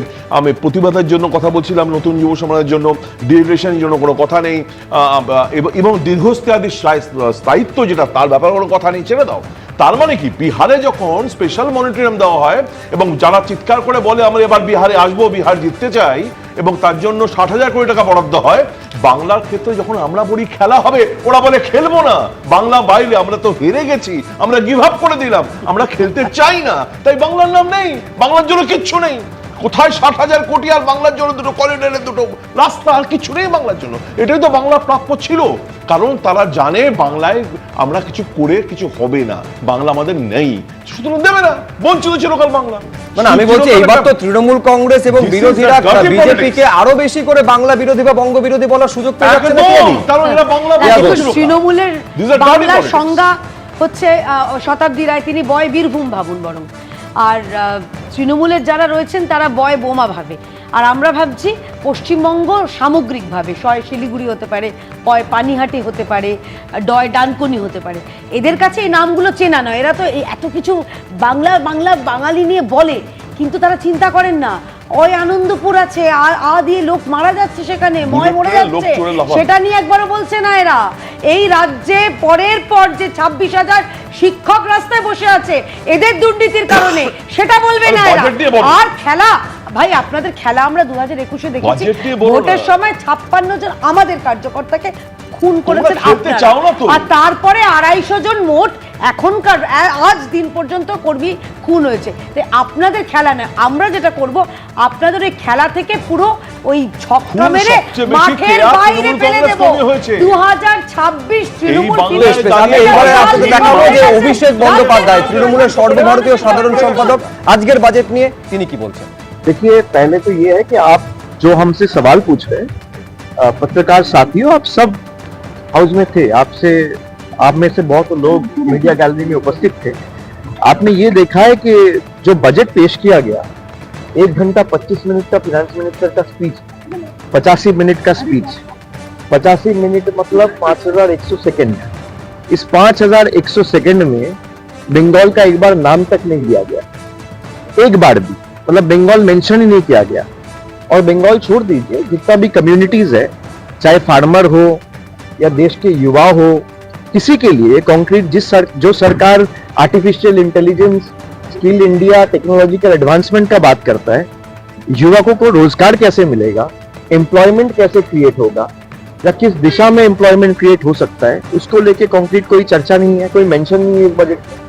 Farmers के लिए कोई फाइनेंशियल सिक्योरिटी या इनकम स्टेबलाइज करने का कोई तरीका, ताकि किसानों का कुछ मदद मिले, उसका कोई तरीका नहीं है। और कोई भी कम्युनिटी के लिए कोई यहाँ पे सोल्यूशन नहीं है, कोई समाधान नहीं। So this budget is a faceless budget, baseless budget and a visionless budget. लेकिन सरकार कह रही है युवाओं के लिए, महिलाओं के लिए तमाम जो है कदम उठाए गए, खेलो इंडिया, खेलो मिशन के तौर पर किया गया महिलाओं की। सरकार कह रहे, तो इसलिए मैं कह रहा हूँ कि सरकार तो कहेंगी, सरकार अगर बजट पेश कर रहा है उसको डिफेंड करने का जिम्मेदारी सरकार का है। To me the budget is more like a government self appraisal report written by its own PR department. This budget doesn't have any concrete solution to offer. आप कह रहे पश्चिम बंगाल के लिए कुछ नहीं मिला? नहीं, मैं नहीं कह रहा हूँ, आप मुझे दिखा दीजिए बंगाल का एक नाम मेंशन किया हो। मैं नहीं कह रहा हूँ, आप दिखा दीजिए। जी बिल्कुल भाई 5100 सेकंड का बजट स्पीच है आपका, एक सेकंड दिखा दीजिए जहाँ पे बंगाल मेंशन किया है, एक सेकंड में। जब बंगाल को बांग्लादेश के नजरिए से अगर कोई देखता है तो देश के केंद्र के सरकार देखता है, यहाँ पे बैठे हुए मिनिस्टर्स देखता है, और जिसने बजट पेश किया वो देखते हैं। हम लोग को अगर बांग्लादेशी कोई बोलता है तो यहाँ पे बैठ के जो बजट पेश किया है और जो बजट लिखा है जिस सरकार ने पेश किया है वो सरकार देखते हैं। नहीं तो आपका 85 मिनट का बजट स्पीच में बंगाल का एक बार मेंशन भी नहीं होगा। कुछ रेलवे पिछला बार जो वादे किए थे जल जीवन मिशन का 2525 करोड़ जो बजट में प्रॉमिस था वो आपने रोक के रखा है। तो जो लास्ट ईयर आपने वादा किया था वही नहीं निभाया, अब नया वादा क्या करेंगे? ज्यादा घोषणाएं होती है तो कहा जाता है चुनावी बजट है, क्या ये वजह रही क्या? नहीं, चुनावी बजट तो वो तो आप कहेंगे, लेकिन हम लोग आशा नहीं करते इस सरकार से। 2021 के बाद से बीजेपी के सरकार जिस तरीके से बंगालियों को अत्याचार किया है, तो हम लोग की तरफ से कोई चुनाव का प्रत्याशा नहीं था, क्योंकि इनको पता है बंगाल में खर्चा भी करेंगे तो हारेंगे।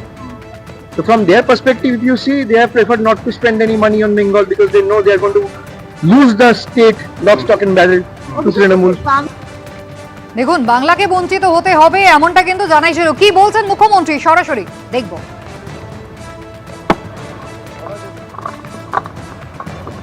আগামীকাল নির্বাচন কমিশনারের সঙ্গে বৈঠক রয়েছে, মমতা বন্দ্যোপাধ্যায় পৌঁছে গিয়েছেন দিল্লি এয়ারপোর্টে।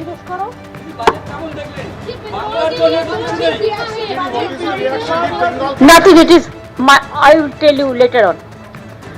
This financial budget of 26 and 27 placed by central government, it is totally full of sound and fury. Totally it's a directionless, visionless, missionless, actionless. Economy is derailed, anti-women, anti-poor, anti-farmers, anti-women, anti-youth, anti-communers, anti-SC, anti-ST, anti-OBC. Education funds, education subsidy declined, social security subsidy declined, fertilizer subsidy declines. It is totally garbage of lies and incompetence, Himalayan incompetence. Totally economy is derailed. Now, you will see within this time, the market falls sharply. Sensex down above over 1,100 points. Nifty 50 has been below 25,000. So you can realize there is a proverb in Bengali, chorer mayer boro gola, ইংরেজিতে বলে চোর কি মাই জোরসে বলে, mother of thieves are soundless, mother of thieves are soundless.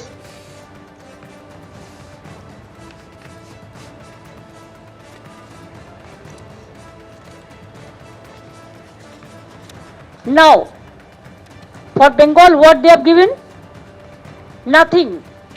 Talking big. কিছু দেয়নি। যে freight করিডোরের কথা বলেছে ডানকুনি থেকে, ওটা আমার রেলওয়ে বাজেটে 2009 I placed the budget. There you will see I have mentioned about Dankuni and Amritsar. That is not there pending about these 15 years. Number 2, regarding 3 corridors they announced. We have already announced 6 economic corridors. It will include Dankuni to Bardhaman, to Bakura, to Durgapur, to Purulia. Other is Kalyani to Bardhaman, Birbhum, Malda, Siliguri, Kuch Bihar. Other we have announced 6 economic corridors which will cover throughout the country, throughout the state. So what they said about 3 corridors, that is absolutely a garbage of lies, blatant lies. It is already on process and we have started working there. And already we will see that in Jangal Mahal, Jangal Sundari project in Purulia, for this economic corridor, 72,000 crores are going to be invested. And already there are so many people, they are setting investment, they are setting their cement hub. Now Bengal have become cement hub, the coal hub, the leather hub, the skill hub, even the Amazon Flipkart, like this, all are doing business side of this Dankuni, Kalyani and other place. So it is already started. They have not given a single paisa to Bengal. Only one tax is there, GST. They are taking away our money and saying big talk. They are giving us money. It is our money. Now only one tax is there. What they are collecting from Bengal, they are not giving our food funds. We will get about more than 2 lakh crores from the central government. So they don't have any moral authority to run the government and to finish the country like this. They want to destroy the economic structure of the country, the constitutional structure of this country, the independent agency, including the infrastructural facilities, the economy, the social sector, the economic sector, the federal sector, all is been vanished. Only talking too much and less work. What they do, only they use some jugglery of words which cannot affect. You have to give the advantage to the people, which common people can enjoy the facilities. সাধারণ মানুষের জন্য কিছু করেনি, তপশিলীদের জন্য কিছু নেই, আদিবাসীদের জন্য কিছু নেই, যুবকদের জন্য কিছু নেই, চাষিদের জন্য কিছু নেই, মহিলাদের জন্য কিছু নেই, ফার্টিলাইজার সাবসিডি বাড়িয়ে দিয়েছে, সামাজিক সুরক্ষায় কিছু নেই, শিক্ষা দপ্তরে কিছু নেই। আর যে 3টে ফ্রেট করিডোরের কথা বলেছে, আমরা 3টে নয় 6টা করছি সারা বাংলাকে জুড়ে।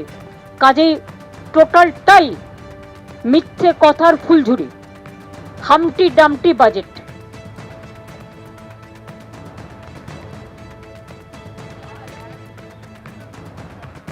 They know they will lose Bengal. They will lose in Bengal. That's why they are using SIR. If they have the guards, I will appeal them to contest us politically, democratically, instead of using the election commission and the agencies against the election.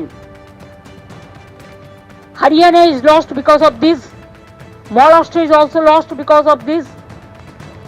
Even other parts of the country also, they are using the same method.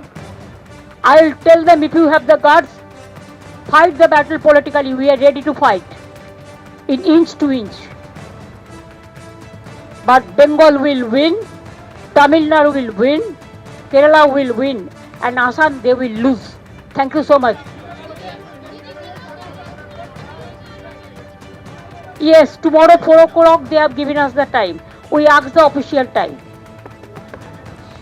I cannot tell you later before that. When we will meet, then after that we can meet the press.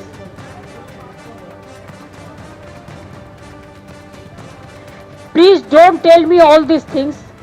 I have some own program. Let me finish that. I am going to Delhi after so many months, I think maybe years. So my MPs are also there. So I am the chairman of the parliamentary committee. It is my duty to meet them also once. I'll meet the press media also. I'll brief them also what is going on in the name of SIR, how they want to finish the federal structure. All I'll mention.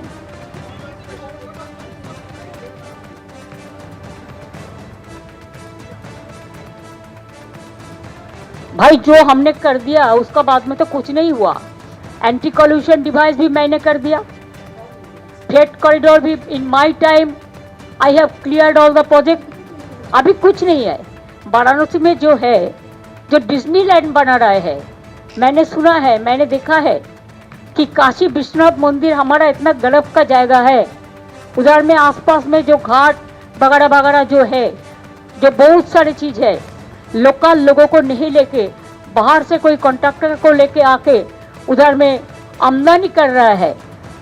Kashi Vishwanath मंदिर का पास Disneyland बना रहा है, तो it will be clear whether they love religions or not.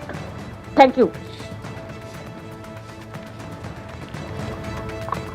সরাসরি আপনারা দেখছিলেন মুখ্যমন্ত্রী দিল্লি রওনা হওয়ার আগে এই বাজেটকে একেবারে দিশাহীন বাজেট, একেবারে অ্যাকশনহীন বাজেট, অ্যান্টি উইমেন বাজেট, মহিলা বিরোধী বাজেট, ওবিসি বিরোধী বাজেট, এসসি বিরোধী বাজেট, এসটি বিরোধী বাজেট, একেবারে কার্যত এই বাজেটের মধ্যে কোনো দিশা নেই এটা বোঝাচ্ছেন। আমি কেয়া ঘোষের কাছে আসবো। মুখ্যমন্ত্রী মমতা বন্দ্যোপাধ্যায় বলছেন যে যেটা বলছেন তার মানেটা দাঁড়ায় যে ভোট নেই তাই ভেট নেই। যেহেতু বাংলায় পশ্চিমবঙ্গে ভোট পাবে না বিজেপি, এটা নিশ্চিত, সে কারণে পশ্চিমবঙ্গের জন্য কিছুই ঘোষণা করেনি। যেটা ঘোষণা করেছেন ফ্রেট করিডর, 2009 সালে তিনি ঘোষণা করেছিলেন রেলমন্ত্রী থাকাকালীন, বাংলার প্রাপ্তি শূন্য। দেখুন, নির্মলা সীতারামনের অপারগতা যে তিনি ট্রেডমিলে দাঁড়িয়ে দাঁড়িয়ে বাজেটটা করতে পারেন না, এটা সত্যিই তার অপারগতা, মেনে নিতে হবে। দেখুন, শুধুমাত্র আপনি বাংলার কথা বলছেন, শুধুমাত্র 2007 সালের কথা বলছেন, 2009 সালের কথা বলছেন সুপ্রদীপ, এটা ঠিক নয়। মমতা বন্দ্যোপাধ্যায়ের জন্য আজকে বিশ্ব তৈরি হয়েছে। এই যে পৃথিবীটাকে দেখতে পাচ্ছি, এটা তার জন্য তৈরি হয়েছে। সূর্যোদয় সূর্যাস্ত তার জন্য হয়। আপনি শুধুমাত্র একটা ট্রেন, একটা লাইন, এগুলো দিয়ে আপনাকে ক্রেডিট দিয়ে তাকে খাটো করতে পারেন না। কিন্তু তার সঙ্গে আরও কিছু ইনফরমেশন দিয়ে দিই। উনি বলছেন বাংলা কিছু পাইনি, আমি জানি না এটা আইপ্যাকের শিখিয়ে দেওয়া কিনা বা সেই সবুজ ফাইলে এটা ছিল কিনা। আমি তাহলে যে এই মাত্র এই যে তথ্যটা এলো, পশ্চিমবঙ্গের কলকাতা শহরের জন্য কলকাতার মেট্রোর যেটা অ্যালোকেশন হয়েছে, কারণ কলকাতা মেট্রো আপনারা জানেন যে ভারতীয় রেলওয়েই চালায়, অন্যান্য রাজ্যের মতন নয়। অরেঞ্জ লাইনের জন্য 705.5 কোটি, পার্পল লাইনের জন্য 9.6 কোটি, গ্রিন লাইনের জন্য 529 কোটি টাকার বাজেট হয়েছে। এছাড়াও মেট্রোপলিটন ট্রান্সপোর্টেশন প্রজেক্টের জন্য এটার কিন্তু ইয়েলো লাইনের জন্য হবে, যেটা এয়ারপোর্ট দিয়ে যাবে, সেটার জন্য 2886 কোটি টাকা বাড়তি বরাদ্দ করা হয়েছে। যত সময় গড়াবে স্বাভাবিকভাবে আমরা আরো বেশি করে জানবো যে তথ্যগুলো। তাই যারা ইচ্ছে করে, আমি শুধু আগে এই কথা বললাম, এই তুলনাটার পাশে আপনি বিহারে 60,000 কোটি টাকা রাখুন। আমি আবার বলছি যে 60,000 কোটি টাকার প্রকল্প ঘোষণা করেছিলেন, সেটা শুধুমাত্র এক্সক্লুসিভলি ফর বিহার। এরপরে দেশের যা যা কিছু হয়েছে যার জন্য বিহার উপকৃত হবে সেটা আলাদা। আমি বলছি এই রাজ্যের বাসিন্দা হিসেবে কেয়াদি সন্তুষ্ট তো যা বাংলার জন্য ঢেলে দিয়েছেন? আমি চাই অবশ্যই পশ্চিমবঙ্গবাসী হিসেবে আমি এই মুহূর্তে যেটা পশ্চিমবঙ্গ পেয়েছে, অর্থাৎ এক জায়গা থেকে পূর্ব ভারত থেকে পশ্চিম ভারতের কানেক্টিভিটি, আমার রাজ্যের প্রতিটা জেলায় মেয়েদের জন্য হস্টেল, মমতা ব্যানার্জি যেগুলো এখন বলছেন উনি দাবি করছেন ওনার ব্রেন চাইল, ওনার চিন্তা ভাবনা। আমি বলছি এটা যদি বঙ্গের ললাট লিখনে এটা যদি প্রচুর প্রাপ্তি হয়, তাহলে এইবারে তো প্রশ্ন উঠবে যে আপনাদের কেন্দ্রীয় নেতৃত্ব বাংলার ব্যাপারে পশ্চিমবঙ্গের বিষয়ে কতটা ভাবনা চিন্তা করে, কতটা সিরিয়াস, এই প্রশ্ন তো বিরোধীরা বলার সুযোগ পেয়ে যাচ্ছে। রাহুল চক্রবর্তী এর আগেও বারবার বলেছি একটা কথা, কে এতগুলো কথা বললো, যারা বারবার সব জায়গায় এসে বলছে প্রধানমন্ত্রী আসছেন, অমিত শাহ আসছেন, যে বাংলাকে সোনা বাংলা বাড়ি, এখানে তৃণমূল কংগ্রেস সরকার পরাস্ত করবো। তো বাংলার জন্য দিশাটা কি? দিশাহীন বাজেট। বাংলার জন্য কি করেছেন?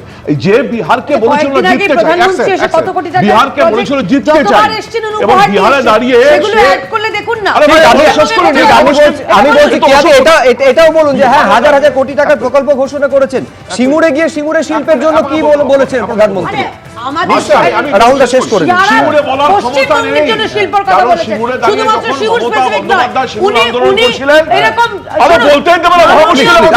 আমি কেয়া দিকে থামালাম, রাহুল চক্রবর্তী শেষ করে, আমি কেয়া ঘোষকে থামালাম, Rahul Chakraborty please. Rahul da continue, Rahul da continue. পুরো মিথ্যাবাদীর দল।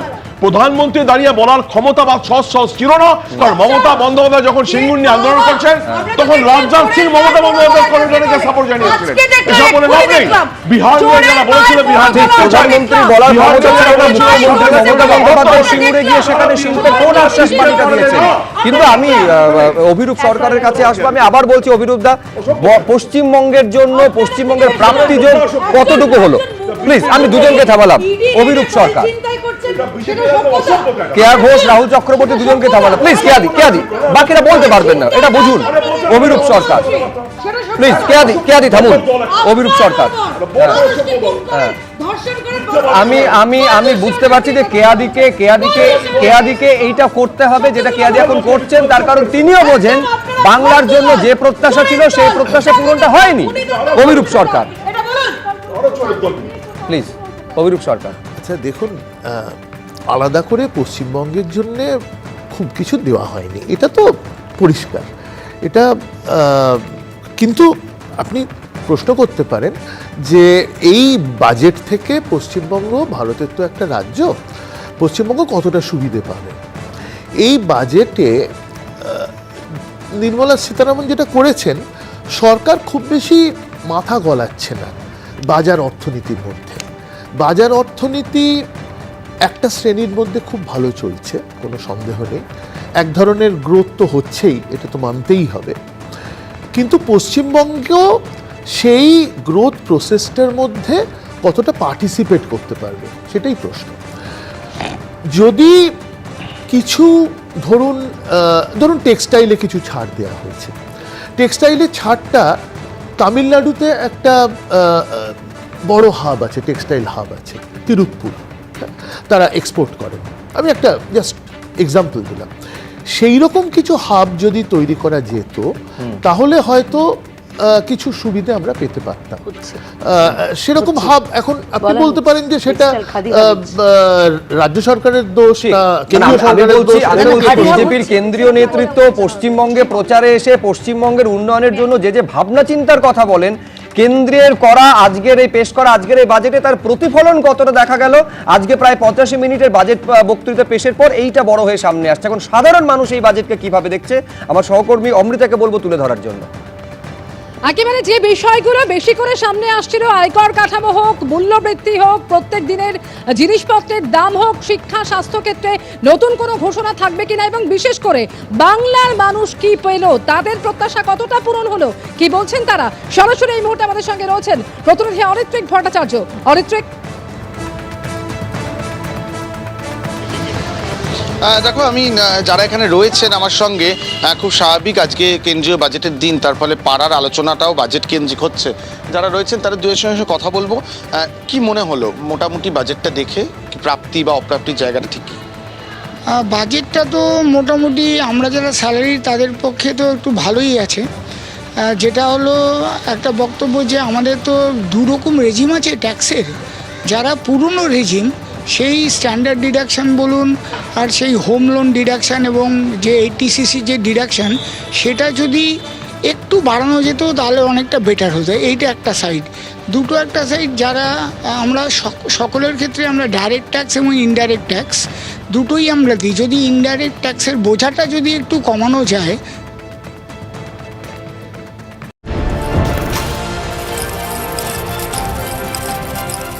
রায় ও মার্টিন। আমি আদৃত সরকার, মাধ্যমিকে আমি ফার্স্ট হয়েছি। আমার এই সাফল্যের পেছনে রায় ও মার্টিনের বিচিত্রা সহায়িকা। রায় ও মার্টিন। আমি আদৃত সরকার, মাধ্যমিকে আমি ফার্স্ট হয়েছি। আমার এই সাফল্যের পেছনে রায় ও মার্টিনের বিচিত্রা সহায়িকা বইগুলির অবদান সত্যিই অনস্বীকার্য। রায় ও মার্টিন।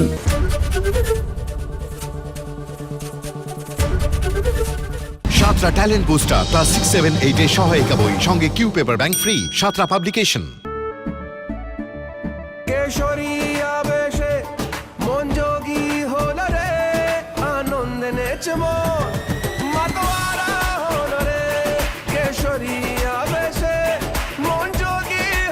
প্রতি মুহূর্তে কেসরি উৎসব উদযাপন করুন। বিমল, বলো ভাষা কেসরি। সাতরা ট্যালেন্ট বুস্টার ক্লাস 9 ও 10 এর সহায়িকা বই, সঙ্গে Q paper bank free. Santra publication.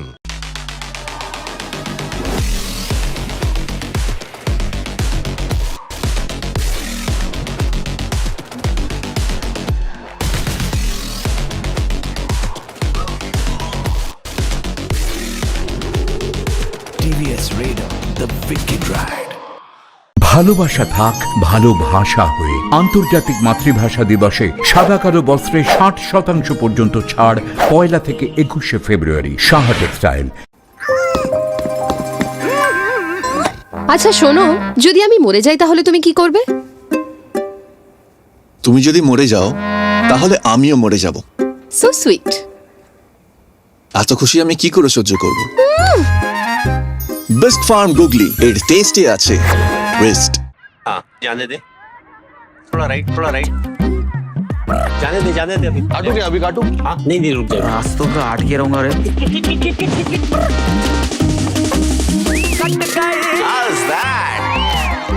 Bablu score क्या हुआ यार? 550 नोट आउट भैया। पतंगबाजी में भी क्या पकड़ है आपकी? गेम कोई भी हो, पकड़ मजबूत होनी चाहिए। सीमेंट से पकड़ बनाए मजबूत। SRMB 550D TMT बार। अब पतंग नहीं, हेलीकॉप्टर उड़ेगा। SCI পেইন্টস রং সম্বন্ধে ধারণাই বদলে দেয়।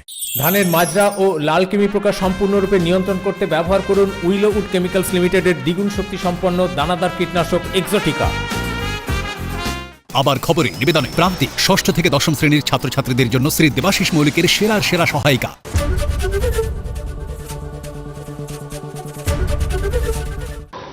To promote India as a hub for medical tourism services, I propose to launch a scheme to support states in establishing 5 regional medical hubs in partnership with the private sector. These hubs will serve as integrated healthcare complexes that combine medical, educational and research facilities. They will have Ayush centers, medical value tourism facilitation centers and infrastructure for diagnostics, post-care and rehabilitation. These hubs will provide diverse opportunities, job opportunities for health professionals, including doctors and AHPs. Aligns with our vision of Sabka Saath Sabka Vikas towards Vikasit Bharat. This requires targeted efforts for 1. Increasing farmer incomes through productivity enhancement and entrepreneurship, with special attention to small and marginal farmers. B. Empowering Divyang Jan through access to livelihood opportunities, training and high quality assistive devices. C. Empowering the vulnerable to access mental health and trauma care. D. Focus on the Purvodaya states and the Northeast region to accelerate development and employment opportunities. To promote environmentally sustainable movement of cargo, I propose to 1. Establish new dedicated freight corridors connecting Dankuni in the east to Surat in the west. Operationalize 20 new national waterways over the next 5 years, starting with National Waterways 5 in Orissa to connect mineral-rich areas of Talcher and Angul and industrial centers like Kalinga Nagar to the ports of Paradeep and Dhamra. Already respected in several parts of the world, was given a mass global recognition when Honorable Prime Minister took it to the UN. Post-COVID, Ayurveda gained a similar global acceptance and recognition. Exporting quality Ayurveda products helps farmers who grow the herbs and youth who process the products. To meet growing global demand, a few more steps are being taken.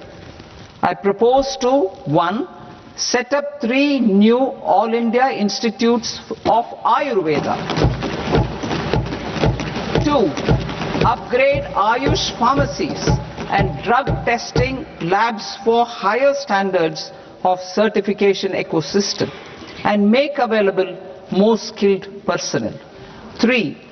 Upgrade the WHO Global Traditional Medicine Center in Jamnagar to bolster evidence-based research, training and awareness for traditional medicine.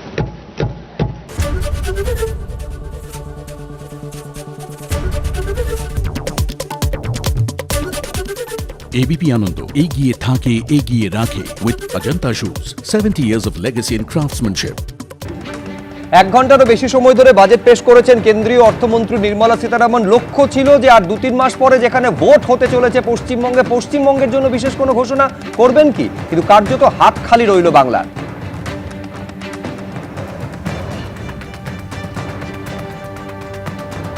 महिला वित्त मंत्री के रूप में निर्मला जी ने लगातार 9वीं बार देश का बजट प्रस्तुत करके नया रिकॉर्ड बनाया है।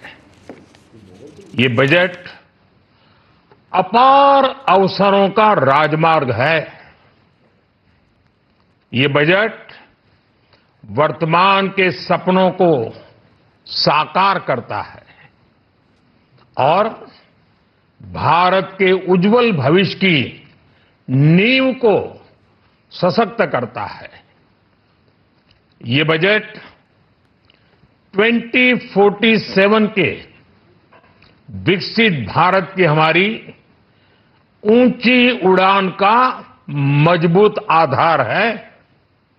साथियों, आज भारत जिस रिफॉर्म एक्सप्रेस पर सवार है, इस बजट से उसे नई ऊर्जा, नई गति मिलेगी। जो पाथ ब्रेकिंग रिफॉर्म्स किए गए हैं, नई ऊर्जा, नई गति मिलेगी। जो पाथ ब्रेकिंग रिफॉर्म्स किए गए हैं, वो एस्पिरेशन से भरे हुए भारत के साहसिक टैलेंटेड युवाओं को उड़ने के लिए खुला आसमान देते हैं। ये बजट ट्रस्ट बेस्ड गवर्नेंस और ह्यूमन सेंट्रिक अर्थरचना के विजन को साकार करता है।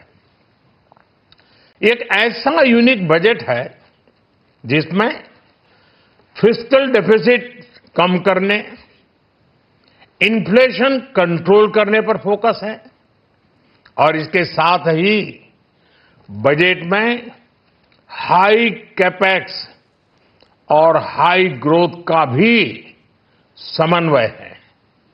साथियों, ये बजट भारत की वैश्विक भूमिका को नए सिरे से सशक्त करता है।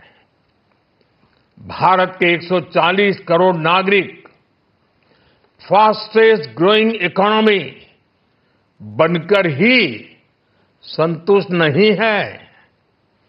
हम जल्द से जल्द दुनिया की तीसरी सबसे बड़ी अर्थव्यवस्था बनना चाहते हैं।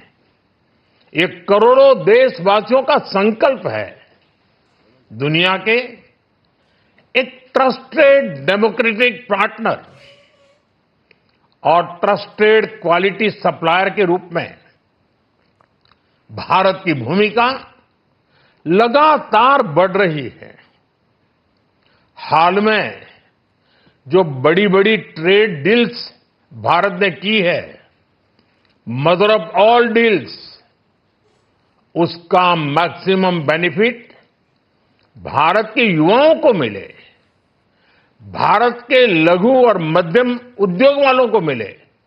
इस दिशा में बजट में बड़े बड़े कदम उठाए गए हैं। साथियों, इस बजट में मेक इन इंडिया और आत्मनिर्भर भारत अभियान को नई रफ्तार के लिए महत्वाकांक्षी रोड मैप प्रस्तुत किया गया है। इस बजट में नई उभरती इंडस्ट्रीज यानी सनराइज सेक्टर्स को जिस मजबूती के साथ समर्थन दिया गया है, वह अभूतपूर्व है। Biopharma Shakti mission, semiconductor mission 2.0, electronic component manufacturing scheme, rare earth corridor का निर्माण, क्रिटिकल मिनरल्स पर बल, टेक्सटाइल सेक्टर में नई स्कीम, हाईटेक टूल मैन्युफैक्चरिंग को बढ़ावा, चैंपियन एमएसएमईज तैयार करना, ये फ्यूचरिस्टिक है, देश की वर्तमान और भविष्य की आवश्यकताओं का ध्यान रखती है। एमएसएमईज को, हमारे लघु और कुटीर उद्योगों को जो समर्थन इस बजट में मिला है, वह उन्हें लोकल से ग्लोबल बनने की नई ताकत देगा। साथियों, बजट में इंफ्रास्ट्रक्चर को मजबूत करने के लिए कई बड़े कदम उठाए गए हैं। डेडिकेटेड फ्रेट कॉरिडोर, देश भर में वाटरवेज का विस्तार, high speed rail corridor, tier 2 और टियर 3 शहरों के विकास पर विशेष ध्यान और शहरों को मजबूत आर्थिक आधार देने के लिए म्युनिसिपल बॉन्ड्स को बढ़ावा। ये सारे कदम विकसित भारत की यात्रा की गति को और तेज करेंगे। साथियों, किसी भी देश की सबसे बड़ी पूंजी उसके नागरिक होते हैं। बीते वर्षों में हमारी सरकार ने देश के नागरिकों के सामर्थ्य को बढ़ाने पर अभूतपूर्व निवेश किया है। हमारा प्रयास स्किल, स्केल और सस्टेनेबिलिटी को निरंतर बल देने का रहा है। जैसा कि आज पार्लियामेंट में निर्मला जी ने कहा है, यह युवा शक्ति बजट है। उसमें युवा की सोच भी है, युवा के सपने भी हैं, युवा का संकल्प भी है और साथ साथ युवा की गति भी है। बजट में जो प्रावधान किए गए हैं, उससे अलग अलग सेक्टर्स में लीडर्स, इनोवेटर्स और क्रिएटर्स तैयार होंगे। मेडिकल हब्स के निर्माण से, एलाइड हेल्थ प्रोफेशनल्स के माध्यम से, ऑरेंज इकोनॉमी यानी ऑडियो विजुअल गेमिंग को बढ़ावा देकर, पर्यटन को प्रोत्साहन देकर और खेलो इंडिया मिशन के माध्यम से युवाओं के लिए नए अवसरों के द्वार खुलेंगे।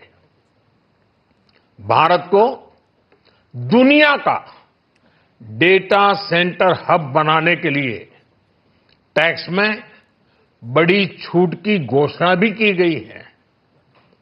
मैं भारत के युवाओं को विशेष तौर पर इस बजट की बहुत बहुत बधाई देता हूं, क्योंकि इससे एम्प्लॉयमेंट जनरेशन को बड़ा बूस्ट मिलेगा। मुझे बहुत खुशी है कि इस बजट में टूरिज्म और विशेषकर नॉर्थ ईस्ट में टूरिज्म को बढ़ावा देने के लिए भी ठोस कदम उठाए गए हैं। भारत के अलग अलग राज्यों को ताकतवर बनाकर संतुलित विकास की नींव भी इस बजट में मजबूत की गई है। साथियों, हमारे देश में 10 करोड़ से ज्यादा महिलाएं सेल्फ हेल्प ग्रुप से जुड़ी हैं और बड़ा सफल अभियान रहा है। महिलाओं द्वारा निर्मित, महिलाओं द्वारा संचालित सेल्फ हेल्प ग्रुप्स का आधुनिक इकोसिस्टम बने, बजट में इसे प्राथमिकता दी गई है।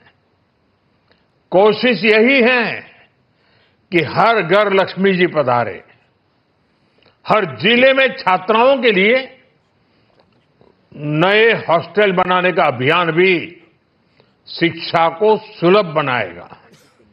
साथियों, भारत की कृषि, डेयरी सेक्टर, फिशरीज, इन्हें हमारी सरकार ने हमेशा सर्वोच्च प्राथमिकता दी है। इस बजट में भी नारियल, काजू, कोको और चंदन की पैदावार से जुड़े किसानों के लिए अनेक अहम कदम उठाए गए हैं। भारत विस्तार AI इस टूल से किसानों को उनकी भाषा में जानकारी मिलने से उन्हें बहुत मदद मिलेगी। फिशरीज और पशुपालन में उद्यमिता, उसको बढ़ावा देने से गांव में ही रोजगार और स्वरोजगार के और ज्यादा अवसर बनेंगे। साथियों, ये बजट एम्बिशियस भी है और ये बजट देश की एस्पिरेशन को भी एड्रेस करता है। मैं एक बार फिर निर्मला जी और उनकी पूरी टीम को इस फ्यूचरिस्टिक बजट के लिए, संवेदनशील बजट के लिए, गांव, गरीब, किसान का कल्याण करने वाले बजट के लिए बहुत बहुत बधाई देता हूं। बहुत बहुत धन्यवाद। প্রধানমন্ত্রীর ভাষণ শুনলেন সরাসরি। কেন্দ্রীয় বাজেট পেশ করেছেন নির্মলা সীতারামন এবং নির্মলা সীতারামনকে একেবারে অভিনন্দন জানাচ্ছেন প্রধানমন্ত্রী। তিনি বলছেন মহিলার দ্বারা তৈরি বাজেট মহিলাদের জন্য বাজেট। বিকশিত ভারতের যে কথা তিনি আগেই যে স্বপ্ন প্রধানমন্ত্রী দেখেছেন 2047-এ, সেই বিকশিত ভারতের দিকেই কিন্তু আরও এগিয়ে দেবে দেশকে যে বাজেটের পরিকল্পনা করেছেন কেন্দ্রীয় অর্থমন্ত্রী Nirmala Sitharaman. Make in India এবং আত্মনির্ভর ভারতের রোড ম্যাপ তৈরি হচ্ছে আজকের এই বাজেট থেকে।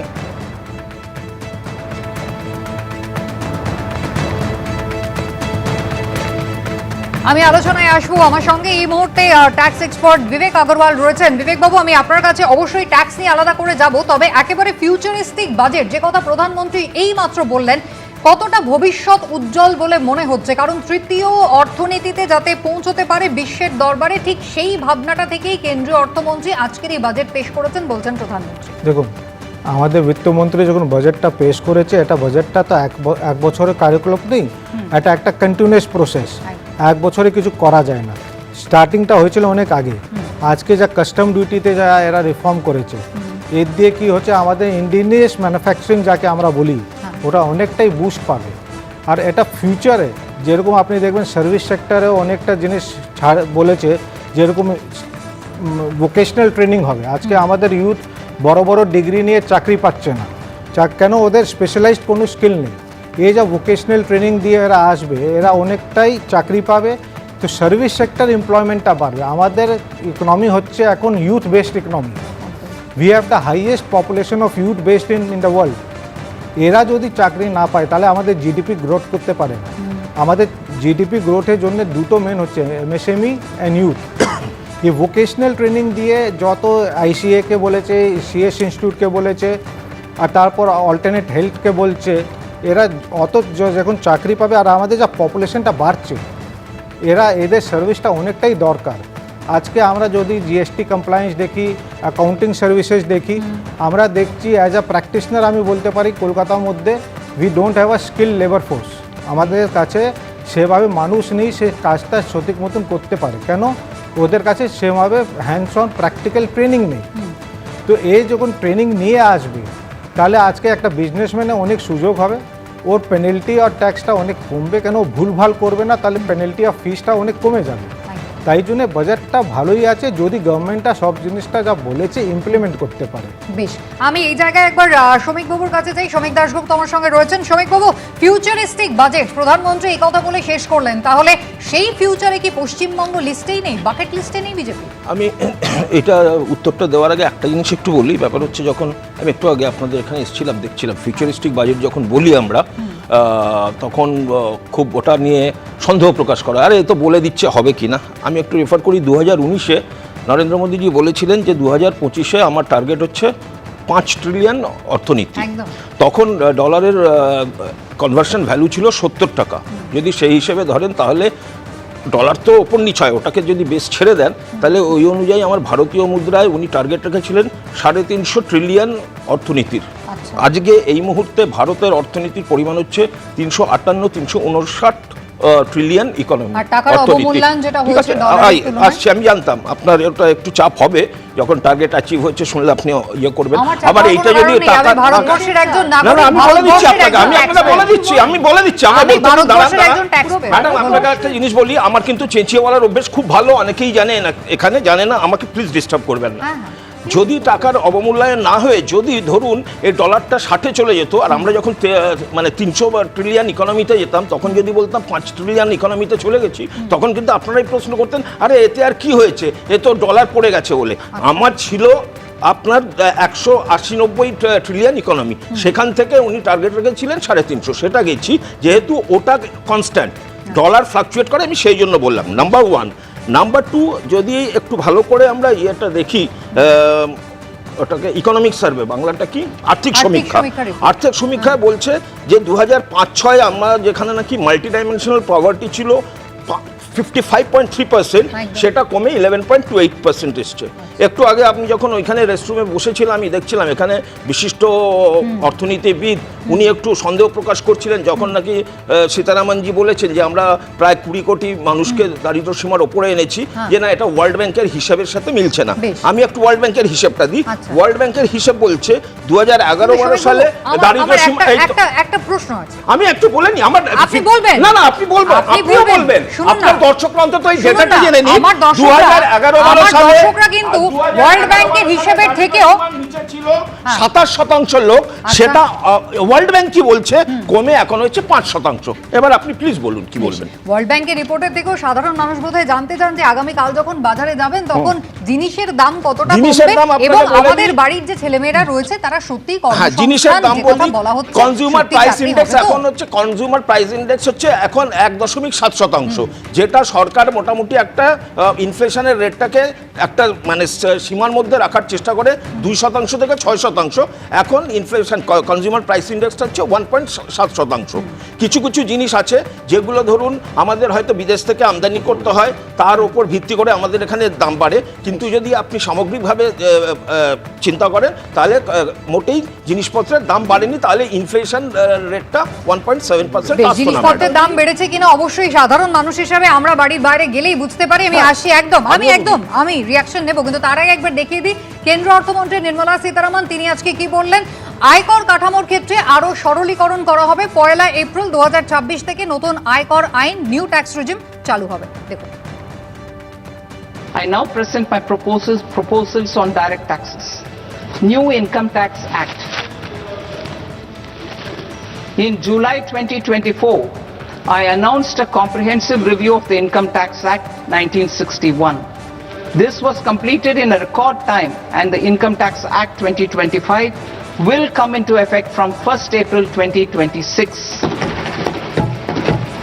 The simplified income tax rules and forms will be notified shortly, giving adequate time to taxpayers to acquaint themselves with its requirements.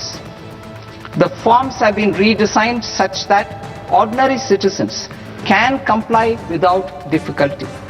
আমি অর্থনীতিবিদ মহানন্দা কাঞ্জিলালের কাছে এই জায়গায় যাব। মহানন্দাদি, ট্রিলিয়নের হিসেব শুনতে ভালো লাগে, ওয়ার্ল্ড ব্যাংকের পরিসংখ্যান দেখতেও ভালো লাগে, কিন্তু সাধারণ মানুষ হিসাবে আমরা এটাই জানতে চাই যে আজকের বাজেটে কেন্দ্রীয় অর্থমন্ত্রী নির্মলা সীতারামন কি দিলেন আমাদের।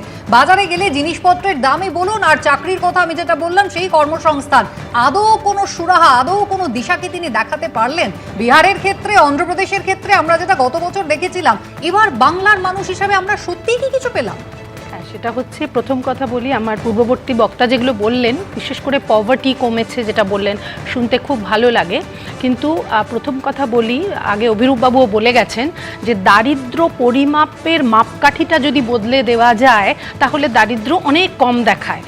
মাল্টি ডাইমেনশনাল পভার্টি ইন্ডেক্সে এমন এমন জিনিস ধরা হয়েছে, পৃথিবীর বহু অর্থনীতিবিদ এটাতে আপত্তি জানিয়েছেন। মানে একটা গ্রামের রাস্তায় যদি স্ট্রিট লাইট থাকে তাহলে ওই রাস্তার সব লোক পভার্টি সীমার বাইরে, তার বাড়িতে যদি একটা টয়লেট থাকে সে পুয়ার নয়, অথচ তার হয়তো দুবেলা খাবার জোটে না।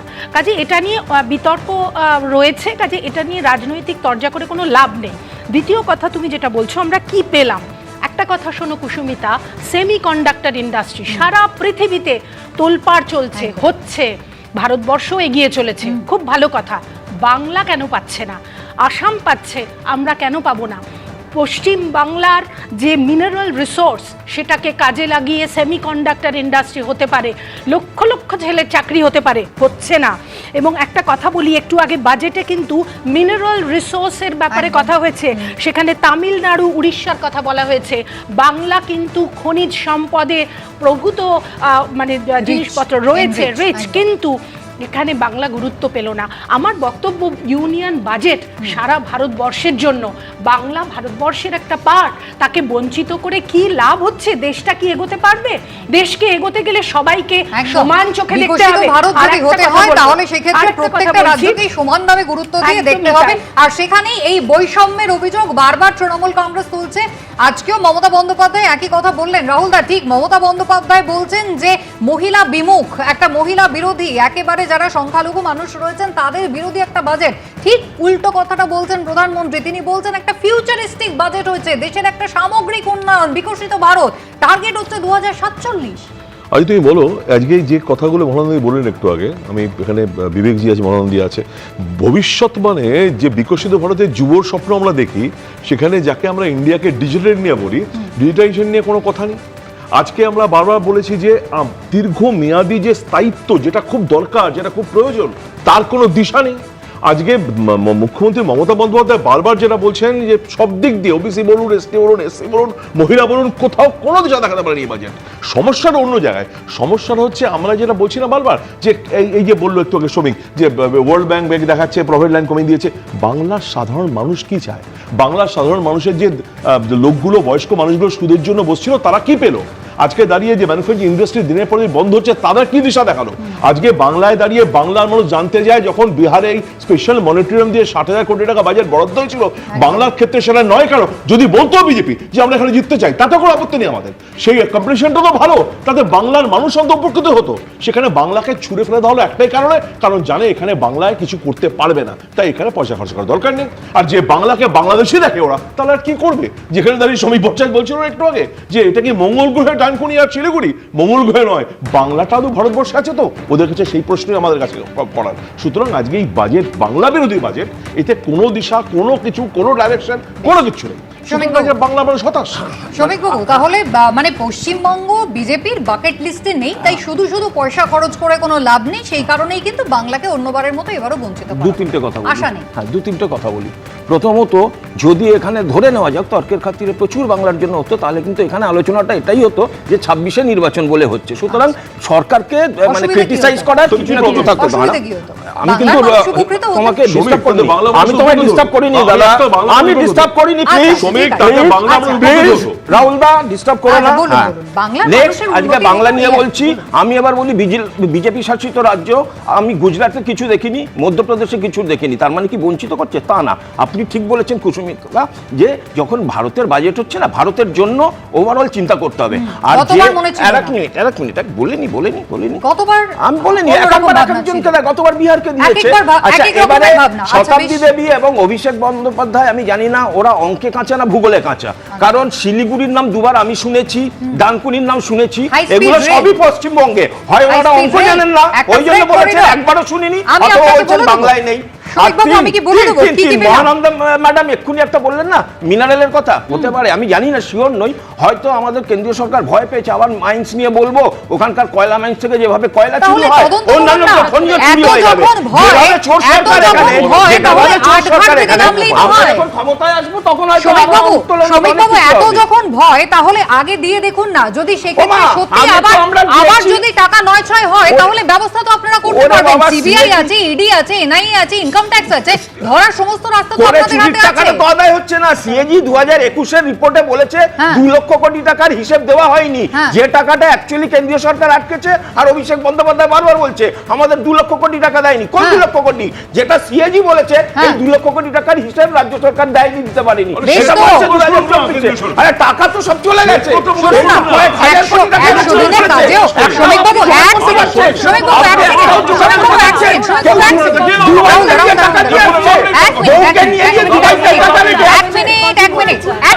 শ্রমিক বাবু শুনুন না, 100 দিনের কাজের ক্ষেত্রে আদালত তো বলেছে টাকাটা দিতে, এবং সেক্ষেত্রে যে যে কন্ডিশন গুলো দেওয়া হয়েছে সেগুলো তো সব কেন্দ্রই করে। সেগুলো একটা ফুলফিল হয়নি, সেগুলো ফুলফিল হয়নি, হলেই কেন্দ্র দিয়ে দেবে। আপনারা তো তদন্ত করছিলেন, সিবিআই তদন্ত করলো, ইডি তদন্ত করলো, কজনের বিরুদ্ধে ব্যবস্থা নিলেন, কজনকে গ্রেফতার করলেন, টাকা আদায় করতে পারলেন না কেন? কথা বলেনি, যেগুলো হিসাব পাওয়া যাচ্ছে না সেই টাকা দাও। সুপ্রিম কোর্ট বলেছে সে প্রস্তুত করে দিয়েছে, তদন্ত চাকরি করাকে হিসাব দিতে পারেনি।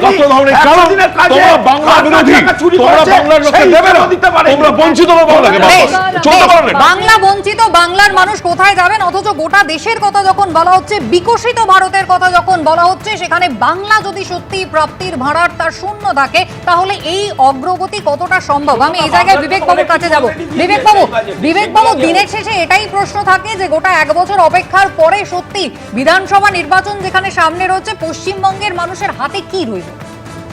দেখুন, আপনি যদি পলিটিক্যালি মানুষের হাতে কি রইল এটা বলা হয় আমার পক্ষে অনেক কষ্ট, কারণ আমি তো পলিটিক্যাল স্পোক্সম্যান নেই। আর আমি একটা ট্যাক্স নিয়ে বলতে পারি, আর যা আমি বাজেটে দেখেছি আজকে যা টেক্সটাইলে বলেছে, বাংলাতে টেক্সটাইল ইন্ডাস্ট্রি যা বড় ইন্ডাস্ট্রি, আপনি জুট বলুন, খাদি বলুন, গ্রাম উদ্যোগ বলুন, ওটা ইনডাইরেক্ট বেনিফিট বাংলা পাবেই পাবে।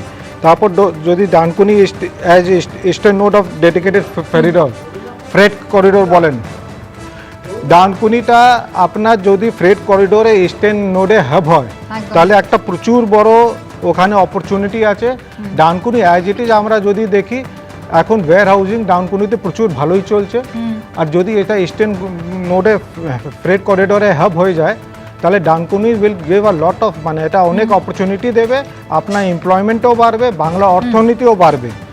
আপনি তারপর আরেকটা দেখুন, যদি শিলিগুড়ি, আমরা চিকেন নেক নিয়ে অনেক কথা করি, বারাণসী শিলিগুড়ি আপনার যা হাই স্পিড রেল করিডোর, এটা খালি বাংলার জন্য না, এটা আমাদের যদি আমরা ডিফেন্সের জন্যও দেখি একদম। আমি এই জায়গায় বিবেকবাবু, একটু আগে আপনার সঙ্গে আমার কথা হচ্ছিল যে এনআরআইদের জন্য কিছু সুবিধা রয়েছে, সেক্ষেত্রে যারা এদেশে আসবেন, চাকরি করবেন, টিডিএস এর ক্ষেত্রে তারা কি ধরনের সুবিধা পাবেন? দেখুন, একটা জিনিস আমরা এই গভর্নমেন্ট দিয়ে বারবার শুনছিলাম, ঘর বাপসি চাই আমাদের। যা শিক্ষিত মানুষ বিদেশে চলে গেছে, যা এখন আর ভারতে নেই, বিদেশে গিয়ে চাকরি করছে, যদি এখানে ওরা সুযোগ পায়, ভারতের মধ্যে যদি সুযোগ পায়, ওরা ভারতে এসে চাকরি করতে চায়। বাট ওদের মনে একটা সংশয় থাকে কি আমরা ভারতে গিয়ে কি সে সুযোগটা পাবো, পেলে কি আমরা ওখানে চাকরি দীর্ঘদিন করতে পারবো?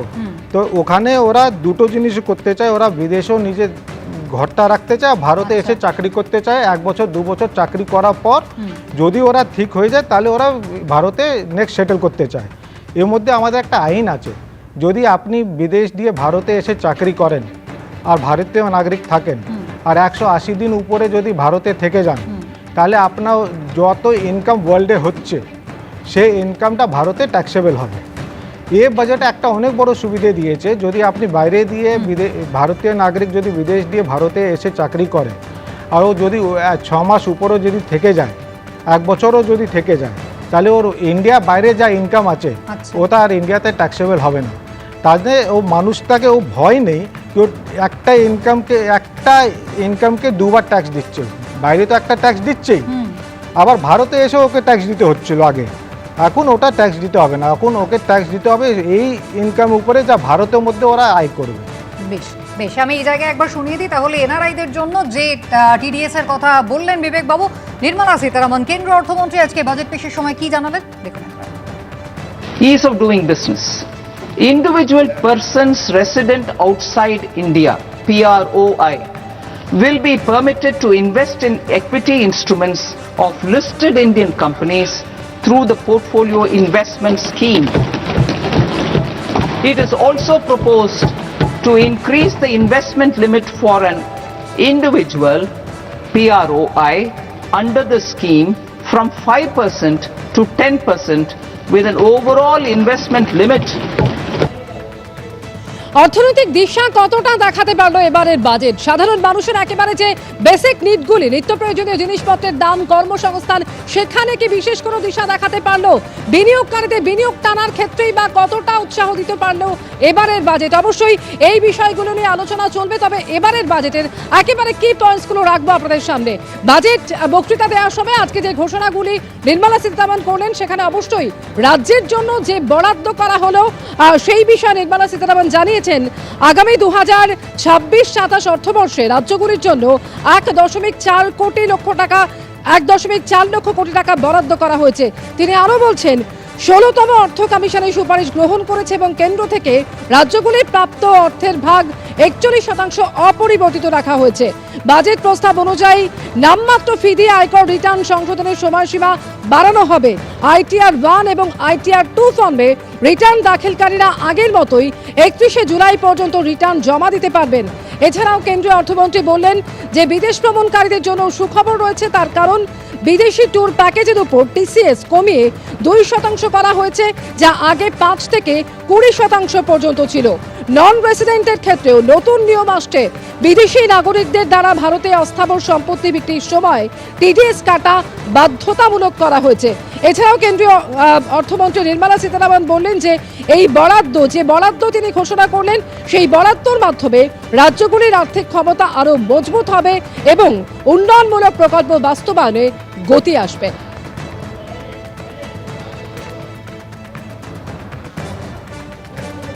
সাধারণ মানুষের জন্য কিছু করেনি, তপশিলীদের জন্য কিছু নেই, আদিবাসীদের জন্য কিছু নেই, যুবকদের জন্য কিছু নেই, চাষিদের জন্য কিছু নেই, মহিলাদের জন্য কিছু নেই।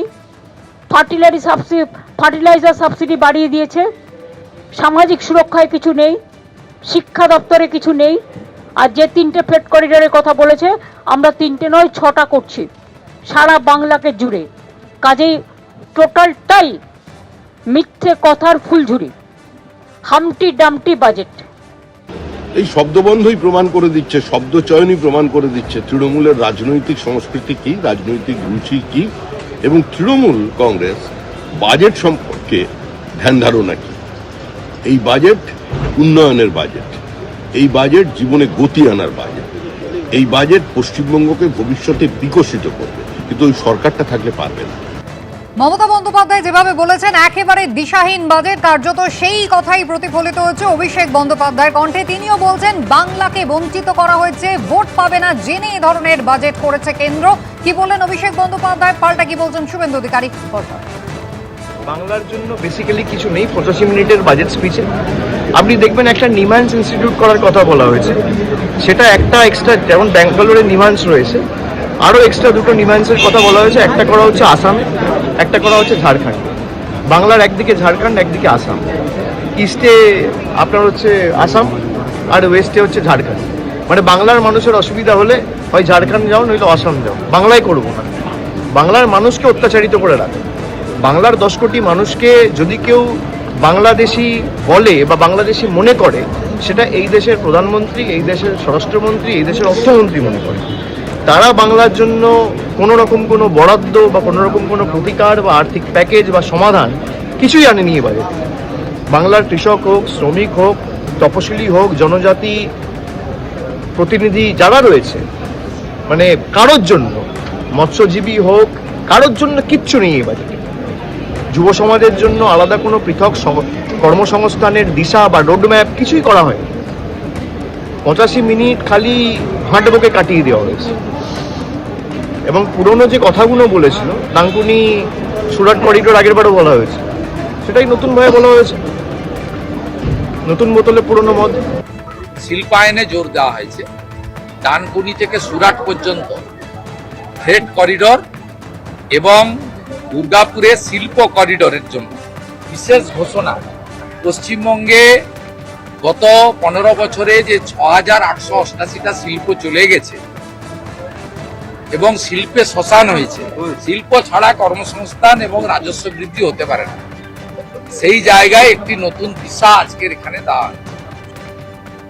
একেবারে ভবিষ্যতের কথা ভেবেই কিন্তু তৈরি করা হয়েছে এই বাজেট, একেবারে ফিউচারিস্টিক বাজেট বলছেন প্রধানমন্ত্রী। শুভেন্দু অধিকারী বলছেন শিল্পায়ন হয়েছে। একেবারে দেখুন, কর ফাঁকির ক্ষেত্রে জেলের বদলে জরিমানা সংস্থান করা হয়েছে এবং সরাসরি যারা একেবারে আয়কর দাতাদের জন্য কিন্তু কোনো রকম সুখবর এবারের বাজেটে নেই, যদিও কেন্দ্র কিন্তু বলছে পুরোটাই 2047-এর বিকশিত ভারতমুখী একটা বাজেট করা হয়েছে। ভাস্কর সিনহার কাছে আমি এই জায়গায় যাব। অভিষেক বন্দ্যোপাধ্যায় বলছেন যে পশ্চিমবঙ্গের মানুষের জন্য কিন্তু কোনো সুরাহা নেই। পশ্চিমবঙ্গের মানুষকে চাকরির জন্য হয় আসামে যেতে হবে, নাহলে ঝাড়খণ্ডে যেতে হবে। অথচ দেখুন বিজেপির নেতারা, কেন্দ্রীয় নেতা, প্রধানমন্ত্রী থেকে থেকে শুরু করে বিজেপির নেতারা সকলেই বলছেন একেবারে শিল্পমুখী ভবিষ্যৎমুখী বাজেট। কিসের শিল্পমুখী, কিসের ভবিষ্যৎমুখী? দেখুন, এই যারা ক্লাউড নিয়ে ব্যবসা করবেন 2047 অবধি তাদেরকে ছাড় দিয়েছে যদি বিদেশি ফরেন কোম্পানি ইন্ডিয়াতে ইনভেস্ট করে। তো বাইরে কোম্পানি কোথায় ইন্ডিয়াতে ইনভেস্ট করছে? এফআইআই চলে যাচ্ছে। আরেকটা জিনিস আপনাকে বলি, 2025 নভেম্বরে, যেটা জানেন সকলে, আইএমএফ ইন্ডিয়ান জিডিপি ক্যালকুলেশন থেকে আরম্ভ করে অ্যাকাউন্টিং স্ট্যান্ডার্ডের উপরে সি গ্রেড দিয়েছে, সি গ্রেড। সুতরাং এই যে ডেটাগুলো যেটা দেখানো হচ্ছে সেগুলো কিন্তু not based on the reality. এক, দুই হচ্ছে যে বাংলার জন্য কি হয়েছে, একটা মাইক্রো সেক্টরে আপনি বাংলার কোন মানুষ কিভাবে উপকৃত হয়েছে, এই বাজেটে কোনো উপকৃত হয়নি। আজ এখানে এক্সপোর্ট কমে গেছে, এক্সপোর্ট বেড়েছে, ইম্পোর্ট তার থেকে বেশি বেড়েছে। আজ ডলারের দাম 92 টাকা, শেয়ার মার্কেট ক্র্যাশ করেছে, মধ্যবিত্তদের হাতে পয়সা নেই। তাহলে এরকম একটা পরিস্থিতিতে আপনি এই বাজেটের জন্য এমন কি দিশা দেখালেন? আপনার ফরেন অ্যাসেট ডিসক্লোজ করতে বলেছে 6 মাসের মধ্যে। কতজন মানুষের 1 থেকে 5 কোটি টাকা ফরেন অ্যাসেট ডিসক্লোজ করেননি এরকম মানুষ আছেন? তাহলে সাধারণ মানুষকে কোথায় স্পর্শ করেছে এই বাজেটের কোন বক্তব্য, সেটা আমরা দেখতে পেলাম না। বাংলার জন্য বলছেন, আচ্ছা আপনারা বুলেট ট্রেন শুনেছিলেন, বুলেট ট্রেন বাস্তবায়িত হয়েছে, ফ্রেট করিডোরের কথা বলেছেন, এটা তো এগুলো ক্যাপিটাল এক্সপেন্ডিচার। এই ক্যাপিটাল এক্সপেন্ডিচারটা একটা দীর্ঘমেয়াদী বিষয়। তাহলে এখন এবারের বাজেটে এই বছরে বাংলার মানুষের জন্য কোনো ভাড়ার শূন্য। আজ শুধুমাত্র এখানে না, শ্রমিক বাবু এটাই বলছেন যে যদি আপনাদের শ্রমিক বাবু কিছুক্ষণ আগেই বলছেন যে পশ্চিমবঙ্গকে যদি আজকে সত্যি ভাড়ার ভরে দেওয়া হতো তাহলে তো আপনারা বলতেন যে সামনে বিধানসভা নির্বাচন রয়েছে, সেই কারণে দেওয়া হচ্ছে, একেবারে রাজনৈতিক উদ্দেশ্যে, সেই কারণেই দেওয়া হয়নি, লং টার্মের কথা ভাবা হয়েছে। একদম এখন অবধি জিএসটি বাবদ পশ্চিমবঙ্গ সরকারের যে প্রাপ্য টাকা সেটা কেন্দ্রীয় সরকার দেয়নি। মনরেগার নাম চেঞ্জ করেছে কিন্তু মনরেগার জন্য বরাদ্দ বন্ধ করেছিল। তাহলে পশ্চিমবঙ্গের প্রতি বিমাতৃসুলভ আচরণ করেছে এই সরকার এবং এখনো করে চলেছে। সুতরাং এই ভোটমুখীটা সাধারণ মানুষকে স্পর্শ করেনি এই বাজেট, কোনোভাবেই তাদের কোনো উন্নতির জায়গা নেই। আরেকটা হচ্ছে গিগ ইকোনমি, এখন তো কোনো স্থায়ী কর্মসংস্থান নেই। গত বছর বাজেটেও কিন্তু গিগ কর্মীদের জন্য একটা বক্তব্য ছিল। এক্স্যাক্টলি, তো গিগ কর্মী ছাড়া আজকাল কেউ কোনো কর্মীই নেই সারা ভারতবর্ষে। অথচ পরিসংখ্যান বলছে 40% গিগ কর্মীর মাইনে কিন্তু 15,000 টাকার নিচে। এবং যে জিডিপির কথা বলছে আমাদের বেশিরভাগ যে সার্ভিস সেক্টর, শ্রমিক বাবু বলতে পারবেন, শ্রমিক বাবু এই যে আইএমএফ এর যে পরিসংখ্যান দিলেন ভাস্কর সেনা রায়, যে জিডিপির ক্ষেত্রে যে কাউন্টিং সেখানে গ্রেড সি দেওয়া হয়েছে। হ্যাঁ, বাকি সত্যটা আমি বলে দিই, উনি অর্ধসত্য বললেন। আইএমএফ তারপর বলেছে তা সত্ত্বেও ইন্ডিয়ার গ্রোথ হবে 8.2%, পৃথিবীর মধ্যে fastest growing GDP, fastest growing GDP, ঠিক আছে? আর আবার একটা ছোট্ট ক্লারিফিকেশন দরকার, শ্রমিক বাবু। আমি যতদূর জানি আর্থিক সমীক্ষা রিপোর্ট বলছে 6.8 থেকে 7.2% জিডিপি হতে চলেছে। না না, আইএমএফ এর প্রেডিকশন বলছি আমি বলছি না কিছু। উনি যে আইএমএফ এর রিপোর্ট বলছেন আমি সেই আইএমএফ এরই বলছি যে আইএমএফ এর প্রেডিকশন হচ্ছে 8.2%। আমার কিছু না, বা সীতারামন কিছু না, বা মোদিজির কিছু না। সুতরাং অর্থসত্য উনি ইনফরমেশন দিলেন। আচ্ছা, নাম্বার 2 আসছে। এবার এই যে ব্যাপার হচ্ছে কি, এখানকার সরকার খালি রাজনীতি করেছে, পশ্চিমবঙ্গের জন্য কিচ্ছু করেনি, খালি ওদের নেতামন্ত্রীরা চুরি করেছে। একটু আগে বিবেকবাবু যেটা বলছিলেন যে করিডরটা হচ্ছে আপনার সুরাটকে আমরা জানি টেক্সটাইল হাব, আপনি জানেন টেক্সটাইল সেক্টরের জন্য এবার একটা পুশ দেওয়া হয়েছে। আমি বলবো ওইসব বাজে রাজনীতি না করে এই ট্রেড করিডরের বেনিফিট নিয়ে আমার পশ্চিমবঙ্গের যারা কাঁচি আছে, জুট ম্যানুফ্যাকচারার আছে, সেখান থেকে জুটের প্রোডাক্ট তৈরি করে অর্থনীতি ঘোরানোর চেষ্টা করুন, চুরি চামারি করবেন না, এবং যেটা বেনিফিট পাওয়া যাচ্ছে সেটা করুন। গয়না শিল্প মানে কয়লা বলবেন না, কয়লা বলবেনই না, কয়লা বললেই লোকে ভয় পাবে। আমার চুরি মুখে আছে, কয়লা বললেই বলবে আমার চুরি। ইউনিয়নের সঙ্গে কি হলো? হ্যাঁ, ইউরোপিয়ান ইউনিয়নের সঙ্গে এটা কবে এফেক্টিভ কবে হবে জানেন? কবে হবে? আমেরিকা বললো, ইউরোপ বললো। আচ্ছা বেশ, কয়লা বললে নাকি ভয় পাবে বলছেন, কয়লা বললে ভয় পাবেন বলছেন, কিন্তু শ্রমিক বাবু ইডি সিবিআই সবটাই আপনাদের হাতে। কয়লা চুরি, কয়লা দুর্নীতির তদন্ত কেন কোনো দিশা পায় না, কেন পুরোটাই শীত ঘুমে চলে যায়? একদম। আমি একটু থামাই, পরপর কতগুলো বক্তব্য শোনাই। প্রধানমন্ত্রী কি বললেন তৃণমূল সাংসদ সুদীপ বন্দ্যোপাধ্যায়, কি বলছেন প্রাক্তন কংগ্রেস সাংসদ অধীর রঞ্জন চৌধুরী। ये बजट भारत की वैश्विक भूमिका को नए सिरे से सशक्त करता है। भारत के 140 करोड़ नागरिक फास्टेस्ट ग्रोइंग इकोनॉमी बनकर ही संतुष्ट नहीं है। हम जल्द से जल्द दुनिया की तीसरी सबसे बड़ी अर्थव्यवस्था बनना चाहते हैं। ये करोड़ों देशवासियों का संकल्प है। दुनिया के एक ट्रस्टेड डेमोक्रेटिक पार्टनर और ट्रस्टेड क्वालिटी सप्लायर के रूप में भारत की भूमिका लगातार बढ़ रही है।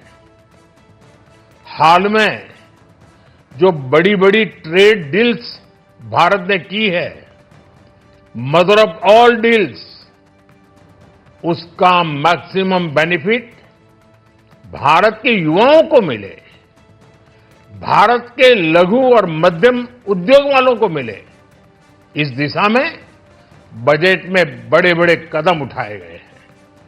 বাংলা নামটা উচ্চারণ হলো না, ওটা এটা ভালো বক্তৃতার মধ্যে অনেক রাজ্যের নাম উচ্চারণ হলো, কোথাও একটা কিছু উচ্চারিত হবে এরকম ভাবা গেছিল। স্পেশাল এর ভোট আসছে, তোদের ভোটের জন্যই বিজেপি নিজের ভোটের জন্য কিছু বাড়তি আর্থিক সহযোগিতা করতে পারত, যেটা বিহারের ক্ষেত্রে অন্ধ্রপ্রদেশের ক্ষেত্রে করেছিল, সেটাও বাংলার জন্য করতে পারল না। ফিনান্স কমিশন তো কোনো ব্যক্তির কমিশন নয়, ফিনান্স কমিশন কোনো সরকারের নয়। ফিনান্স কমিশন একটা প্রতিষ্ঠান। অর্থাৎ আমাদের দেশে যুক্তরাষ্ট্রীয় পরিকাঠামো, কেন্দ্রের একটা রোজগার আছে, রাজ্যের একটা রোজগার আছে, আবার কেন্দ্র রাজ্য মিলিয়ে একটা রোজগার আছে। জিএসটি যেমন হয়েছে, সেই জিএসটির পর এটা আরো বিস্তারিত। তারা ঠিক করে যে এই যে ডেভলিউশন হবে, অর্থাৎ এই যে বিকেন্দ্রীকরণ হবে, এই যে ফান্ডে যে ভাগ হবে, কেন্দ্রীয় সরকারের যে রোজগার, কেন্দ্রের যে রাজস্ব, সেই রাজস্বের কতটা পরিমাণ রাজ্যগুলোকে দেওয়া উচিত, তার জন্য এই ফিনান্স কমিশন তারা তার মাপ তৈরি করে দেয়। সেটা হয়ে গেছে 41%। এটা কারোর দয়া নয়, রাজ্যগুলো এটা পাওনার বিষয়, এটা কোনো দয়া দাক্ষিণ্য নয়। এতদিন এটা পুরনো অনুমোদন ছিল ফিনান্স কমিশনের, অনেক দেরিতে এটা করেছিল কেন্দ্র। পুরনো অনুমোদনের কথা বলছেন অধীর রঞ্জন চৌধুরী। মমতা বন্দ্যোপাধ্যায় কিন্তু একই কথা বলছেন যে সবটাই কিন্তু তার অনুমোদন করিয়ে আনা, তাহলে নতুন কি হলো? অভিষেক বন্দ্যোপাধ্যায় বলছেন যে সেই পুরনো বোতলে নতুন বোতলে পুরনো মদ, তাহলে আর নতুন করে মানুষ পেলেন কি? সাধারণ মানুষ তারা কি বলছেন এই বাজেট সামনে আসার পর? একটা পজিটিভ যেটা আমার মনে হলো যে বিদেশ থেকে যে সমস্ত ড্রাগসগুলো ইম্পোর্ট করা হয় আমাদের দেশে জীবনদায়ী ওষুধ ব্যবহার বানানোর জন্য, যেমন ক্যান্সার কিওর করার ওষুধ, তো এটা শোনা যাচ্ছে যে ইম্পোর্ট ট্যাক্সটা অনেকটা কমে যাবে। তো তাতে আশা করি এই সমস্ত ওষুধগুলোর দাম কমবে এবং প্রচুর মানুষ উপকৃত হবেন, কারণ ক্যান্সার তো এখন ঘরে ঘরেই দুর্ভাগ্যজনকভাবে দেখা যায়। তো দাম কমলে সবার উপকার হবে।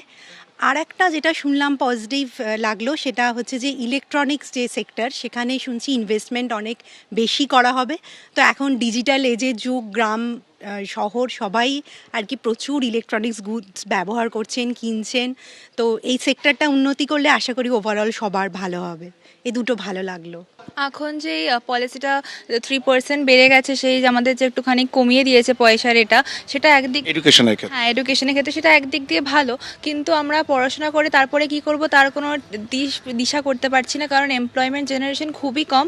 আর এখন সবাই স্টার্ট আপসও করছে, তো সেই কারণে স্টার্ট আপসের জন্য আমার মনে হয় কিছু একটা আলাদা করে কোনো একটা বাজেটে একটা সেক্টর থাকা উচিত, যেখানে স্টার্ট আপ করার জন্য আমাদের একটু ইজি হবে, বা যারা হায়ার এডুকেশন করছে তারপরে জব, সেটা আমরা কি করব সেটা আমরা কিছুতেই বুঝতে পারছি না। আমার তো মনে হচ্ছে অপ্রাপ্তি। কেন আমরা দৈনন্দিন জিনিসের ওপরে খাবারটা তো আমরা সবচেয়ে আগে দেখব, হ্যাঁ, তার মধ্যে আমি দেখছি যে প্রত্যেক সপ্তাহে চাল ডাল বেসিক জিনিসগুলো, তেলের যে দাম আর কি ওয়েটটা লেখা আছে, কিন্তু সেই অনুযায়ী আমরা এটা পাচ্ছি না, দামের সঙ্গে আমরা ঠিক মিল পাচ্ছি না।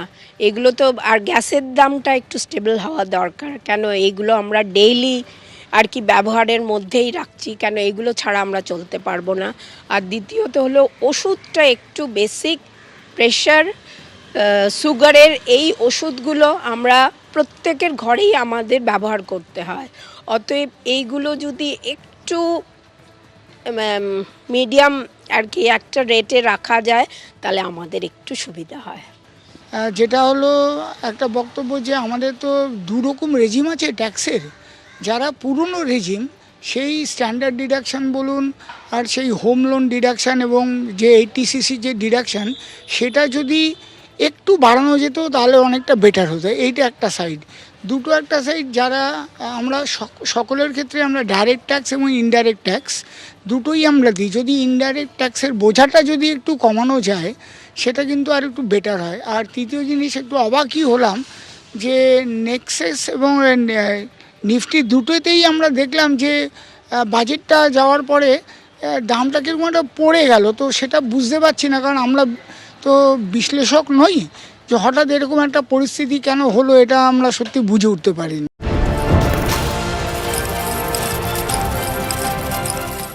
রায় ও মার্টিন। আমি আদৃত সরকার, মাধ্যমিকে আমি ফার্স্ট হয়েছি। আমার এই সাফল্যের পেছনে রায় ও মার্টিনের বিচিত্রা সহায়িকা বইগুলির অবদান সত্যিই অনস্বীকার্য। রায় ও মার্টিন।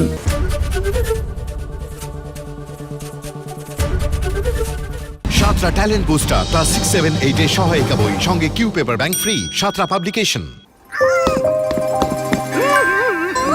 আচ্ছা শোনো, যদি আমি মরে যাই তাহলে তুমি কি করবে? তুমি যদি মরে যাও তাহলে আমিও মরে যাব। So sweet. এত খুশি আমি কি করে সহ্য করব? বেস্ট ফার্ম গুগলি, এর টেস্টে আছে ওয়েস্ট। সাতরা ট্যালেন্ট বুস্টার ক্লাস 9 ও 10 এর সহায়িকা বই, সঙ্গে Q paper bank free. Santra publication.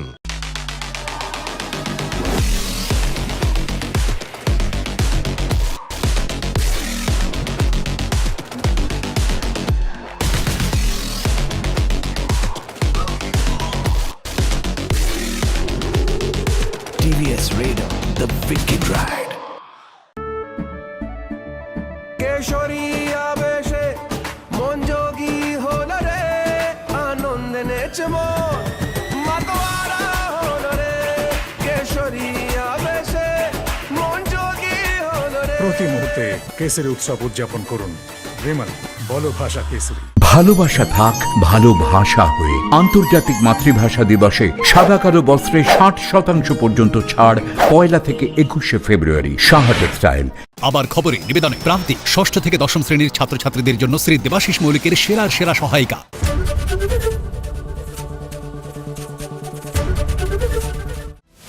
কোন খবর 7-5 ভাবাচ্ছে? কোন খবর ছক ভাঙছে? কোন খবর স্পটলাইটে? সারাদিনের সব খবর, খবরের সব দিক 5টা থেকে 8টা, না হলে আমার সঙ্গে রাত 8টা থেকে বাছাই করা খবরের বিশ্লেষণে, আলোচনায়, পর্যালোচনায় অংশ নেবেন কি করে? এক মঞ্চ, সব পক্ষ।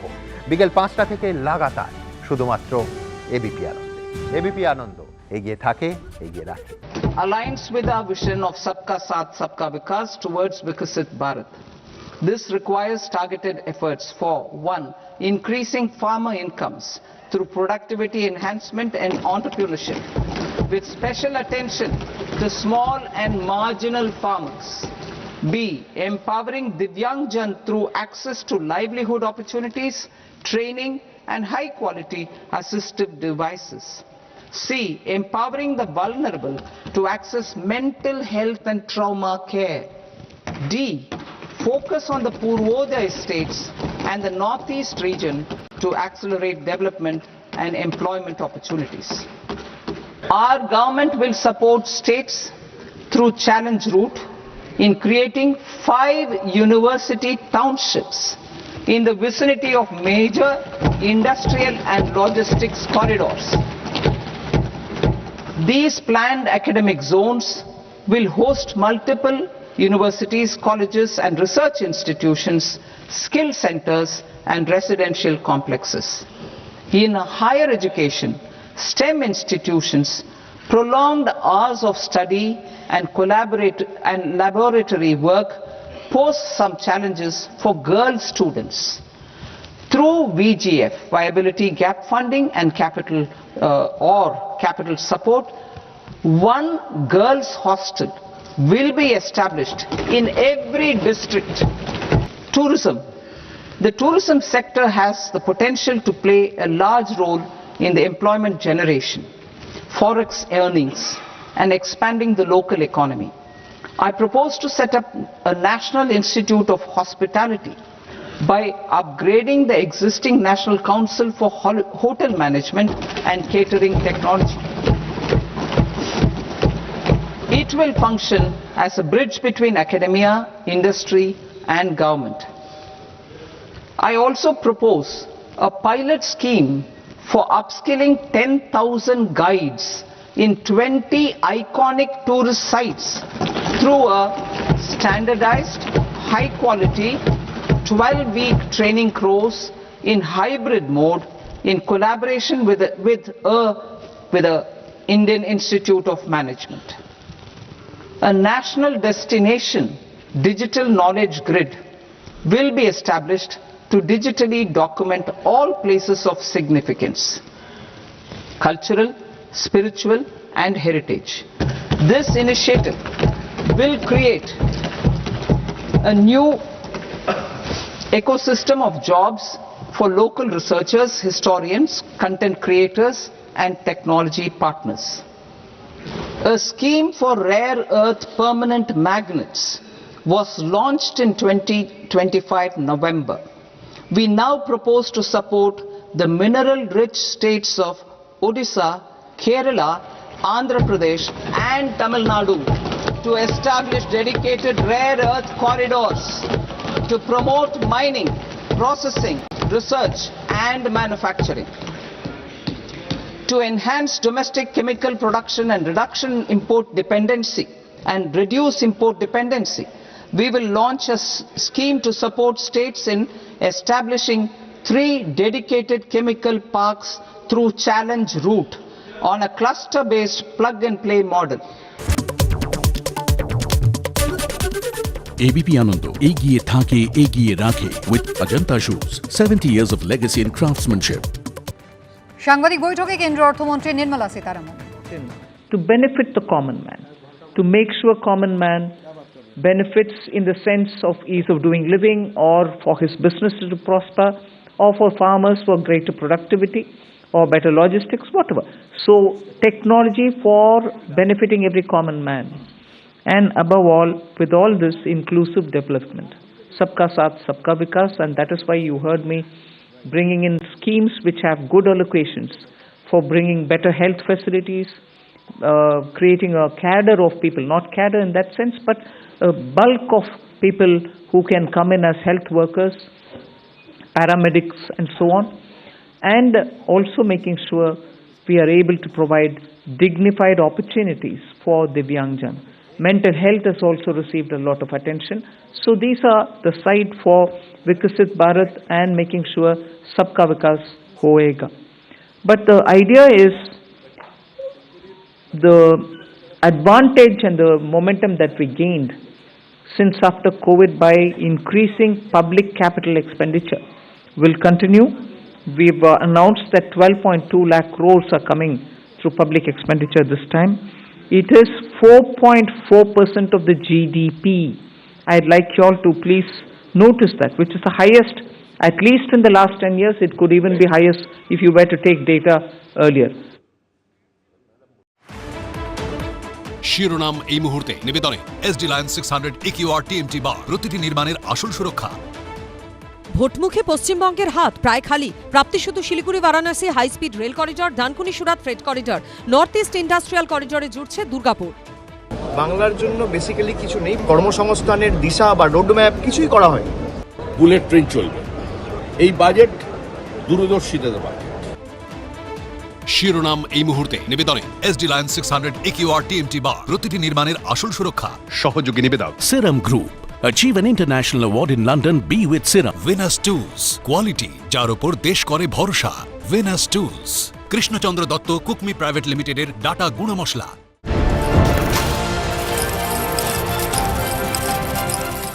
নিবেদন করছে the all new Kia Seltos Badass Forever. Co-powered by Willowwood, উন্নত কৃষি প্রযুক্তির দিশারি।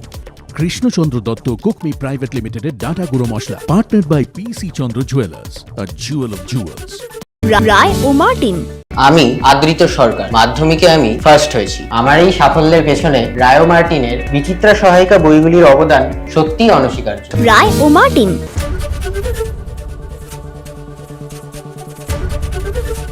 সাতরা ট্যালেন্ট বুস্টার ক্লাস 6, 7, 8 এর সহায়িকা বই, সঙ্গে Q paper bank free. Santra publication.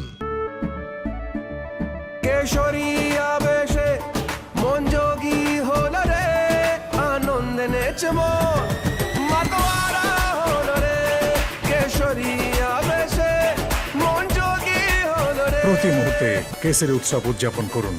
Rimon বলো ভাষা কেসরি। সাতরা ট্যালেন্ট বুস্টার ক্লাস 9 ও 10 এর সহায়িকা বই, সঙ্গে Q paper bank free. Santra publication.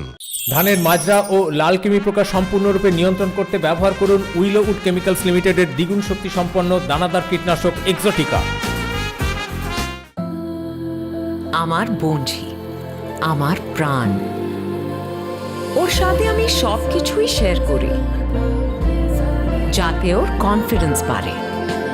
যেমন বোরোলিন, যা রুক্ষ ত্বককে করে হাসি খুশি ত্বক রাতারাতি। তাই বোরোলিন রোজ রাতে।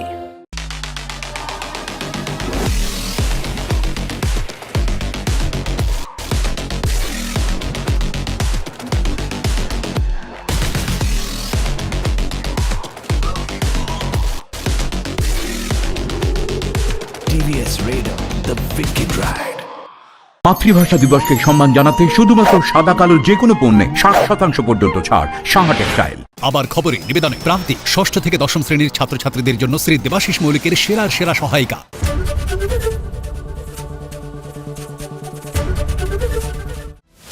কোন খবর 7-5 ভাবাচ্ছে? কোন খবর ছক ভাঙছে? কোন খবর স্পটলাইটে? সারাদিনের সব খবর, খবরের সব দিক 5টা থেকে 8টা, না হলে আমার সঙ্গে রাত 8টা থেকে বাছাই করা খবরের বিশ্লেষণে, আলোচনায়, পর্যালোচনায় অংশ নেবেন কি করে? এক মঞ্চ, সব পক্ষ, বিকেল 5টা থেকে লাগাতার, শুধুমাত্র এবিপি আনন্দে। এবিপি আনন্দ, এগিয়ে থাকে, এগিয়ে রাখে। To promote environmentally sustainable movement of cargo, I propose to 1. Establish new dedicated freight corridors connecting Dankuni in the east to Surat in the west. Operationalize 20 new national waterways over the next 5 years.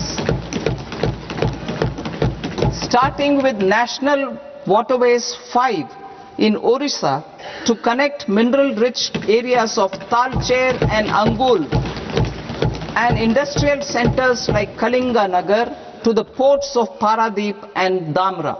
Already respected in several parts of the world, was given a mass global recognition when Honorable Prime Minister took it to the UN. Post-COVID, Ayurveda gained a similar global acceptance and recognition. Exporting quality Ayurveda products helps farmers who grow the herbs and youth who process the products. To meet growing global demand, a few more steps are being taken. I propose to 1. Set up 3 new All India Institutes of Ayurveda. 2. Upgrade Ayush pharmacies and drug testing labs for higher standards of certification ecosystem and make available more skilled personnel. 3. Upgrade the WHO Global Traditional Medicine Center in Jamnagar to bolster evidence-based research, training and awareness for traditional medicine. Emerging technologies including AI. 21st century is technology driven. Adoption of technology is for the benefit of all people. Farmers in the field, women in STEM, youth keen to upskill, and Divyangjan to access newer opportunities.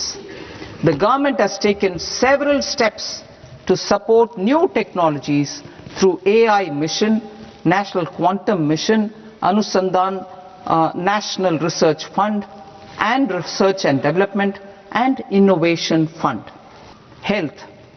Existing institutions for allied health professionals will be upgraded and new AHP institutions established in private and government sectors.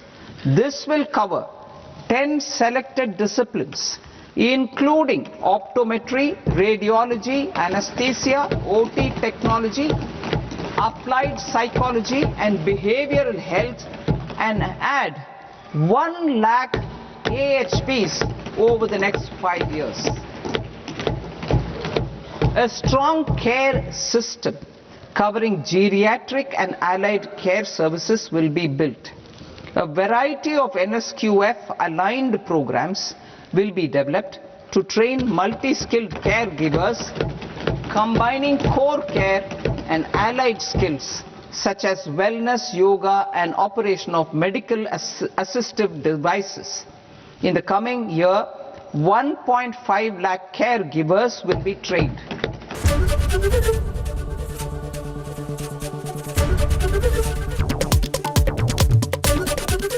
ABP Ananda, এগিয়ে থাকে, এগিয়ে রাখে with Ajanta Shoes, 70 years of legacy in craftsmanship. শিরোনাম নিবেদন করছে Nightingale Hospital, an NABH certified multi-speciality hospital offering comprehensive orthopedic surgery. Your health we care.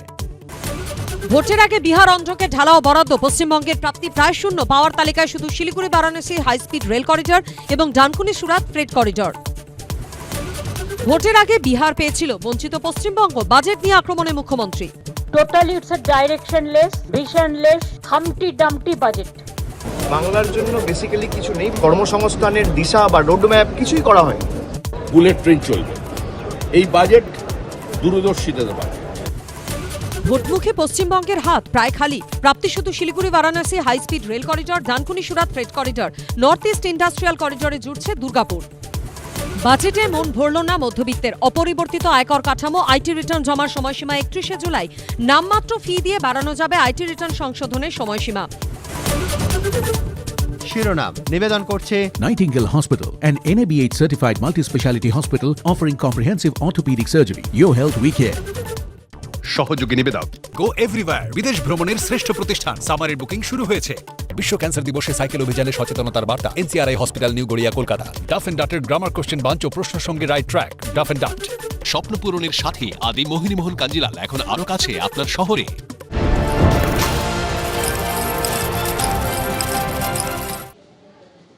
Budget পেশের পর এই মুহূর্তে সাংবাদিক বৈঠক করছেন কেন্দ্রীয় অর্থমন্ত্রী। দেখব কি বলছেন।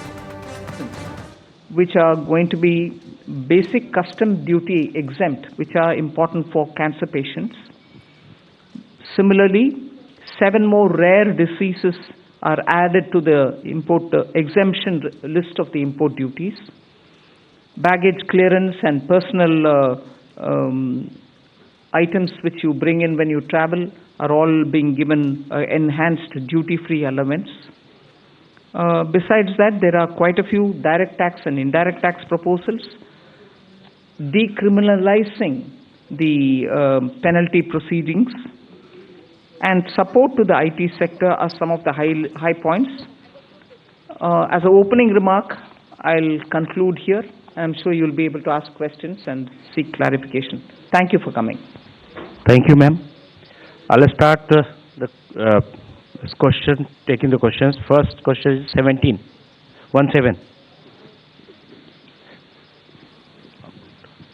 Good afternoon, ma'am. Shishir here from Hindu Business Line. Ma'am, my question is that under the miscellaneous capital receipt, the provision is 80,000 crore rupees. And last year, the provision was 47,000 crore, which has been reduced to 37,000 crore rupees now.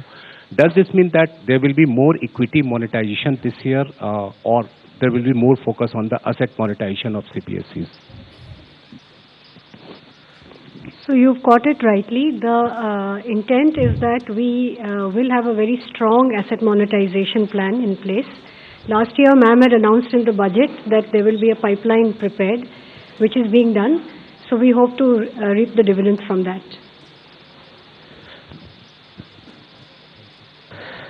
238.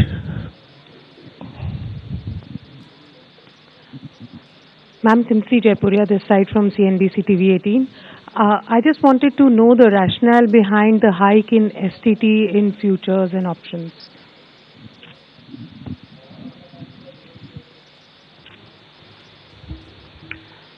So, first of all, I believe some confusion. In fact, the question that you have asked rightly reflects the announcement itself, that the only change made in STT is in the future and options. All the other STT rates remain the same. The primary objective of raising the tax rates on STT has been that it is felt that when you look at the volume of transactions in futures and options, whether you compare it to the size of GDP or size of the underlying securities market, it is largely in the realm of heavy speculation, which results in losses to small, retail, unsophisticated investors. And the government's intention is to discourage speculative tendencies, and the increase in rate is essentially in that direction. So it is meant to essentially handle the systemic risk in derivative markets. Even after this increase, however, the rates of STT will remain modest compared to the volume of the transactions that is happening there. This is the reason. 54. Ma'am Tarun Sharma from Zee business. Ma'am आपने पूरा budget जो है वो new emerging sector पे बड़ा focus रखा है। আজকে বাজেট পেশ করেছেন কেন্দ্রীয় অর্থমন্ত্রী নির্মলা সীতারামন এবং তিনি যেটা বলছেন যে ভারতীয় অর্থনীতিতে স্থিতি এসেছে, কৃষির উৎপাদনশীলতা বেড়েছে এবং ইত্যাদি ইত্যাদি। মূল প্রশ্ন হচ্ছে যে এক মাস দুয়েকের মধ্যে নির্বাচনের শুরু হয়ে যাবে, নির্বাচন ভোটমুখী পশ্চিমবঙ্গের জন্য বিশেষ কোনো কিছু ঘোষণা করলেন কি? বিরোধীদের অভিযোগ হচ্ছে রাজ্যকে কার্যত খালি হাতে ফিরিয়েছেন দেশের অর্থমন্ত্রী। আমি শুরুতেই বিজেপি মুখপাত্র শ্রমিক দাশগুপ্তর কাছে আসবো। প্রশ্নটা হচ্ছে এটাই, যেখানে গত বছর তৃতীয়বার নরেন্দ্র মোদী সরকার ক্ষমতায় আসার পর পরের পূর্ণাঙ্গ বাজেটে ভরিয়ে দিয়েছিলেন 60,000 কোটি টাকার প্রকল্প শুধু শ্রমিকদা বিহারের জন্য, এক্সক্লুসিভলি ফর বিহার ঘোষণা করেছিলেন। সেখানে পশ্চিমবঙ্গের হাতে কার্যত পেন্সিল ছাড়া কিছুই রইল না। এইখানে বিরোধীরা প্রশ্ন তোলার সুযোগ পেয়ে যাচ্ছে যে পশ্চিমবঙ্গ সম্পর্কে আদৌ বিজেপির কেন্দ্রীয় নেতৃত্ব কতটা সিরিয়াস। ভাই একটা কথা বলবো, মানে আপনি যেটা বললেন গতবার বিহারের যেটা করেছিল, হ্যাঁ ঘটনাচক্র হয়তো গত বছর বিহার ছিল, আপনি এই বছরে যদি চিন্তা করেন এবছর তো শুধু পশ্চিমবঙ্গে ভোট নয়, 2027 উত্তরপ্রদেশে ভোট আছে, আমার অন্য রাজ্যে ভোট আছে, তেলেঙ্গানায় আপনি যদি দেখেন, আমি একটু আগে বলছিলাম আপনি তখন ছিলেন না, ডাইরেক্টলি ওইভাবে হয়তো টাকা দিচ্ছি বলেনি, কিন্তু আপনার 1 লক্ষ কোটি টাকা আপনার এসএমই চ্যাম্পিয়ন তৈরি করার একটা বাজেট করা হয়েছে।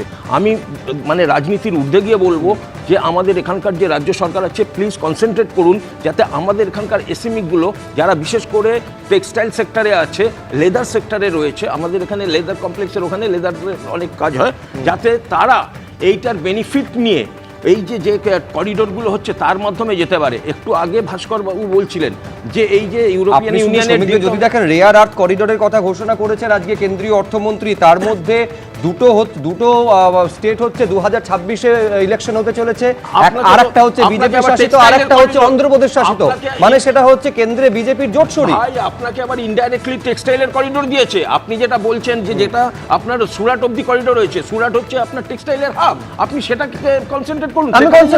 আমি বলছি তো, আমি কিছুক্ষণ আগে সমিত আমি আপনার কাছে আসছি, মুখ্যমন্ত্রী বলছেন আজকে যে freight corridor, high speed rail corridor, এগুলো 2009-এ তিনি ঘোষণা করে এসেছিলেন, কিন্তু আপনাদের উত্তর দিতে হবে কেন এত বছর হয়নি। যদি এটা উনি বলে থাকেন, আমার প্রশ্ন থাকছে পশ্চিমবঙ্গের নাগরিক হিসেবে উনি বাজেট কি তখন অ্যালোকেট করেছিলেন? নিশ্চয়ই করেননি, হলে তো এই প্রজেক্টটা হয়ে যেত। বাজেট তো আজকে অ্যালোকেট করা হয়েছে। আমি আজকে মনে করুন আপনার এই স্টুডিওতে বললাম ভাই আপনার এখানে না একটা বড় আমি স্ক্রিন লাগাবো, বলে দিয়ে চলে গেলাম। এবার কালকে ভাস্কর বাবু এসে বললো যে ওই আমি এখানে স্ক্রিনের টাকাটা দিচ্ছি, অ্যাকচুয়ালি প্রজেক্টটা আপনাকে কে হেল্প করছে? আমি না ভাস্কর বাবু? দেখুন, ক্যাপিটাল এক্সপেন্ডিচারের সুবিধা হচ্ছে আপনি দীর্ঘদিন ধরে বলছেন এবছরের অ্যালোকেশন কত টাকা, তখন কিন্তু তখন রেল বাজেট আলাদা হতো ভাস্কর, এক মিনিট, তখন রেল বাজেট আলাদা হতো।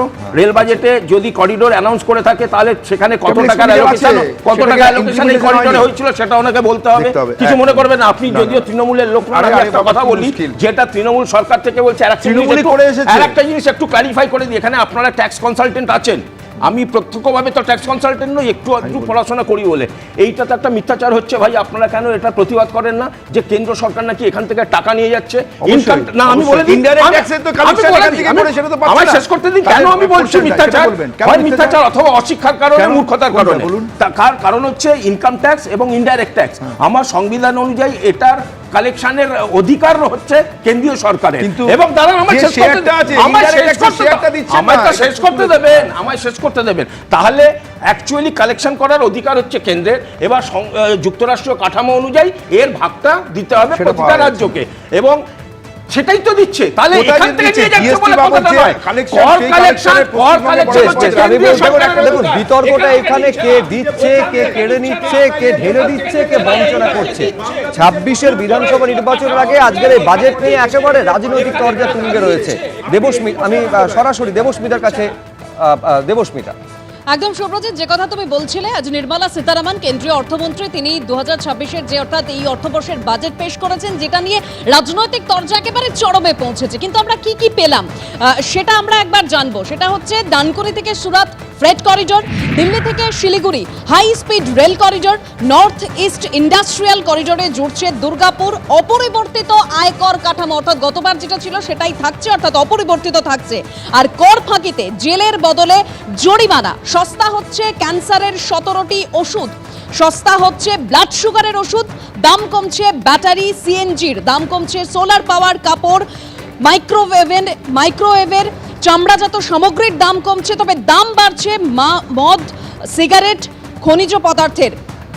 পড়াশোনা, চিকিৎসা, টিসিএস কমে 2% হচ্ছে। সস্তা হচ্ছে বিদেশ ভ্রমণ। তবে আজ প্রধানমন্ত্রী নরেন্দ্র মোদী তিনি এই বাজেটের প্রশংসায় একেবারে পঞ্চমুখ। যুবদের স্বপ্নের বাজেট সংস্কারে নতুন গতি আনবে, এই কথাই বলেছেন প্রধানমন্ত্রী নরেন্দ্র মোদী। কি বলেছেন শোনাবো। ये बजट भारत की वैश्विक भूमिका को नए सिरे से सशक्त करता है। भारत के 140 करोड़ नागरिक फास्टेस्ट ग्रोइंग इकोनॉमी बनकर ही संतुष्ट नहीं है। हम जल्द से जल्द दुनिया की तीसरी सबसे बड़ी अर्थव्यवस्था बनना चाहते हैं। ये करोड़ों देशवासियों का संकल्प है दुनिया के एक ट्रस्टेड डेमोक्रेटिक पार्टनर और ट्रस्टेड क्वालिटी सप्लायर के रूप में भारत की भूमिका लगातार बढ़ रही है। हाल में जो बड़ी बड़ी ट्रेड डील्स भारत ने की है, मदर ऑफ ऑल डील्स, उसका मैक्सिमम बेनिफिट भारत के युवाओं को मिले, भारत के लघु और मध्यम उद्योग वालों को मिले। इस दिशा में बजट में बड़े बड़े कदम उठाए गए हैं। শুনলেন আপনারা যে একেবারে দেশের প্রধানমন্ত্রী তিনি বলছেন যে থার্ড লার্জেস্ট ইকোনমি হওয়ার দিকে, বিশ্বের থার্ড লার্জেস্ট ইকোনমি হওয়ার দিকে দেশ এগোচ্ছে। আজকে যখন বাজেট পেশ করছেন কেন্দ্রীয় অর্থমন্ত্রী, তিনি বলছেন যে দুনিয়ার স্বাস্থ্য কেন্দ্রে পরিণত হবে, মানে স্বাস্থ্যক্ষেত্রে এতটা আমূল পরিবর্তন এবং উন্নয়ন ঘটতে চলেছে, সেই দিকে এগোতে চলেছে আমাদের দেশ। এবং রোহন, আরেকটা অত্যন্ত গুরুত্বপূর্ণ বিষয়, সেটা হচ্ছে সার্ভিস সেক্টরে যে টার্গেট ফিক্স আপ করা হয়েছে 47 সালের মধ্যে দুনিয়ার সার্ভিস সেক্টরে 10% কন্ট্রিবিউশন থাকবে ভারতের। এরপরেও বলবেন যে উন্নয়নের নামে কিছুই হচ্ছে না। দেখো, সবথেকে প্রথমে একটা বাজেট যখন প্লেসড হয় তখন মানুষ কি চায়? আমরা চাই যে আমাদের ইমিডিয়েট প্রেজেন্টে কি হচ্ছে, আমাদের কি ভর্তুকিগুলো কমলো, গ্যাসের প্রাইস কমছে, পেট্রোলের প্রাইস কমছে, দিস ইজ মানুষ আজকে চায়। মানুষ কালকে কি হবে এই ভিশনটা অনেক দিন ধরে শুনছি। 2014 সাল থেকে এই সরকারটা চলছে। আচ্ছা, তুমি দেখো প্রধানমন্ত্রী যেটা বললেন এক্ষুনি, আমাদের আজকে ডলারের সঙ্গে আমাদের রুপির প্রাইস কম্প্যারিজনটা দেখো। যদি আজকে আমাদের মেক ইন ইন্ডিয়া করে এক্সপোর্ট করতে হয়, আমাদের ডলারের প্রাইসটা কতটা হাই হয়ে গেছে। তো ইম্পোর্ট এক্সপোর্ট তো পুরোপুরি বরবাদ হয়ে গেছে। আসছি আমি, দেখো কয়েকটা পয়েন্টস আমাকে বলতেই হবে। আচ্ছা, political point, long term vision আর আমাদের যে কৃষক আর ইন্ডাস্ট্রি, এই দুটোর সঙ্গে কোনো রকম আজকে আমাদের কোনো ফায়দা হয়নি। তুমি দেখো আজকে প্রাইস ডিক্রিজ, কোনো জায়গায় প্রাইস ডিক্রিজ হয়নি। উনি বলছেন যে আমাদের ওষুধের দাম কমেছে, কোথায় কমেছে? আজকে আমাদের যে মেন ওষুধগুলো যেটা ডে টু ডে আমাদের লাগে, সেগুলোর কিছু কমলো? একদম কমলো না। আমাদের যে ট্রাম্পের যে আমরা দেখেছি 2020 সালে আমাদের ইসকি বার আপকি বার ট্রাম্প সরকার বলে আমাদের দেশে নিয়ে আসলো ডোনাল্ড ট্রাম্পকে। তারপরে আমরা দেখছি ডোনাল্ড ট্রাম্প আমাদের দেশকে কিভাবে বরবাদ করছে। ডোনাল্ড ট্রাম্পকে নিয়ে এসেছিল নরেন্দ্র মোদী, আর ডোনাল্ড ট্রাম্প আজকে আমাদের দেশকে যা ক্ষতি করেছে এটার কোনো দেশ করেনি। তিনি আমাদের পলিসি ঠিক করবে? এই গভর্নমেন্ট আমাদের ডোনাল্ড ট্রাম্পের কথায় কেন চলছে? আজকে তুমি দেখো বুলেট ট্রেন 2014 সাল থেকে আমরা শুনেছি যে আহমেদাবাদ থেকে মুম্বাই বুলেট ট্রেন হবে। আজকে আমি বলছি না বুলেট ট্রেন, কেন এটা নির্মলা সীতারামন বলেনি, কিন্তু বিজেপির মুখপাত্ররা বলছে bullet train bullet train bullet train. তো এই বুলেট ট্রেনটা কি আমরা আমাদের জন্মের মধ্যে দেখতে পারবো? 2047-এর মধ্যে কি দেখতে পারবো? আমার তো মনে হয় না দেখতে পারবো। এই যে 1.8 লাখ ক্রোড় যেটা আমাদের জিএসটির জন্য যে সব স্টেটগুলোতে দেওয়া হচ্ছে, আমরা দেখছি বাংলায় টাকা দেওয়া হচ্ছে না। এই মনরেগা নিয়ে কংগ্রেসের সরকারে 100% মনরেগার টাকা দেওয়া হতো, আর এই যে ভিবি রামজি আমরা শুনলাম 60%, আর এটা 40% আমাদের স্টেটকে দিতে হবে। এবার আমি একটা পয়েন্ট জিজ্ঞেস করছি, আমরা জানি যে আমাদের রাজ্যের কাছে যেটা 100 দিন ছিল সেটা বেড়ে বোধহয় 125 দিনের করা হচ্ছে। ওটাই তো বলছি। তাহলে আমি একবার সরাসরি সুকান্ত মজুমদার কি বলছেন দেখব। যে ডেভেলপমেন্ট ইনিশিয়েটিভ হবে, যেখানে মেজর যে নোড, সেই নোড হিসেবে দুর্গাপুরকে চিহ্নিত করা হয়েছে। সে স্বাভাবিকভাবে দুর্গাপুরকে যখন চিহ্নিত করা হয়েছে, তো দুর্গাপুরকে কেন্দ্র করে তো সমস্ত কিছু ডেভেলপড হবে। তার সাথে যে ইন্টিগ্রাল ইস্ট কোস্ট যে ইন্ডাস্ট্রিয়াল করিডোর, তার হাব হবে হচ্ছে দুর্গাপুর। তো স্বাভাবিকভাবে বাংলা এর লাভগুলো পাবে। শুধু তাই নয়, এমএসএমইতে যে ধরনের সরকারের তরফ থেকে যে ধরনের ইনিশিয়েটিভ নেওয়া হয়েছে, খেলনা শিল্পের ক্ষেত্রে যে ধরনের ইনিশিয়েটিভ নেওয়া হয়েছে, এই সব ক্ষেত্রেই বাংলার যে রেসপেক্টিভ পার্ট আছে অর্থনীতির, কারণ এমএসএমইতে বাংলার সংখ্যা প্রচুর, এমএসএমই ইউনিটের সংখ্যা, তার লাভ তো বাংলার মানুষ পাবে, বাংলার মানুষ সেখান থেকে লাভবান হবে। অতএব যারা এটা বলছেন, হ্যাঁ, এবার প্রজেক্ট স্পেসিফিক যখন হয়, প্রজেক্ট স্পেসিফিক কাজ তখনই সম্ভব হয়েছে। আমরা দেখেছি যে ক্ষেত্রে রাজ্য সরকার আমাদের থেকে আমরা করতে পারি। এখানে আপনার প্রতি জেলায় একটি করে গার্লস হোস্টেল হবে। আপনি এটাই করে দেখেন না পশ্চিমবঙ্গে, এই সরকার থাকলে।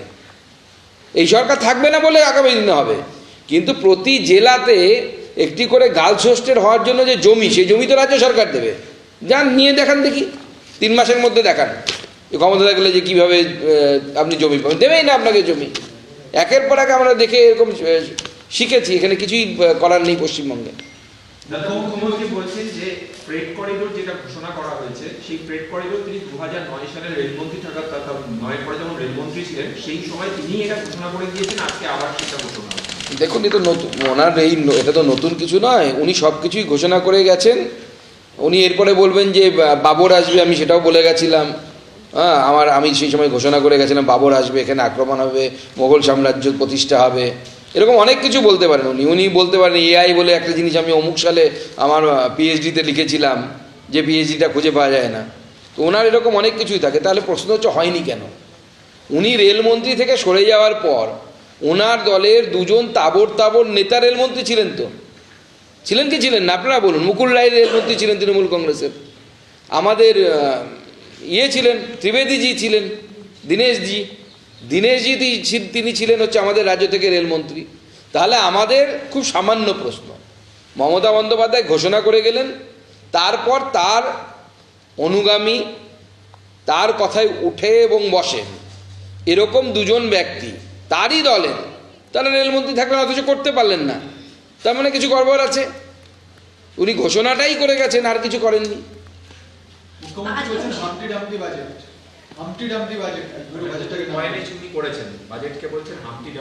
দেখুন, ওনাকে কেউ এই নতুন শব্দটা শিখিয়েছেন, সে আজকাল অনেক কিছু বলছেন। হাম্বা রাম্বা বললে পরে লোকে হাসাহাসি করবে, তাই হামটি ডামটি বলেছেন।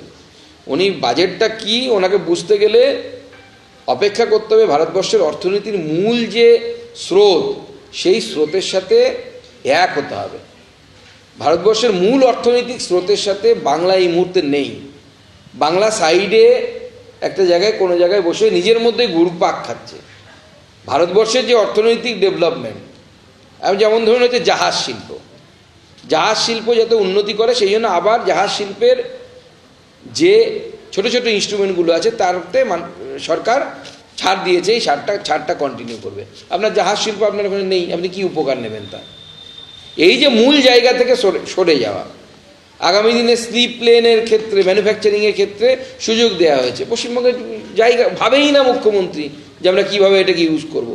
পশ্চিমবঙ্গের যে মন্দির শহর থেকে শুরু করে যেখানে 5 লক্ষের বেশি যে জনসংখ্যা আছে সেই জায়গাগুলোকে কেন্দ্র করে আগামী দিনে বড় করিডোরের কথা ভাবা হচ্ছে। মাননীয় মুখ্যমন্ত্রী প্ল্যান কোথায় এগুলোকে নিয়ে? প্ল্যানই তো নেই তার কাছে কিছু। অভিষেক বন্দ্যোপাধ্যায় বলছেন যে 85 মিনিটের বাজেটে আদতে কিছু নেই, বাংলার তো বটেই, গোটা দেশের জন্যই কিছু নেই। বাংলার মানুষকে অত্যাচার করা হচ্ছে, বাংলার 10 কোটি মানুষকে যদি কেউ বাংলাদেশি বলে মনে করেন সেটা প্রধানমন্ত্রী, স্বরাষ্ট্রমন্ত্রী। এই সরকারের থেকে কোনো আশা নেই। লাস্ট ইয়ারেরও কথা তারা রাখেনি, বাংলায় খরচ করলেও হারবে জানেন না, তাই জন্য খরচ করছে। দেখুন, আমি আগেই আমাদের ট্যাক্স ডেভলিউশনের তত্ত্ব দিয়ে অভিষেক বন্দ্যোপাধ্যায়কে মিথ্যে প্রমাণিত করেছি। যে অভিষেক বন্দ্যোপাধ্যায় যেটা বলছেন যে বাংলাকে কিছুই দেওয়া হচ্ছে না, অথচ বাংলার পপুলেশনের পার্সেন্টেজ অনুসারে ট্যাক্স ডেভলিউশন দেওয়া হয়েছে। দ্বিতীয় যে কথাগুলো, ধরুন ভারত সেমিকন্ডাক্টর মিশনে 40,000 কোটি টাকা বরাদ্দ করেছে। আমি অভিষেক বন্দ্যোপাধ্যায়কে বলছি, প্রশ্ন করছি, এই 40,000 কোটি টাকার যা সেমিকন্ডাক্টর মিশনে আমাদের কেন্দ্র সরকার বরাদ্দ করলো, তার লাভ নেওয়ার জন্য আপনার সরকারের প্ল্যানিংটা দেখান আমাকে। কোনো না কোনো রাজ্য তো নেবে এই 40,000 কোটি টাকার লাভ, একাধিক রাজ্য নেবে, মহারাষ্ট্র নেবে, দক্ষিণের রাজ্যগুলো নেবে, তামিলনাড়ু নেবে, অনেক রাজ্য নেবে, শুধু আমাদের শাসিত রাজ্য নেবে এরকম নয়, উত্তরপ্রদেশ নেবে, প্রত্যেকটি রাজ্য, যেমনকি আসামের মতো রাজ্য তারাও এই ধরনের কাজ করছে, যার মধ্য দিয়ে এআইকে কেন্দ্র করে সেমিকন্ডাক্টর হাবকে কেন্দ্র করে আসামে সেমিকন্ডাক্টর হাব টাটা গিয়ে তৈরি করছে। আমার প্রশ্ন অভিষেক বন্দ্যোপাধ্যায়কে, উনি বা ওনার দল কেন, ওনার রাজ্য সরকার কেন এই ধরনের পরিবেশ তৈরি করতে পারছেন না যে পশ্চিমবঙ্গে সেমিকন্ডাক্টর হাবের জন্য টাটা না হোক, অন্য কেউ হোক, অন্য কোনো কোম্পানি হোক, যাদেরকে ওনাদের পছন্দ, লুলু, হুলু, ভুলু, কেউ তো আসবে এখানে। লালুও আসে না, ভুলুও আসে না, টাটা তো ছেড়েই দিন, টাটা তো বিদায় নিয়ে গেছে। তাহলে তো এই 40,000 কোটি টাকার লাভটা বাংলার মানুষের কাছে পৌঁছতো। আপনারা নিতে পারছেন না। পাত্রে মানুষ দান করে, অপাত্রে কেউ দান করে না। বিভিন্ন রেল প্রকল্পের ঘোষণা বিভিন্ন সময় করা হয়, চিঠি দিয়ে রেলমন্ত্রী জানান প্রকল্প হবে, আপনাকেই চিঠি দিয়ে আপনাদের মধ্যে পত্রলাভে বিনিময় হয়েছে, কিন্তু ঘোষণা হয়, কাজ কি ফাইনালি হয় রেলমন্ত্রী? দেখুন, কাজ তো হয়, আমাদের সরকারের সময় হয়, এটুকু আমি বলতে পারি। মমতা বন্দ্যোপাধ্যায়ের সময় উল্টো ঘটনা আপনাদেরকে উদাহরণ দিয়ে আমি আমার বক্তব্যে এনেছি। 2011 সালে এখনও আপনারা ক্যামেরা নিয়ে গিয়ে আমার এলাকায় খোঁজ করতে পারেন যে সুকান্ত মজুমদার সত্যি বলছে না মিথ্যে কথা বলছে। 2011 সালে মমতা বন্দ্যোপাধ্যায় রেলমন্ত্রী ছিলেন, ভোটে লড়ছিলেন। বালুরঘাট হিলি রেল প্রকল্পের যে এলাকা, সেই এলাকায় পাথর ফেলা হয়েছিল, ফিশফেল্ড ফেলা হয়েছিল, এবং লোকের মুখে মুখে প্রচার হয়েছিল যে বালুরঘাট হিলি রেল প্রকল্প হবে। মানুষ ভোটও দিয়েছিল, মমতা বন্দ্যোপাধ্যায় জিতেছিলেন, ওখান থেকে বিধায়ক হিসেবে শঙ্কর চক্রবর্তী জিতেছিলেন। যেই ভোট পার হয়ে গেল, আবার সমস্ত কিছু তুলে ট্রাকে করে নিয়ে যাওয়া হয়েছিল। সেই রেল প্রকল্প এখন নরেন্দ্র মোদী সরকার করছে, সুকান্ত মজুমদার করছে। শিরোনাম এই মুহূর্তে নিবেদনে SD Lion 600 EQR TMT বার, প্রতিটি নির্মাণের আসল সুরক্ষা। বাজেটে ক্যান্সারের ওষুধের দাম কমানোর প্রস্তাব, সস্তা হচ্ছে ক্যান্সার, ডায়াবেটিস সহ 17টি জীবনদায়ী ওষুধ। বায়োফার্মা প্রকল্পে জোর 10,000 কোটি টাকা বরাদ্দ। প্রবাসী ভারতীয়দের স্থাবর সম্পত্তি বিক্রির ক্ষেত্রে নিয়ম বদল, বাধ্যতামূলক TDS। ছোট করদাতাদের জন্য বিদেশে থাকা সম্পদ ঘোষণার নতুন স্কিম। শিরোনাম এই মুহূর্তে নিবেদনে SD Lion 600 EQR TMT বার, প্রতিটি নির্মাণের আসল সুরক্ষা। সহযোগী নিবেদক Serum Group. Achieve an international award in London. Be with Serum. Venus Tools, quality যার উপর দেশ করে ভরসা। Venus Tools, Krishnachandra Dutta Kukmi private লিমিটেডের ডাটা গুঁড়ো মশলা। রায় ও মার্টিন। আমি আদৃত সরকার, মাধ্যমিকে আমি ফার্স্ট হয়েছি। আমার এই সাফল্যের পেছনে রায় ও মার্টিনের বিচিত্রা সহায়িকা বইগুলির অবদান সত্যিই অনস্বীকার্য। রায় ও মার্টিন।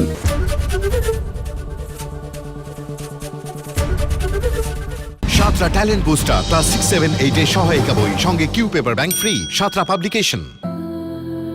আমার বন্ধু, আমার প্রাণ, ওর সাথে আমি সবকিছুই শেয়ার করি, যাতে ওর কনফিডেন্স বাড়ে।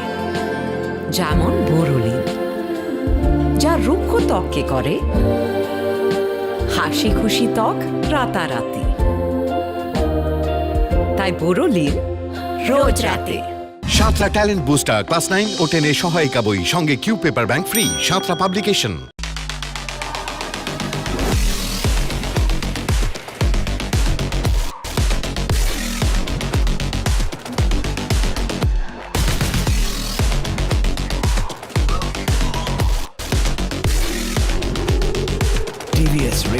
the wicked ride.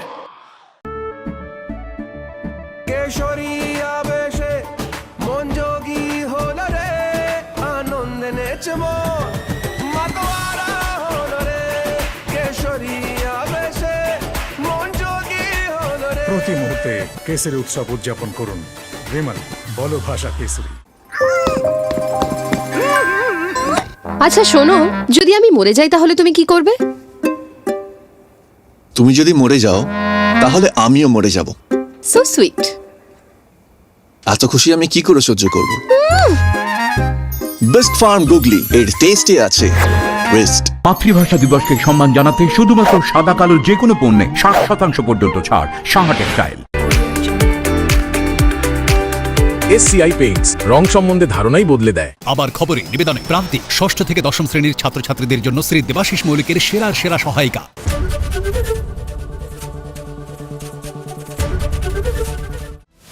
কোন খবর 7-5 ভাবাচ্ছে?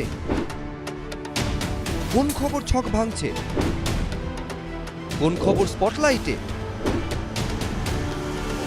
সারাদিনের সব খবর, খবরের সব দিক 5টা থেকে 8টা, না হলে আমার সঙ্গে রাত 8টা থেকে বাছাই করা খবরের বিশ্লেষণে, আলোচনায়, পর্যালোচনায় অংশ নেবেন কি করে? এক মঞ্চ, সব পক্ষ, বিকেল 5টা থেকে লাগাতার, শুধুমাত্র এবিপি আনন্দে।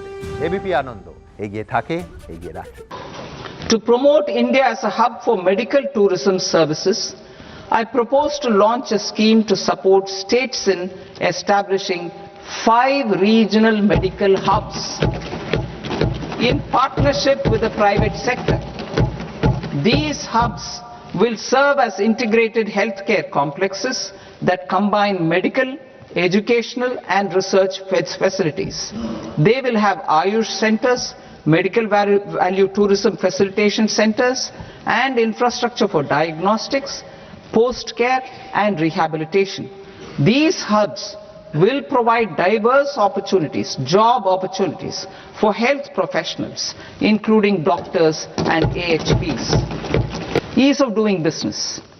Individual persons resident outside India, PROI, will be permitted to invest in equity instruments of listed Indian companies through the Portfolio Investment Scheme. It is also proposed to increase the investment limit for an individual PROI under the scheme from 5% to 10% with an overall investment limit. In order to promote environmentally sustainable passenger systems, we will develop 7 high-speed rail corridors between cities as growth connectors, namely Mumbai to Pune, Pune to Hyderabad, Hyderabad to Bengaluru, Hyderabad to Chennai, Chennai to Bengaluru, Delhi to Varanasi, Varanasi to Siliguri. Orange economy. India's animation, visual effects, gaming and comics sector, ABGC sector, is a growing industry projected to require 2 million professionals by 2030. I propose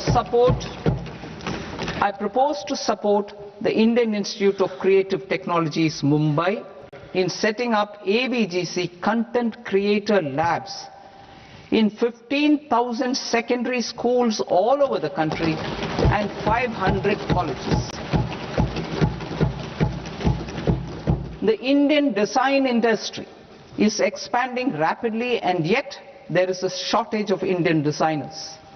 I propose to establish, through Challenge Route, a new National Institute of Design to boost design education and development in the eastern region of India.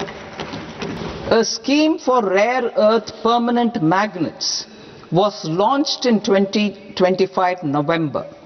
We now propose to support the mineral-rich states of Odisha, Kerala, Andhra Pradesh and Tamil Nadu to establish dedicated rare earth corridors to promote mining, processing, research and manufacturing.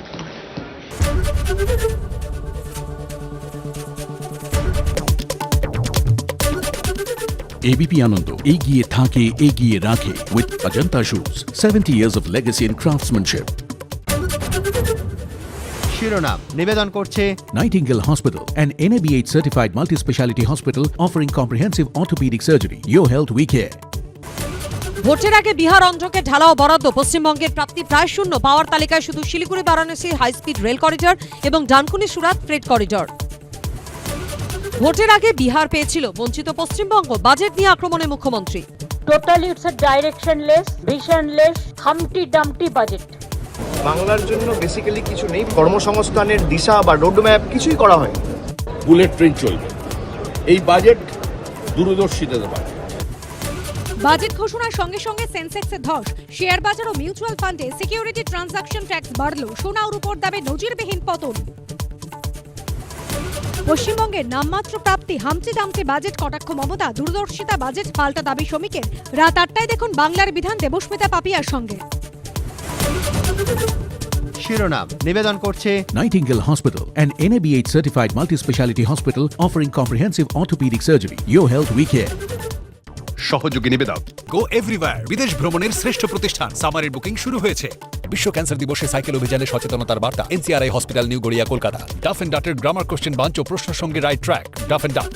স্বপ্ন পূরণের সাথে আদি মোহিনীমোহন কাঞ্জিলাল এখন আরো কাছে আপনার শহরে।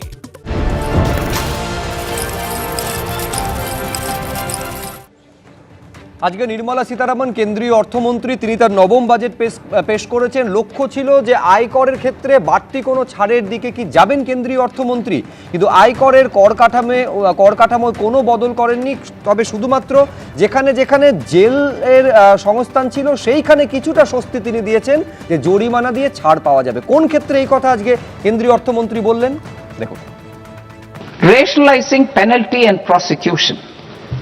Multiplicity of proceedings are hindrance to the ease of doing business.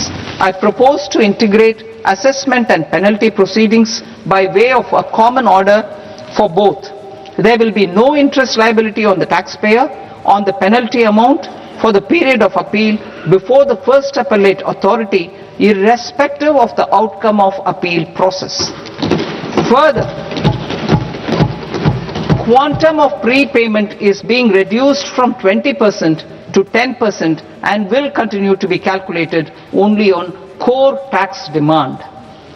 As an additional measure for reducing litigation, I propose to allow taxpayers to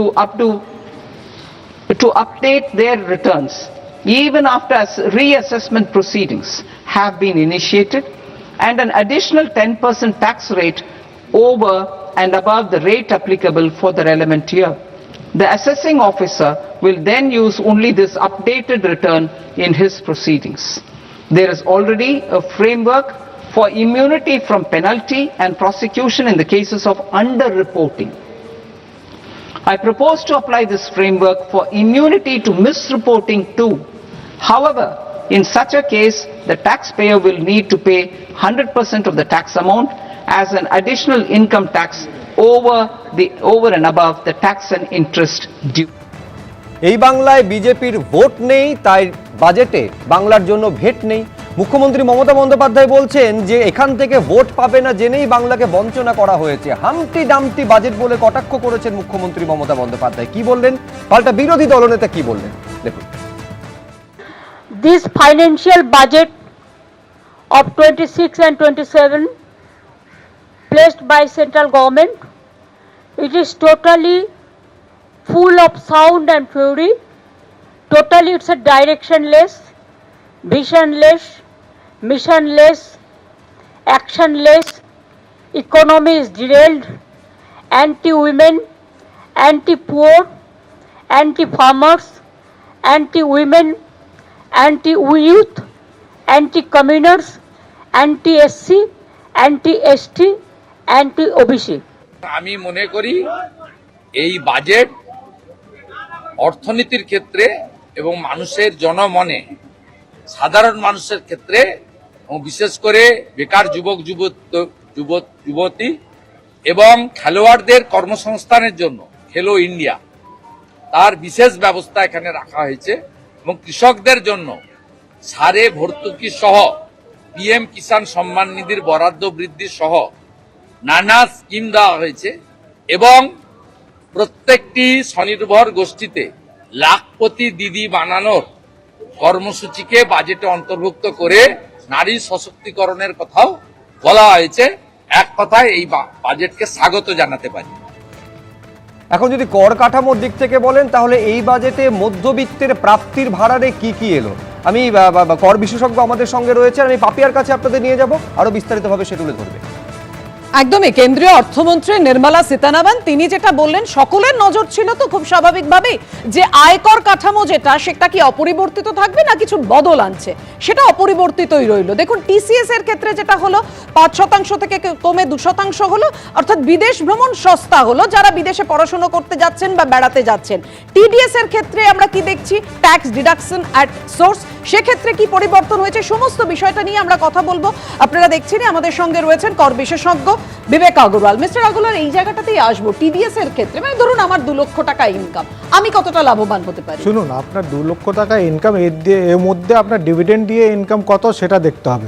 যদি আপনার ডিভিডেন্ড দিয়ে 1 লাখ টাকা ইনকাম হয়, এখন কি হচ্ছিল, আপনি যা ডিভিডেন্ড কোম্পানি দিয়ে পাচ্ছিলেন ও উপরে কোম্পানি একটা টিডিএস কেটে আপনাকে দিচ্ছিল, আর আপনাকে ওটা ফেরত নিতে হতো আয়কর বিভাগ দিয়ে যখন আপনি রিটার্নটা ফাইল করতেন, তারপর ওটা রিটার্ন আসতো আপনার কাছে। এখন কি হয়েছে, এখন আপনি যেরকম দেখবেন এখনও ইন্টারেস্টের জন্য ব্যাংকে আপনি 15G 15H ফর্ম জমা করতে পারেন, তাহলে আপনার টিডিএস কাটা হবে না। সেই আইনটা এরা এখন ডিভিডেন্টের জন্য করে দিয়েছে। আপনি যদি আপনার ডিম্যাট অ্যাকাউন্ট যেখানেও আছে ওখানে 15G 15H ফর্মটা যদি জমা দিয়ে দেন, তাহলে আপনার ডিভিডেন্ড উপরে আর কোনো ইনকাম ট্যাক্স কাটা হবে না, টিডিএস কাটা হবে না, তাহলে আপনি পুরোটাই ডিভিডেন্ড পাবেন।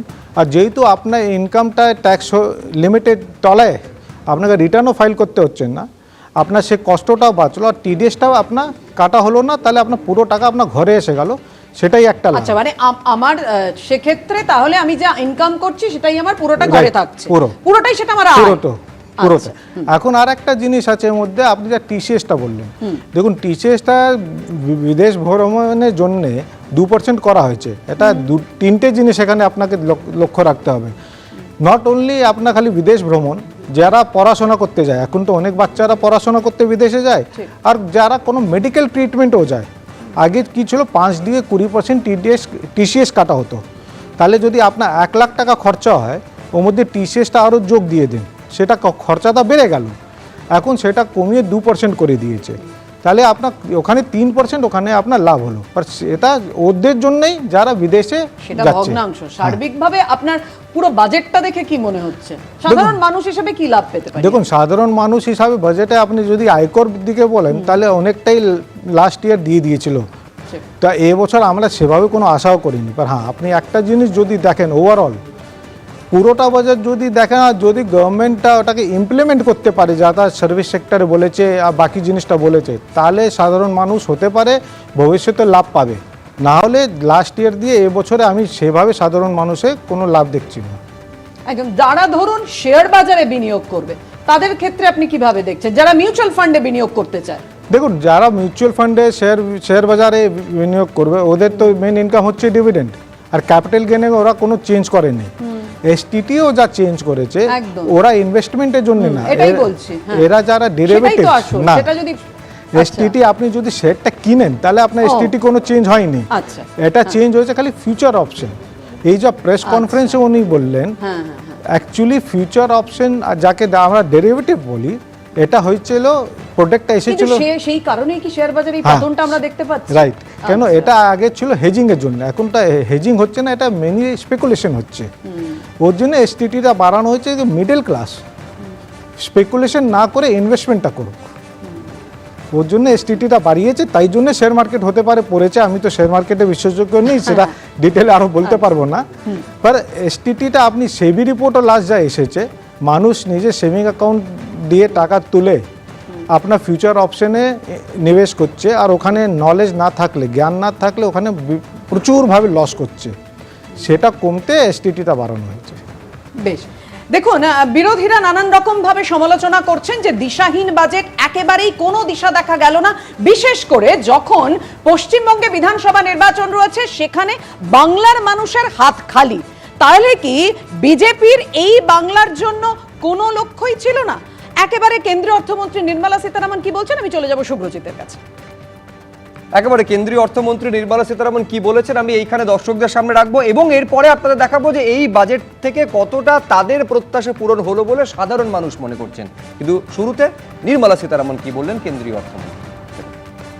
To address practical issues of small taxpayers like students, young professionals, tech employees, relocated NRIs, and such others, I propose to introduce a one-time 6-month foreign asset disclosure scheme for these taxpayers to disclose income or assets below a certain size. This scheme would be applicable for two categories of taxpayers, namely A, who did not disclose their overseas income or assets, and B, who disclosed their overseas income and or paid due tax but could not declare the asset acquired. For category A, the limit of undisclosed income or asset is proposed to be up to 1 crore rupees.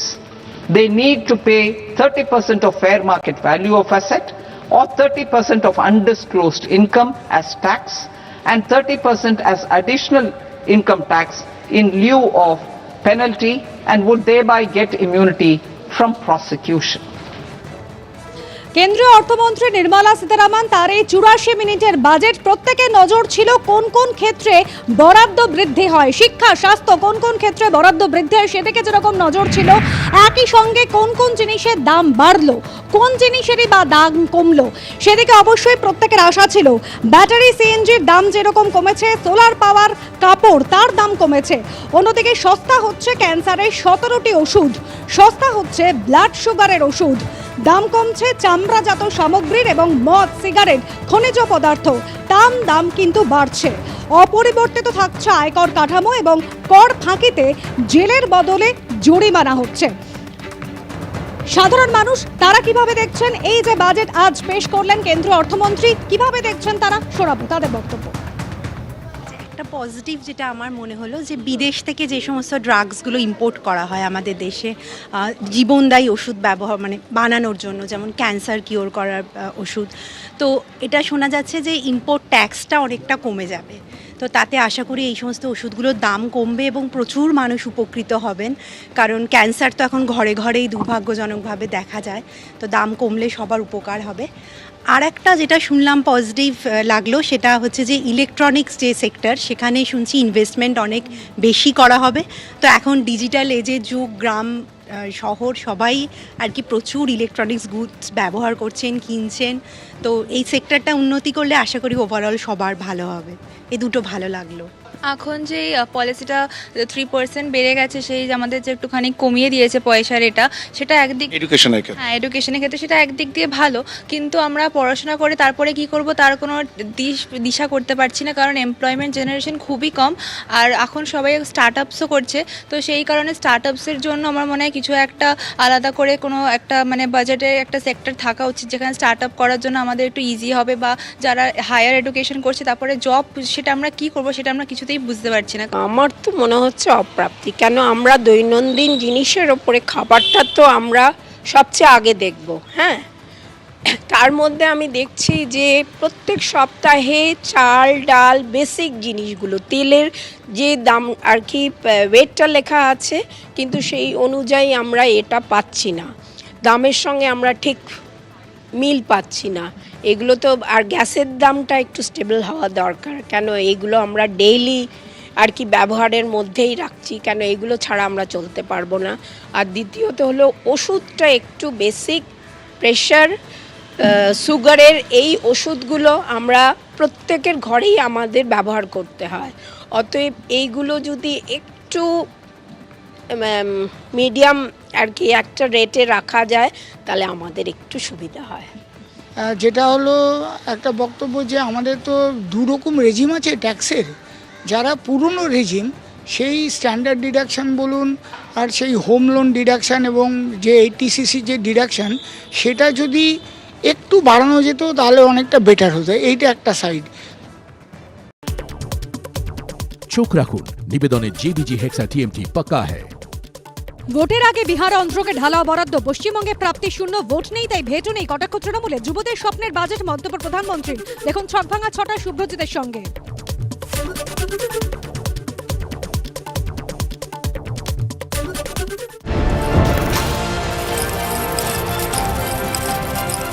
রায় ও Martin. আমি আদৃত সরকার, মাধ্যমিকে আমি first হয়েছি। আমার এই সাফল্যের পেছনে রায় ও মার্টিনের বিচিত্রা সহায়িকা বইগুলির অবদান সত্যিই অনস্বীকার্য। রায় ও Martin.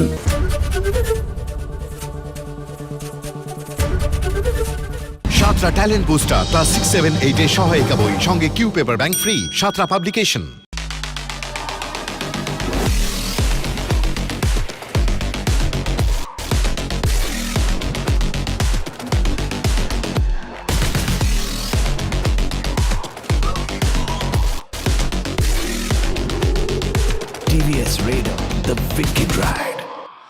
Santra talent booster class 9 ও 10 এর সহায়িকা বই, সঙ্গে Q paper bank free. Santra publication.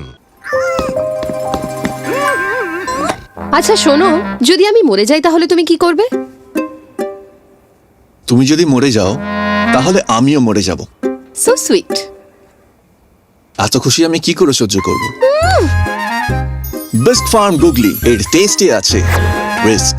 ভালোবাসা থাক ভালোভাষা হয়ে। আন্তর্জাতিক মাতৃভাষা দিবসে সাদা কালো বস্ত্রে 60% পর্যন্ত ছাড় 1 থেকে 21 ফেব্রুয়ারি। সাহা টেক্সটাইল। SCI পেইন্টস, রং সম্বন্ধে ধারণাই বদলে দেয়।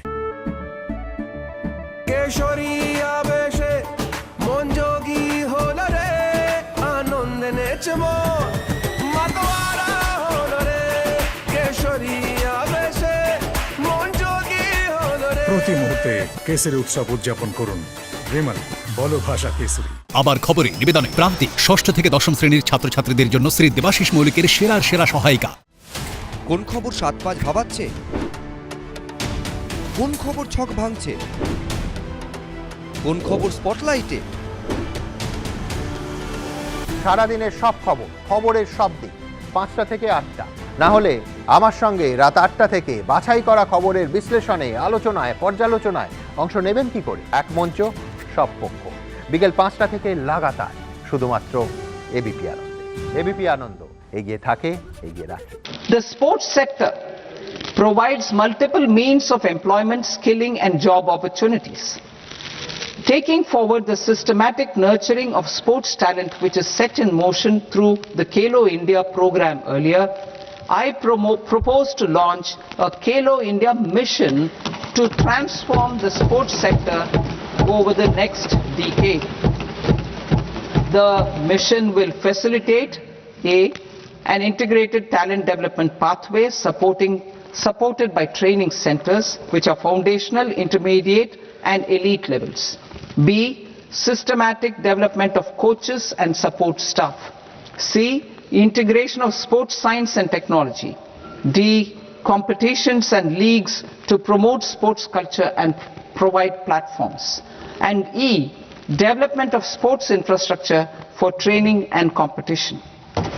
Strong capital goods capability is a determinant of productivity and quality across different sectors.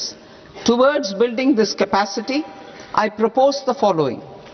High-tech tool rooms will be established by central public sector enterprises at 2 locations as digitally enabled automated service bureaus that locally design, test and manufacture high-precision components at scale and at lower cost. 2. A scheme for enhancement of construction and infrastructure equipments will be introduced to strengthen domestic manufacturing of high value and technologically advanced CIE. This can range from lifts in a multi-storied apartment or firefighting equipment in multiplexes, large or small, and to tunnel boring equipments for building metros and high altitude roads. I also propose a scheme for container manufacturing to create a globally competitive container manufacturing ecosystem with a budgetary allocation of 10,000 crores over a 5-year period. Tourism. The tourism sector has the potential to play a large role in the employment generation, forex earnings, and expanding the local economy. I propose to set up a National Institute of Hospitality by upgrading the existing National Council for Hotel Management and Catering Technology. It will function as a bridge between academia, industry, and government. I also propose a pilot scheme for upskilling 10,000 guides in 20 iconic tourist sites through a standardized, high-quality, 12-week training course in hybrid mode in collaboration with the Indian Institute of Management. A national destination digital knowledge grid will be established to digitally document all places of significance, cultural, spiritual, and heritage. This initiative will create a new ecosystem of jobs for local researchers, historians, content creators, and technology partners.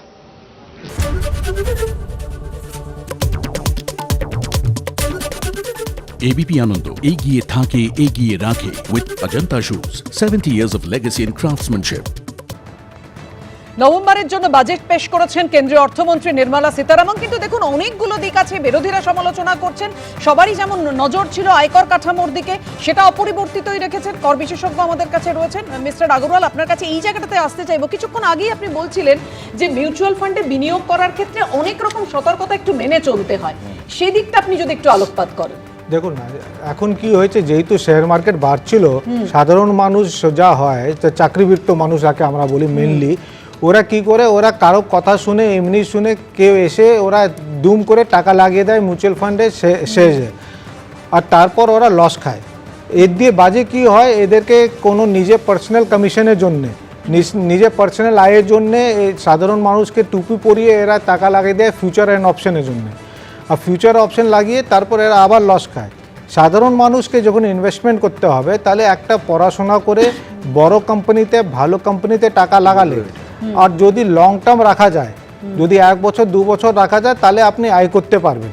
আপনি ভাববেন আমি share মার্কেটে আজকে টাকা লাগাবো, কালকে টাকা তুলে নেব, আর আপনি আয় করবেন, সেটা নির্মলা সীতারামন ব্যাখ্যাও দিয়েছেন, যাতে জুয়া চুরিটা হয়, সাট্টাবাজি যাতে না হয়। এটা এসটিটিটা তাই জন্য বাড়ানো হয়েছে যে জুয়া চুরি আর স্পেকুলেশনটা কমে যায়। এখন যাই আছে সবাই গিয়ে স্পেকুলেশন করছে, আর স্পেকুলেশনে দেখা গেছে 95% middle class investor huge loss করেছে অ্যাজ পার সেবি রিপোর্ট। এটা এর মধ্যে খালি ব্রোকার ছাড়া কেউ গেইন করে না। একদম ভাস্করদা বলতে চাইছেন, অবশ্যই আমি আলোচনায় ফিরবো, কিন্তু একটা বিরতি নেওয়ার সময় হচ্ছে, বিরতির পর দ্রুত ফিরছি, সঙ্গে থাকবেন আপনারা। চোখ রাখুন, নিবেদনে জেবিজি হেক্সা টিএমটি পাক্কা হ্যায়। বাজেটে মন ভরল না মধ্যবিত্তের। অপরিবর্তিত আয়কর কাঠামো, কর ফাঁকিতে শাস্তির বদলে জরিমানা দিয়ে ছাড়, সস্তা হচ্ছে ক্যান্সারের ওষুধ। রাত 8টায় দেখুন বাংলার বিধান।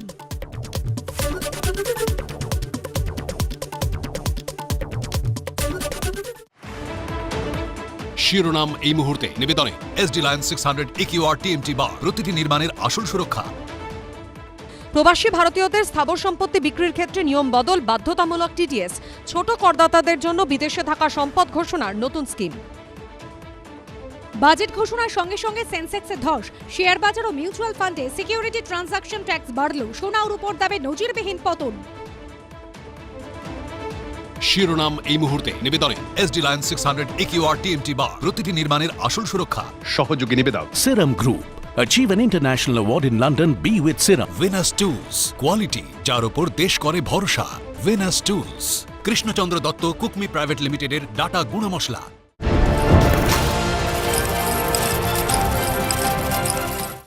রায় ও মার্টিন। আমি আদৃত সরকার, মাধ্যমিকে আমি ফার্স্ট হয়েছি। আমার এই সাফল্যের পেছনে রায় ও মার্টিনের বিচিত্রা সহায়িকা বইগুলির অবদান সত্যিই অনস্বীকার্য। রায় ও Martin.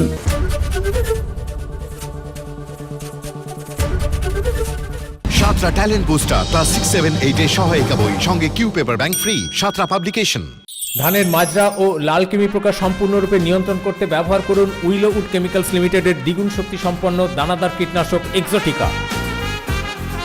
Santra talent booster class 9 ও 10 এর সহায়িকা বই সঙ্গে Q paper bank free Santra publication. Keshari আবেশে মন যোগী হলো রে, আনন্দে নেচে মন মাতোয়ারা হলো রে। কেশরী আবেশে মন যোগী হলো রে। প্রতি মুহূর্তে কেসরি উৎসব উদযাপন করুন। রিমাল বলো ভাষা কেসরি।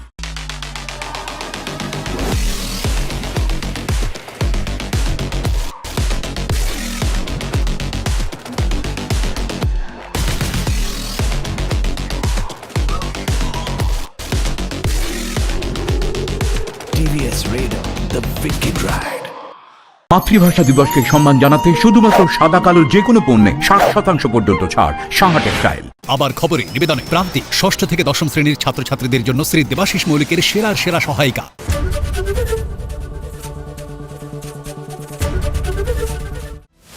কোন খবর 7-5 ভাবাচ্ছে, কোন খবর ছক ভাঙছে, কোন খবর স্পটলাইটে। সারাদিনের সব খবর, খবরের সব দিক 5টা থেকে 8টা, না হলে আমার সঙ্গে রাত 8টা থেকে বাছাই করা খবরের বিশ্লেষণে, আলোচনায়, পর্যালোচনায় অংশ নেবেন কি করে? এক মঞ্চ, সব পক্ষ, বিকেল 5টা থেকে লাগাতার, শুধুমাত্র এবিপি আনন্দে। এবিপি আনন্দ এগিয়ে থাকে, এগিয়ে রাখে। Our government will support states through challenge route in creating 5 university townships in the vicinity of major industrial and logistics corridors. These planned academic zones will host multiple universities, colleges and research institutions, skill centers and residential complexes. In higher education, STEM institutions, prolonged hours of study and laboratory work pose some challenges for girl students. Through VGF, viability gap funding and capital support, one girls hostel will be established in every district, aligns with our vision of Sabka Saath Sabka Vikas towards Vikasit Bharat. This requires targeted efforts for 1. Increasing farmer incomes through productivity enhancement and entrepreneurship, with special attention to small and marginal farmers. B. Empowering Divyangjan through access to livelihood opportunities, training and high quality assistive devices. C.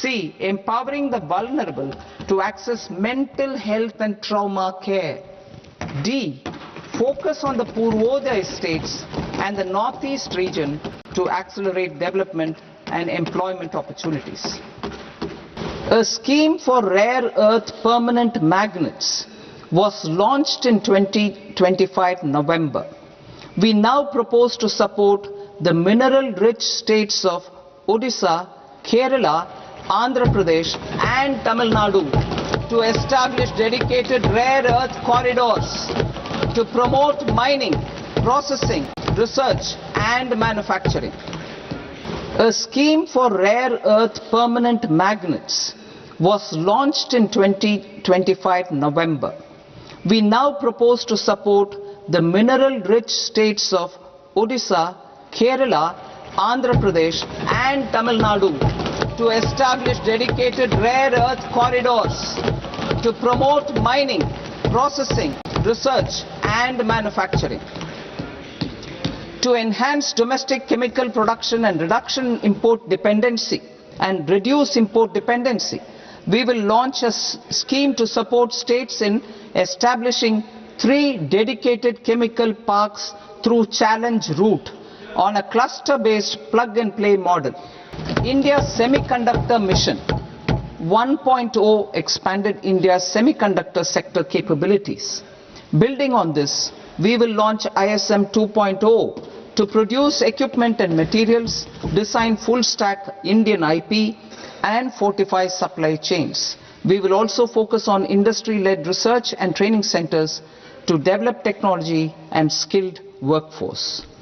The electronics components manufacturing scheme launched in April 2025 with an outlay of 22,919 crores already has investment commitments at double the targets.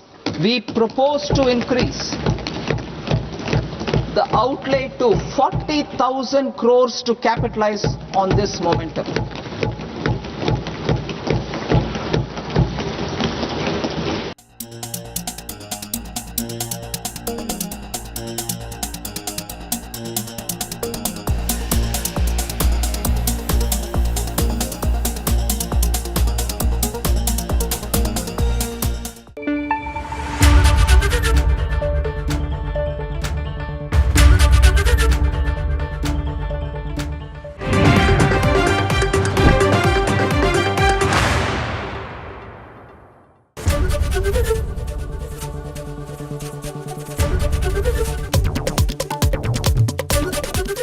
ABP Ananda এগিয়ে থাকে এগিয়ে রাখে with Ajanta Shoes 70 years of legacy in craftsmanship.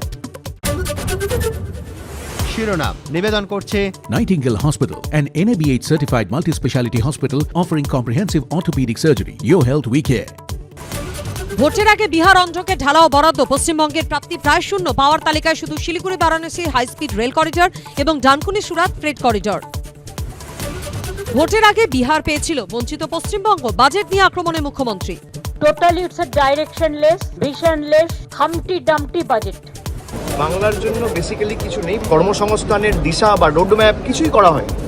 Bullet train চলবে, এই budget দূরদর্শিতার বাজেট। তালিকায় শুধু Siliguri Varanasi high speed rail corridor. Bangla বঞ্চিত, কেন্দ্রের বাজেট আক্রমণ মমতার। দূরদর্শিতার বাজেট